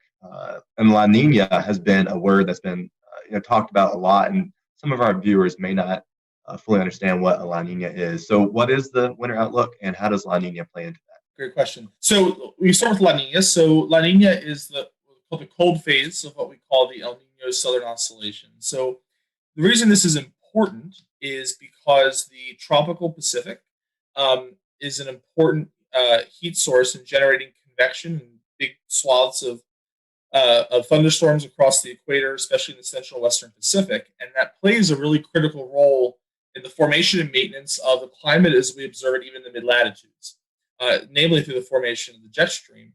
And what happens during La Nina and El Nino is the sea surface temperatures in the Pacific are either warmer in the case of El Nino or colder in the case of La Nina. And what that does is it alters relative to normal those patterns of troubled convection. And that in turn affects the jet stream across the North Pacific especially. And that has what we call teleconnections. So I think a lot of weather folks or people who love weather are familiar with teleconnections like the North Atlantic Oscillation, for instance, or the Pacific North America pattern is another prominent teleconnection.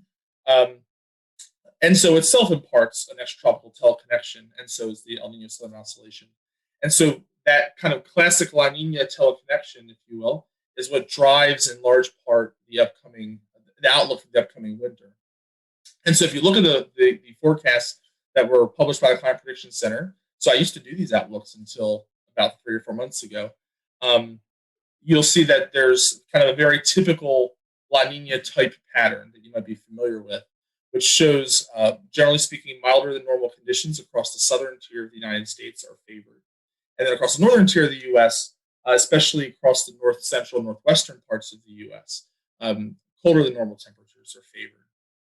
And then actually El Nino actually has a slightly stronger precipitation footprint than temperature, in fact. And across the southern interior of the U.S., drier than normal conditions are favored in La Nina.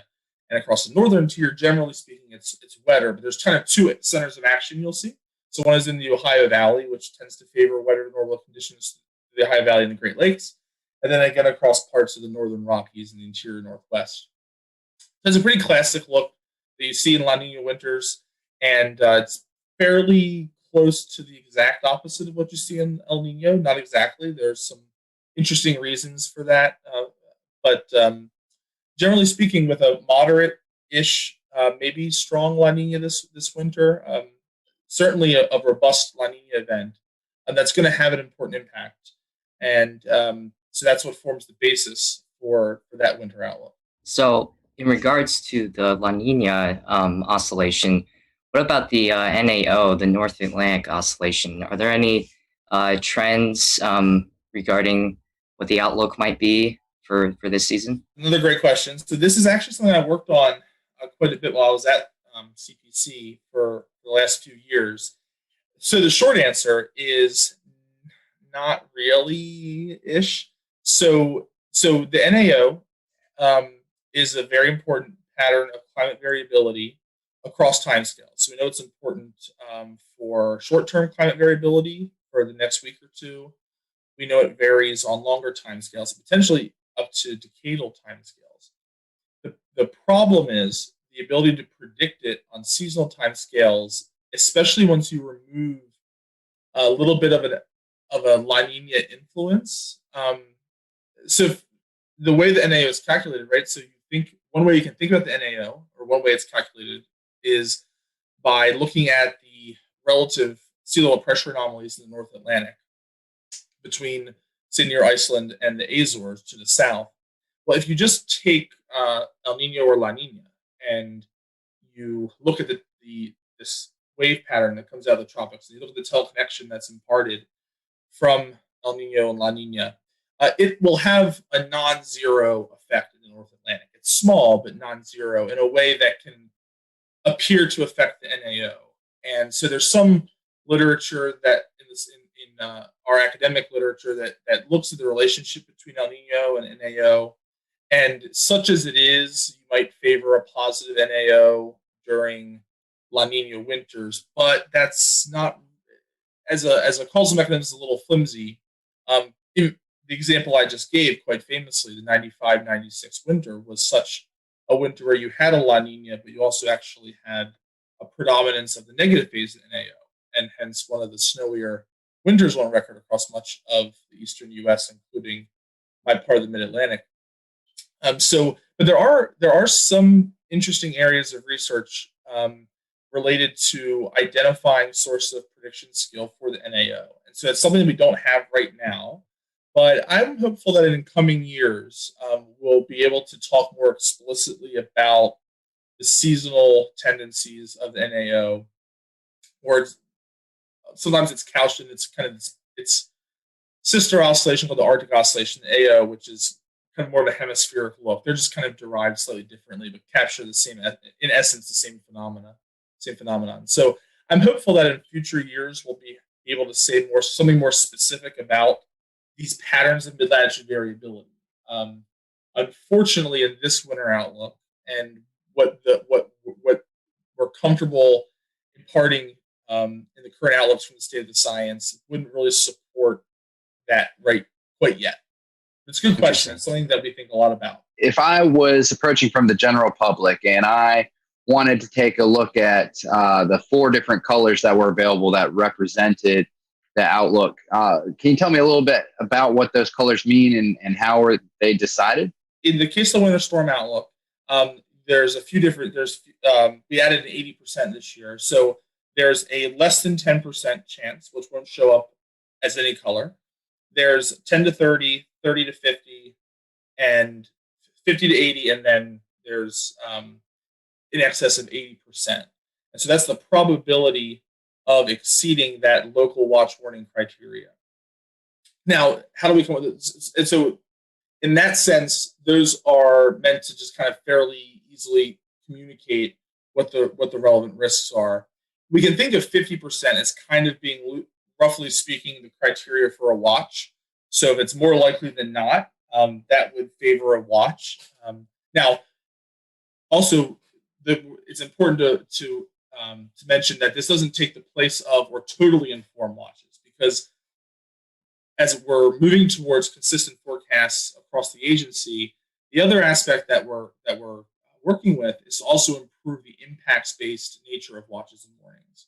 So while the probability of exceeding a certain snowfall threshold might say only be 30 or 40%, the local office could still issue a winter storm watch because they're expecting the impacts from that storm to be such that it warrants a watch or a warning. So cases where this gets a little slippery are where you have mixed precipitation, where you have sub-warning criteria in both snow and ice. Situations where shoulder seasons, and we saw some examples of this earlier this year, especially in the Central Rockies, where snowfall events that are early in the season with foliage still in the trees, and so snow load and power outages are more of a concern. You might issue watches and warnings for lower snow accumulation criteria because of the increased impacts. And a classic example here in the East is timing is very important. So heavy snow during rush hour, for instance, is more impactful than heavy snow during the middle of the night on a weekend or something like that. So those are local impacts that local offices can take into account. So it's not a one-to-one correspondence yet, but that's kind of loosely speaking, 50% is where, all things being equal, you would start to think about, you would issue the watch, because that's where we're saying it's based on the reliable probabilistic guidance. It's more likely than not, so it's worth issuing the watch. But that can be modified by the local office's take on the expected impacts of the storm. I know impacts is a big deal, and I know each forecast office has different criterias. But, first thing that pops into my mind would be the Atlanta snow jam in 2014, where, we had maybe an inch of snow, but the temperatures were so cold. So it seems like this product that you guys are releasing is really more based on impacts and how it impacts the general public, emergency management, and things like that, than it is maybe about this set range of, you're going to get this much snowfall. That's right. So there's another product that is a very nice complement to this, that's been operationally implemented this year, which is the Winter Storm Severity Index. And so what that does is, it has criteria, but it's a much more complex and dynamic criteria to better account for some of these impacts. And so in that framework, where you have, and so what it's doing is it's screening the official forecasts from the National Digital Forecast Database. So the local offices are submitting their official forecasts. It's using those forecasts, applying climatology, applying different algorithms to assess different impacts, including snow amount, snow load, ice accumulation, ice impacts, among other things. And it's doing that to get an idea for those impacts, including things like flash freeze, blowing snow. And so using those two together, and as in fact, the vision of the program is kind of an eventual merger of those two programs. We'll return to Best of the Carolina Weather Group in a moment. Now your Carolina weather forecast. Here are today's forecast high temperatures for North Carolina. Here are the forecast lows for tonight for North Carolina. Here are tomorrow's forecast high temperatures. And here's forecast rainfall across North Carolina tomorrow. Here are the forecast highs for the day after tomorrow.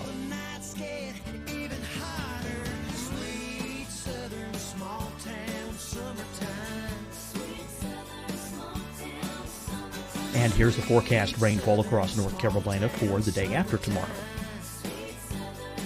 This is the total rainfall forecast across North Carolina for the next 3 days. Here's the severe thunderstorm outlook for today from the Storm Prediction Center.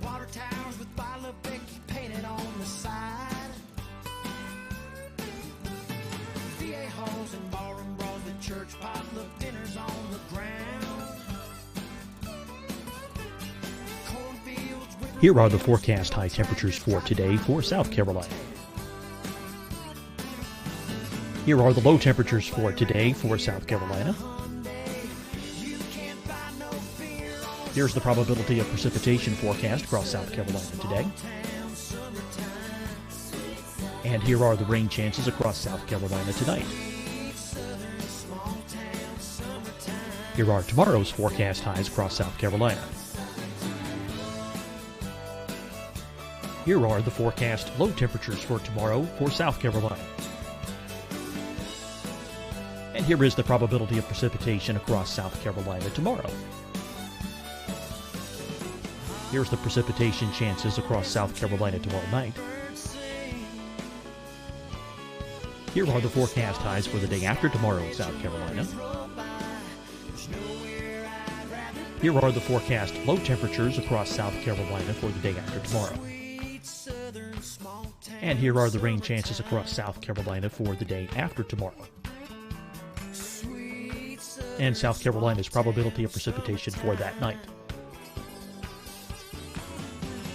Here's the Storm Prediction Center's severe thunderstorm outlook across South Carolina for today through tonight. Here's the Storm Prediction Center's severe thunderstorm outlook across South Carolina for tomorrow and tomorrow night. And here's the Storm Prediction Center's severe thunderstorm outlook across South Carolina for the day after tomorrow through that night. Here's the severe thunderstorm outlook for today from the Storm Prediction Center.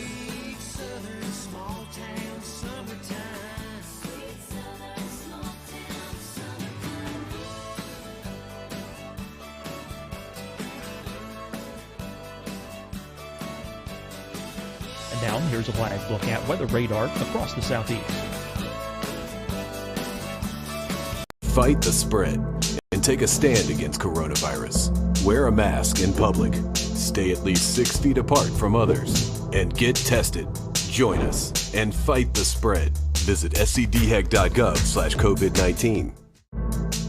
Getting tested for COVID-19 helps you to take the steps needed to protect yourself, your loved ones, and your community. Find the testing location at scdhec.gov/COVID-19 testing. Deciding when to wear a mask isn't about who you know or how well you know them. Just ask yourself, will I be with anyone I don't live with? If the answer is yes, get behind the mask. Help slow the spread of COVID-19. Get behind the mask. Learn more at covid19.ncdhhs.gov. Hi, everyone. I'm Dr. Mandy Cohen, Secretary of the North Carolina Department of Health and Human Services. And when you follow the 3 W's, you protect your family and your neighbors from COVID-19. When you leave your home, practice your W's. Wear a cloth face covering, wait 6 feet apart, wash your hands often. Wear, wait, wash. We're in this together. Stay strong, North Carolina.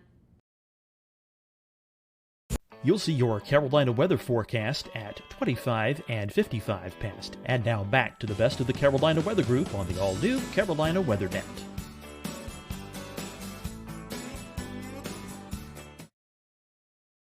So right now, the winter storm outlook is grounded in the very objective kind of criteria-driven realm. The winter storm severity index is still deterministic, so we're not using probability information yet. It's just using the deterministic forecast from the local offices, but it's applying it in an impacts-based context. So our long-term goal is to get to a place where we have a probabilistic winter storm severity index that will in turn inform the winter storm outlook, so that the winter storm outlook today, being just the probability of exceeding a fixed snow or ice accumulation threshold, will eventually be the probability of exceeding moderate or severe impacts. Impacts being defined, being kind of regionally varying and defined in a much more nuanced fashion. And so it's those two products right now that are a nice complement that we eventually want to see kind of come together and form the basis of these kind of consistent, collaborated, and probabilistic products across the agency. I think a lot of people hear outlooks and they are thinking of the Storm Prediction Center outlooks for severe weather that they might be familiar with. How might these new experimental outlooks compare to those? So they might be, they are potentially similar in that they're probabilistic. They're giving a probability of a certain event occurring in a daily cadence. So we have day 1, day 2, day 3, day 4, and then the maximum probability across days 1 to 4. That would be different. The Storm Prediction Center doesn't have that component. So they're very similar in that they're trying to give advanced lead time and a heads up, right, in terms of hazardous weather. So the Storm Prediction Center, as you might know, issues severe thunderstorm watches and tornado watches for the CONUS. And as you might imagine, their objective probabilistic outlooks, convective outlooks, play an important role in that, and starting that process through which they work with the local offices to issue those watches. And so that's actually one of the we're leaning in on that paradigm a bit in the winter program. Not to say that WPC is going to take over watches entirely, a la kind of the SPC model, but to say that we're moving in a direction where those watches are going to be more closely collaborated in an explicit and defined fashion and process between the local offices and WPC. And so, yeah, I think there is a lot of you can draw a pretty close parallel between those two. And in a lot of ways, the winter program is trying to lean in on the probabilistic element. I think it's recognized how important that is in severe weather because it's, we kind of, I think it's intuitive, right? That the odds of a tornado, for instance, and at an exact grid point at any time is very, very small. And so specifically, right, in SPC space, the outlooks for the probability of the event occurring within 25 miles of the point, right? So it's this kind of stenciling out of the grid. And in winter, that's not so much our problem, but we do have the problem of conveying the uncertainty in the forecast. So when you're issuing a forecast for winter weather, we need to know how much liquid equivalent precipitation is falling and its phase, and if it's snow, right, the snow liquid ratio, which can vary as well. And so there's a lot of degrees of freedom there. And so it's important that we flesh out all of those possibilities. That's why the probabilistic forecasts are so important. And then once we have that suite of probabilistic forecasts, we can kind of take a slice through them and look for these cutoff points where the probability of exceeding a hazardous criteria is enough to warrant kind of these public messages, like a winter storm watch, for instance. As far as who this product's actually meant to kind of serve the best, on your product description document, it talks about emergency services, different kind of broadcast elements, and it also mentions the general public as well. Can you kind of elaborate a little more on that? So the product actually has its background in a watch collaborator tool that was an internal tool to help forecasters collaborate between the national centers and the local offices. And basically the idea was to broaden it up and give some of our stakeholders, including the general public, access to this kind of national picture image that gives you the probability of hazardous winter weather at extending lead time, right? So day 1, 2, 3, 4. And in a way that, again, just kind of improves the situational awareness for stakeholders in the general public, as well as the ones you mentioned, like emergency managers and kind of those other stakeholders that work closely with the local offices. And to give them, I know, Scotty, you had mentioned, talking with a meteorologist at GSP, kind of another tool in the toolbox, right?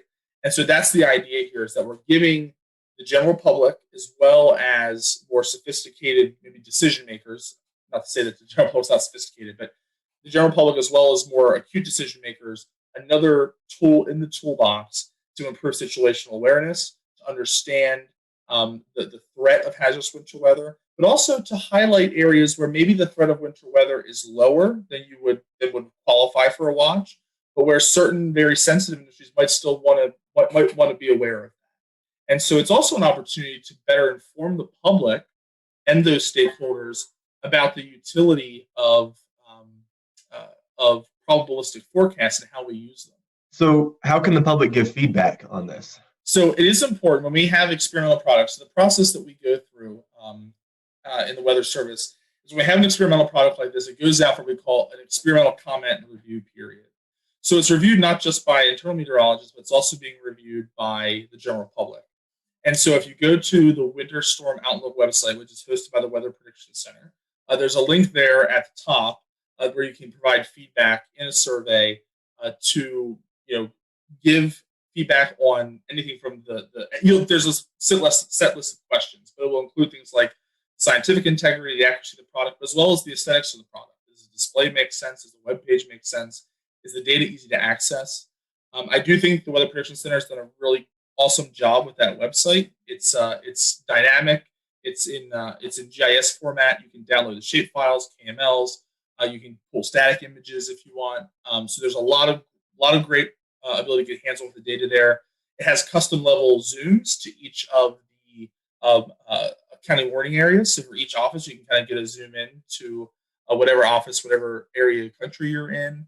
So it's really a very accessible website, but it can certainly be improved, I'm sure, based on the feedback that we get from the public. And in fact, that's actually important. I'm glad you asked that question, because last year, like I said, this is the second year that this has been experimental.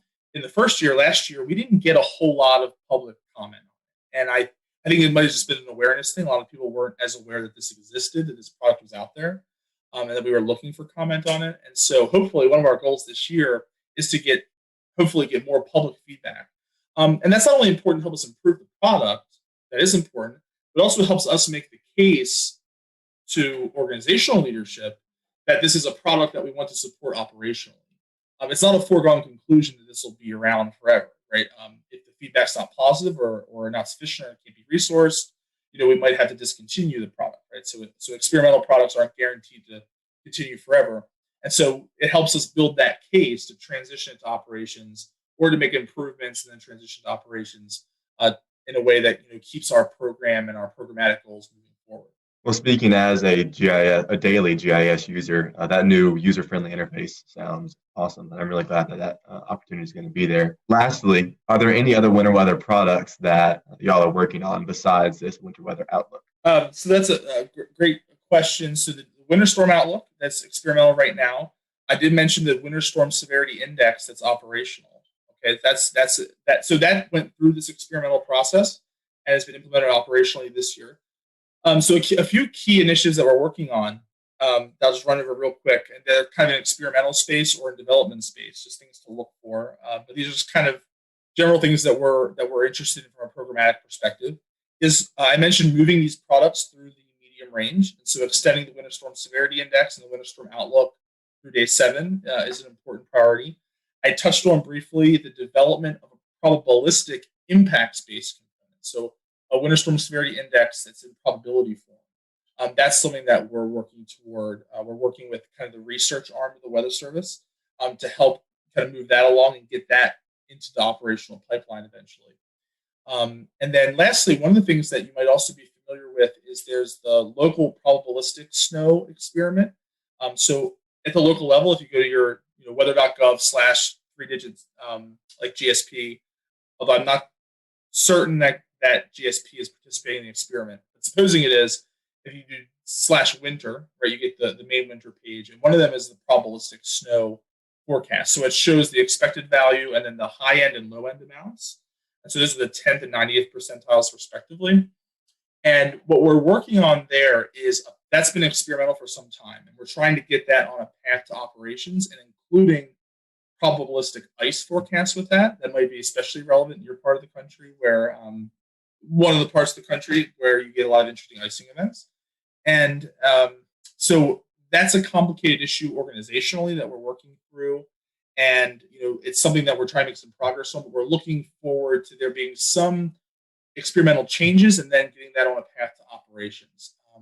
And so as we kind of tying the kind of what I kind of say like the synoptic scale evolution of the winter program is looking at a future in a few years where you have a probabilistic impacts-based guidance informing the winter storm outlook that's supporting consistent and collaborated winter storm watches around the country. And all of that is being undergirded by a consistent national to local suite of probabilistic snow and ice forecasts, and potentially extended all the way through day 7 across the board.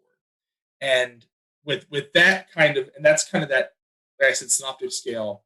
And then longer term, one of the things that we know is important is being able to improve the storm scale side of winter weather forecasting. Heavy snow bands, snowfall rates, hourly snowfall rates, for instance. Those are things that are really important for impacts. We talk about impacts. Looking at a 6-hour accumulation, 3 inches of snow in 6 hours. That's nice. If that 3 inches occurs in 1 hour, that's very impactful. If it's a half inch an hour for 6 hours, that's less impactful in an acute sense, right? So those kinds of storm scale, micro mesos type scale storm impacts is something that we're also working on as well. And so that's a little farther out in our planning process, something that we're really aware of as being an important issue that we need to tackle to keep making progress on all the kind of important aspects of winter weather. And for our Carolina viewers, I was just checking as Stephen explained that, and there NWS GSP, along with potentially other offices across the Carolinas, do offer that winter weather experimental product to see the 10% and 90th percentiles. That's yes. Weather.gov /GSP /winter. Winter. It is there. Yeah. And you'll see it. It'll probabilistic snow. Yeah. Yeah. There's 70, I believe it's 76 offices around the country offer it. So it's not in every office. It's not even in every office that theoretically can have winter weather. As you might imagine, offices in parts of the Deep South or Southwest and the West Coast aren't participating in the experiment.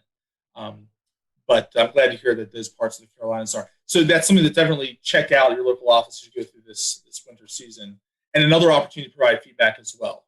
As we're going through this season, because that's an experimental product, if you go to that website that Evan just mentioned, you can also click, there's a feedback link there that'll take you to another one of those surveys to provide that feedback to us. Well, Stephen, we appreciate your time tonight. I'm going to, since you're the program lead, this is your time to let everyone know again how they can find out about all this information.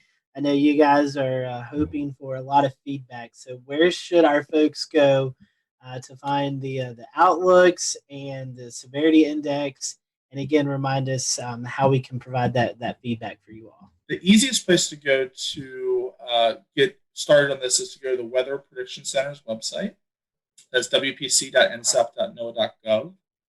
There might be some shortcut versions of that also.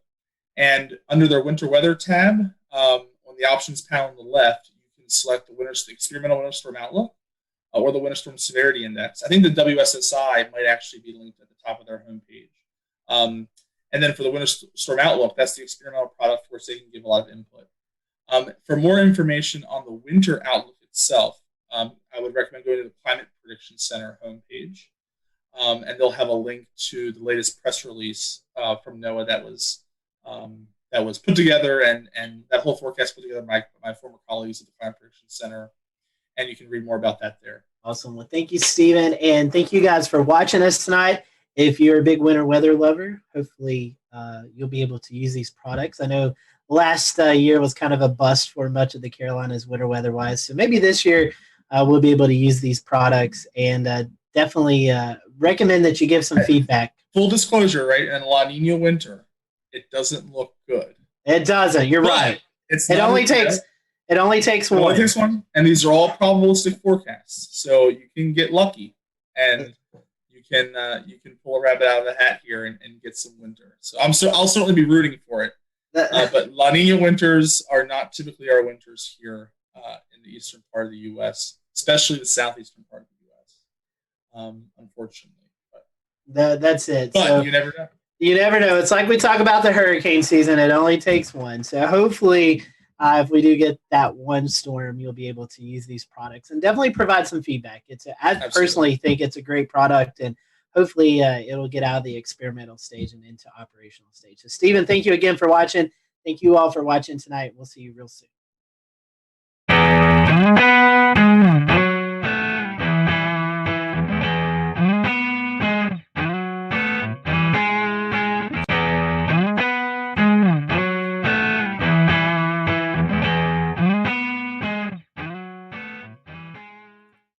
And good evening from Charlotte. I'm James Brierton. It is Wednesday, November the 18th, 2020, and thanks for joining us for an all-new edition of the Carolina Weather Group. Now, this week on the Carolina Weather Group, we are dusting off a tape that has been sitting on our shelf for a little time now. We want to explain why. We're going to be talking about fire safety here in the Carolinas, and in March, we talked to the North Carolina Forest Service, and they gave us some great information about trying to keep your home safe, keep yourselves safe, and trying to keep our beautiful scenery here in the Carolinas safe.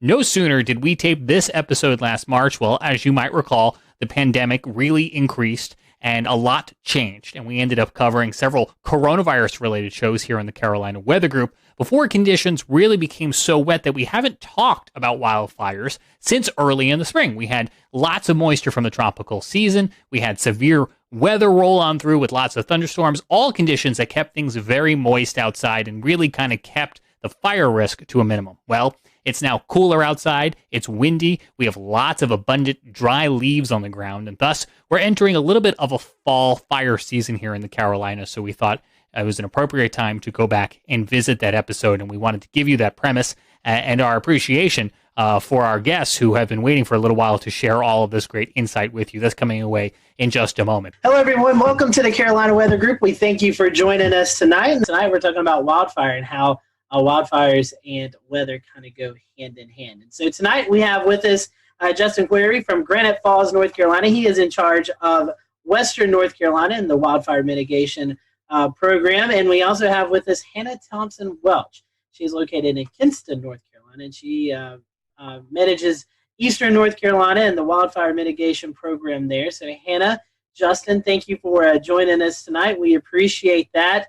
I know our first question to a lot of folks who are first time on this program, has to deal with weather and how they got interested in weather. And I know weather is a part of your job, but how did you guys get involved in the Forest Service? What really inspired you to want to do this? Hannah, I'll start off with you. Kind of give us a little bit backstory about you and then how you got involved with the North Carolina Forest Service. Okay, I was one of those kids who liked to romp through the woods and stay on the heels of my father, so trying to keep up with him through the woods, I guess that's what got me into forestry to begin with. But I was a sports medicine major originally and helped some guys out in the dorm with their homework in forestry, and then got bit by the forestry bug.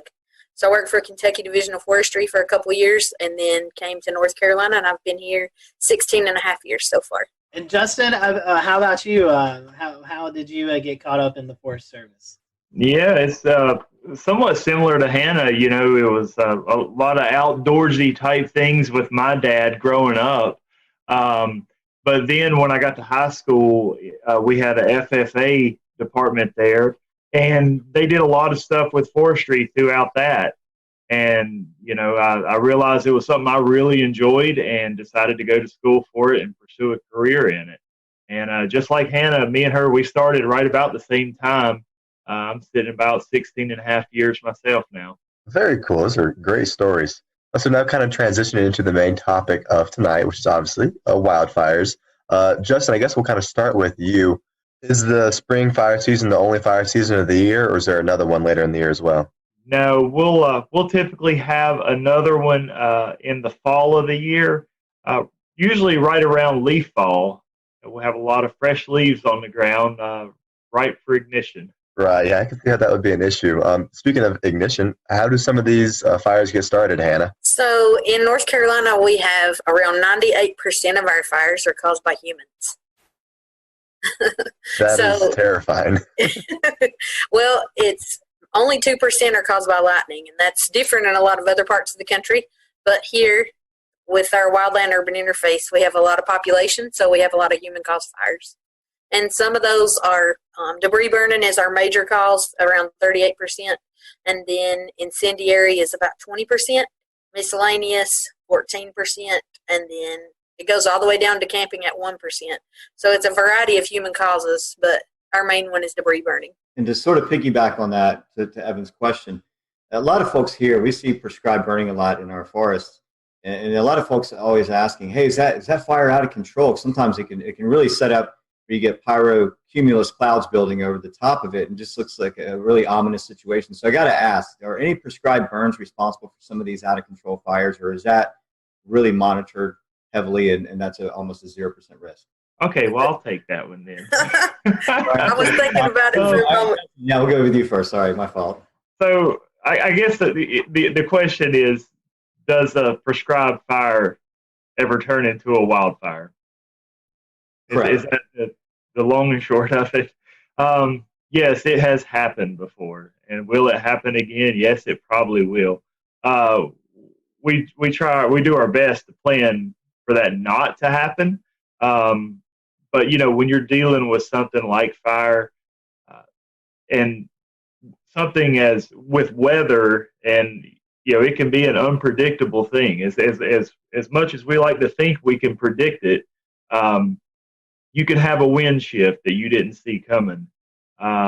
You can have, you know, a whole host of different things. You know, relative humidities will drop out lower than what you thought they were going to be.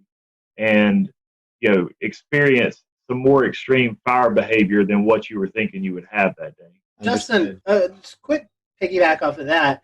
You're kind of talking about the weather variabilities. When you find yourself on some of these larger wildfires like we experienced in Western North Carolina back a couple of years ago, and they grow so large, and you guys actually have like a command post, and you have Forest Service and firefighters. Do you guys ever get like meteorologists that on like site to help you out with like you talked about humidity or wind shifts or anything like that? Yeah, absolutely. We'll get an incident meteorologist on most of our larger incidents, and then we'll also get some fire behavior analysis guys out there that will help to, you know, take take those weather parameters and they'll actually try to turn that into what will the fire actually do, with the weather parameters that they're given. So yeah, we'll get incident meteorologists out there on our fires, or larger ones. Another piggyback where Evan was talking about causes. Something that comes to mind, which I don't think so. Evan, correct me if I'm wrong, because I know you follow Western North Carolina as much as I do. The flash drought that we had back last fall, where we had, I think, the whole month of September, we were very dry into October. I was actually looking at some of my forecast graphics earlier today and noticed that we had high temperatures in the first week of October, still in the 80s and 90s. What was that like? How, flash droughts happen. Well, a long-term drought, you can kind of predict, we have a chance of seeing fires, but these flash droughts that are caused by the lack of precipitation, really high heat, and everything's kind of starting to die off from summer into the fall season. You guys, I guess, assuming when this happens, Hannah, you and Justin, you guys are watching this, and everybody really has to be on guard for something that could quickly happen. Yeah, and we put a lot of resources into place. There was a lot of pre-planning efforts that went into the flash drought situation from last year. So we were ready to move in the case that we had a larger fire occurrence event where we had a bunch of new ignitions. And so there were plans in place to aggressively hit those where they were, and even calling in out-of-region resources for that. Very good. So I'm sort of, going to ride along with this, Scotty, because I know one of our topics is going to be how does weather play into these fires? And we talked about wind earlier, right? We talked about the lack of rain, talked about droughts. You mentioned something earlier, Hannah, about winds. And sort of, we saw what happened in Western North Carolina a few years back. We saw what happened in Gatlinburg. We'll return to Best of the Carolina Weather Group in a moment. Now your Carolina weather forecast. Here are today's forecast high temperatures for North Carolina. Here are the forecast lows for tonight for North Carolina. Here are tomorrow's forecast high temperatures. And here's forecast rainfall across North Carolina tomorrow.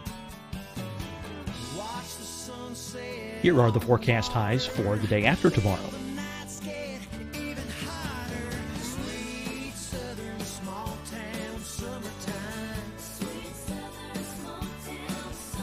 And here's the forecast rainfall across North Carolina for the day after tomorrow. This is the total rainfall forecast across North Carolina for the next 3 days. Here's the severe thunderstorm outlook for today from the Storm Prediction Center.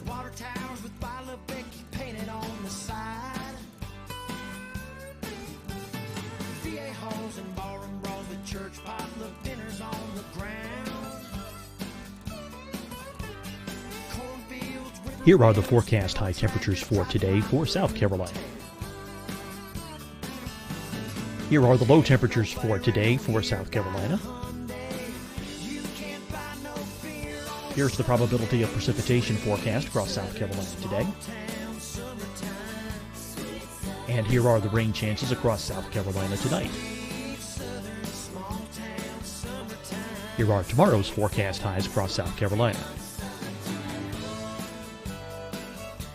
Here are the forecast low temperatures for tomorrow for South Carolina. And here is the probability of precipitation across South Carolina tomorrow. Here's the precipitation chances across South Carolina tomorrow night. Here are the forecast highs for the day after tomorrow in South Carolina. Here are the forecast low temperatures across South Carolina for the day after tomorrow. And here are the rain chances across South Carolina for the day after tomorrow. And South Carolina's probability of precipitation for that night. Here's the Storm Prediction Center's severe thunderstorm outlook across South Carolina for today through tonight. Here's the Storm Prediction Center's severe thunderstorm outlook across South Carolina for tomorrow and tomorrow night. And here's the Storm Prediction Center's severe thunderstorm outlook across South Carolina for the day after tomorrow through that night. Here's the severe thunderstorm outlook for today from the Storm Prediction Center.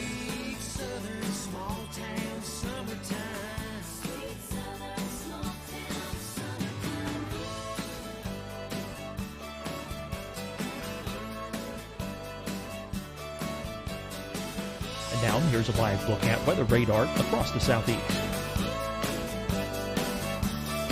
Fight the spread and take a stand against coronavirus. Wear a mask in public. Stay at least 6 feet apart from others. And get tested. Join us and fight the spread. Visit scdhec.gov/COVID-19.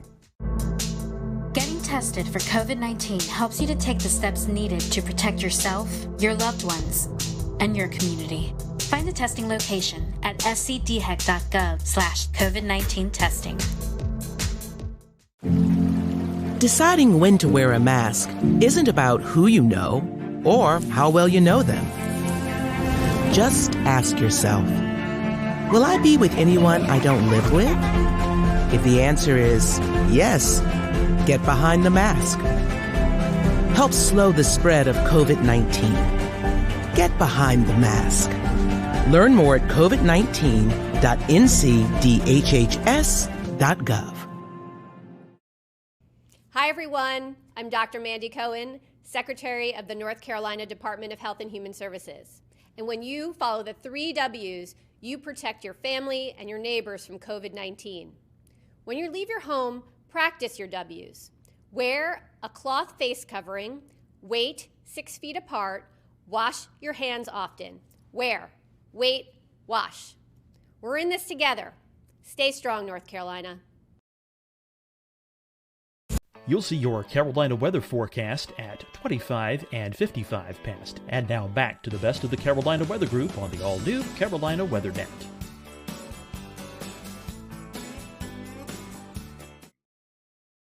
We saw what happened ahead of the cold front where convergent winds drove that fire. What sort of factors are you looking for severe type events to occur, severe outbreaks, or these fires are spread very quickly? In other words, how is weather playing into everything that you're doing? Well, weather is a huge part of what we do every day. So you almost become an amateur meteorologist when you join the Forest Service, not even by choice. It just happens. Sure. So you're looking at all the models like us too, right? Yeah, we are. We're looking at similar products, predictive services, long-range planning, long-range forecasting, a bunch of different data sets that we look at. And we even have a portal that's available to anyone that wants to look at it with a lot of climate data that's in there. Very good. And Justin, are you guys working with the National Weather Service offices in the local areas, or if it's divided down the region, you go to 2 different offices, but you're working closely with them, correct? Yeah, that's right. A lot of these offices, we have direct numbers where we can call them. One of the products we always love to get from them is a spot weather forecast, where we can really pinpoint. I want to know what the weather's going to be at this exact location. So yeah, we're in very frequent contact with our National Weather Service. And so I'm gonna kind of switch this because we're starting to talk about territory, right? And we're looking at mountainous areas versus coastal plains. So like, what would be differences between a fire in the mountains in western North Carolina and a fire in eastern North Carolina? So, whenever we're dealing with fires in the western part of North Carolina or the mountains, the biggest difference there is we have a lot of terrain to deal with. Whenever you have a wildfire on a steep slope, it's going to burn typically a lot faster going upslope. The other issue that we run into is the equipment that we can use in some of these terrains. You can't put a bulldozer on a 50 or 60% slope. You can, it's just very, very tricky. So most of the firefighting that we do in that type of terrain is a lot of manpower with hand tools. So the actual vegetation that we have, there is a difference there. So luckily the vegetation doesn't burn quite as severely as it does in the east. And I would say Hannah will probably cover some of that. She talks about the eastern fires. I was just going to mention, we've referred back to 2016 several times, and we definitely had a major fire problem that fall. I believe we burned somewhere around 62,000 acres just within a 2-month period. It was a real problem in western North Carolina during that fall. Yeah, and in eastern North Carolina, while we don't have to deal with mountainous terrain, we do have to deal with a lot of challenges all in flat country or in rolling hill country. Our fuels are more volatile and they burn with greater intensity, but we can use heavy equipment such as tractor plows, which is a bulldozer with a fire plow behind it. And though that equipment's used more easily in most cases, unless the soil is not, it can't support the weight of the equipment. So we use that equipment to break through organic soil or organic matter down to bare mineral soil is what we're using that for. So in many cases, some of these fires down east will smolder across the surface of the ground until it burns deep enough in organic soil material. And when that happens, then we have fires that go on for a long period of time, sometimes months. And with that, we have a lot of smoke impacts as well. So we get a lot of people who are concerned during those types of fires that we have. And some of those exist in what's called a pocosin, which translates to swamp on a hill or a shrub bog, it's also known as. So those are wetlands with deep acidic sandy peat soils, and they have like an accumulation of organic material that it'll resemble muck, black muck underneath the crust of the surface. So, and that builds up over years and years and years. But those are fire adapted ecosystems, and in the east we are used to having to deal with that type of an ecosystem. I remember the fires, I'm trying to remember what year it was, where southeastern North Carolina, near the coast, and northern Myrtle Beach and the Grand Strand areas, they had a serious breakout up there. And smoke, we're going right into our next topic, which is going to be smoke management. Visibility factors, travel, the dangers of being on the road near these things and not knowing where the fire actually is and not being able to see. I mean, we've seen that out west in California. Here, what are your challenges with smoke management? How do you get the word out to folks? We use a lot of tools in the toolbox to get the word out. We always have public information officers on any fires that we have, and then we have public information officers with our agency, and we're constantly working to try to get the word out to the general public and any of our shareholders or stakeholders, cooperators that we need to advise on those types of issues. But it takes a broad toolbox full of tools to get the word out. So we use social media, we use email, we use all the traditional methods through news releases, and then we invite the news media out to some of our fires so they can get the word out for us as well. One thing that I know you guys look at, and actually I'm going to share my screen here for those folks who are watching, is you guys look at all kinds of parameters. And I know we were talking a little bit about that. You have a lot of tools in the toolbox. One thing, since the wildfires here in Western North Carolina a couple of years back, I've got a tab now on my laptop that has labeled fire weather meteorology, and kind of look at some of this stuff. So if you guys don't mind, we don't have to go through everything, but as we tie in like weather to you guys, what all indexes and things are you guys looking at? I know we have the KBDI index.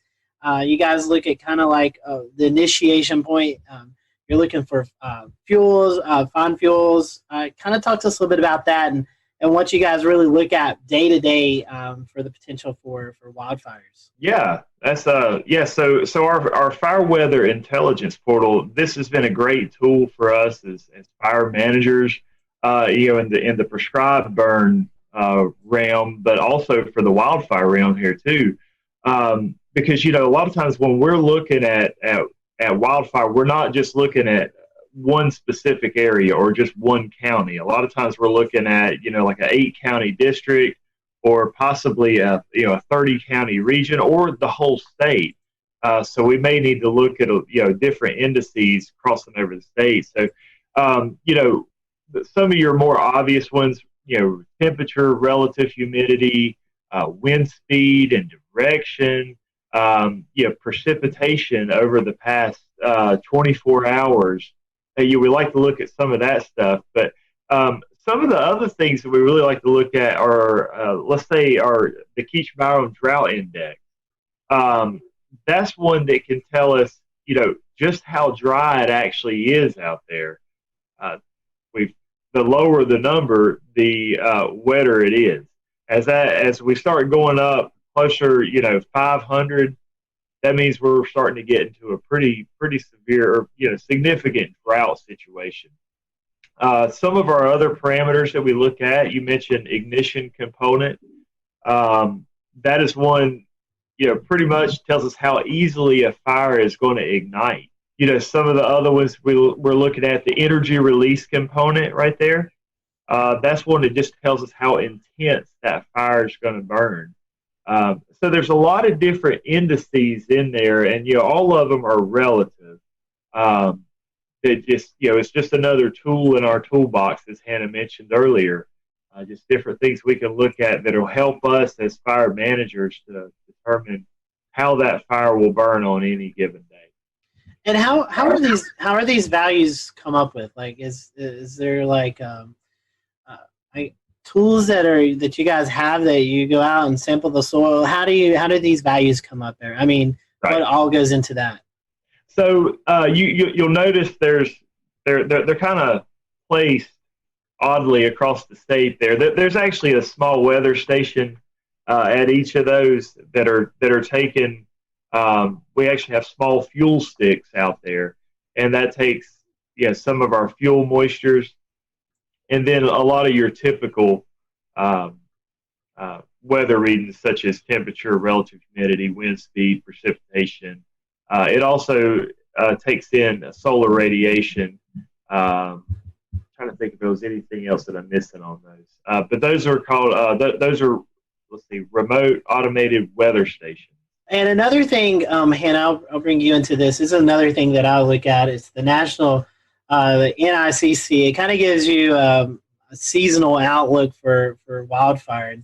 These outlooks are constantly in our minds. We do an annual refresher training every year, and at that meeting we go over these for the upcoming season, and that's getting us ready for the spring fire season, leading up to our work capacity test that we take annually so we can travel and help other like western states whenever they are having large fires as well. So we look at these and we brief on these throughout the months, even into the summer and into the fall. So we are looking at this way ahead of time. And as soon as this information is released, a lot of times you'll see it floating around social media pages and other things. So it's a hot topic of conversation for any wildland firefighter. And correct me if I'm wrong, but I believe as we went into last fall of 2019, it was above average for the Southeast just because of the flash drought. I believe that's what I remember seeing. So another agency in the weather community that does some fire forecasting, Justin, is the Storm Prediction Center, where they issue fire forecasts. Do you guys, maybe the Force office in North Carolina, maybe in Raleigh, do you guys coordinate with them, or how do you guys get those outlooks, or how does that work? I'll be honest with you. Whenever you sent me, we had talked about that earlier. I think that may have been yesterday. Yes. That was the first time that I had dealt with that.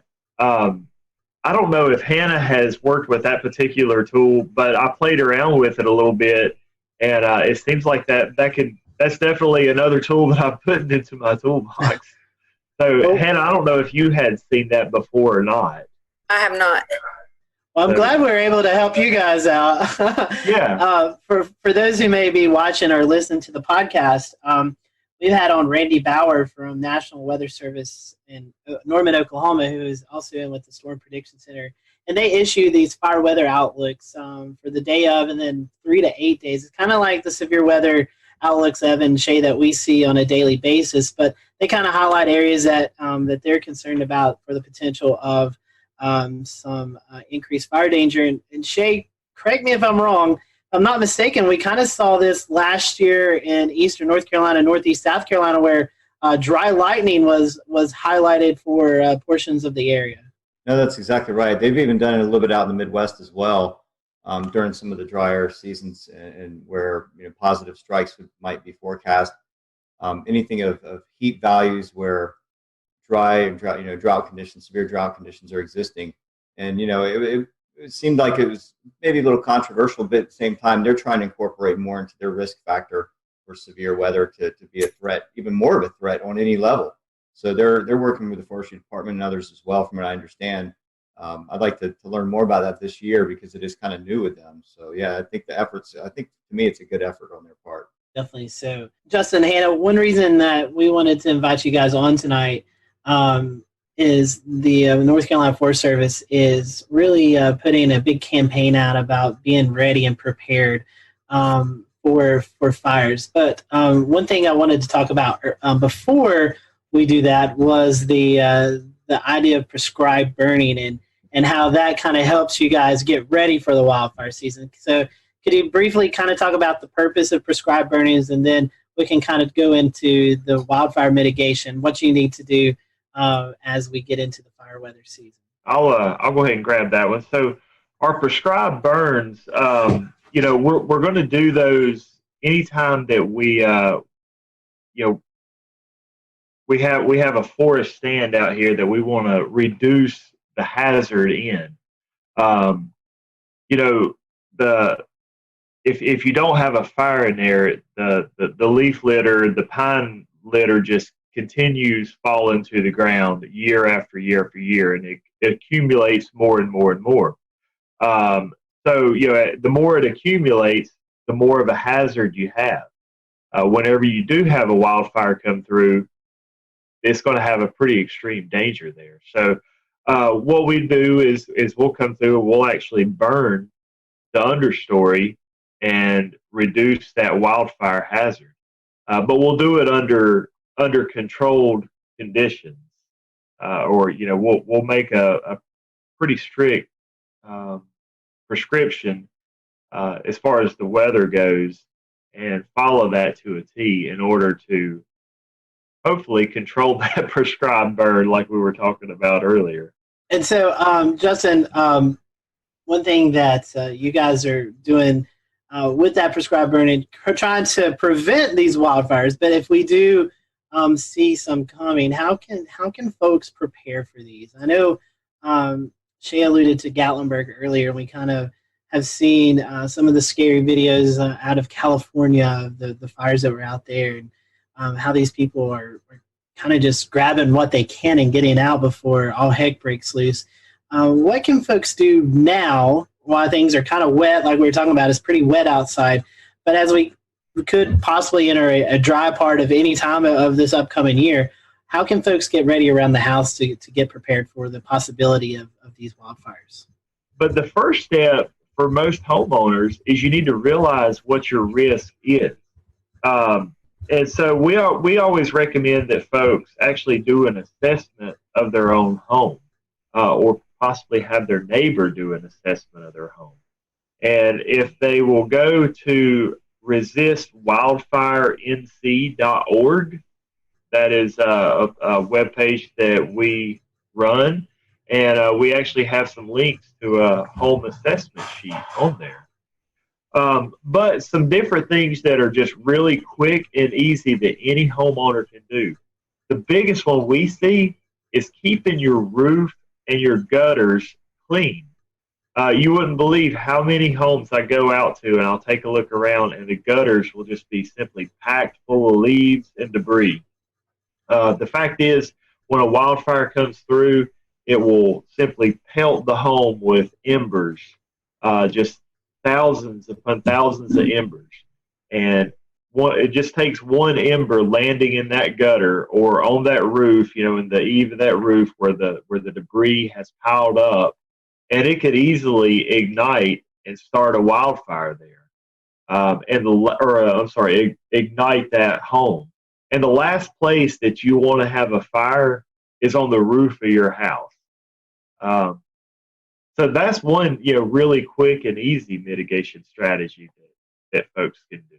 We definitely want to ask, what's the best way to see what you're reporting out? I know you mentioned wildfire.northcarolina.org. Are there any other social media sites or websites that we could go to view your material and what you're reporting out on? Yeah, the biggest one that we recommend right now is you know, the one that we're on is going to resistwildfirenc.org. You can also go to firewise.org. That is run by NFPA. That's another great resource for homeowners to take a look at. I think that's the only two that's coming to mind right off the top of my head. Hannah, do you have any others that you can think of? You have a Twitter account or Facebook page or anything?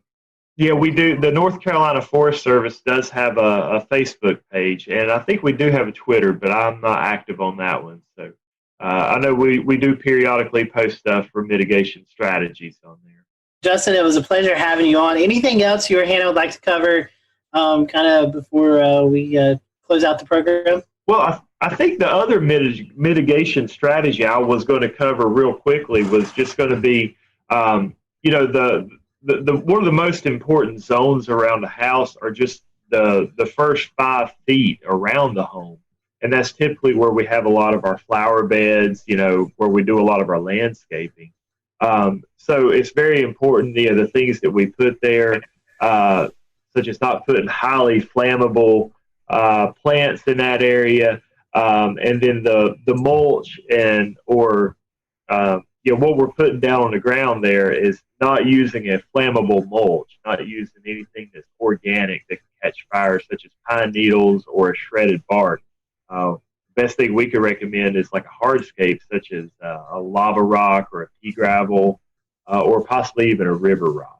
Hannah, any other ideas that you could give folks about how they could prepare for the upcoming wildfire season? It's important to work with your neighbors. It's important to recognize what type of situation you have right immediately around your house and take appropriate measures to reduce risk ahead of fire season approaching. So it's really important to work with those around you, because if they have risk, then likely their risk adjoins your risk. Because we talk about home ignition zones. So the zones around your house from 0 to 5 foot is your immediate zone, and then from 5 to 30 feet is your intermediate zone. And if those 30-foot circles, if you imagine a circle around your house at 30-foot distance, then if it touches another home's 30-foot zone, then if worst case scenario happened, there could be structure-to-structure ignition. So anything you can do to reduce the risk around your home, that's what you should be doing. Justin, Hannah, one other thing I think pops into my mind that you see a lot of people are out there when we get into these fire situations. They're trying to extinguish a fire with a garden hose that they have at their house, maybe when evacuations have been ordered. Would you guys suggest, hey, just get your stuff, follow the evacuation orders, let the firefighters, let you folks take care of the fire? Yes, absolutely. If evacuation orders have been made, by all means, go ahead and follow them. A garden hose is not going to do much for that fire. You're putting your life and your family, in harm's way by sticking around. Take these preparation tips and use them to your advantage. That way that you're prepared before the next fire. So we appreciate you guys joining us tonight here on the Carolina Weather Group. We hope you'll tune in next Wednesday for an all-new episode. Have a great evening, everyone.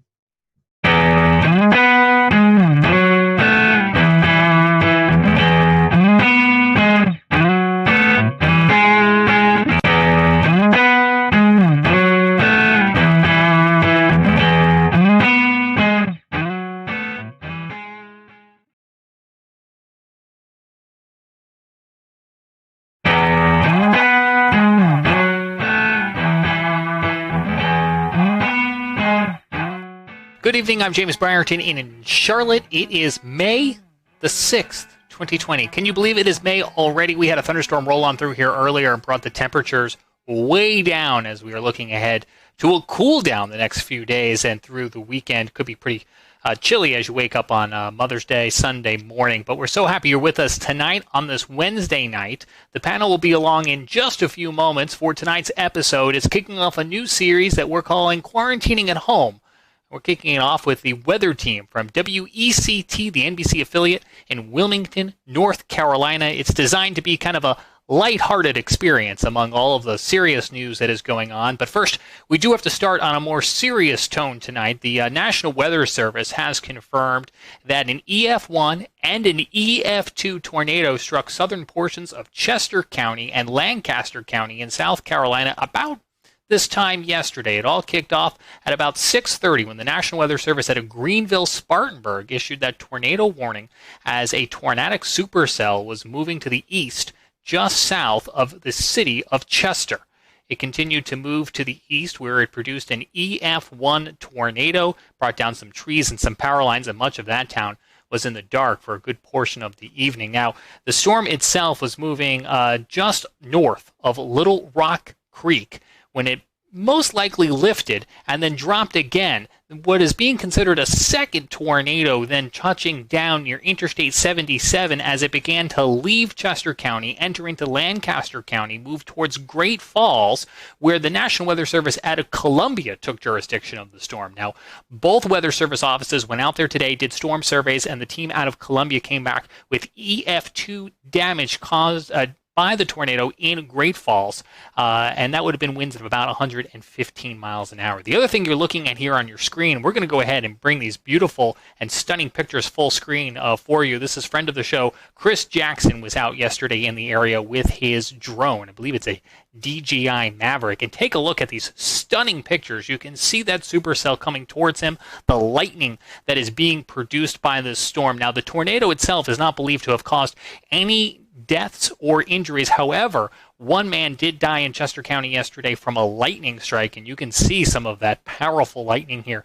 being produced by the storm. And then it dropped hail up to 2 inches, golf ball size hail reported as associated with this storm, and you can see how it littered the ground. Almost looks like a winter morning here as Chris is showing us these aerial pictures, and you can see almost a fog rolling in, and it is actually a fog rolling in over the valley caused by the sudden cool of those temperatures and all of that cold ice particles now sitting on the ground. So the National Weather Service is still working to finalize most of their storm surveys, and we'll have updates for you on Facebook and Twitter as we learn more. But again, to recap, EF1, EF2 tornado in parts of... We'll return to Best of the Carolina Weather Group in a moment. Now your Carolina weather forecast. Here are today's forecast high temperatures for North Carolina. Here are the forecast lows for tonight for North Carolina. Here are tomorrow's forecast high temperatures. And here's forecast rainfall across North Carolina tomorrow. Here are the forecast highs for the day after tomorrow.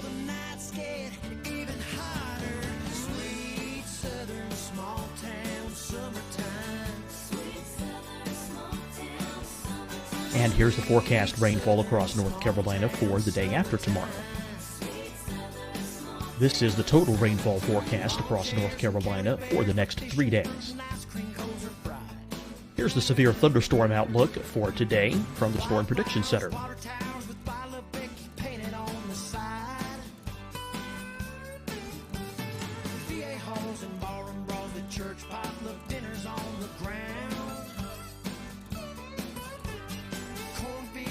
Here are the forecast high temperatures for today for South Carolina. Here are the low temperatures for today for South Carolina. Here's the probability of precipitation forecast across South Carolina today. And here are the rain chances across South Carolina tonight. Here are tomorrow's forecast highs across South Carolina. Here are the forecast low temperatures for tomorrow for South Carolina. And here is the probability of precipitation across South Carolina tomorrow. Here's the precipitation chances across South Carolina tomorrow night. Here are the forecast highs for the day after tomorrow in South Carolina. Here are the forecast low temperatures across South Carolina for the day after tomorrow. And here are the rain chances across South Carolina for the day after tomorrow. And South Carolina's probability of precipitation for that night. Here's the Storm Prediction Center's severe thunderstorm outlook across South Carolina for today through tonight.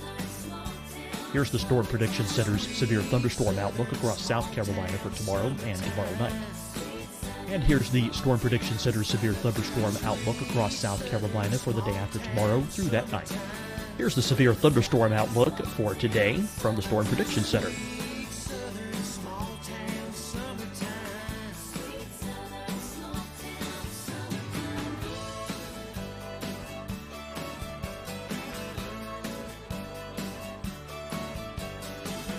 Now, here's a live look at weather radar across the southeast.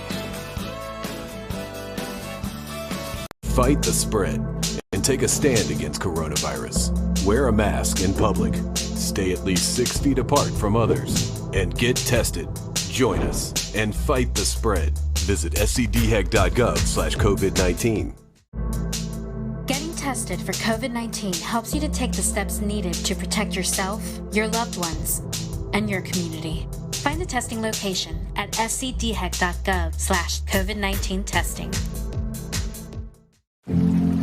Deciding when to wear a mask isn't about who you know or how well you know them. Just ask yourself, will I be with anyone I don't live with? If the answer is yes, get behind the mask. Help slow the spread of COVID-19. Get behind the mask. Learn more at covid19.ncdhhs.gov. Hi, everyone. I'm Dr. Mandy Cohen, Secretary of the North Carolina Department of Health and Human Services. And when you follow the 3 W's, you protect your family and your neighbors from COVID-19. When you leave your home, practice your W's. Wear a cloth face covering, wait 6 feet apart, wash your hands often. Wear, wait, wash. We're in this together. Stay strong, North Carolina. You'll see your Carolina weather forecast at 25 and 55 past. And now back to the best of the Carolina Weather Group on the all-new Carolina Weather Net.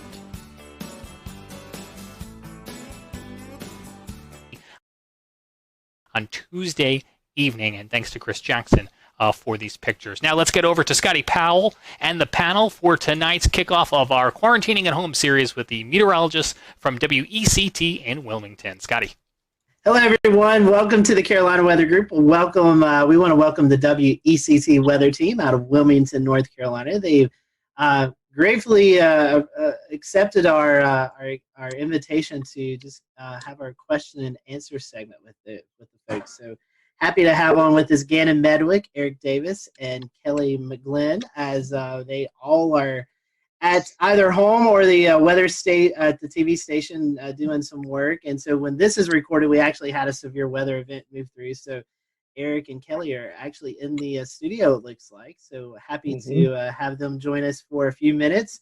Guys and gals, we just want to start off with some quick hitting questions. So I'll throw out the first question, and I'll let Dan and Evan join in. Our first question is about social media. Which do you prefer better, Twitter or Facebook? Gannon, I'll let you start. A good one. I'd probably say Twitter in terms of the way things just come up and they have to be succinct. So I'd probably say that. Although Facebook, I have had more traction and followers over the years. So that's a positive. All right. Kelly, Eric? I'm personally probably more of a Twitter myself. I have a lot more followers on my Facebook page, but I think in terms of weather information, if you're looking purely for that, I think Twitter is definitely the way to go. But Facebook is definitely a different way to interact, I think, on a more personal level. Kelly, do you have a choice? I would say I like to use Twitter for active weather events. I think folks tend to appreciate that more than Facebook, where it could pop up, days later. And, sometimes people will get that mixed up with actually what's going on outside. But in terms of Facebook, I think it's good because people like to see a personal side to you. So to get kind of who you are outside of the studio out to social media for people to kind of connect with you on that kind of level is why I like Facebook a little bit better than Twitter. Absolutely. Those are great answers. I'm going to hop in with one of my favorite questions from the list. What is your favorite weather disaster themed movie? I know there's one big forerunner here. That's a great, yeah. But again, we'll start with you. Weather disaster. The first one that popped into my head was Perfect Storm with Mark Wahlberg and George Clooney back in the day. Like, someone said that last time. That's a good choice. Yeah, and it was kind of fun. I mean, you pick out in any weather and disaster themed movie that you pick out the inadequacies of the weather and the geography. And that gets you a little bit, but that one was fairly entertaining, I guess. Good. Kelly? The first thing that popped into my mind was The Day After Tomorrow. Oh, yes. Just because my dad used to like that movie, so I kind of, grew up watching it and always kind of had some kind of appreciation for all the wild stuff that happens in that movie. Good choice. I guess mine would be Twister. That was out about the time I was graduating graduate school or graduate from college. That's about probably aged myself a little bit, but I just love cow, flying up in the air. That's classic. And there's a lot of liberties with that movie, but it's kind of a cool theme. I like it. Yeah, absolutely. Those are great. Yeah. Dan, you got one? Yeah, and I'm with you there. That Twister. Personally, I think if you haven't seen Twister at least a dozen times, you're missing exactly. out. But kind of in the same mode here. Back to you, Gannon. Kind of circling around. As far as music goes, do you have any favorite type of music, or even any music that kind of gets you in the mood for weather or weather related music? There's really no weather connection to music, but that's an interesting thought. I wonder if there's something deeper going on that maybe I'm not aware of consciously. But if I'm in the forecast center, I'm listening to a variety of music. My couple of favorites are hip hop, either classic or modern. I like classic alternative, like 80s new wave, and I also like some classic rock, like Zeppelin and Pink Floyd. So I'd say that it's pretty rangy in terms of those styles. Gannon also likes to listen to rap too. He always has some sick rap songs. That was number one. Yeah, hip hop. Yeah. Not on board with the rap so much, but I'm a big 80s fan. Just love all kinds of 80s music. I mean, Michael Jackson. I mean, the range. Def Leppard. I like the hard rock, and some 90s stuff is good too. I'm gonna move to a different room. We also have Kelly might be moving to a different room. Just because we're hearing each other. A little bit of feedback, I think. We have Gabe Ross joining us. Gabe also a meteorologist at WCT. So Gabe, welcome. As Kelly's moving, we'll let you answer that question. Any favorite type of music for you? Favorite type of music? Great question. Typically, my go-to is 70s classic rock. Anything that's got a good beat to it. Typically, my Sirius XM is tuned to 70s on 7. So any of that, even like early 80s rock that kind of bleeds over. Gannon and I have a soft spot for Hall & Oates, I think. Yeah. Oh, Hall & Oates. Yeah. Good stuff. 80s, I'm on board. That's like the common denominator, I think. We all had a lot more hair then, didn't we? Yes, we did. Some of us weren't born yet. I was going to say, yeah, Jeff. Some of us had no hair. I think Kelly is moving around, so we'll let her chime in here in a second. Here's another Kelly's one. Gonna blow your mind. Some of our quick hitting questions. A dog or cat person? Gannon, I think I already know the answer for you. Dog. Dog. Well, one for dog right here. I would go primarily dog, but, if the cat's tame enough, why not? Okay. All right. Great answers. So I want to transition a little bit into some weather-themed questions. This one's coming from one of our followers on Twitter who doesn't have a name, but Psych K8, I guess. And I wanted to know, what is the weather event that impacted you the most? Gannon? I'd have to say the April 16, 2011 tornado outbreak in terms of formative and impacts. Even though I was shorter than Florence. Florence is maybe an easy reach on a recent level, but it just had everything. April 16th, the build-up, the actual event, it's the emotions of it. We lost people, and then the aftermath, and plus everything that's going on in my life around that time as well. We were speaking about that on a recent Carolina Weather Group, and so that one's going to stick with me forever. and probably hold the top spot in terms of real raw impact. Kelly? I would definitely say Hurricane Florence, just because that was the first hurricane I covered on air. And as impactful as it was, I think that's kind of just something that's always going to stick with you. I mean, we're still remembering stories of what happened because I think at one point, like, you just start to kind of like black out from what's going on. And so we've talked about it, just with some other people in the newsroom, like, hey, do you remember this? And you're like, oh, wait a minute, that did happen. So there's always kind of just more stories, and just, just looking back on everything is kind of just something that will stay with me for probably the rest of my career. Good answer. I'd probably say recently, I'm with Kelly, probably Hurricane Florence, but again, it makes a good point with the April 2011 tornadoes. I happened to actually be working in Texas on the May 3rd, 1999 outbreak. Remember, Texas and Oklahoma, more Oklahoma. Now, I wasn't in Oklahoma at the time, but I was in Abilene, Texas, and we had a couple of what would now be classified as EF2 tornadoes touching down, baseball-sized hail, just incredible stuff. But I was on the periphery of that event. That was pretty exciting. And just to maybe turn it in a different direction, I guess two of the big weather events that really inspired me to go into weather. I think growing up, I'd always had an interest in being a meteorologist, but two big weather events happened right about the time I was graduating from high school and kind of pushed me more into the meteorology field.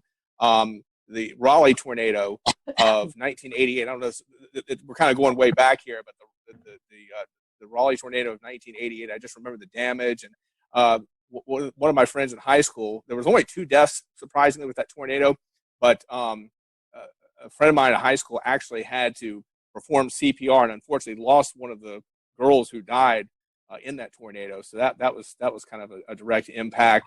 And also, I think Hurricane Hugo, which was just a little bit later in 1989. So I think those 2 events really kind of pushed me into the meteorology field and really had a big impact on my life. Wow. Yeah. Heavy stuff. Gabe? For me, I mean, I'm with Kelly. Florence was certainly substantial. Prior to that, I guess within my first year of doing weather professionally, there was a massive derecho that came through Ohio, June 29th, 2012. And it ripped through the Buckeye State. A lot of folks were without power for a week. For me, memorable because I was working at a very small market TV station in Zanesville, and I was the only one working that weekend. So I basically lived at the station for 48 hours. We lost power to the TV end of things, so it was constant radio updates. I slept in the basement. Temperatures were, I would say, in excess at times of 85 degrees just in the actual studio. Outside, daytime highs were in the deep 90s, and I want to say some low hundreds, but just an incredible system to see it sweep through. Straight line winds, I want to say they were close to 90 miles an hour, if not more than that. It's been so long, but it's certainly sticking in my mind. But of course, most recently, Florence, and even a little bit with Dorian too, just the tornado outbreak that Gannon and I were covering that morning. It will stick with me for a long time. Well, and so sticking with you here, you've talked about what's most memorable, but what would be your favorite? What's your favorite type of weather to forecast? Favorite type of weather? Winter weather. That's the easy one. I love snow. Eric. Don't get to see a lot of snow, so I get pretty excited with snow. Yeah, pop-up showers and storms are pretty expected during the summer. So after a while, it gets kind of tiresome. But yeah, anytime there's a threat of snow, mixed precipitation, especially down here, we get it from our viewers all the time. They're just oh, is it going to snow? Well, a degree or 2 difference, and that's what we get. So it's a lot of fun. Okay. Kelly, Gannon, choice on that? I love tropical forecasting. That's my jam. I don't like winter weather forecasting at all, just because people are so mean about it. God forbid you get chilly rain instead of snow, and it's the be all end all of the Carolinas. But I've always just loved tropical weather. That's been my thing for probably quite some time now. Yeah, I would have to agree. Tropical is my favorite. Challenging weather to forecast and impactful weather to forecast. In terms of just favorite all around, though, I love those first couple of fall air masses that come down in September, October, August. Yeah. If we're lucky, we get a little taste. And I think those are fun to sort of gauge and talk about, just because you realize everybody's ready for that at that point. Even if you like summer, everybody seems to be happy when the weather just gets a little more mellowed out. So that's the kind that I like, that makes everybody happy. Hurricanes and tropical storms probably take the top spot, though, in terms of the challenge in the meteorology. It's just fascinating. So speaking of your favorite weather, kind of the reverse of that, do you take it personal when you miss a forecast? I mean, does it bother you, or do you just kind of shrug it off and say on to the next one? I'll start with you, Eric.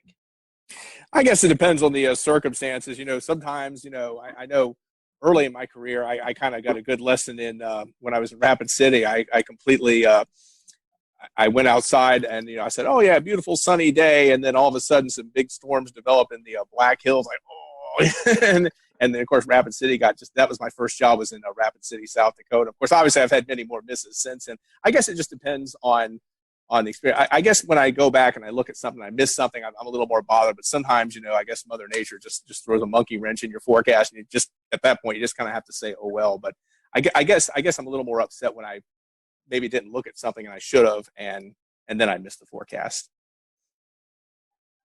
Kelly, Gabe, Gannon?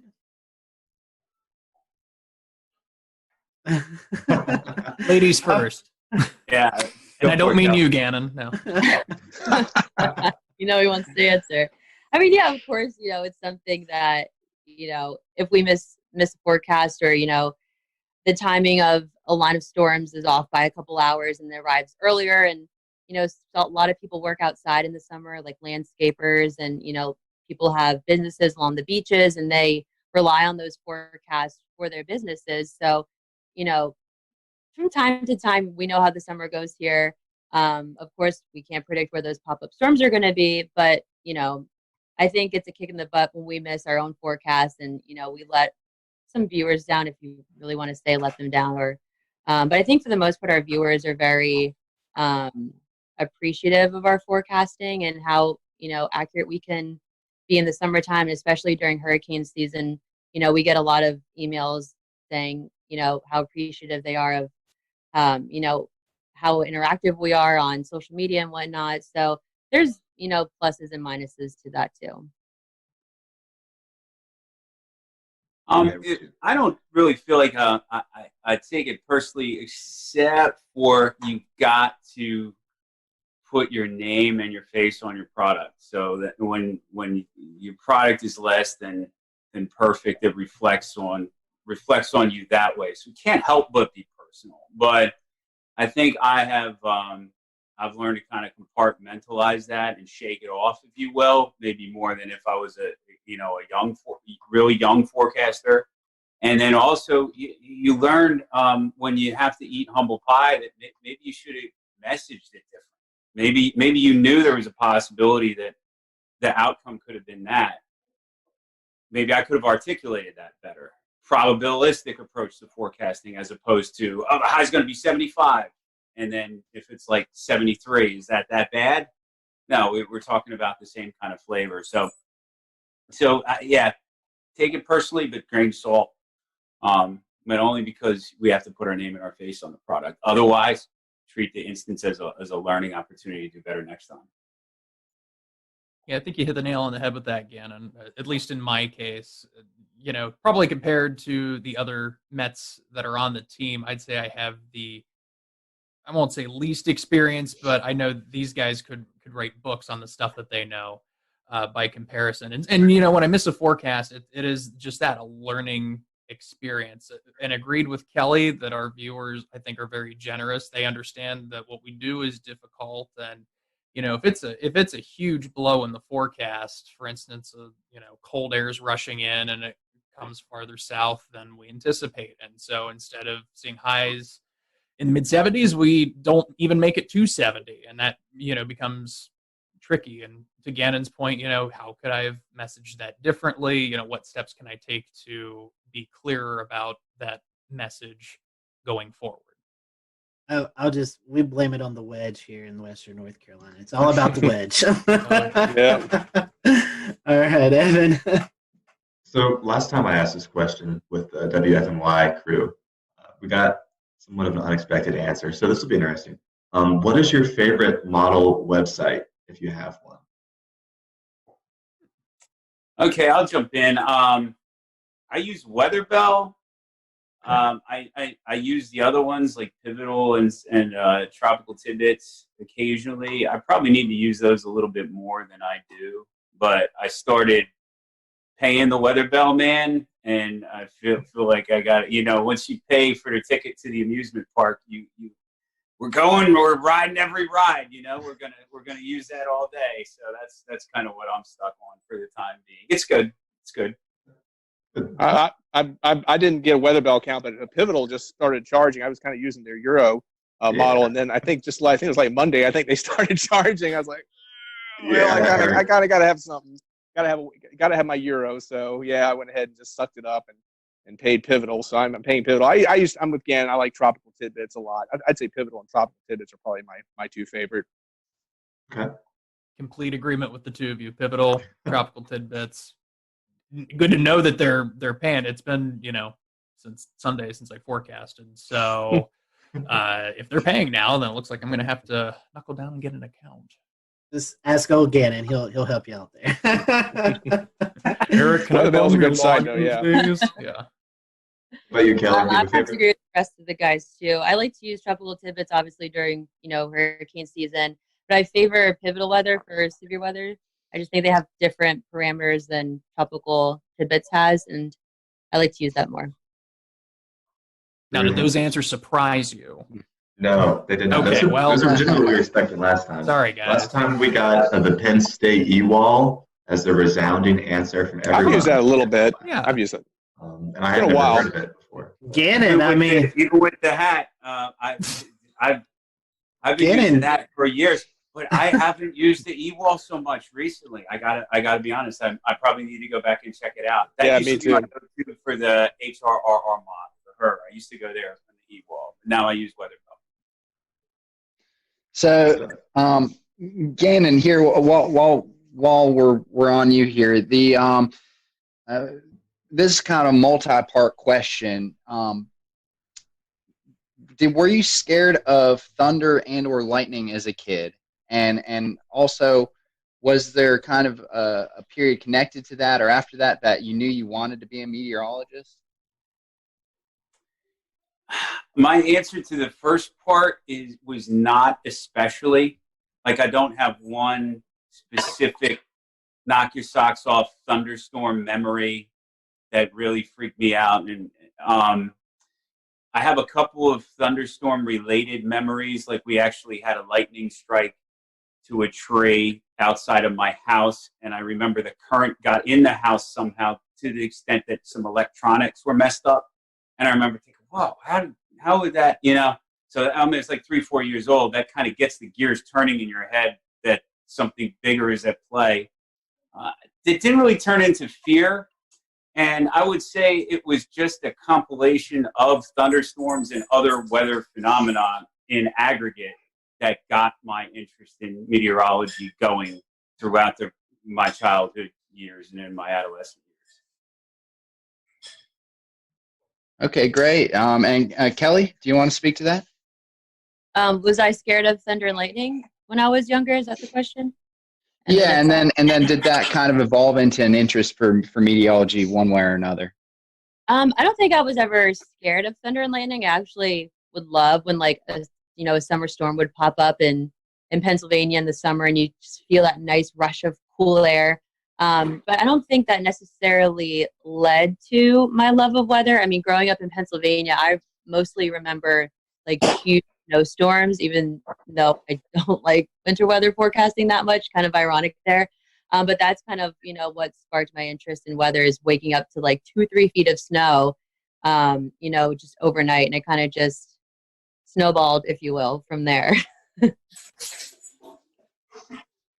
I have to say I wasn't really that afraid of thunder and lightning. I certainly had an awareness of it. And one interesting thing is my house, I think when I was maybe 15 years old, was struck by lightning, or at least some streamers got into our house. And I remember my mom was making spaghetti that day, and she was cooking spaghetti sauce on an old cast iron pan, and the lightning actually burned a hole in the cast iron pan. I remember that very, very vividly.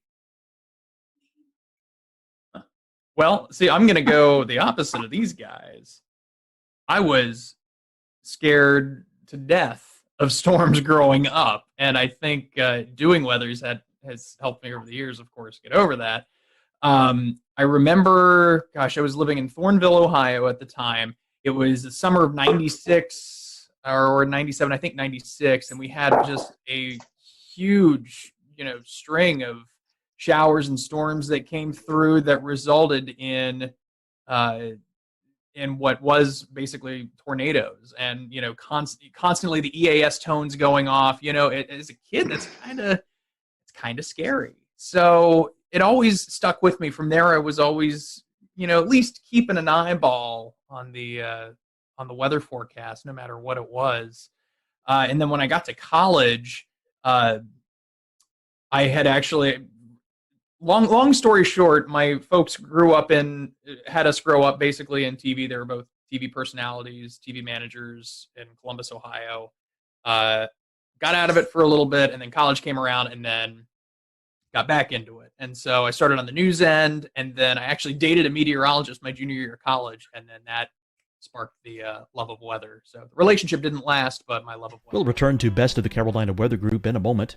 Now your Carolina weather forecast. Here are today's forecast high temperatures for North Carolina. Here are the forecast lows for tonight for North Carolina. Here are tomorrow's forecast high temperatures. And here's forecast rainfall across North Carolina tomorrow. Here are the forecast highs for the day after tomorrow.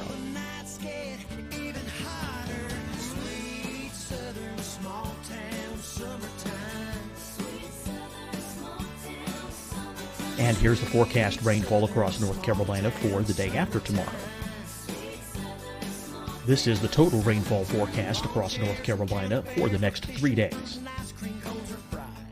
Here's the severe thunderstorm outlook for today from the Storm Prediction Center.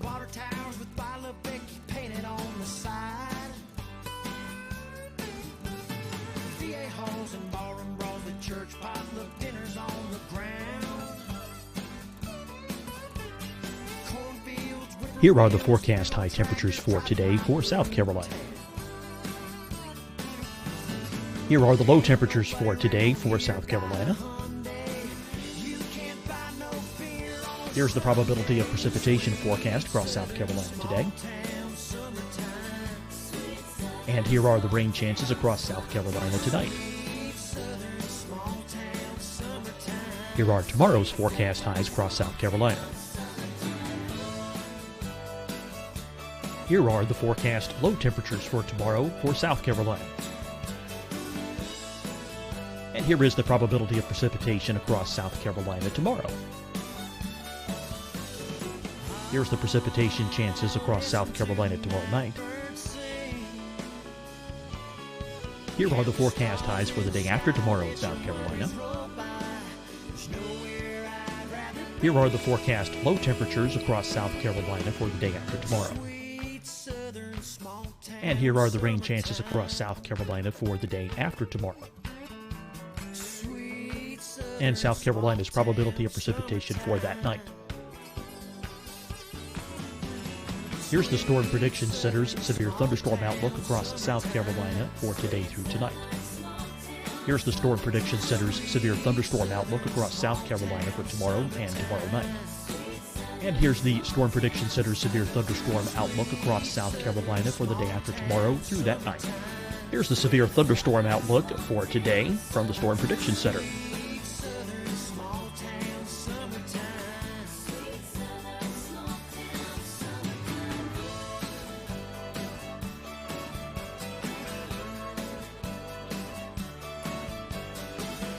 down, here's a live look at weather radar across the southeast. Fight the spread and take a stand against coronavirus. Wear a mask in public. Stay at least 6 feet apart from others. And get tested. Join us and fight the spread. Visit scdhec.gov/COVID-19. Getting tested for COVID-19 helps you to take the steps needed to protect yourself, your loved ones, and your community. Find the testing location at scdhec.gov/COVID-19 testing. Deciding when to wear a mask isn't about who you know or how well you know them. Just ask yourself, will I be with anyone I don't live with? If the answer is yes, get behind the mask. Help slow the spread of COVID-19. Get behind the mask. Learn more at covid19.ncdhhs.gov. Hi, everyone. I'm Dr. Mandy Cohen, Secretary of the North Carolina Department of Health and Human Services. And when you follow the 3 W's, you protect your family and your neighbors from COVID-19. When you leave your home, practice your W's. Wear a cloth face covering, wait 6 feet apart, wash your hands often. Wear, wait, wash. We're in this together. Stay strong, North Carolina. You'll see your Carolina weather forecast at 25 and 55 past. And now back to the best of the Carolina Weather Group on the all-new Carolina Weather Net.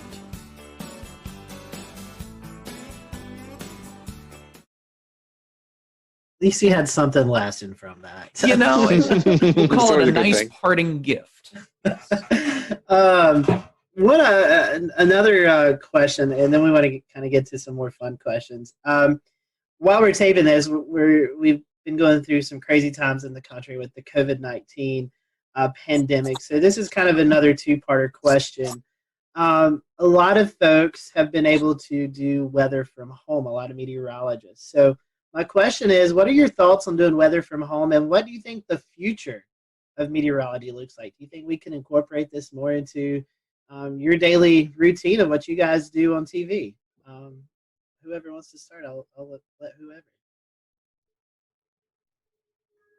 whoever. Well, my thoughts of weather from home is I think it's a great way to offer the service, the public service of distancing as you can.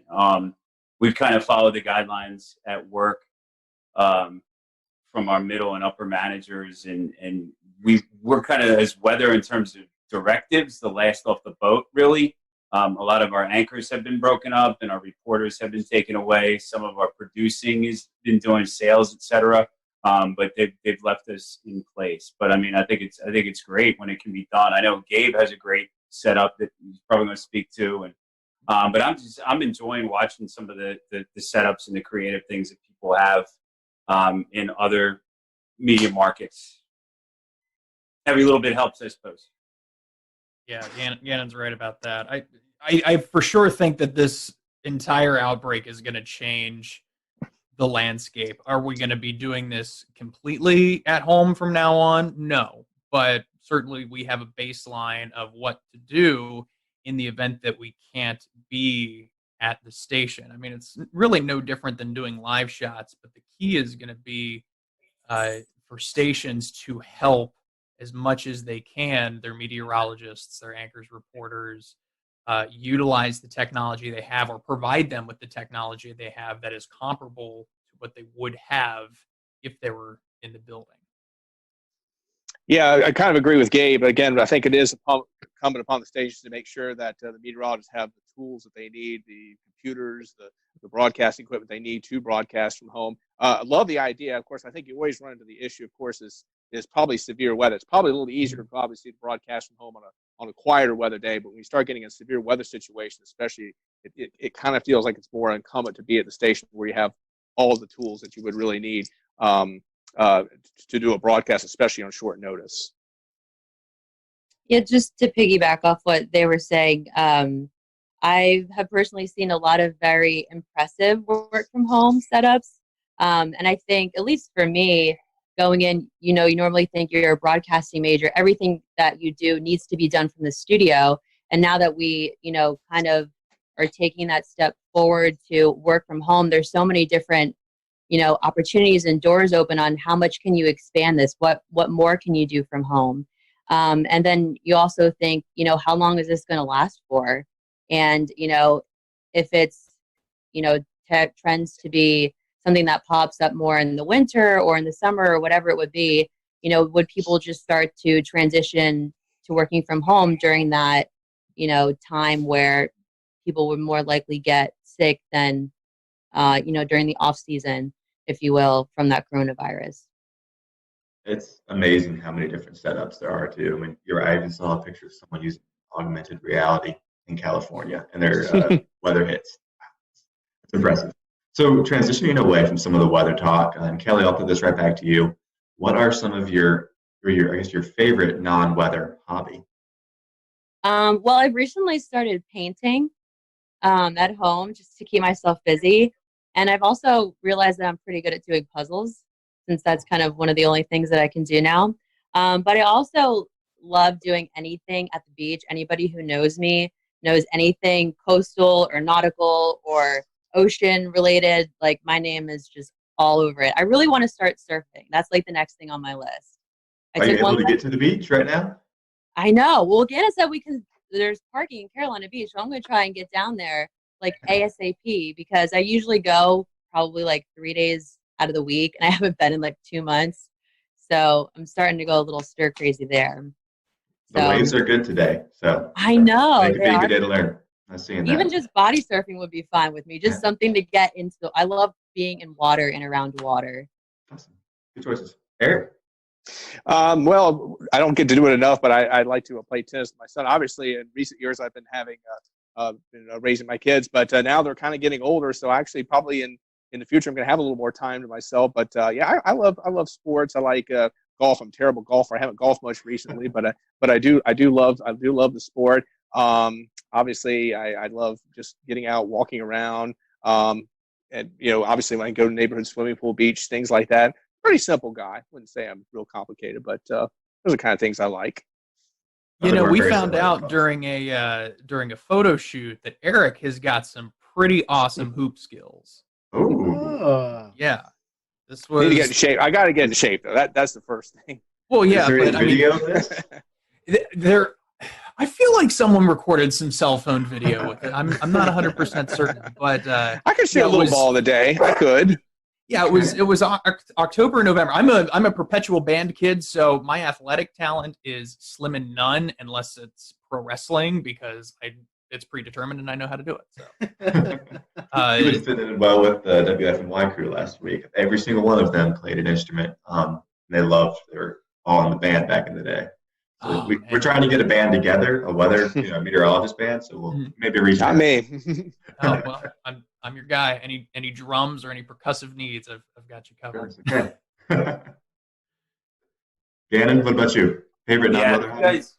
If you guys get a band together, I'll just call the bars to see if I can get you in. That'll be my role. I'm not very musically inclined. I like a lot of the things that my my cohorts said they like. I like sports. Play a little sports. This past week I did tennis, but I like watching sports, keeping up with sports. Around the house, grilling and chilling, gardening. I like to exercise, so try to do that. I got a little elliptical machine that I try to hit at. Even if you're tired, it just feels good to get drenched with sweat when you can, a couple of days a week at the very least. And then just the salt water, having that, I really like it. I'm with Kelly. Made it down to the beach yesterday.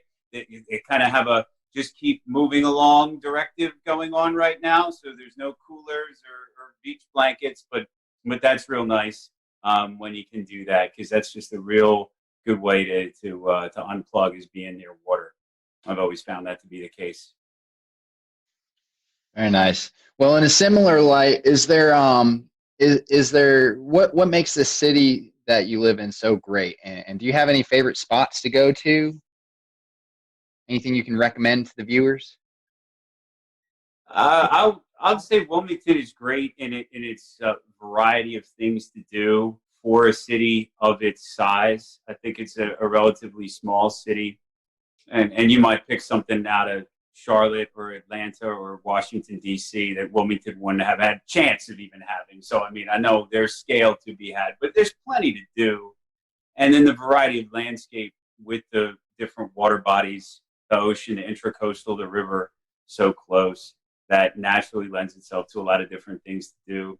I'd say one of my favorite spots is the part of the downtown riverfront and historic district portion of Wilmington. It's all within a few city blocks of each other, and it's extremely walkable. And there's just a variety of places to dip into and eat and drink. It's a good vibe down there. Wonderful. Do you want to jump in, Kelly? I was going to say, I love Wilmington. I'm not a city person at all. But, you know, visiting from time to time is cool, I guess. But, you know, Wilmington just has, you know, beautiful downtown features. They have the Riverwalk, numerous different kind of restaurants you can go in. They have a raid room. They have, you know, again, what did we do the one time? The knife throwing thing. Oh, you can throw axes. Axes yeah, and throw axes. Multiple axe throwing opportunities in Wilmington. Yes. Axe throwing. Then you have, you know, the beaches.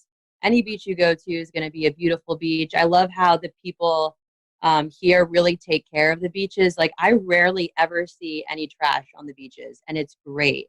People pick up after themselves there, and we keep our beaches clean. And, you know, not too far away from here, you can go to Raleigh. You have Myrtle Beach to your south. It's just a really good location, and being in a southern coastal town, you know, for me, it's something that I've always wanted to, you know, experience living in, and I'm glad I did it. Yeah, I completely agree with what my colleagues have said. I kind of like the Fort Fisher State Park myself. I think that's kind of a hidden treasure in a way. One nice thing about Fort Fisher is, you know, you probably, of course, hear about, like, you go to Carolina Beach or Riceville Beach, you have to pay a lot of money to park, but obviously Fort Fisher is a state park. You can park there for free, so that's a good beach experience. And plus, it's not quite as crowded either. So that's kind of a nice place to walk around, or if you want a little quieter beach experience. I'm for sure more of a Wrightsville Beach kind of guy. I live near Wrightsville Beach, so I can very easily run or, you know, jog to the beach and get in and around there, kind of the Mayfair area. Also, really just from here up through like Surf City, North Topsail, some of those places, they're a lot of fun. I don't want to say a lot of folks my age, but, you know, 30-somethings, you're going to find some 30-somethings, you know, in that neck of the woods. So it's pretty cool to get out there. And yeah, most people keep to themselves. And the one thing that was remarkable, when I came down here 5 years ago from Ohio, I was just floored at just how nice everybody is. You don't get that kind of niceness in Columbus, Ohio, when you walk past somebody in Walmart. Oftentimes it's what are you looking at me for? Like, what's going on? You know, here it's like, hi, how are you? Oh, wow, I didn't get cursed out. That's incredible. So it was a nice change of pace. So I love the people down here and the scenery just as much. Well, you know what they say is that people who are at the coast often are have a little bit more of a relaxed personality and are generally happier, right? And it sounds like we all need to try the Riverwalk too if we haven't done that. I know that's I'll have to put that on my list. Worth it. But I think, Evan, you have one more question to follow up with, and we'll go with that. Yeah. So one last, very short, very silly question to kind of end us off for the eve or the afternoon, I guess. Gannon, start with you. Really philosophical here. Is a hot dog a sandwich? Oh, shoot. You were really going to ask that? Oh, yeah. We weren't joking around there. I'm going to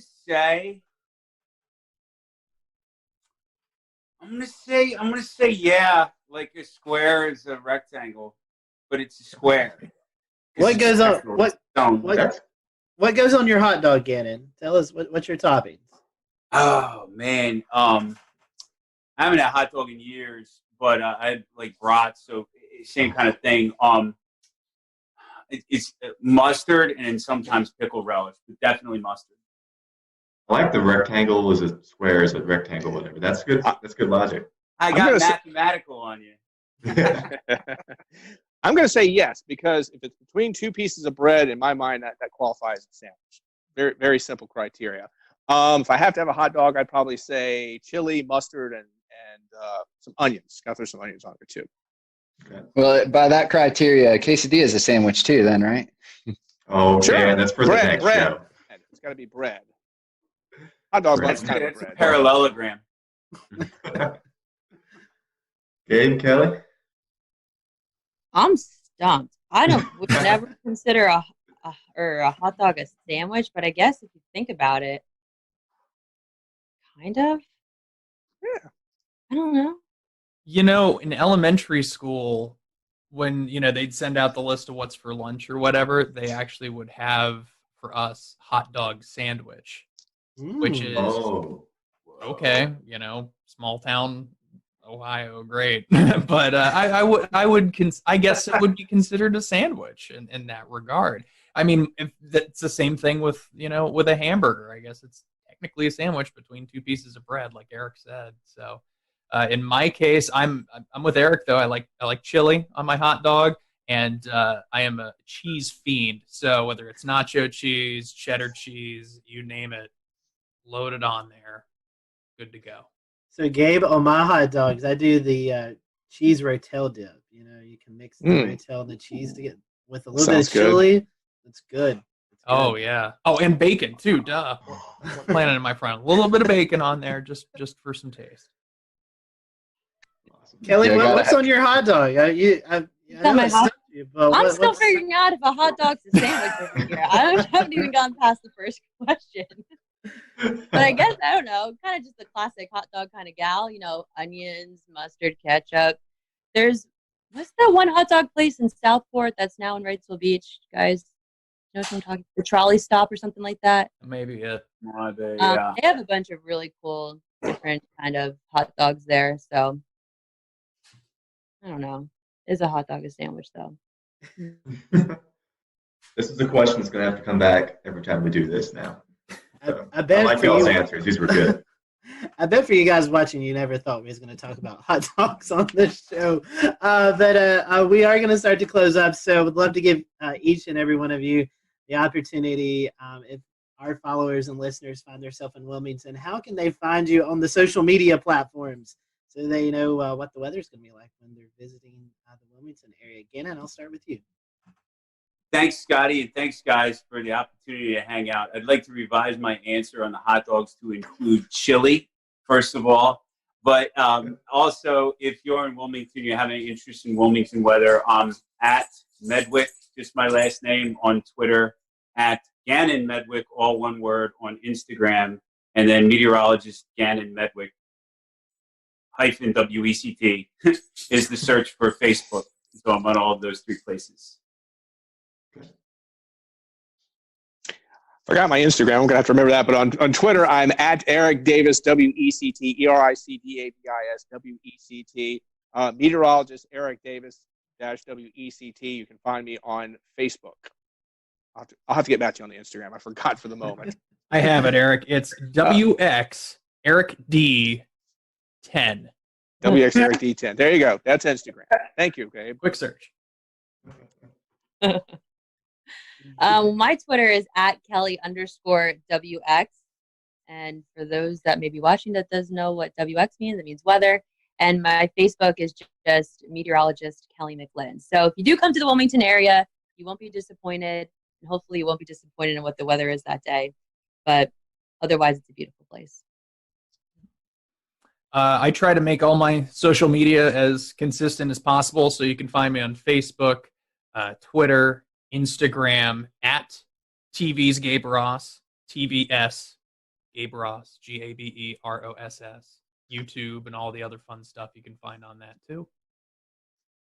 Well, and I just want to say too, I'm not like other Kellys who spell their name with a Y. Oh yeah. My name is KELLIE, so that may help you find me too. All right.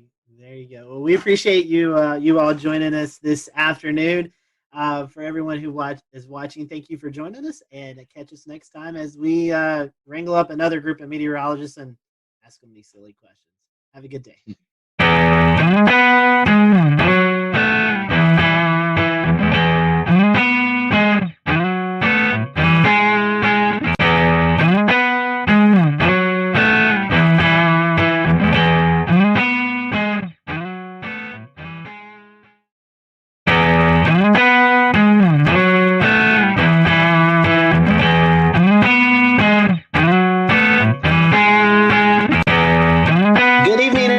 Welcome to the Carolina Weather Group. This is the Wednesday, April 8th, 2020 edition of our little weather get-together.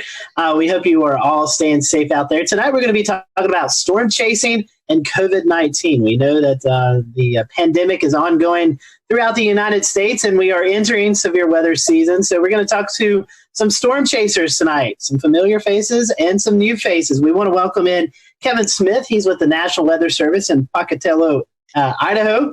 We have on with us Tim Marshall, storm chaser, meteorologist, and engineer.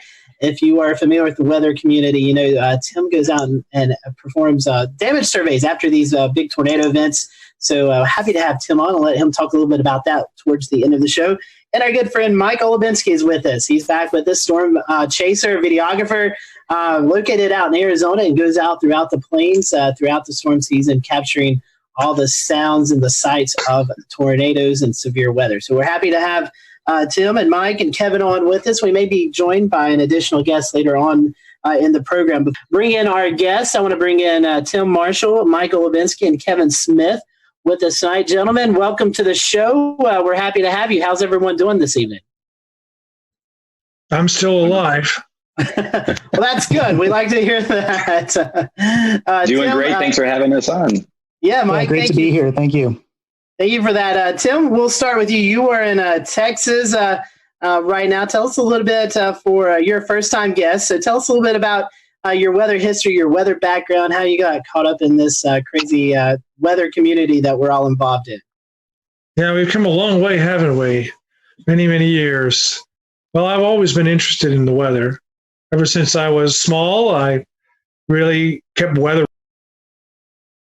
records in my house. My parents asked me what I wanted for Christmas. I told them a barometer. They said, "What's that?" And I go, "It's a device that measures barometric pressure, air pressure." And I got a barometer, so I kept daily records. I wrote to TV weatherman. They wrote me back in those days. And then Ted Fujita was at the University of Chicago, and I was in a suburb of Chicago, Oak Lawn. I got hit by a F4 tornado on April 21, 1967. I was about 9 or 10. And I knew right then and there I wanted to study tornadoes the rest of my life and figure out what these things are. And I didn't realize at that time I was going to chase them down, but that came later. But I wanted to go to school and learn about tornadoes, and that's what I did. That's awesome. And Tim, we want to get more into what you do after the tornado later on in the show. Let's bring in Kevin Smith. He's with the National Weather Service in Idaho. Kevin, currently in Idaho, but you also have some ties here to North Carolina. Tell us a little bit about you. Yeah, so great to be on, and thanks for having me on the show tonight.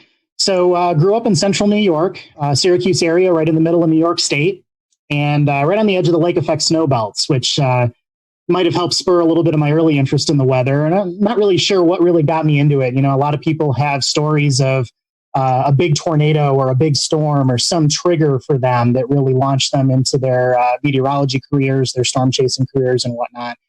And not sure really what it was for me, but ever since elementary school, knew I wanted to be a meteorologist and was particularly interested in the National Weather Service, just for the public service side, public protection side of everything.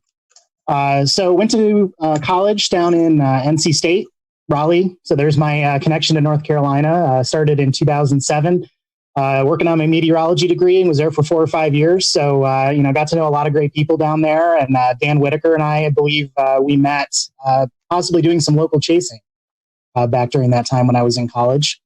Got some exposure at the Raleigh Weather Service office, doing some volunteer work there.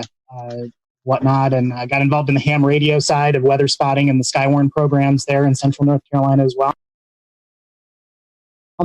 And so graduated in 2012, and just like a lot of people are facing, very competitive these days to get into the National Weather Service.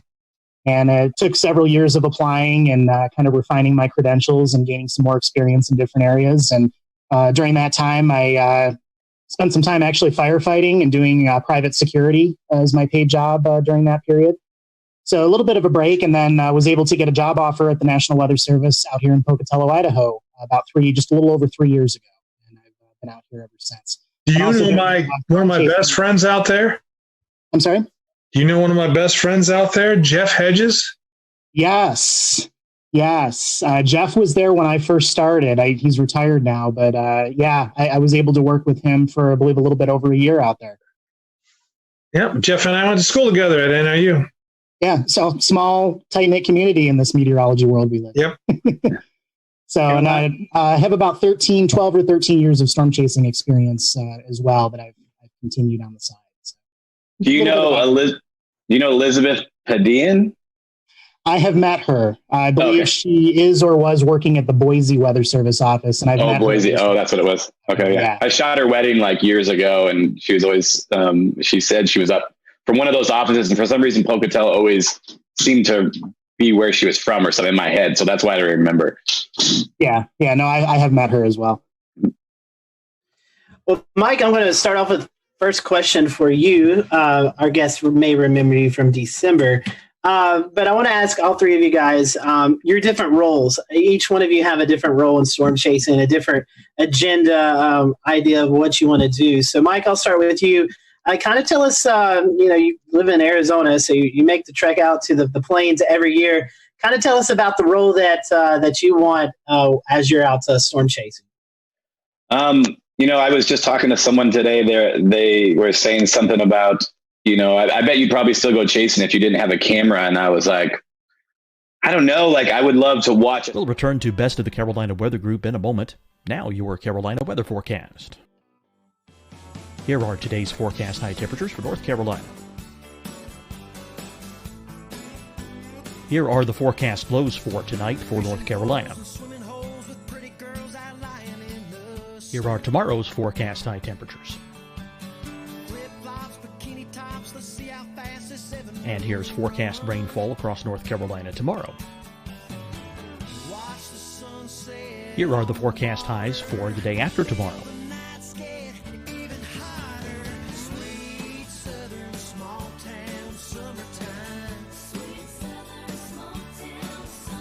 And here's the forecast rainfall across North Carolina for the day after tomorrow. This is the total rainfall forecast across North Carolina for the next 3 days. Here's the severe thunderstorm outlook for today from the Storm Prediction Center.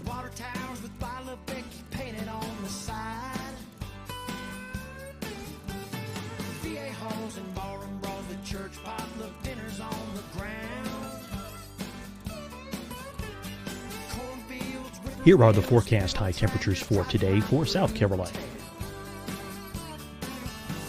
Here are the low temperatures for today for South Carolina. Here's the probability of precipitation forecast across South Carolina today. And here are the rain chances across South Carolina tonight. Here are tomorrow's forecast highs across South Carolina. Here are the forecast low temperatures for tomorrow for South Carolina. And here is the probability of precipitation across South Carolina tomorrow.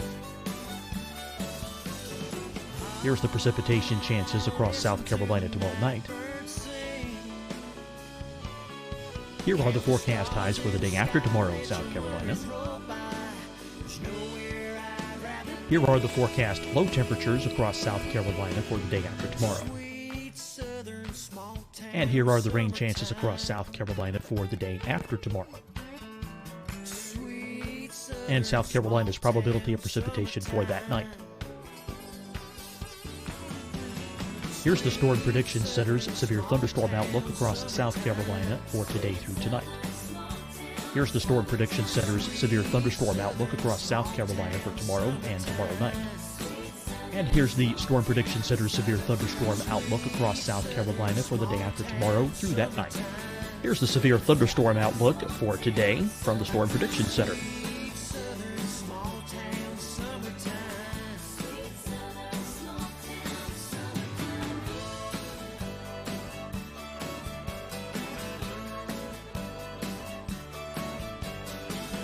Now, here's a live look at weather radar across the southeast.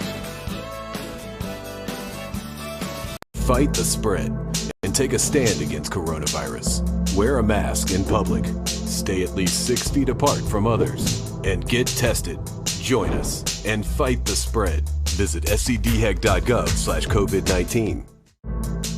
Getting tested for COVID-19 helps you to take the steps needed to protect yourself, your loved ones, and your community. Find the testing location at scdhec.gov/COVID-19 testing. Deciding when to wear a mask isn't about who you know or how well you know them.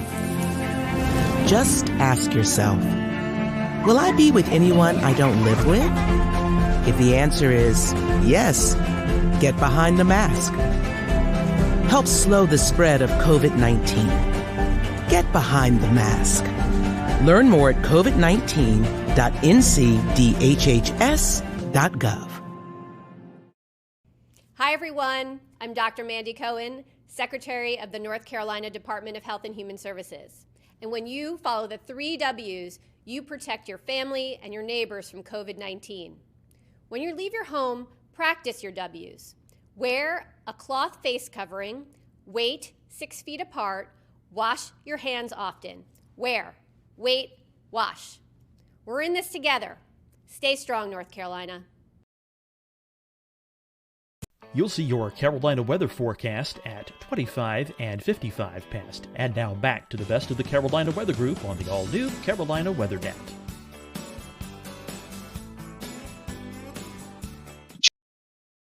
Chasing it and going out to the plains and all that stuff. My big thing is I love to capture that stuff.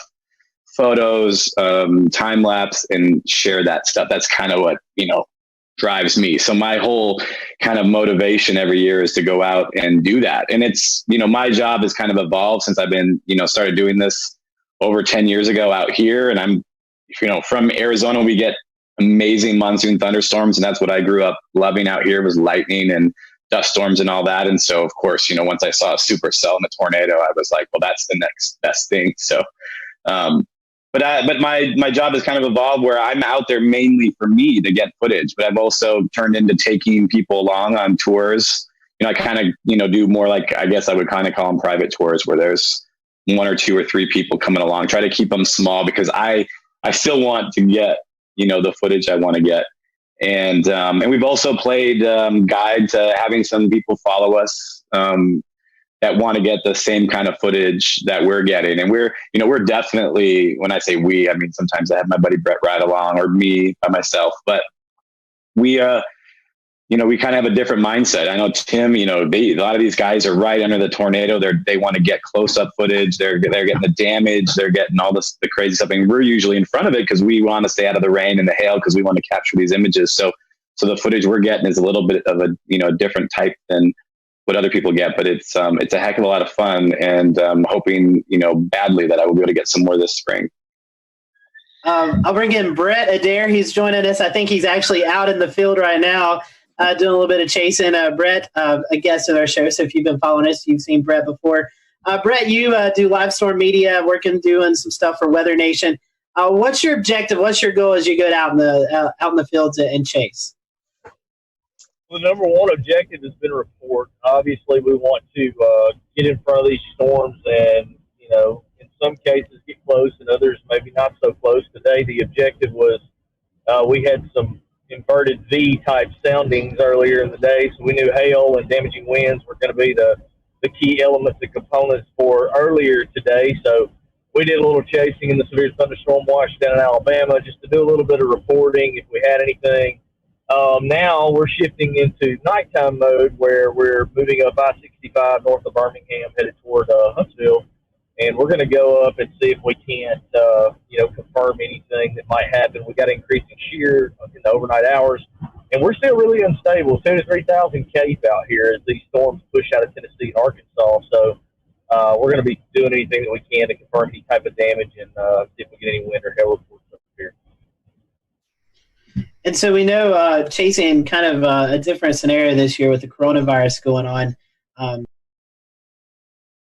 maybe some different rules, perspectives coming through. Tim Marshall, I know you was able to head up to Jonesboro, Arkansas. We'll talk a little bit about that later on. But as you're out in the field, what is your guidelines, or what are you wanting to look for as you're out in the field? Well, we've had to change now. my bad. Oh, go ahead. Now, right now, I am on this EF scale committee, and what we try to do is get pictures of certain buildings that are damaged by tornadoes. So that's my mission, and that's why I was in Nashville, I was in Jonesboro and Dallas, looking for these specific damage indicators, as we call them, and get photos of that. We have plenty of photos of damaged houses and manufactured homes. What we want to do is look at more details, like your Walgreens and your cantilever lights that we have, street lights, those kinds of things that we need photos for. So that's what I'm doing, is I'm surveying to get specific photographs. Awesome. That's some great perspective there. Some good information that we get from your storm surveys. Dan, I know you friends with Kevin, and maybe you guys can kind of talk about that side of the conversation tonight. Right. Yeah, definitely. So it's nice to have a great round view of perspectives here of all the different types of chasing that the people here do, as well as the professional associations with their job in storm chasing. It's one of the perspectives that I thought was really important to have tonight was bringing on Kevin Smith, who's a meteorologist at the National Weather Service. I've known Kevin for a while. We've ran in storms together. We've in North Carolina, we both would end up on some of the same storms as we were chasing it. He's always been someone who has thought very critically to spotter reports and reports to be used for the National Weather Service. So that being said, kind of Kevin, what do you think, just for you to speak to it, your overall kind of perspective on storm reports and the importance of those and how those are used for the National Weather Service?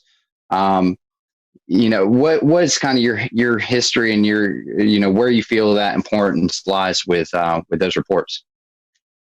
Yeah. So going back to before I was in the Weather Service, my focus chasing has always been on reporting. And I know, we all chase for different reasons. There's research applications, there's chasing with tour groups as a means of making money and whatnot. Obviously a lot of research going on and whatnot, people looking for photos and videos. My focus has always been on the public reporting side, just because I knew back in the day that it had a lot of importance for the local Weather Service offices. And I'm also personally very driven by things that help people. So putting on my Weather Service hat, now that I'm working out in Pocatello, spotter reports are huge. And, there's this distinction. There's skywarn spotters, there's storm chasers. A lot of people kind of put them in two different bins. And there is a difference. Spotters are usually going about their daily life and just when they happen to come across something, when they happen to see something going on in their neighborhood or on the way to work or on the way to their family, they'll go ahead and report that. Whereas chasers put more time and money into following storms over great distances, counties and states and whatnot. And again, sometimes for different reasons. So from the Weather Service perspective, ground truth reports are huge. They are not going away. The importance of spotter reports are not going away. We talk about all these great advances these days in radar technology, dual pole radar, phased array radar. We have satellite imagery that's incredible resolution now with even 1 minute updates if we want that type of data during severe weather. And even with these advances, there's nothing that's come along, and probably nothing that's going to come along in any of our lifetimes that's going to replace ground truth reports. So the Skywarn program, the practice of calling in reports, whether it's to the media or directly to the Weather Service offices, remains incredibly important for our operations at the Weather Service. And I think that's going to remain incredibly important going forward, even with the advances. Well, thanks for explaining that really well. I guess kind of the purpose of tonight's conversation, how everything kind of comes back around is how things are going to change this storm season, with the threat of coronavirus and the way things are going this storm season already. And hopefully that changes in a few weeks or a month, and, staying ultra optimistic that by late May or June, things will be a lot closer to where they were, before all of this. But that's just the optimistic storm chaser in me.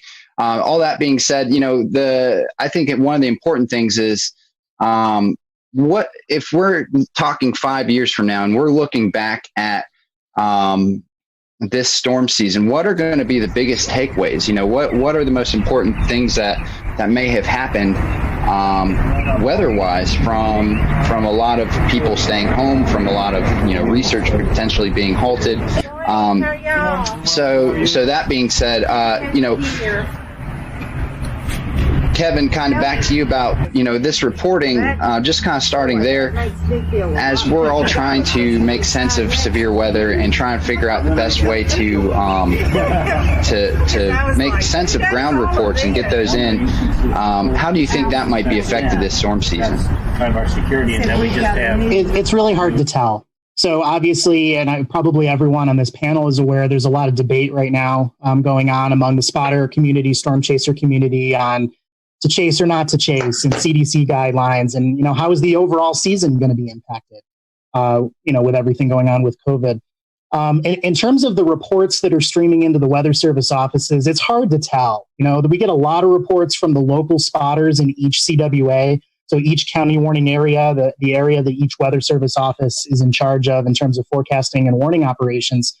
I don't speculate that would change significantly, particularly with a lot of people at home. Our spotters that usually call in reports are hopefully going to continue to call in reports throughout the pandemic, as long as they can do so safely. In terms of maybe having less chasers out in the field, it's really hard to speculate on that. Whether that's going to have an impact on the overall verification process or just the amount of reports that are coming in. Officially, from the Weather Service standpoint, we strongly recommend everyone to follow all the CDC guidelines and all the local guidelines related to the pandemic. That's kind of a first priority before we get into, I need to report the wall cloud. But outside of that, pandemic or no pandemic, we want those ground truth reports whenever they can be sent. Kevin, one of the things that you said that stuck with me was the importance that in normal times, these observations can provide to you guys at the National Weather Service. I'd like to have you speak a little bit more to that in just a second, but what I'd like to do to kind of draw a parallel between the two conversations we're having is play a sound clip today from here in Charlotte, North Carolina, where Mecklenburg County Health Director Gibby Harris actually drew a line between what hurricane forecasting is like and what trying to forecast the coronavirus is like, and it plays off of exactly what I think you were just talking about how today's observations determine tomorrow's forecast. This runs about a minute. It's a little long, but I want to let our weather-centric audience hear this sound. We have built the modeling that we're using in this community based on methods that were developed by a team of researchers at the University of Pennsylvania. The CDC has also used this model. We're working with our partners at Atrium and Novant, and it requires data from all three of our systems to run these models. We've adjusted the models with our local data and are monitoring the projections daily. Every time we put in new data and adjust the assumptions based on what we're seeing in our community, the forecasts can shift. These models are not unlike what you see when we have a hurricane. When you see models from a hurricane, you see where the hurricane is and then the cone that goes out from the hurricane. That means that it could happen anywhere within that cone based on the modeling that they're able to do. And the further you go out with the modeling, the wider that cone becomes. That's what we're dealing with in this situation. We have limited data, and we're using what we're seeing in other communities to help us with that modeling. But you have to know that this is a moving target for us, and we're doing the best we can with what we have.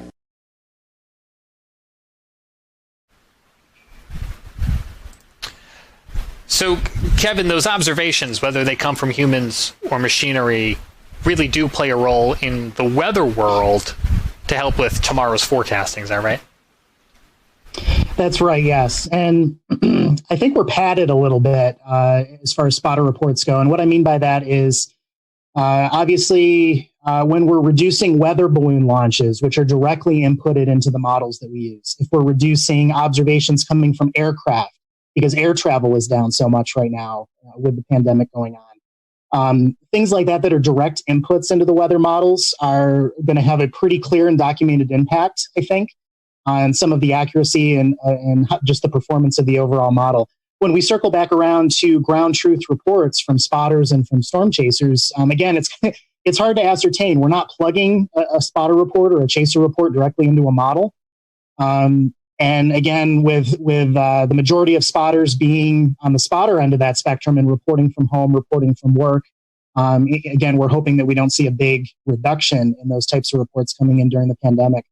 But I can think of multiple examples all the way back to high school when I was a spotter back in high school. And then I kind of started to stray more and more into storm chasing as we went into college and then my adult life so far. There's a lot of different examples I can think of where actions were taken by the Weather Service immediately based on my report. And that's a really great feeling. As far as, we know spotter reports are valuable. I'm telling you they're valuable right now as a Weather Service employee. But being able to see that in real time. So, for example, back in Cicero, New York, just north of the Syracuse area, called in my rain gauge observation one day. This was back, I believe, toward the end of high school, and said, hey, we've had a thunderstorm. Our total accumulation over the last 45 minutes was measured as this much. And this is what I'm seeing in terms of minor flooding around the neighborhood. And within 3 minutes, an urban and small stream flood advisory was issued. And when you read into the text of the advisory, it said, at such and such a time, a trained weather spotter reported this much rain fell in 45 minutes. The weather spotter reported there is street flooding in Cicero. And multiple examples like that over my time as a spotter, where you can see that direct effect that report has. So I think it's kind of in a different category. Regardless of how the weather models are responding to changes in the data inputs, right now due to the pandemic. I think spotting is always valuable. Calling in reports, whether you're a spotter or chaser, is always valuable, pandemic or no pandemic, and hopefully that's going to continue uninterrupted as we go forward this year. Hey, Kevin, one more question for you before we move over to Brett, Mike, and Tim. As a forecaster at the National Weather Service, if come May, some of these stay-at-home orders haven't been repealed and we can't get storm spotters out in the field, how will that affect the warning process? Yeah, so again, hard to say. I think my impression from my experience is the majority of our local Skywarn spotters that report into each Weather Service office, again, are local.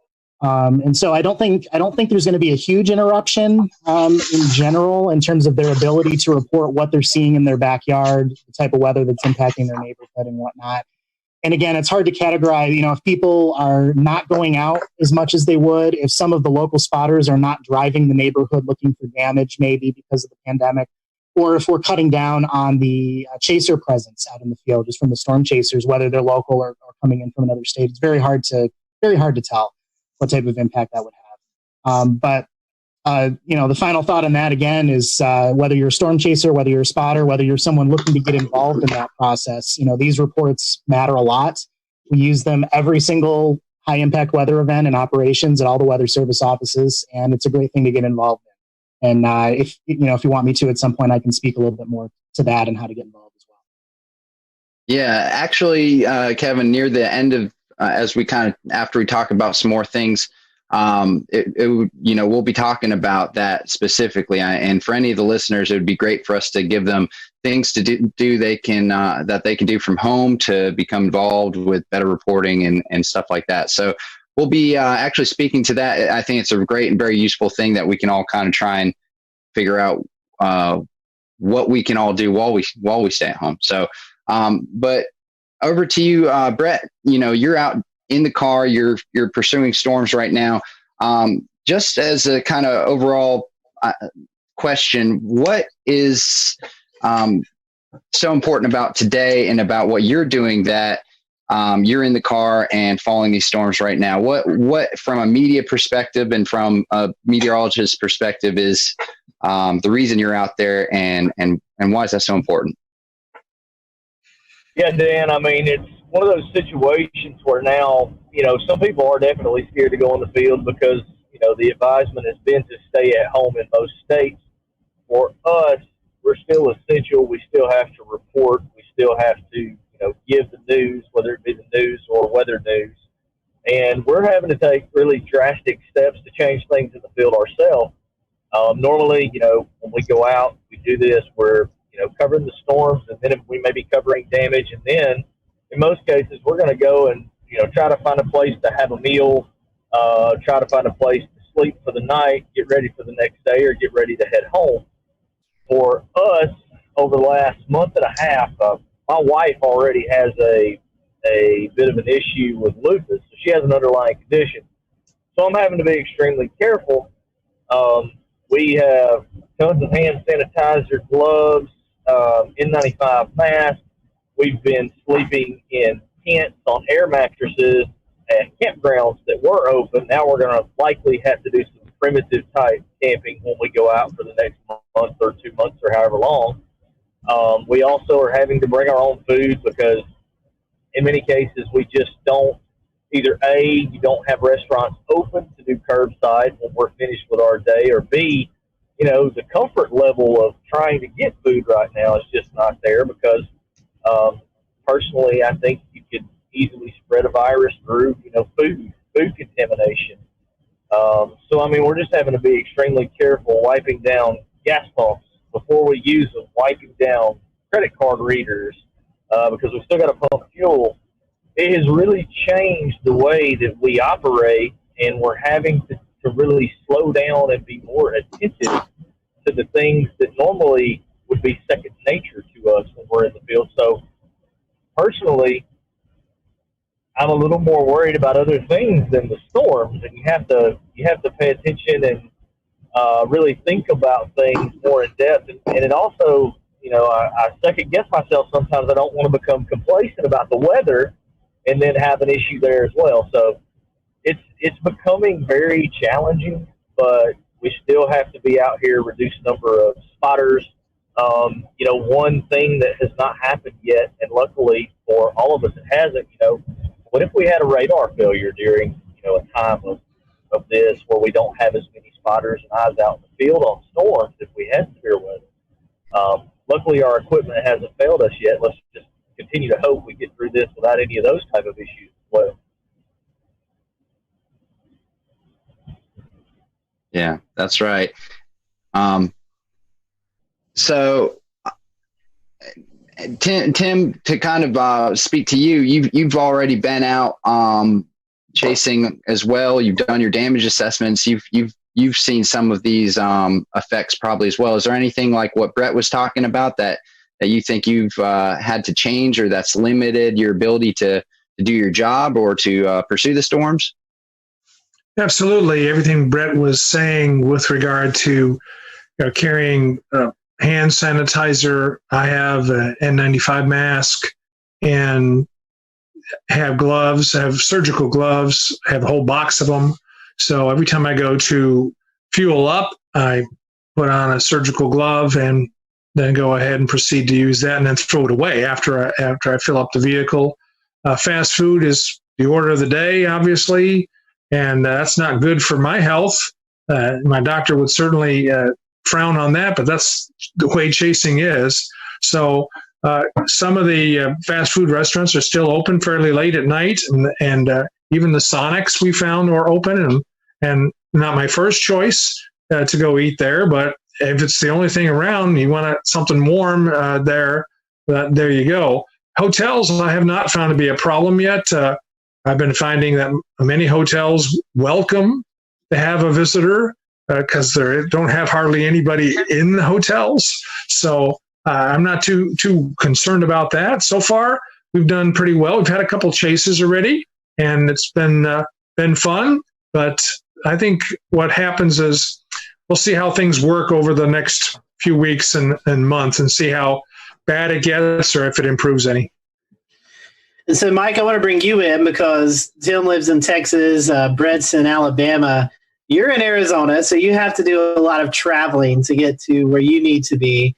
What do you think the effects may be for you? Have you already experienced some of them? Kind of tell us, walk us through your game plan.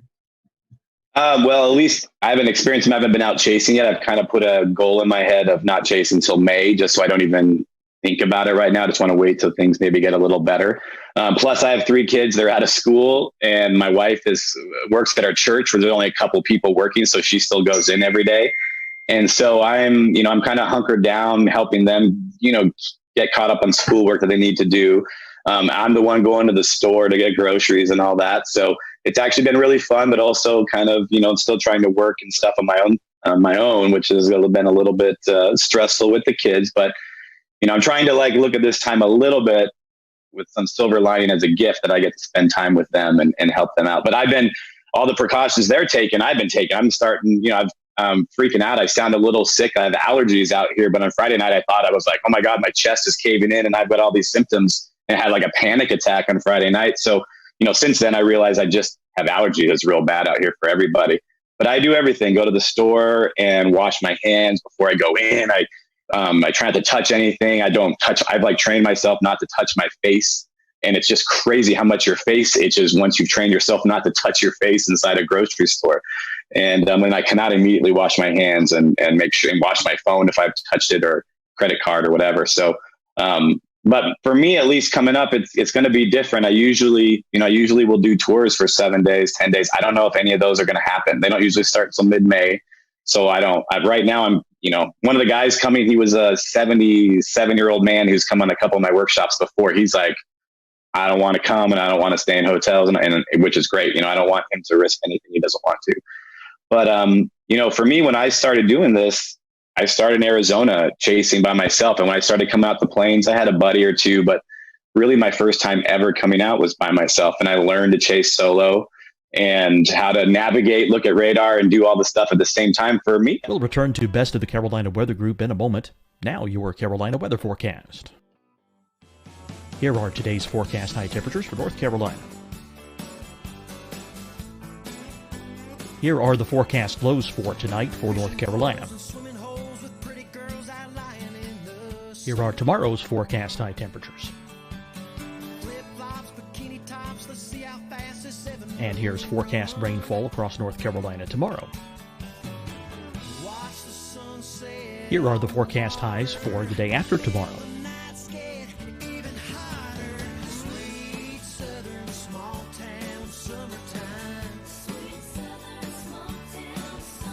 And here's the forecast rainfall across North Carolina for the day after tomorrow. This is the total rainfall forecast across North Carolina for the next 3 days.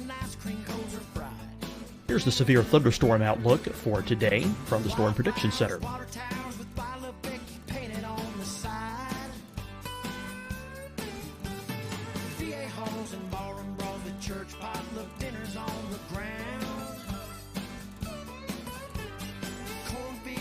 Here are the forecast high temperatures for today for South Carolina. Here are the low temperatures for today for South Carolina. Here's the probability of precipitation forecast across South Carolina today. And here are the rain chances across South Carolina tonight. Here are tomorrow's forecast highs across South Carolina. Here are the forecast low temperatures for tomorrow for South Carolina. And here is the probability of precipitation across South Carolina tomorrow. Here's the precipitation chances across South Carolina tomorrow night. Here are the forecast highs for the day after tomorrow in South Carolina. Here are the forecast low temperatures across South Carolina for the day after tomorrow. And here are the rain chances across South Carolina for the day after tomorrow. And South Carolina's probability of precipitation for that night. Here's the Storm Prediction Center's severe thunderstorm outlook across South Carolina for today through tonight. Here's the Storm Prediction Center's severe thunderstorm outlook across South Carolina for tomorrow and tomorrow night. And here's the Storm Prediction Center's severe thunderstorm outlook across South Carolina for the day after tomorrow through that night. Here's the severe thunderstorm outlook for today from the Storm Prediction Center.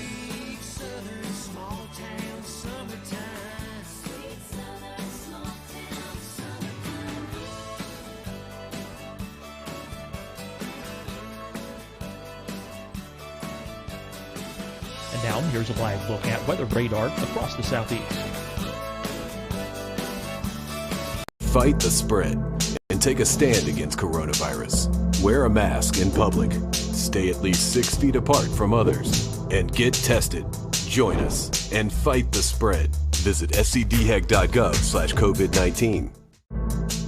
Getting tested for COVID-19 helps you to take the steps needed to protect yourself, your loved ones, and your community. Find the testing location at scdhec.gov/COVID-19 testing. Deciding when to wear a mask isn't about who you know or how well you know them. Just ask yourself, will I be with anyone I don't live with? If the answer is yes, get behind the mask.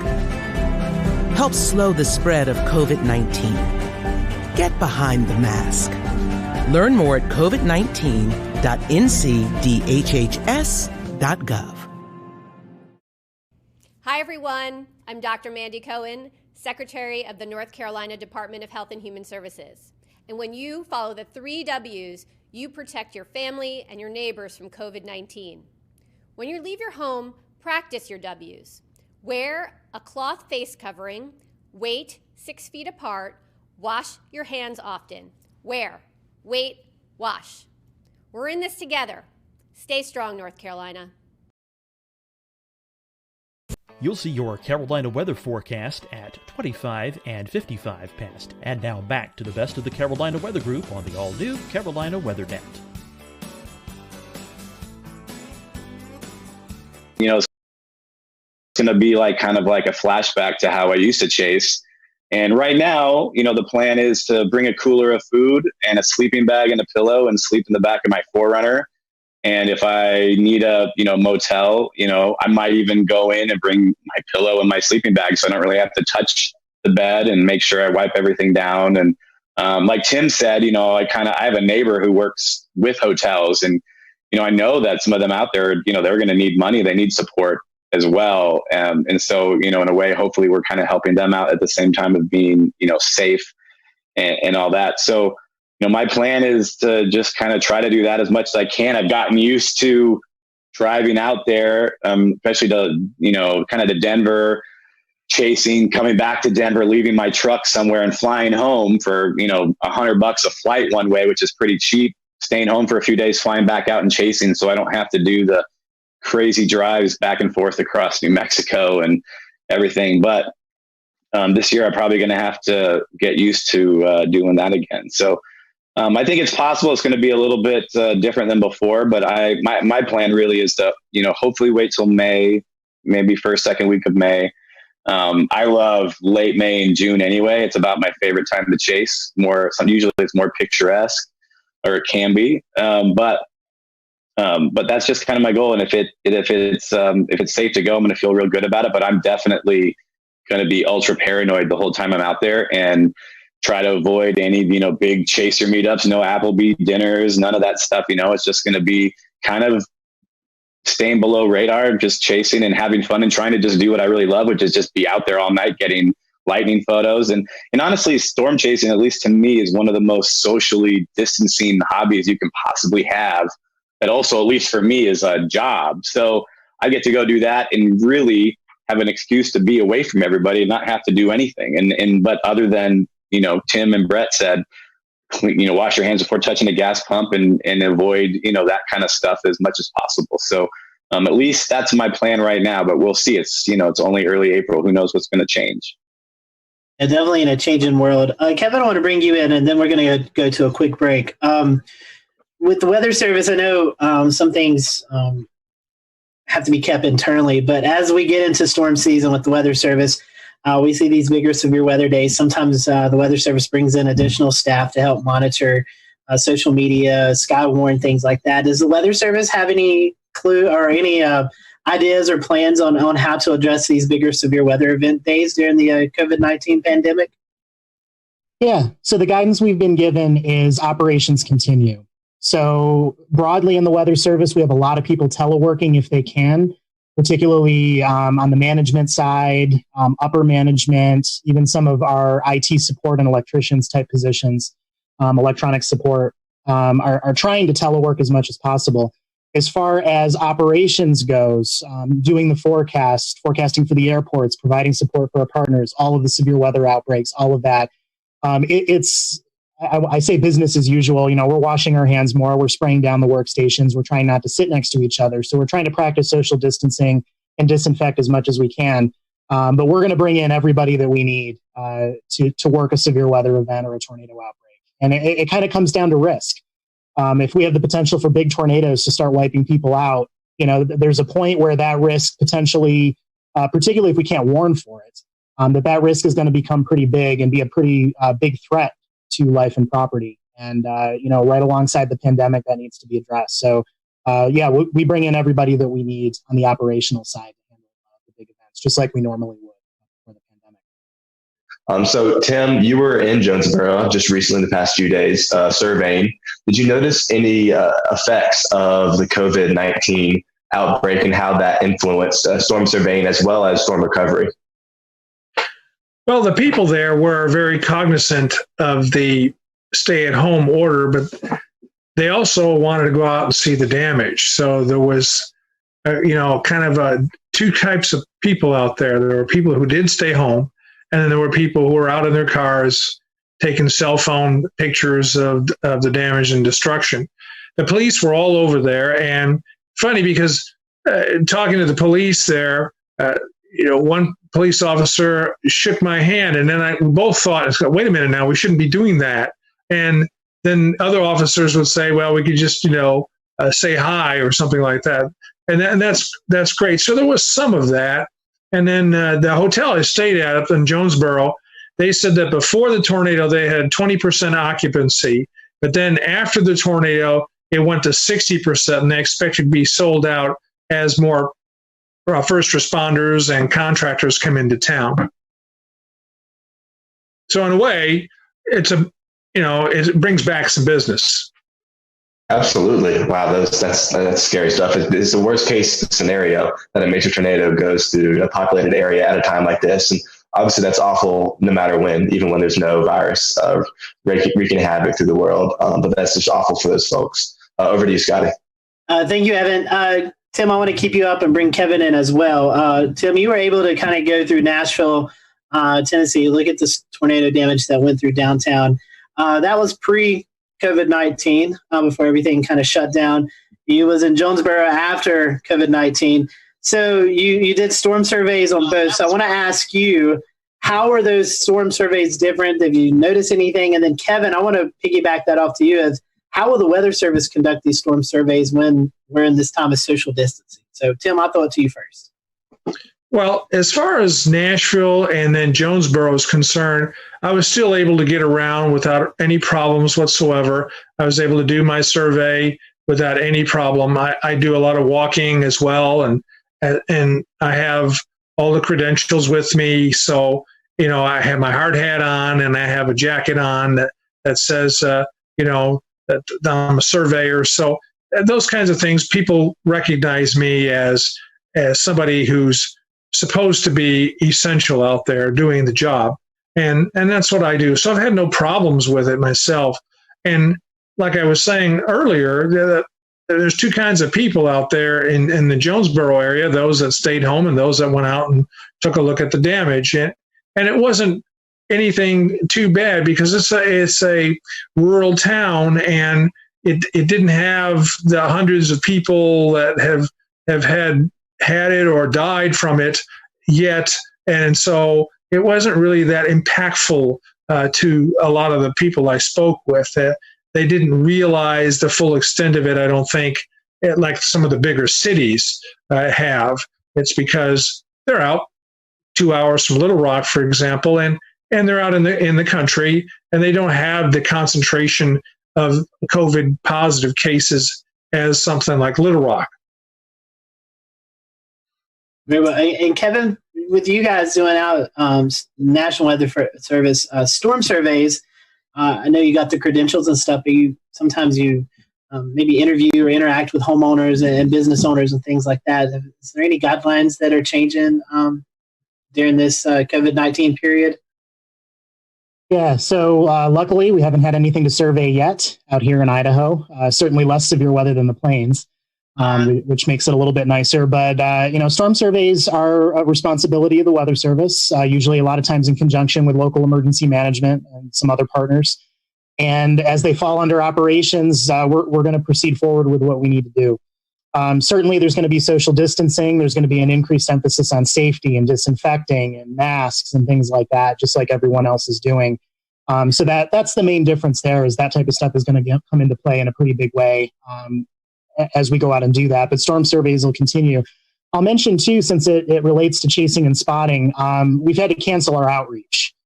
A lot of Weather Service offices are essentially locked down. We're not letting contractors in anymore. We're not we're not interacting with people who are delivering packages. We're not allowing tours or visits or any in-person meetings of any kind. And that includes the outreach we do out in the field, like Skywarn classes to train new spotters. So a lot of that has been canceled, and actually just about all outreach across the country for the Weather Service has been canceled or postponed until things get better in the course of this pandemic. We have increased, most offices have increased their virtual presence. Some offices are doing more virtual online Skywarn classes that people can dial into live. So there's been a little bit of more of an emphasis there. And that's a trend that's been going on for years. A lot of offices have been starting to do that anyway. But that's certainly taken on a bigger role here during the pandemic, since we're avoiding all of that in-person So contact. Kevin, if I was, let's say this was my first year trying to get involved with severe weather, whether that's the information or the spotting or and I have to do most of that from home. What other things would you recommend that I could get into to be able to kind of enhance my knowledge and also my ability to report from my local area for home? Things such as CoCoRaHS or MPing, anything like that you can think of? Yeah. So there are two ways to look at this. One, business as usual as far as reporting for local spotters. If you're going to work, if you're at home, you see severe weather. Before we wanted to know about it, we still want to know about it. And it's certainly, a safe social distancing activity as far as reporting electronically or over the phone. CoCoRaHS is great. We use that data at the Weather Service offices across the country routinely for precipitation events. So getting involved in CoCoRaHS, whether the pandemic was happening or not, is certainly something that's encouraged. Getting involved in your local Skywarn program and becoming a spotter, certainly encouraged. And then there's other technologies out there such as Spotter Network and MPing that are both pretty popular among the spotter and chaser community. And those are fair game as well during the pandemic. So if you haven't gotten involved in Spotter Network, there's a training that you can take online to get involved there, and that's a way to submit reports. And those reports do process into a lot of our systems at the Weather Service offices, like NWS Chat and some of our other systems. And then on the MPing side, MPing, it can be a little less useful at times depending on the category you're using. In terms of whether we can directly use that for storm verification. So, for example, if you're reporting quarter-size hail in MPing, perfect. A lot of Weather Service offices have started using that data on a regular basis in an official capacity. Some of the wind damage categories in MPing are a little more binned. They're a little more broad and not very specific, and that isn't always the most helpful as far as verification goes. But remember, MPing is being used for research by the NSSL, by OU, and I believe SIMS is involved in well. So outside the Weather Service, there's a lot of applications for the MPing data. So that's still a great, valuable way to report. And they're still looking to really push that and get more and more reporting through MPing. It utilizes crowdsourcing to really provide its value. So all of these are on the table, regardless of whether there was a pandemic or not. And we certainly encourage people to continue to take those routes and get involved if you're interested in getting involved. Tim, in years past, you've been involved in projects such as Vortex 2 and more recently Rotate. How might this diminish travel and be more careful about what you do while you're out chasing? How might all of those things affect severe weather research this season? Well, there'll be no project this year for me. I was informed that the folks that are in charge, Josh and Karen, lost funding, unfortunately, with NSF, so there's not going to be any kind of program this year. But they have asked me in past years to go along with them and to serve as one of the lead probe vehicles out there to deploy those instrumented pods. And the reason for that is because of my long years of experience and how I have this passion for getting up right in front of tornadoes. And we've had some good success over the years with them. It's just, I wish it would go every year instead of kind of waiting on the whims of funding. But I guess that's the way it works. So there won't be a project this spring, but I'll be out. I'm always out every spring, have been since 1978, and I will continue to go out and chase. Brett, I want to talk to you. I know you, Live Storms Media, you guys are out shooting video, and different media outlets contact you about that. Do you think that might be a bigger thing this year to kind of break the COVID-19 news cycle? People wanting to see something besides the coronavirus with severe weather video? It's already been that way. We've been kind of noticing an uptick lately. A couple of other issues though with it. Unfortunately, some of our clients, particularly within the CBS News headquarters in New York City, have actually died of COVID. So it has created internal challenges on the administration side for the bigger networks. As you can imagine, treating their people and covering the story as much as they can. Another issue that we have actually ran into this year is we covered the Eufaula, Alabama tornado last week as it roared through. And, your first thoughts are to get out and check on people, number one. Number two, when people start talking to you and coming up and telling you about how the storm was, and then, from my media background, my perspective is, okay, would you like to do an interview?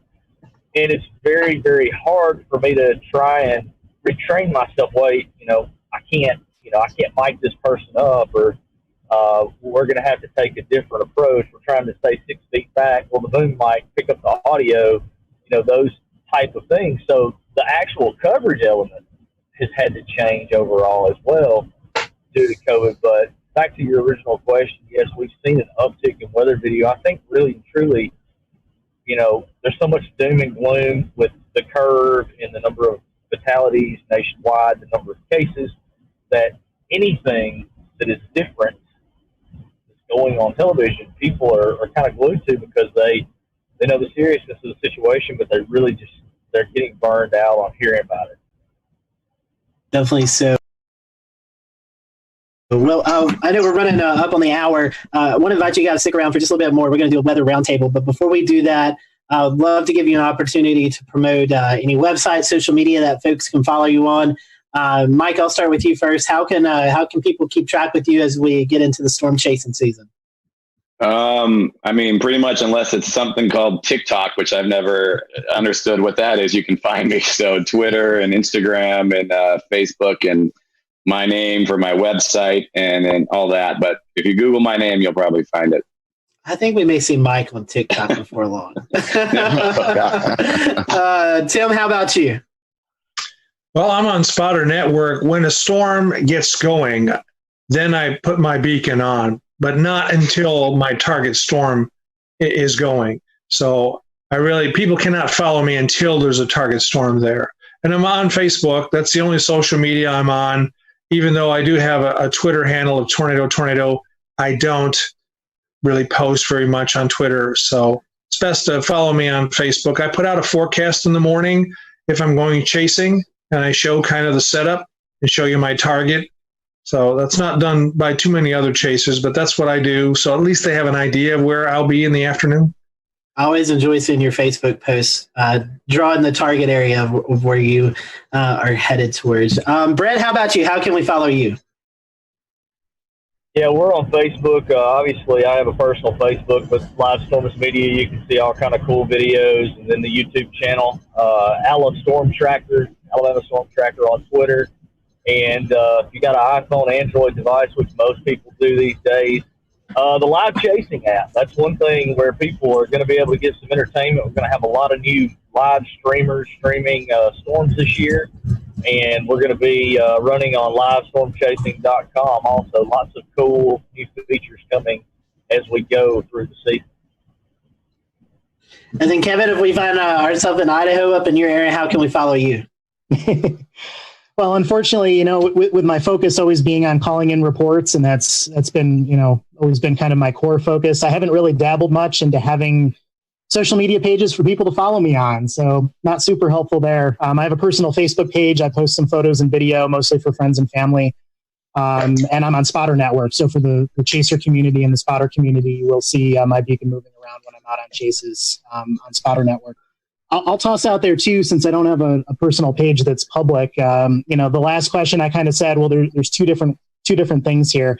One of them, like I talked about, is the spotting and chasing side and calling in reports. But for people who are home teleworking right now, or maybe just have more free time on their hands because they are isolated because of the pandemic, one way to get involved if you want to expand your knowledge a little bit in the world of weather, weather.gov/learning is one of our official websites where we've collected together a lot of different things. So some of it designed for children, some of it designed for everybody.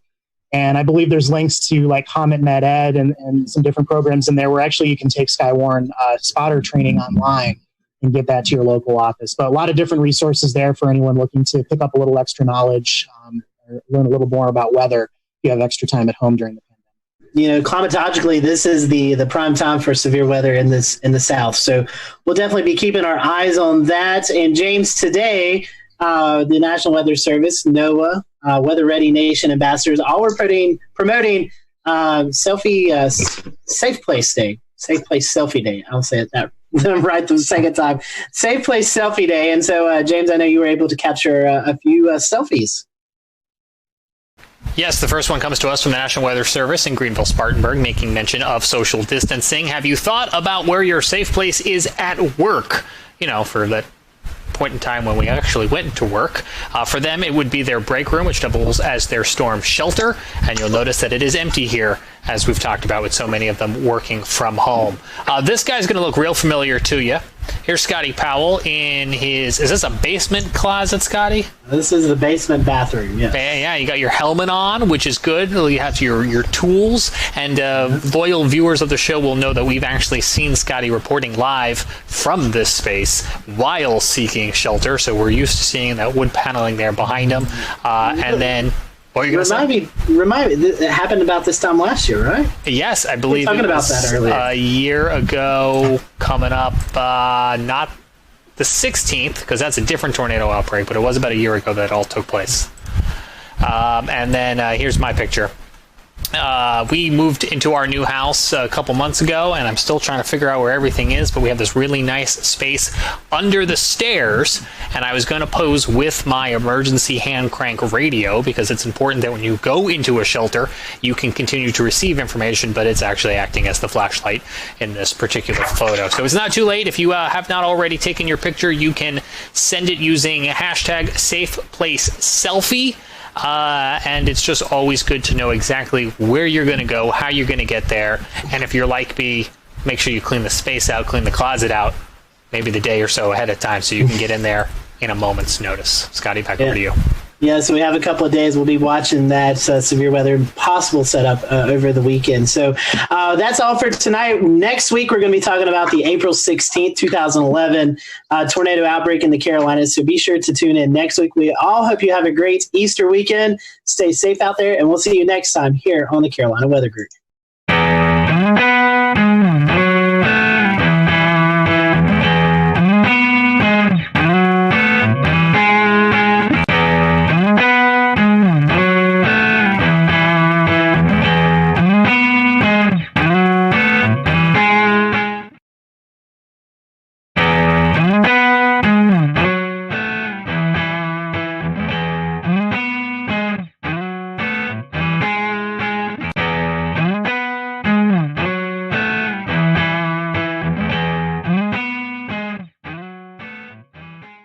Hello, everyone. Welcome to the Carolina Weather Group. We're happy to have you on this Wednesday evening. We're going to be talking with Dr. Phil Klotzbach, meteorologist and professor out at Colorado State.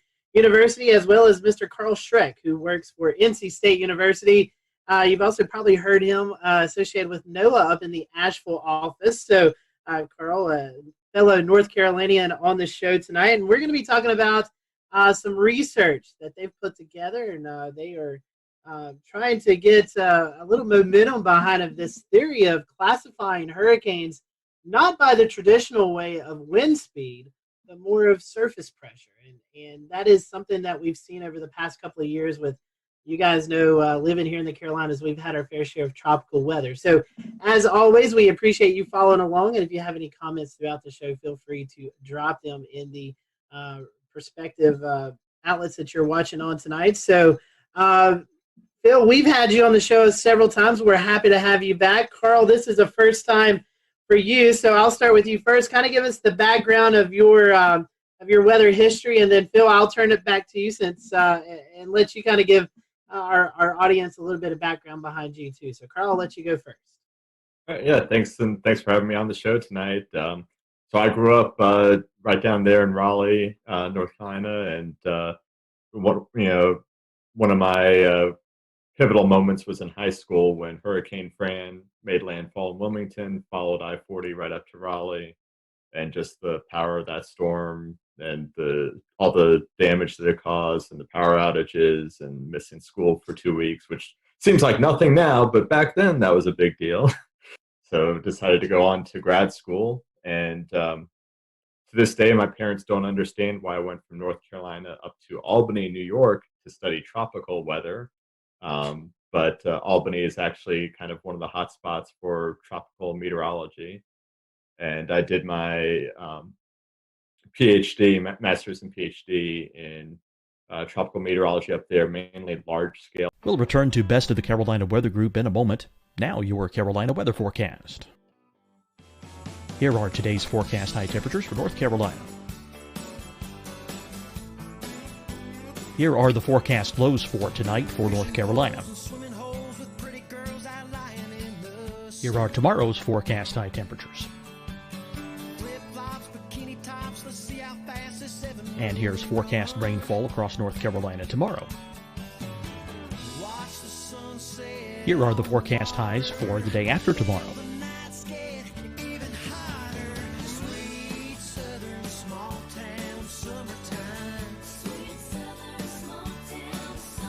And here's the forecast rainfall across North Carolina for the day after tomorrow.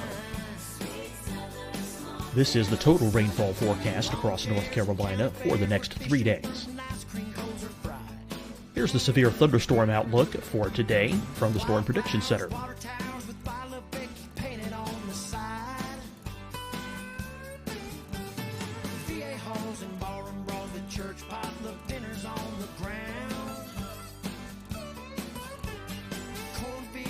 Here are the forecast high temperatures for today for South Carolina. Here are the low temperatures for today for South Carolina. Here's the probability of precipitation forecast across South Carolina today. And here are the rain chances across South Carolina tonight. Here are tomorrow's forecast highs across South Carolina. Here are the forecast low temperatures for tomorrow for South Carolina. And here is the probability of precipitation across South Carolina tomorrow. Here's the precipitation chances across South Carolina tomorrow night. Here are the forecast highs for the day after tomorrow in South Carolina. Here are the forecast low temperatures across South Carolina for the day after tomorrow. And here are the rain chances across South Carolina for the day after tomorrow. And South Carolina's probability of precipitation for that night. Here's the Storm Prediction Center's severe thunderstorm outlook across South Carolina for today through tonight. Here's the Storm Prediction Center's severe thunderstorm outlook across South Carolina for tomorrow and tomorrow night. And here's the Storm Prediction Center's severe thunderstorm outlook across South Carolina for the day after tomorrow through that night. Here's the severe thunderstorm outlook for today from the Storm Prediction Center.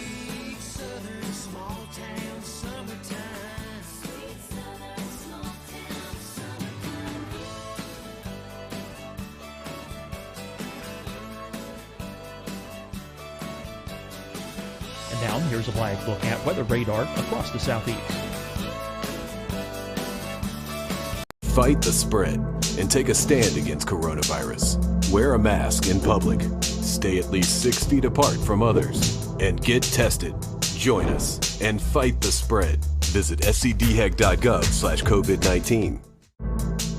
Getting tested for COVID-19 helps you to take the steps needed to protect yourself, your loved ones, and your community. Find the testing location at scdhec.gov/COVID-19 testing. Deciding when to wear a mask isn't about who you know or how well you know them. Just ask yourself, will I be with anyone I don't live with? If the answer is yes, get behind the mask. Help slow the spread of COVID-19. Get behind the mask. Learn more at covid19.ncdhhs.gov. Hi, everyone. I'm Dr. Mandy Cohen, Secretary of the North Carolina Department of Health and Human Services. And when you follow the 3 W's, you protect your family and your neighbors from COVID-19. When you leave your home, practice your W's. Wear a cloth face covering, wait 6 feet apart, wash your hands often. Wear, wait, wash. We're in this together. Stay strong, North Carolina. You'll see your Carolina weather forecast at 25 and 55 past. And now back to the best of the Carolina Weather Group on the all-new Carolina Weather Net.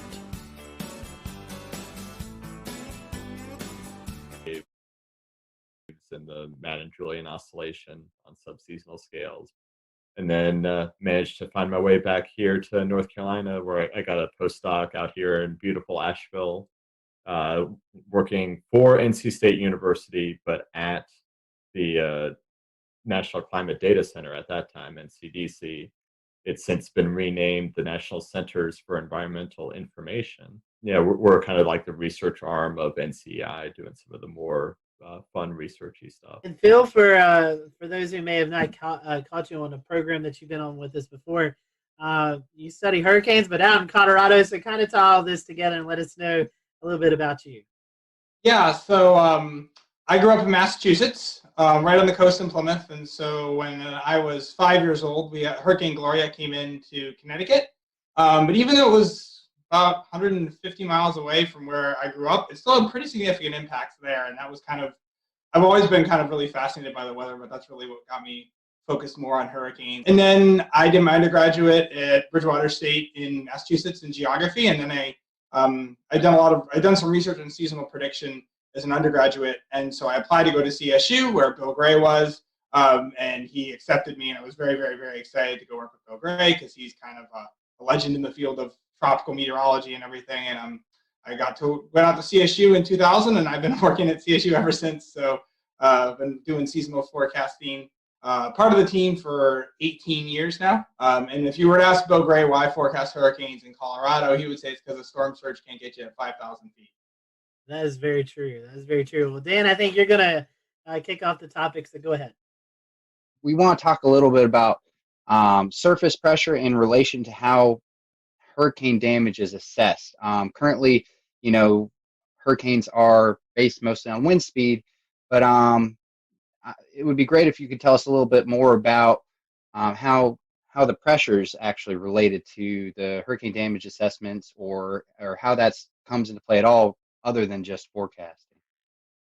Yeah, so this was some work, and some of this actually came a little bit motivated from me growing up in the Northeast U.S., where the Hurricane Center has been reanalyzing all those historical hurricanes, and all my major hurricanes from New England are gone. They're taking them away. They know they're only Category 2s by wind speed. And so, if you look at hurricanes hitting in the East Coast, especially from, say, like Georgia northward, the Carolinas, especially up in New England, their structure is somewhat different from a canonical hurricane like the ones you normally see, like a hurricane hitting Texas or Florida. As these hurricanes move further up the coast, they tend to get somewhat elongated. They're a little less symmetric looking. Sometimes they're not particularly, you wouldn't have those on your wall behind you framed as a picture of what a hurricane looks like. But these kind of big sprawly hurricanes often have a significant amount of damage associated with them. And so basically, if you're thinking about a hurricane, and I think Sandy's probably the best example. I know Sandy was officially post-tropical when it made landfall, but up to about 2 or 3 hours before it was still classified as tropical. It was a Category 1 by wind. Wind's only about 65, 70 knots, but the pressure was down around 942, 943 millibars, which is an incredibly low pressure. And so the reason the winds weren't that strong was because basically you had a very low pressure in the center, but Sandy, as you know, was an enormously large storm. And so that pressure gradient, the gradient and pressure was spread out over a very large area. And so basically we find that pressure is more of an integrated metric of the storm. So your max wind gives you the strongest wind anywhere in a hurricane, whereas pressure gives you kind of the overall broader intensity of the storm, how large the storm is, because size is very important when it comes to the storm surge. If you have a larger storm, it tends to have a larger storm surge associated with it. And in our paper, we kind of talk about both Charlie and Katrina, how you had Charlie, which was a Category 4 by wind, a tight little storm, very damaging, very devastating, but over a very small area, had very little storm surge, even though it went into one of the most storm surge prone parts of the US. Whereas Katrina, obviously we all know what it did in New Orleans, but even say the levees it held in New Orleans have been 100% fine, killed several hundred people on the Mississippi coastline with a storm surge that approached 28 feet.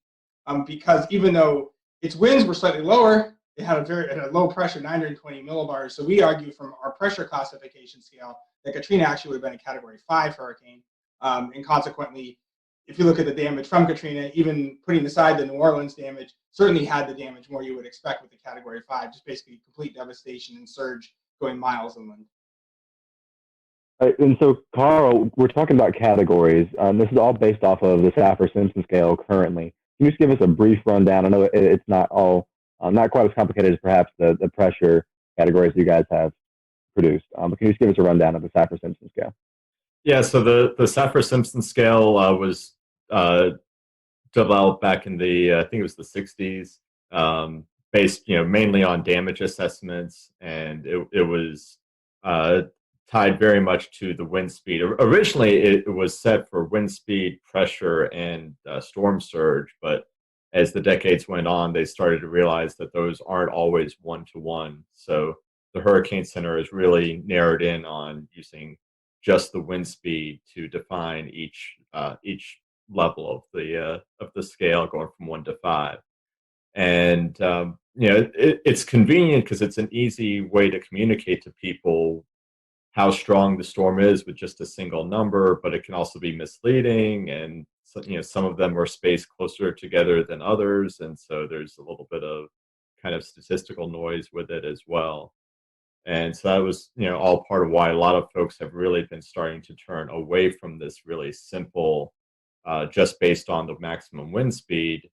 Folks have been trying to come up with better and better metrics to identify different hazards like the rainfall or the storm surge that aren't really well captured by the winds. And also it's the winds at the center of the storm, or the strongest winds in the storm, and that doesn't really give you an idea of the size of the storm.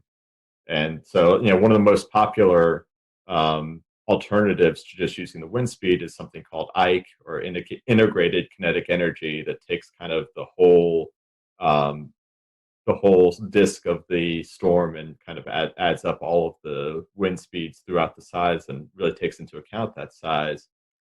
But the issue there is that you need to know the full wind field, and that's very rarely possible, especially as you go back farther. So that's one of the reasons why we really like the pressure. I mean, no single number is going to give you a great estimate of how strong a storm is, but we think if you've got to use a single number, that the pressure seems to integrate a lot more things and is a lot easier to calculate than some of the alternatives. But the nice thing with pressure is we measure it every time we fly a plane through a hurricane. We measure the pressure, and we have that number in real time. So basically, the nice thing is someone who's TV meteorologist or emergency manager can see, here's the current pressure, look at the scale and know what it is exactly, as opposed to having to wait for a model analysis for IKE. And that's the thing, is we need something we have in real time. And basically in real time, Hurricane Center has wind and pressure.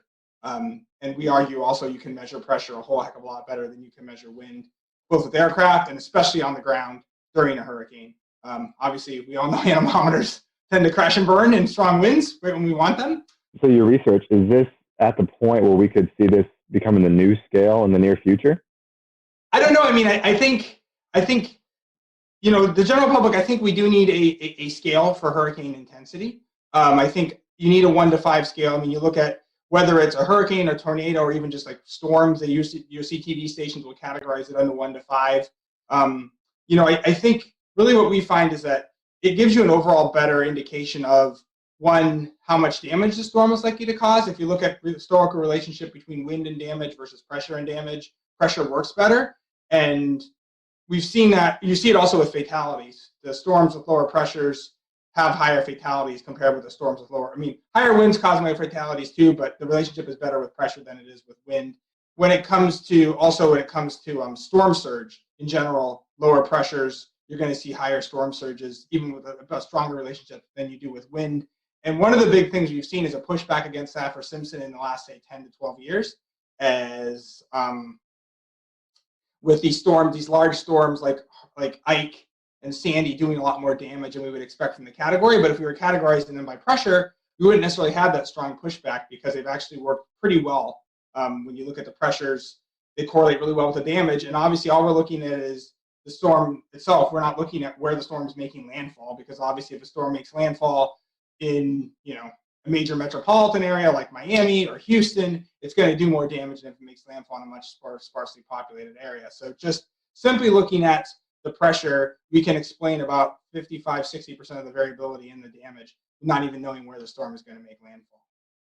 So for a rapidly intensifying hurricane, would this provide any more any better communication tools, or how would this apply to a storm perhaps like Michael that was rapidly intensifying as it approached the Florida coastline?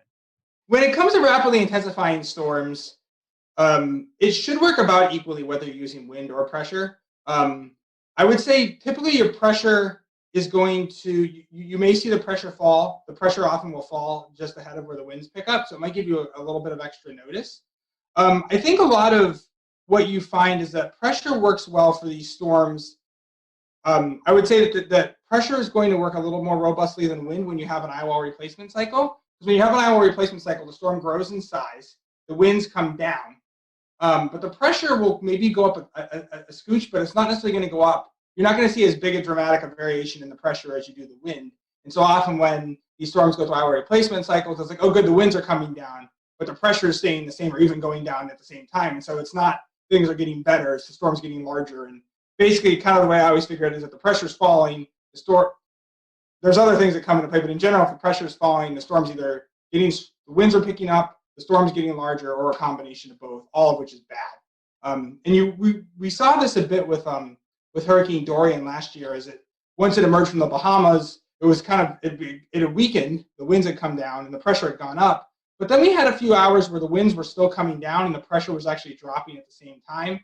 And so you kind of see the wording that the Hurricane Center was using, where it's like, okay, the category may have come down, but the storm is growing in size, so it's not like the risk is getting any lower. And so I think that's why we argue it's a smoother and more continuous function than is the wind overall. It's a lot less volatile. And again, I think really one of the key things is we measure it a whole heck of a lot better too. Well, and you touched on earlier how the winds were, they're always going to be concentrated kind of in a smaller area. The strongest winds, as where the wind field itself can be a lot larger and still be very damaging. And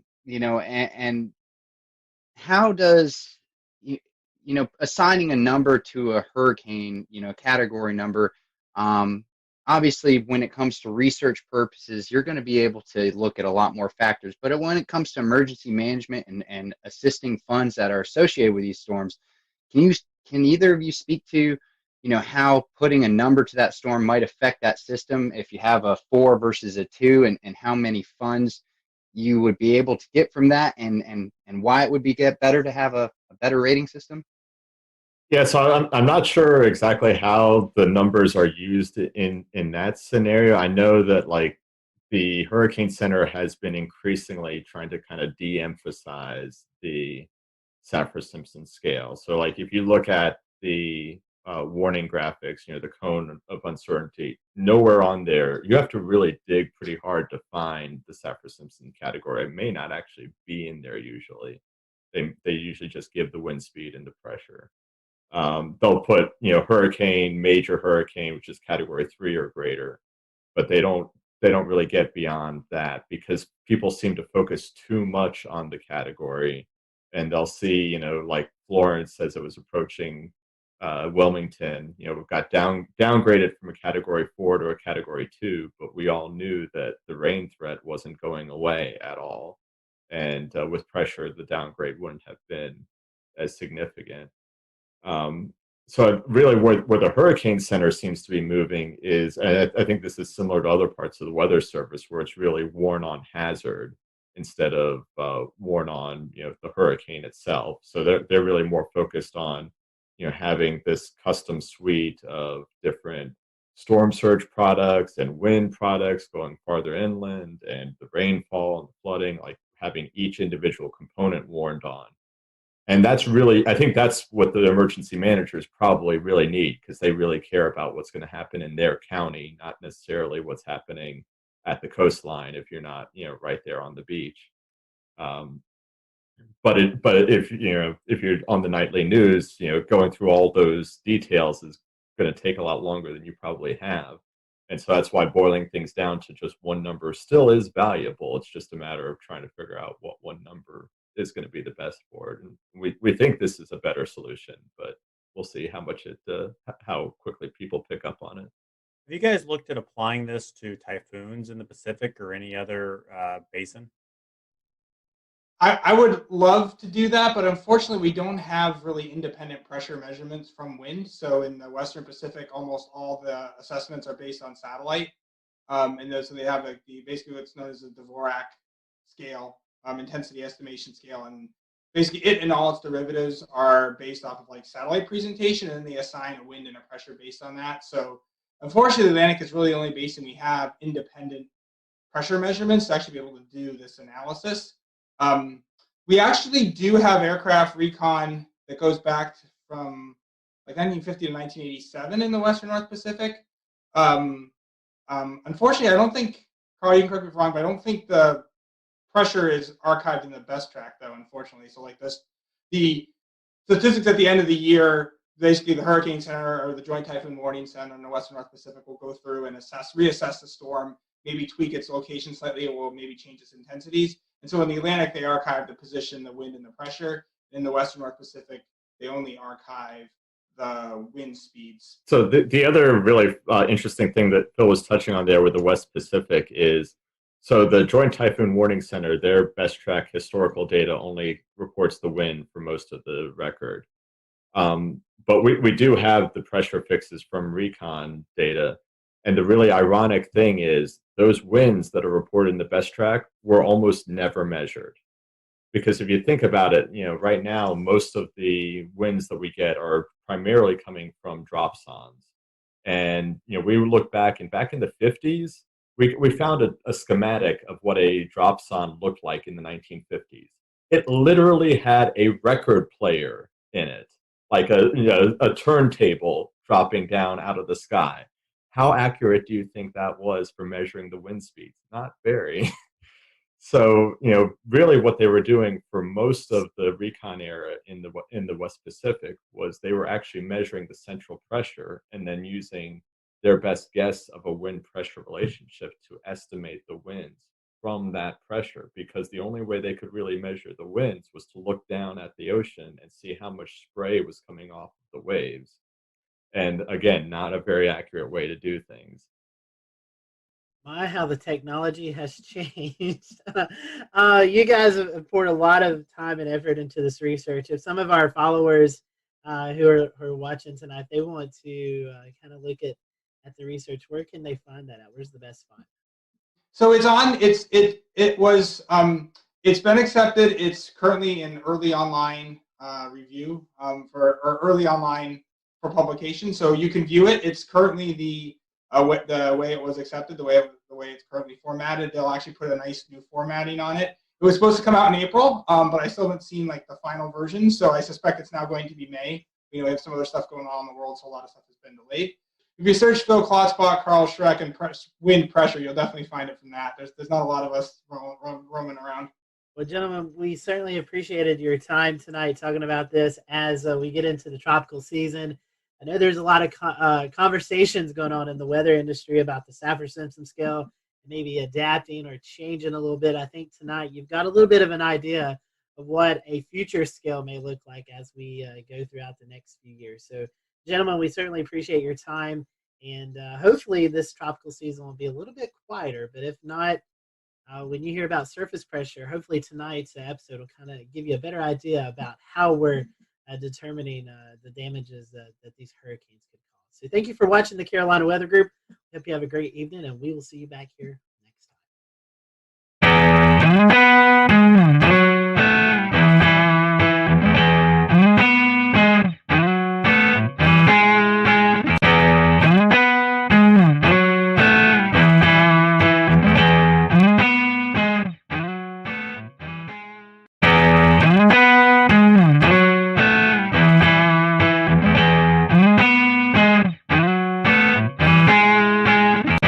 Welcome to the Carolina Weather Group. This is show number 305, and we're very happy to have Mr. Tom Nizzle on with us. You've probably seen Tom on the Weather Channel. He's a winter weather expert, has since retired, but finds himself close to the Carolinas, and we are happy to have Tom here. As we're in the heart of winter weather season, we thought, well, it's appropriate to have Tom on. So, Tom, welcome to the Carolina Weather Group. We're happy to have you on with us this evening.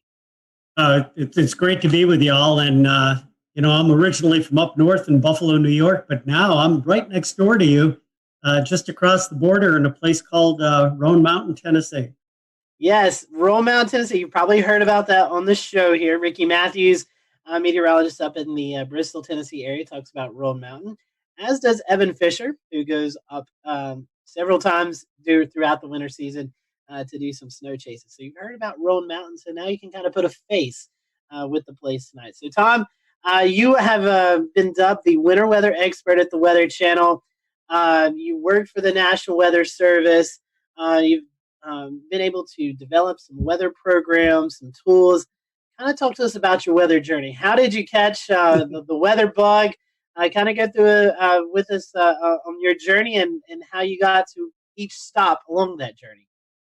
Yeah, well, thank you. And again, thanks for having me on. This is an honor. Like so many of you that are in tune to this podcast, you're weather geeks, right? You're weather weenies, and something turned you on at some point in your life. For me, coming from Buffalo, New York, of course, they say up there's two seasons, July 4th and winter.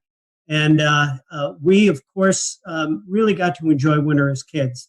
I also lived very close to the Buffalo airport. And when I was a little one, there were 10 boys in my neighborhood. My dad used to load all the kids into the car and go over to the airport to watch airplanes. And we'd park next to this crazy-looking building. It had a little dome on top of it. And while the rest of my friends were watching the airplanes, that building was the upper air site for the Buffalo Weather Office, and that's where they sent up the weather balloons. And I got interested in weather just by watching the technicians taking readings and sending up balloons. And my love of winter weather, of course, was in my DNA, because when you live in Buffalo, you learn to enjoy the snow and get out and play in it. So it's kind of my beginnings. And Tom, talking about winter weather, before we kind of transition into more conversationally, winter weather is different. You said you grew up in Buffalo, you're kind of used to it. Now you live here in the South in Tennessee, where the mountains of Tennessee obviously sees more snow than when, let's say, you lived in Atlanta, Georgia. So can you talk a little bit about the differences of how people perceive snow maybe in Buffalo compared to here in the Southeast? Well, yeah, it is fascinating. And, when I lived up north, we used to, and I mean this in sort of a respectful way, but we would laugh at the people down south having all kinds of problems with a few inches of snow. Well, then I moved down to Atlanta, and we got a couple of interesting events with only a couple of inches of snow, but temperatures below 32 degrees that turned that snow immediately into ice. Atlanta's a pretty hilly area. I came from flatlands up in Buffalo, and I very quickly found out that when there's no salt to salt the roads and treat the roads, and you're in hilly conditions, I don't care how good a driver you are, you're going to be stranded. You can't get around in that kind of weather. And so it's not as much that people are wimpy in the South and can't handle the snow. You're just not set up for it. So it was a really interesting education to me. But it was also fascinating when I first got to the Weather Channel that when we would talk about snow in the South, I would kind of just push it off like, yeah, there's going to be a little bit down here. And everybody would say, no, no, no. That's the point. All you have to say is the word snow, and it puts everyone into a panic.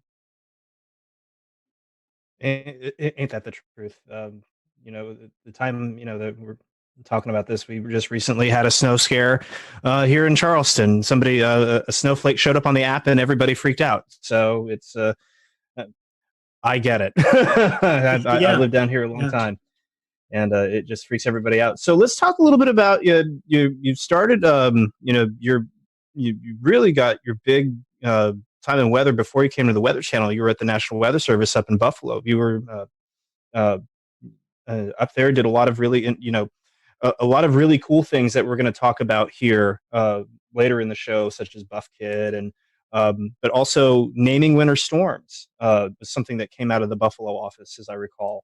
I want to talk a little bit about that and just how that, and just your time up there and how the winter storm names came to be.